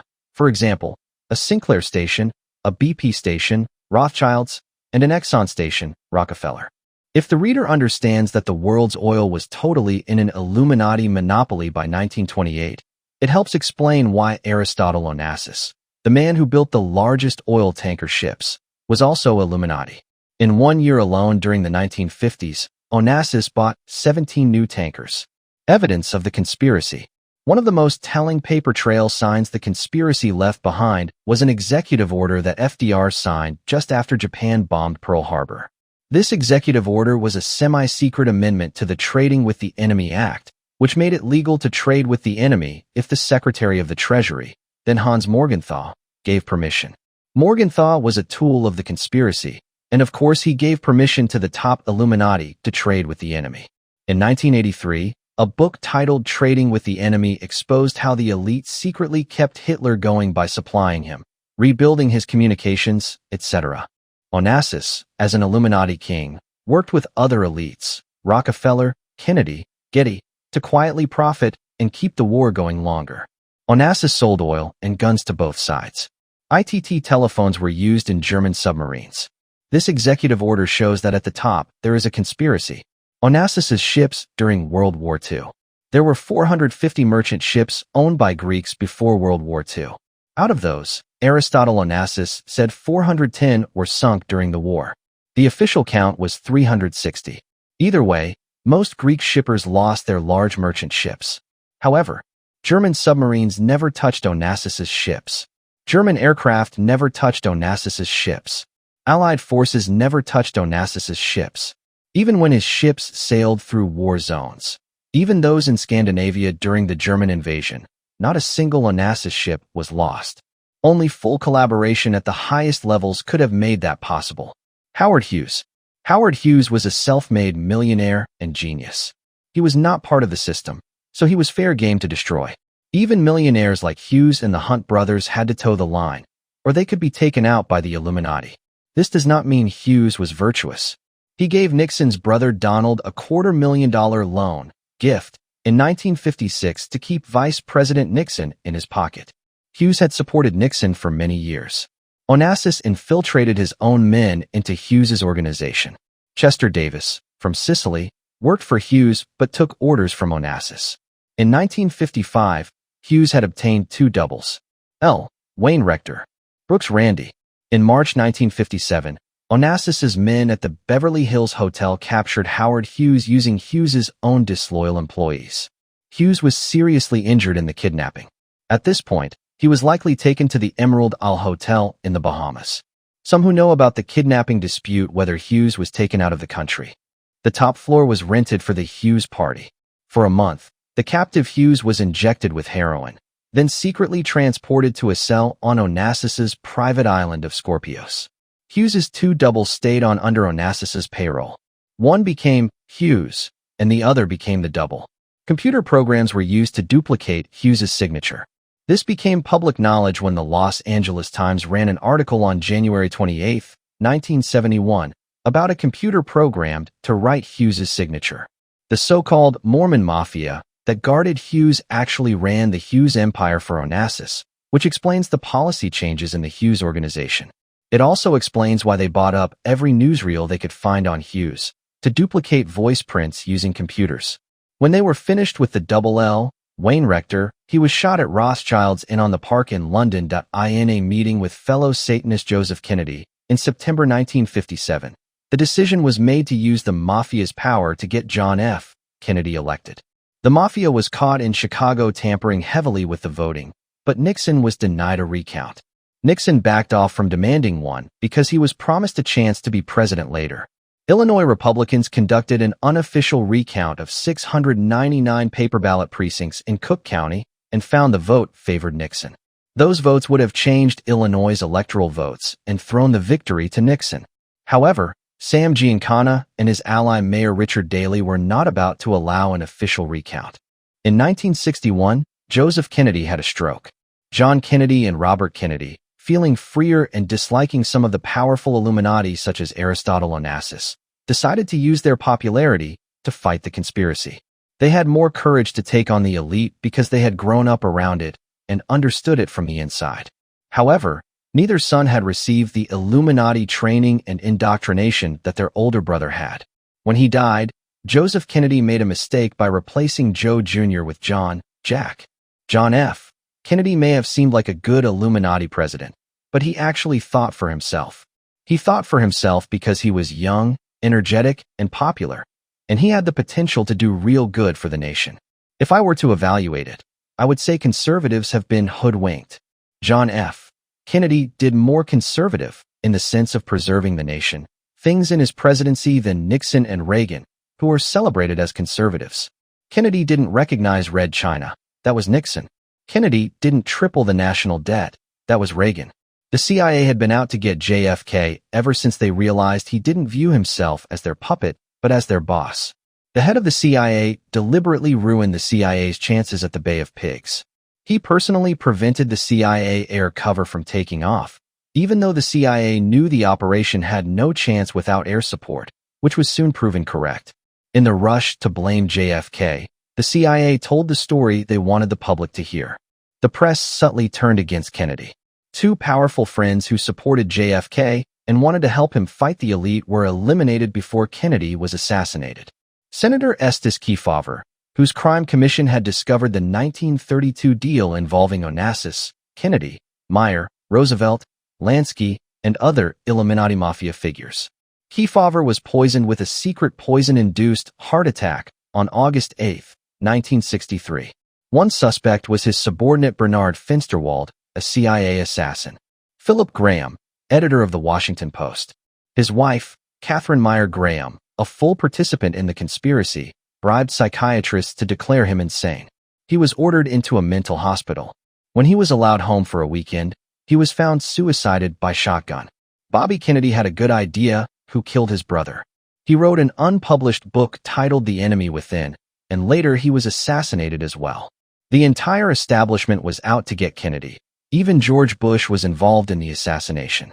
The Illuminati and Britain. The key to understanding the Illuminati is that it is headquartered in the London area. Satanists and witches refer to Great Britain as the mother country. Onassis had the best connections anyone could want in the British government, as expected of someone of his standing in the Illuminati. He had many British friends. One example is Sir Lionel Heald, the British Attorney General. Onassis attended the exclusive British Other Club.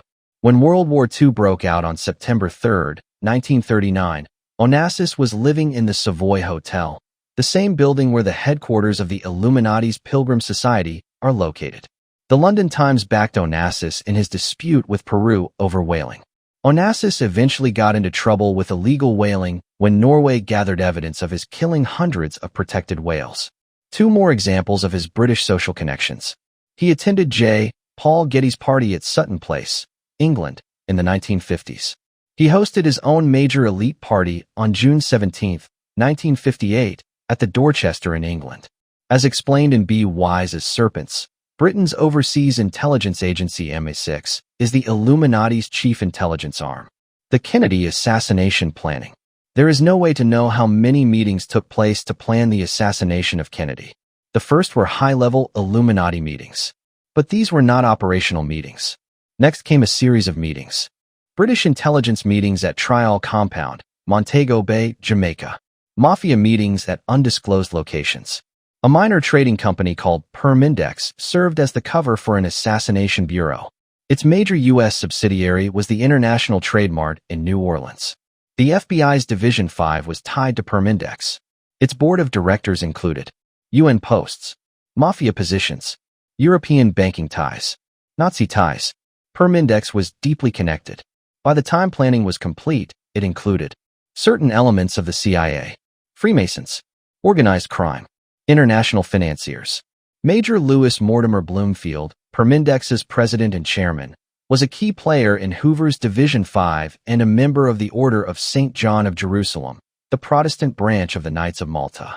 He was also a homosexual lover of FBI Director J. Edgar Hoover.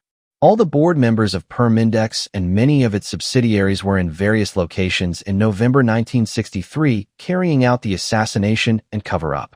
One of the covers for Permindex operatives was posing as missionaries of the American Council of Christian Churches, ACCC.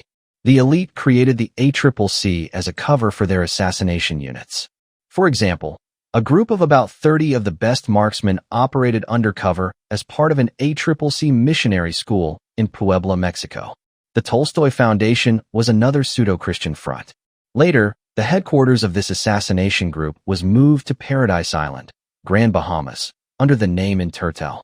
Ian Fleming's novels describe a third force based in Caribbean resort islands working to create a world government. According to the author, this became reality in the westerns put out by Hollywood. When the bad guy does something to the good guy, he runs off with his woman. That is what happened with JFK. Onassis was one of the Illuminati kings who decided JFK must go, and he got to run off with the dead man's wife. Onassis had already gotten Jackie onto his yacht, sexually, before Kennedy's assassination. Franklin Roosevelt Jr. was on board together with Aristotle and Jackie. Jackie did not enjoy her marriage to Onassis. At one point during their marriage, when they were swimming nude at Onassis's island Scorpios, 10 photographers with underwater cameras and telephoto lenses captured Jackie naked, and her picture was splashed across Playmen, Hustler, and other magazines. Jackie was furious and wanted her husband to sue the newspapers and magazines, which he refused to do. A year before Aristotle died, he admitted that he had planned the whole operation. The date given for the actual Howard Hughes death, after being kept prisoner under horrendous conditions by Onassis, was April 18, 1971. The previous year, 1970, Hughes's supposed autobiography had been released, written by Clifford Irving. Irving's wife took the publisher's check made out to Howard Hughes to one of Onassis's Swiss banks and was paid. Family difficulties. Onassis's second wife was Tina, Athena Mary Onassis. When she divorced him for adultery, she said, "It is almost 13 years since Mr. Onassis and I were married in New York City. Since then he has become one of the world's richest men, but his wealth has not brought me happiness with him nor, as the world knows, has it brought him happiness with me." Tina divorced Ari and soon married a relative of Winston Churchill, the Marquis of Blandford. Later she divorced him and married her former brother-in-law, Stavros Niarchos, in May 1971. But after he killed her sister, she left him as well. Eugenia, the sister-in-law of Ari Onassis, died, according to the official version, of an overdose of sleeping pills. Her post-mortem examination showed bruises, a black left eye, swelling on the left temple, a hemorrhage near the larynx, additional injuries across her body. The author warns not to accept the official explanation at face value. The Livanos family. It may also be important to comment on the background of the Livanos family. Both Stavros Niarchos and Aristotle Onassis married Livanos women. The Livanos family was a prominent family on the Turkish island of Chios.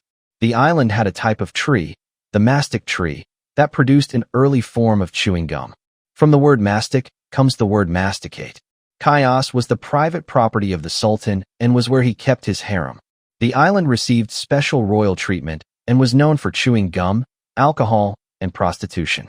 The Livanos family was one of the leading families on the island.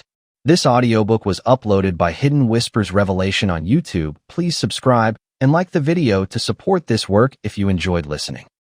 Interviews with people and notes from other researchers. Author's own research. Genealogy compiled from research notes of this writer Fritz Springmeier. Frischauer, Willie. Onassis. New York, Meredith Press, 1968. Haymont C. David. A Woman Named Jackie. New York, Carroll Communications, 1989. Lily Doris. Those Fabulous Greeks. Onassis, Niarchos, and Levanos. New York, Cowles Book Company, 1970. Bloodlines of Illuminati. Fritz Springmeier, 1995. The Rockefeller Bloodline. One of the 13 satanic bloodlines that rule the world is the Rockefeller bloodline. Today, there are around 190 members of this family with the Rockefeller name, and of course some others by other last names. This article is to explore further for those who investigate the Illuminati, how the Rockefeller bloodline is involved in the promotion of the occult and Satanism, and how they are involved in the control of the Christian denominations. This article keys in on just one family, the Rockefellers. To understand the full extent of the Illuminati's control of religion, including Christendom, would require perhaps several books. The Illuminati itself draws its lifeblood from around 13 very powerful families worldwide. This article will not attempt to explain their networks and the many organizations of the Illuminati. It will not even try to do this for the Rockefellers. In fact, no one knows how many trusts and foundations the Rockefellers have. They have hidden trusts within secret trusts within secret trusts. It is estimated that they have between 200 and several thousand trusts and foundations. The finances of the Rockefellers are so well covered that Nelson Rockefeller did not pay 1 cent in income taxes in 1970, yet he was perhaps the richest man in the U.S. The Rockefellers exert enormous influence over religion in this nation in the following ways. 1. They provide a large share of the money that seminaries in the United States need to operate. 2. They provide a large share of the money that universities need to operate. Education influences the religious values of our people. 3. They provide large grants to various religious organizations. 4. Their influence and control helps determine who will get publicity in the major news magazines and on television. 5. Their influence has contributed to various anti-Christian organizations being set up. 6. They directly help control certain religious groups, such as Lucas Trust. The Rockefellers' influence is both subtle and not so subtle. In the book The Unholy Alliance, details are given on how the seminaries, church boards, and Christian colleges have been captured. Much of the money for this came from the Rockefellers. One of the principal large foundations that was instrumental in controlling religious institutions of various kinds was the Satanic Fund. They have now shifted to other channels. This foundation, which was incorporated in 1938 and was headquartered in New York City, 50 West 50th Street, gave enormous sums of money to manipulate Protestant concerns. In 1964, according to the Russell Sage Foundation's book The Foundation Directory, the Satanic Fund gave away $681,886 in grants. In 1969, the fund gave. By 1984, the Satanic Fund was not being used. But a look at another Rockefeller nonprofit untaxed foundation, the Rockefeller Brothers Fund, shows a revealing grant pattern. Many people would not be able to make any sense out of what seems a random pattern of grants without the broad picture of what the Illuminati is doing today. My book Be Wise as Serpents should have clarified how those various groups who receive grants are related and helpful to the Rockefeller agenda. Although these other Rockefeller foundations are not specifically geared toward religion, such as the Satanic Fund was, it is clear these other foundations still impact religion. For selected grants in 1984 of the Rockefeller Brothers Fund, Council on Foundations, $41,000. This money was according to RB Fund Info. Toward work of project which will carry out recommendations from study that points out lack of knowledge about global interdependence and about relationship between international and domestic issues. Emphasis will be placed on information and educational programs to help funders become more familiar with and learn how to analyze opportunities for international grant-making. Harlem Interfaith Counseling Service, $5,000. Private agencies collaborating together, $25,000. Encourages collaboration among private development agencies working in Africa, Asia, and Latin America. Trilateral Commission, $40,000. ####8 selected grants in 1984 of the Rockefeller Family Fund and Rockefeller Foundation. ACLU, $5,000. American Historical Association, $42,000. American Philosophical Association, $7,500. Catholic University of America, $25,000. Catholic University of Chile, $224,200. Council on Foreign Relations, $165,000. NAACP, $75,000. Population Council, $150,000. University of Notre Dame, $25,000. Catholic institutions have been large recipients of grants from foundations connected to the world order. The Catholic Church, the Episcopal Church, and the Unitarian Universalist Church are all playing big roles in the New World Order for the Satanists.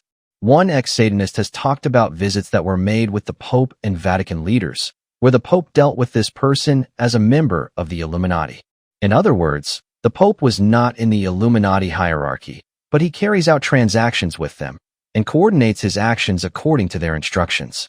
We will now go into some depth on the 6 items above. 1. They provide a large share of the money that seminaries in the United States need to operate. The Union Theological Seminary has operated from Rockefeller money. UTS hasn't been the only Protestant seminary receiving Rockefeller funds, but it may be the best example of a seminary controlled by the Rockefellers. The Sealantic Fund stated under its purpose and activities, current interests are primarily Protestant theological education. The president of the Sealantic Fund when it operated was David Rockefeller, and Lawrence, not Lawrence S. Rockefeller was vice president. Stephen C. Rockefeller was one of the trustees. 2. They provide a large share of the money that universities need to operate. Education influences the religious values of our people. In 1952, Congressman Eugene E. Cox headed up a committee that for the first time tried to uncover the Rockefellers and others' foundation's activities. For some reason, Cox encountered stiff opposition everywhere against his committee's investigation, and the congressman for some reason got sick and died. One member of the committee, Congressman Carroll Reese, and his counsel Renee Wormser attempted to continue the investigation. Rockefeller's henchmen and newspapers did their best to destroy Congressman Reese. The Reese investigation was given only the barest minimum of time and little resources for their investigation. However, they were still able to uncover that beginning in the 1930s, vast sums of money were spent in education by the Rockefeller and Carnegie foundations. This money went to promote John Dewey, Marxism, a one-world government agenda, and socialism. The foundations, principally the Rockefeller and Carnegie, stimulated 2/3 of the total endowment funding of all institutions of higher learning in America during the first third of this 20th century. The NEA, National Education Association, was largely financed by the Rockefeller/Carnegie foundations. A 1934 NEA report advised, "A dying laissez-faire must be completely destroyed and all of us, including the owners, must be subjected to a large degree of social control." Reese Committee counsel Renee Wormser wrote of the investigation, leads one to the conclusion that there was, indeed, something in the nature of an actual conspiracy among certain leading educators in the United States to bring about socialism through the use of our school systems. They discovered that the Rockefeller Foundation was the primary culprit behind the teaching of socialism in America's schools and universities, and also behind the NEA's policies. Renee Wormser, counsel for the Reese Committee, reported, "A very powerful complex of foundations and allied organizations has developed over the years to exercise a high degree of control over education. Part of this complex, and ultimately responsible for it, are the Rockefeller and Carnegie groups of foundations." This was the situation in the 1950s when the Reese Committee briefly investigated. The Rockefeller-Carnegie groups have continued basically unopposed for the next 40 years in controlling education. One of the educational book producers is Grolier Incorporated. Avery Rockefeller, Jr. sits on Grolier Incorporated board meetings.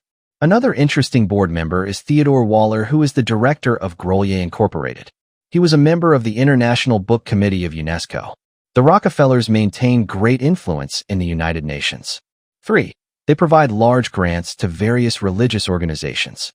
On January 31, 1945, John D. Rockefeller addressed the Protestant Council of the City of New York and told them that the answer to the problems of Christianity was that Christianity needed to become the Church of the Living God. Many listening that day may not have realized that he and other top Illuminati consider themselves gods, and that the solution John D. was cryptically giving was for Christianity to serve him as a living God. Rockefeller, John D. The Christian Church, What of its future? New York, Protestant Council, 1945 and 1917. 4. Their influence and control helps determine who will get publicity in the major news magazines. The Rockefeller family has enormous controls over various magazines and newspapers. Let us examine how the power of the press can be used in religion. One of the magazines that the Rockefellers have some control over is Time magazine. Time's board chairman, Andrew Heiskell, was associated with David Rockefeller. Another Illuminatus of the sixth level, Henry J. Fisher, ran McCall's magazine from 1917 to 1956. The establishment's media boosted Anton LaVey's Church of Satan into prominence. The January 31st, 1967 New York Daily News ran a story about Anton LaVey performing the first satanic wedding ceremony in America. The March 1970 issue of McCall's ran a nice story about the Church of Satan. Not only is LaVey's Church of Satan a publicity stunt to make Satanism more popular and to deflect criticism of real covert Satanism, the McCall's article makes Anton LaVey's church sound even better than it is. For those brainwashed folks who think that this free advertising for Anton LaVey was just for the sake of finding a good story for the Daily News and McCall's, I can show you dozens of better, juicier stories that never have seen the light of day, because they are contrary to what the Illuminati want people to hear. I won't argue that a story on Satanism may be interesting. I am pointing out that many other interesting stories don't get printed. Stories are selected by an editor. They don't just happen. Finally, on June 19, 1972, Time magazine provided more coverage for LaVey with an article, The Occult, a Substitute Faith. Believe me, the sincere devout Christian groups haven't ever received such nice free publicity. I'm not referring to men like 33 Degrees Mason Billy Graham, who works for the New World Order, and Knights Templar Mason Charles T. Russell, founder of the Watchtower Society, who both received great press coverage. Another minor example, and I am pointing out minor examples because they occur many times during the course of a year, is von Daniken's UFO books. Lou Wasserman, head of MCA, which owns G.P. Putnam's Sons, is a member of the Rockefeller University Council. G.P. Putnam's Sons published von Daniken's anti-Christian UFO religious theories. Cadence Industries owns Marvel Comics. The men on the board of Cadence sit under David Rockefeller in places like the CFR. Is it any wonder Marvel Comics promotes the occult and heroes like the Son of Satan? Where does the buck stop? You say that the Rockefellers don't control subordinates. Bear in mind that many of the Rockefellers call themselves Baptists. If they are really Christians, don't you think they could use their influence to stop such terrible things? The point is that the rottenness starts at the top. The rest of the pyramid has a hard time turning out okay when the top of the pyramid is dedicated to Satan. Rockefeller and Hearst worked together in their news monopolies. It was Hearst who promoted both books on Satanism and Billy Graham. If you learn what I know, the two are not contradictory. Hearst made Billy Graham who he is today by financially backing him and publicizing him. Rockefeller was supportive of Billy Graham's New York crusade, and the Manhattan Chase Bank helped Billy Graham out. 5. Their influence has contributed to various anti-Christian organizations being set up. Maurice Strong is a good friend of the Rockefellers. He has been promoting Mother Gaia worship. David Rockefeller works with Maurice Strong and his New Age ideas. Reverend Moon from Korea has been very much loved by the Rockefellers. Moon calls himself Christ and is setting up a religion promoting internationalism. His religion is also a good testing ground for mind control techniques that are being perfected by the NWO. The Rockefellers have been helping Moon, who also has his primary mansion in New York. Also of interest is that the prominent political figures that have endorsed Moon are those with ties to the NWO, and include Ted Kennedy, Mason Mark O. Hatfield, Mason Jesse Helms, and Illuminatus William F. Buckley, Jr. See pages 32 to 33 of The Puppet Master by J. Isamu Yamamoto. A lesser-known group is the Spiritual Frontiers Fellowship, SFF, in Independence, Missouri. Their address was Exec. Plaza, 10715, Winter Road, 64052. They were founded in 1956. Just like Reverend Moon, they claim to be Christians, but teach and practice other things. They teach and practice the occult. Two prominent men in SFF are Marcus Bach and Gardner Murphy. They both have interesting backgrounds. Marcus Bach shows the touch of the Rockefellers. Marcus Bach, born in 1906, is Director of Special Projects for SFF. The Rockefeller Foundation granted him a fellowship in research and creative writing from 1934 to 36. Gardner Murphy was the consultant in 1950 for UNESCO in New Delhi to the Hindus of the Indian Ministry of Education. From 1952 to 68, he was Director of Research at the Menninger Foundation, Topeka, Kansas. Yes, psychology is led mainly by occultists. Menninger himself is a member of several environmental groups for the elite, an honorary trustee of the Aspen Institute, a Freemason, member of ACLU, and a close associate of W. Clement Stone. W. Clement Stone, in turn, is also a Mason, a member of the Occult American Society for Psychical Research, and the financial backer of the Menninger Foundation. The Federal Council of Churches was financed to a large extent by Rockefeller money. In my Be Wise as Serpents book, I detail how the FCC was designed to destroy Christianity, how they carefully plotted to make the creation of the FCC look like a grassroots movement, when it was actually the creation of the elite Illuminati. I further detail how the men who ran it were high-ranking Masons, socialists, and one-worlders. Also shown is how they carefully manipulated the real gospel for their own devious ends. 6. They directly help control certain religious groups, such as Lucas Trust. David Rockefeller is part of Lucas Trust's management. Lucas Trust puts out the book Externalization of the Hierarchy by Alice Bailey, which spells out the plan for the Satanists and New Agers on how the spiritual hierarchy, actually the demonic hierarchy, is to externalize their rule of the planet.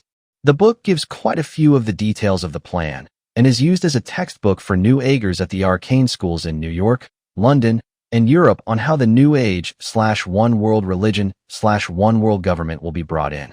If anyone doubts the Rockefellers' commitment to Satan, read page 107 of Externalization of the Hierarchy. On page 107, Alice Bailey, president of the Theosophical Society and part of Lucas, formerly Lucifer, Trust, tells us who will rule when the New Age, New World Order, takes over. On the earthly level, humanity, so to speak, the ruler is given on page 107 as Lucifer. On the spiritual level, called Shambhala, the holy city, the coming ruler is given as the Lord of the world, which we Christians know as Satan. Lucas Trust knows it is Satan too, but for public consumption they say that the ruler of the world is Sanat, a scrambling of Satan, Kamara. They also predict there will be a Christ consciousness and the Christ, actually the Antichrist.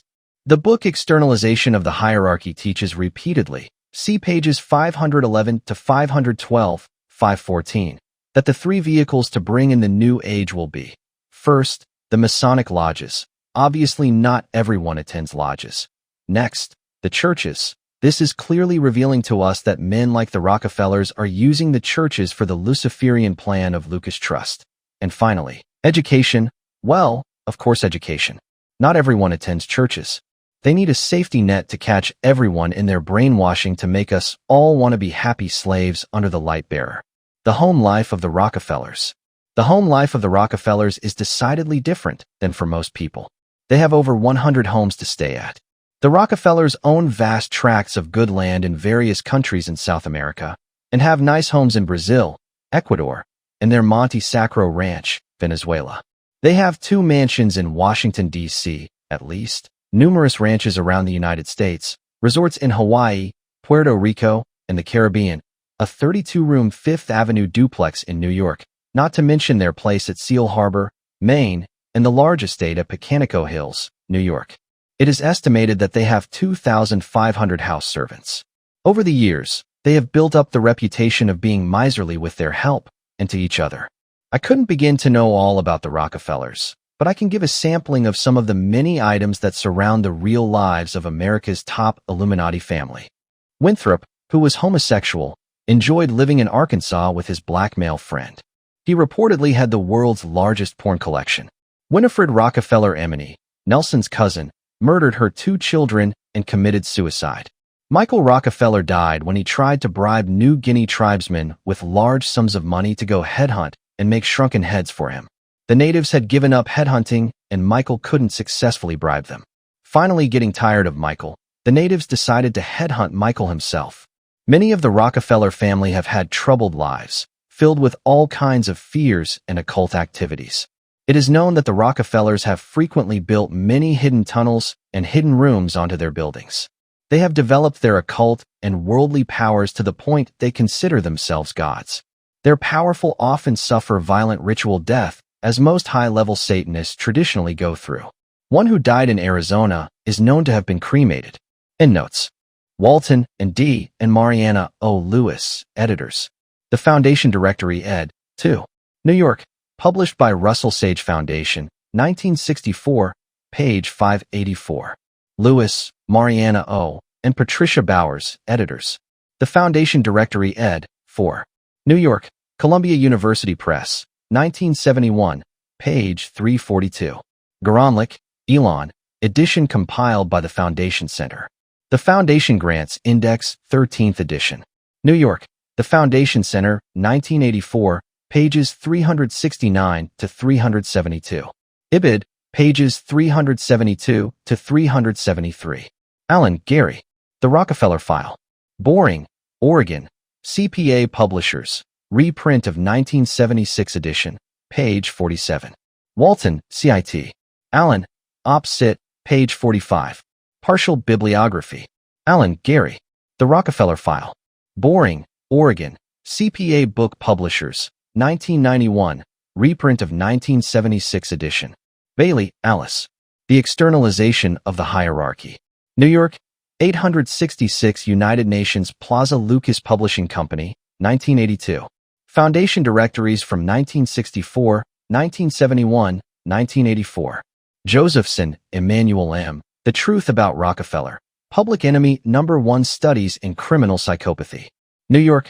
Chedney Press, 1964. Springmeier, Fritz. Be Wise as Serpents. Portland, Oregon. Fritz Springmeier, 1991. Other. Interviews with Ex-Illuminati. Manuscript from ex-high-ranking Mason who strangely died. It was called a suicide, soon after completing his expose of the New World Order's elite. Why am I covering the top 13 Illuminati bloodlines? I have often been asked, who are the Illuminati? Who are the people at the top of the conspiracy? Who are the generational satanic families? The Illuminati consists of 13 magical and powerful bloodlines. There are also some other powerful bloodlines that are worth naming, but if they are in the Illuminati, they have blood ties to one of the 13 powerful lineages. About half of the Illuminati people I know have had their parentage hidden from them. Many of those who still know who their real parents are still do not know what bloodline they belong to until the Illuminati chooses to reveal it to them. Most of the Illuminati have MPD. When high-level Satanists do not have MPD, they very often emotionally break under the stress of the horrible blood rituals that are required. Recently, a non-MPD Satanist in Chicago emotionally broke and gave his life to Christ. I have videos available of an interview of this man exposing Satanism. One of the important lineages has remained secret until 3 investigators named Lincoln, Lee, and Bygent were spoon-fed leads and secrets. They put this into a book called Holy Blood, Holy Grail. I recommend the book and the 2 books which are its sequels, because they show how just one part of the 13 lineages has kept itself secret and has taken immense power of all forms to themselves. In southern Belgium, there is a castle. If anyone is traveling there and wants to find the castle, I will show them on the map and describe it. This is the Mother House of Darkness Castle. In that castle is a cathedral, and in that cathedral's basement a little baby is sacrificed daily and is coming to power. The pages are written almost round the clock. This castle is also described in my Be Wise as Serpents book. The history in that handwritten book would reveal the real facts behind the propaganda that the world's major news media gives the gullible public. The history, as that book reveals, it would tell people about how Abraham Lincoln was a descendant of the Rothschilds. Abraham Lincoln was the secret head of the Rosicrucians, a member of their 3-headed top council. I have seen the paper trail proof of these things about Lincoln to my satisfaction that these things about Lincoln are true. Adolf Hitler was also a secret member of the Rothschild lineage. Hitler carried out blood sacrifices to open his mind up to high-level demonic spiritual control. Rockefeller sold Hitler oil during World War II via Spain to keep World War II going longer. The history in that book mentions people that the history books, given the public, don't, like Michael Augustus Martinelli von Braun Reinhold, the most powerful Satanist in the world a few years ago. Michael Augustus Martinelli von Braun-Reinhold had 66 satanic brides. And that satanic book in the Mother House of Darkness Castle also mentions the Rockefeller bloodline. Only insiders are supposed to know the real history of what has taken place in human history. The real decisions and the real movers and shakers have been hidden from the public's eyes. What the public is given is a stage show where Illuminati puppets parade around and make big speeches according to their script. Each of the 13 families has their own set of Mothers of Darkness. Each of the 13 families has their own secret satanic leadership: kings, queens, princesses, and princes of darkness. For instance, the Rockefeller family has people who are selected as kings and princes within their own bloodline in secret rituals. The kings and princes, queens and princesses are strictly bloodline. They secretly rule over an area of the world for their own bloodline. This is independent of the Illuminati's hierarchy, which was diagrammed in the January 1993 newsletter, my newsletter from a Christian ministry. In the January 1993 issue, the covens, Sisters of Light, Mothers of Darkness, and the Grandmothers were diagrammed. The Illuminati pulls its various bloodlines together under several councils. The Grand Druid Council, or the Council of 13, is the principal council for the Brotherhood of Death. Above the Council of 13 is a higher Council of 9, and an inner group of 3 is believed to head that Council of 9. How do we know about these things? The power of God has reached into the very heart of Satan's empire and pulled out some of the most powerful Satanists and drawn them to Christ. There are several Satanists that were at the top which have managed to find Christ. In addition, some of the next echelon of the hierarchy, such as some of the Mothers of Darkness, are also finding Christ. If someone wants to understand how and why decisions are made in world affairs and by whom, then you need to study the Illuminati. The real answers do not rest with the proceedings of the Congress of the United States or with the publicly known leaders of the communist countries. An example of what I am talking about. There is a book entitled Who Financed Hitler by James Poole and Suzanne Poole. I'm always glad to see that some people are willing to look behind the scenes. Believe me, there were people that Hitler listened to. They were the people he went to ritual with, and who put him into power. A continuation of the series of articles on the top 13 Illuminati bloodlines, the Rockefeller family. Preface. The first article about the House of Rockefeller in this newsletter occurred in the mid-deck 1992 volume, number 13, issue pages 3 to 8. The primary focus of that article was to show how the family controlled large segments of the Protestant groups in the United States. A secondary focus of that article was to show in the satanic occult side of the family. An attempt will be made in this article not to rehash information given out in that earlier article. The Rockefeller family has been so busy, and there is a large amount of information that can be provided about them. Therefore, my goal with this article is to provide introductory information to the readership and to qualify that what is written in this article is but the basics of what should be written about the Illuminati activities of this family. Much of my own material on the Rockefeller family was lost this year, and I don't have the time to go back and research it again. Much of it involved the secret wheeling and dealing that went on behind the scenes to bring the Rockefellers into wealth and power. Some of the details also involve their manipulations to control about everything that the Rockefellers can find to control. Some of the research was on the occult activities of the House of Rockefeller. ###the first notorious Rockefeller. The first notorious Rockefeller that researchers who are not working for the Rockefellers refer to is William Avery Rockefeller, 1810 to 1906. William Avery Rockefeller was totally corrupt and lacked any type of morals. He was involved in the occult and practiced magic. He married a number of women around the country in bigamous relationships. He also had a number of mistresses and a large number of sexual partners. He was charged with raping a woman and escaped the state of New York to prevent being sent to jail for it. He stole, lied, and abused his way through life. He wore the best of clothes, and he never lacked for money, including gold coins. Besides loving women, he loved gambling. And where did his money to gamble with come from? He made much of his money dishonestly. His life is a carbon copy of other men who are known by this author to have been in the Illuminati. The reader also needs to bear in mind that the Illuminati carries out a large number of secret occult marriages, which only insiders learn about. One of his wives was Eliza Davidson, 1813 to 1889. She was an extremely cruel woman. Historians who have been bought off by the elite like to picture Eliza Davidson as a very pious woman. Although she had a religious front, There are a number of things in her life that show that she was not the paragon of virtue that the paid-for historians have made her out to be. When she married William Avery Rockefeller, she moved in with him and his mistress. The first notably rich Rockefeller. William Avery Rockefeller had many bastard children, and it can be imagined many children born for ritual or for the cult. His wife Eliza had 6 children for him, and of those John Davison Rockefeller is the infamous one who brought the family into the limelight. John D. Rockefeller in his lifetime became one of the most powerful men in the world. One of the most best-kept secrets were his secret dealings with the other Illuminati families. The Pacers and other Illuminati families are all intimately involved in the rise to power of the Rockefellers. The other factor involved in John D. Rockefeller's rise to power is his utter ruthlessness. He was willing to do anything for power. John D. Rockefeller established the family at their principal estate at Pecanico Hills in New York. I have lost the exact figure, but over 100 Rockefeller families live at the private land of Pecanico Hills. A brief survey of the Rockefellers' influence. The Rockefellers have divested much of their holdings into places which they control, but nominally they are not owners of. The Rockefellers' financial power is far greater than the balance sheets would indicate. The Rockefellers can give donations from an organization which they control to another that they control and not lose any control over the money.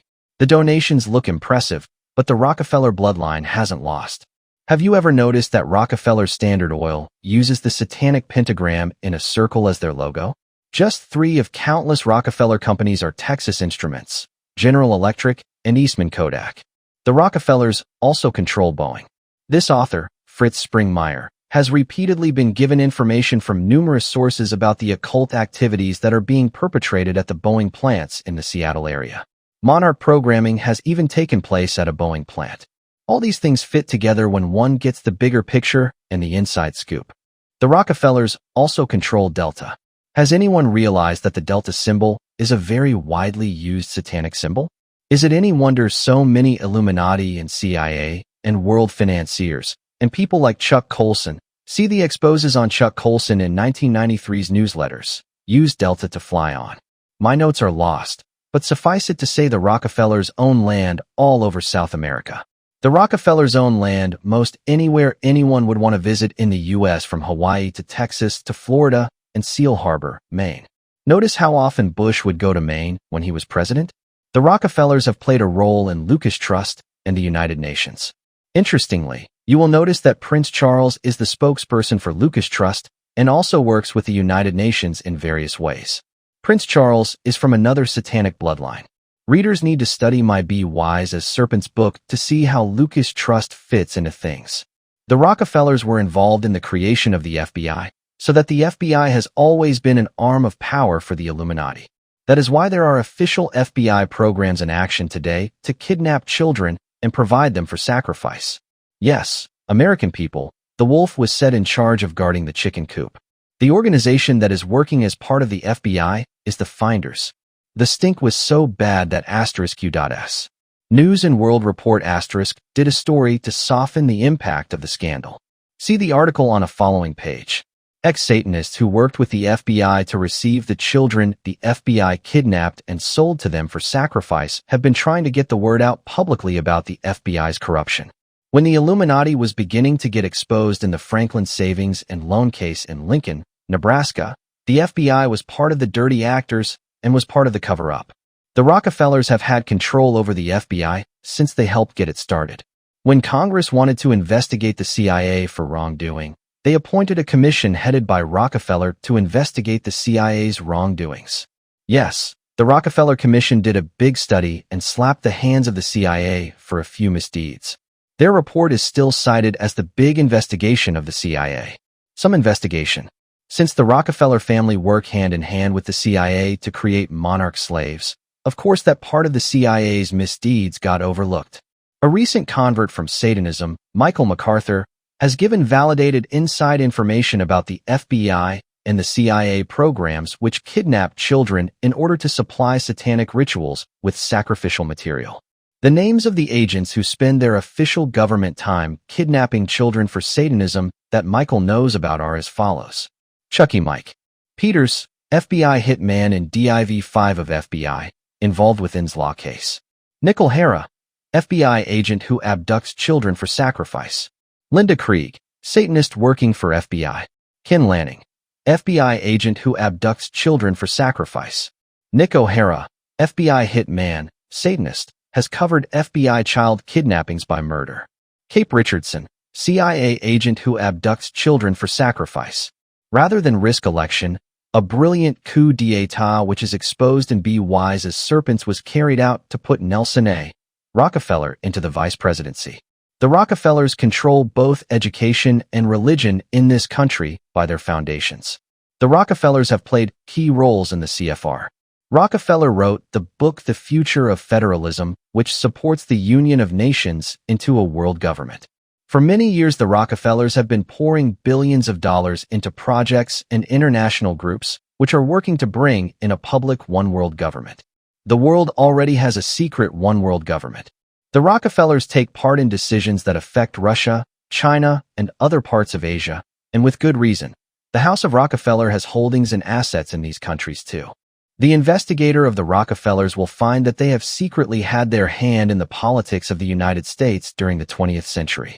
The decisions and directions this nation has taken are the result of countless orders which the Rockefellers have given to their underlings. ####. Along with this brief look at the Rockefellers, I have included. Not included here because not processed in plain text. A bibliography of books for further study.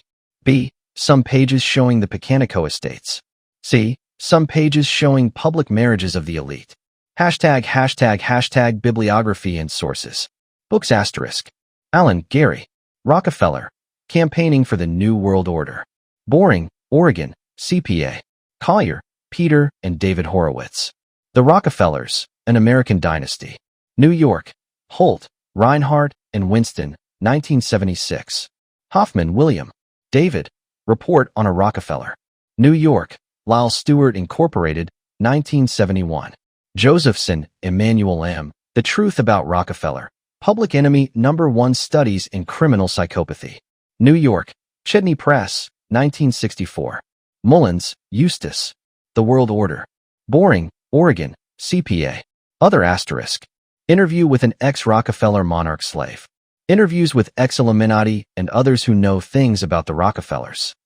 #Bloodlines of Illuminati. #Financial Wizards, Wealthy Cults. #The Rothschild Bloodline. Two neighbor horse farmers came together one day to talk business. The first farmer sold his home to the second for $250,000 and then bought it back for about $20 more. He could now advertise his horse, actually worth $20, as a home he had paid over $250,000 for. We can laugh over such schemes, and perhaps we should laugh at ourselves for having been fooled, for if there is one area in life that exceeds the religious in deception and touches all of us, it is the financial. What else can we do about it except laugh? The famous poet Lord Byron describes the archetype of our two farmers in 1823.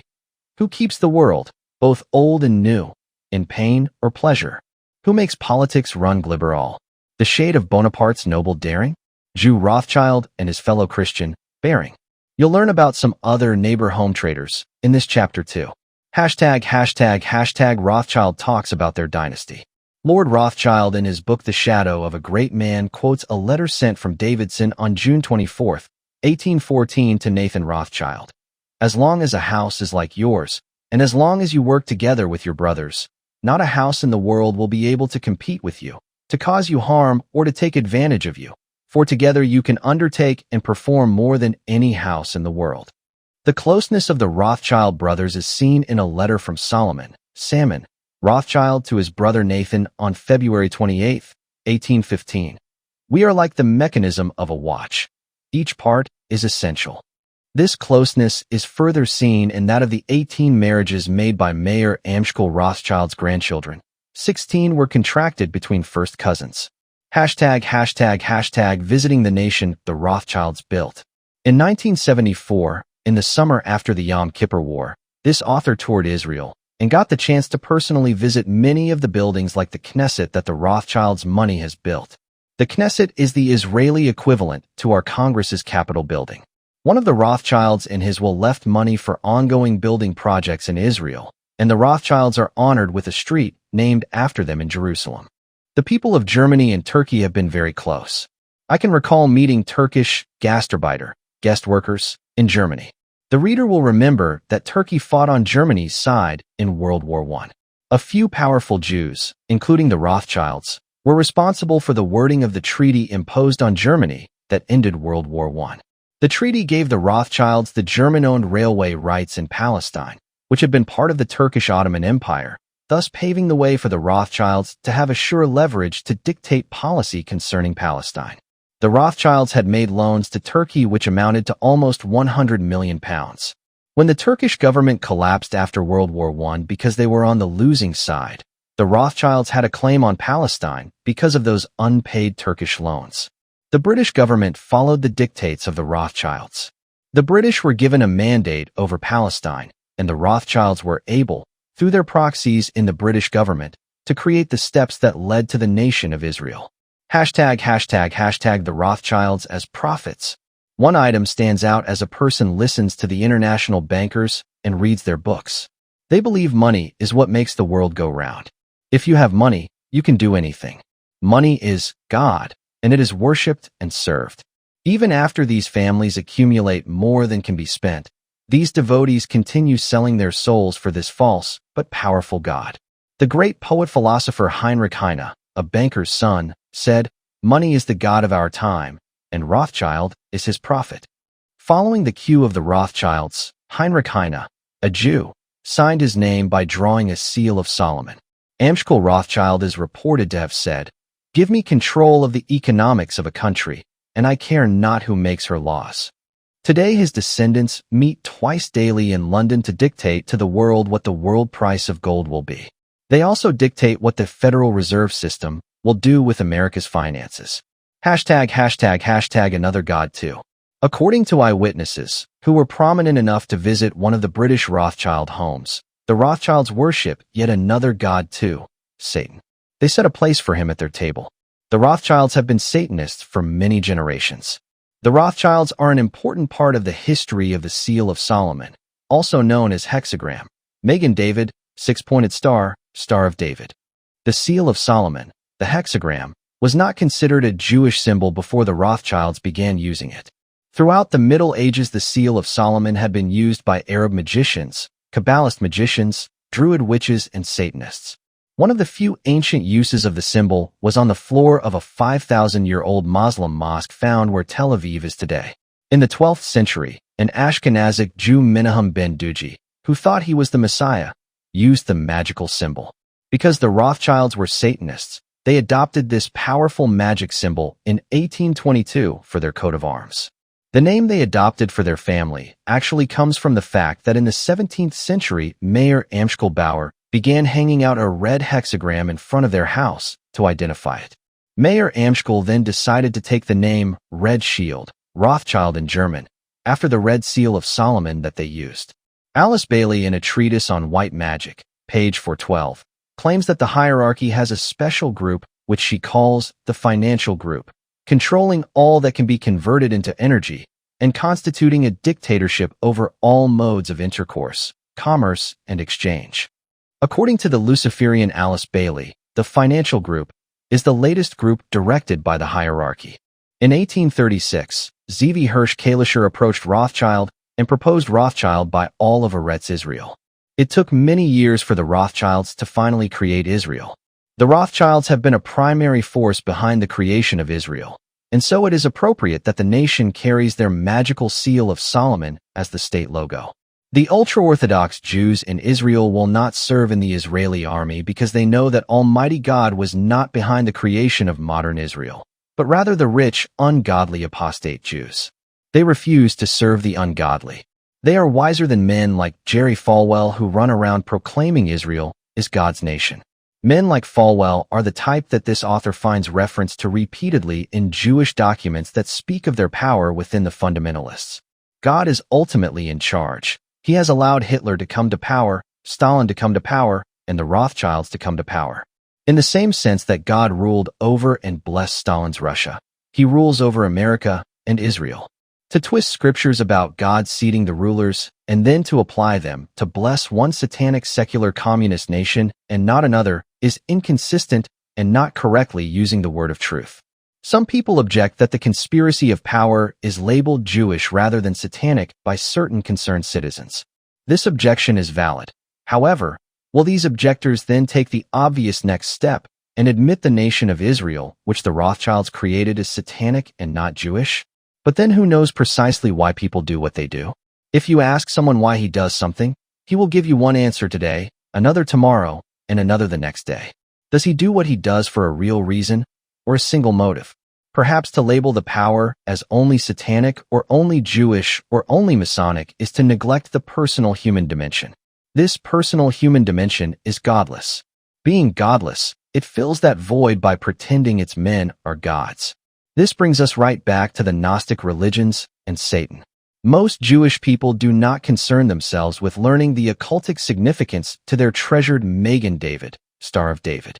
King David did not have anything to do with the hexagram, although his son Solomon did when he began worshipping Ashtoreth, Star, also known as Astarte, Chion, Chiwan, Remphan, and Solomon built altars to the star, Astarte, aka Ashtoreth.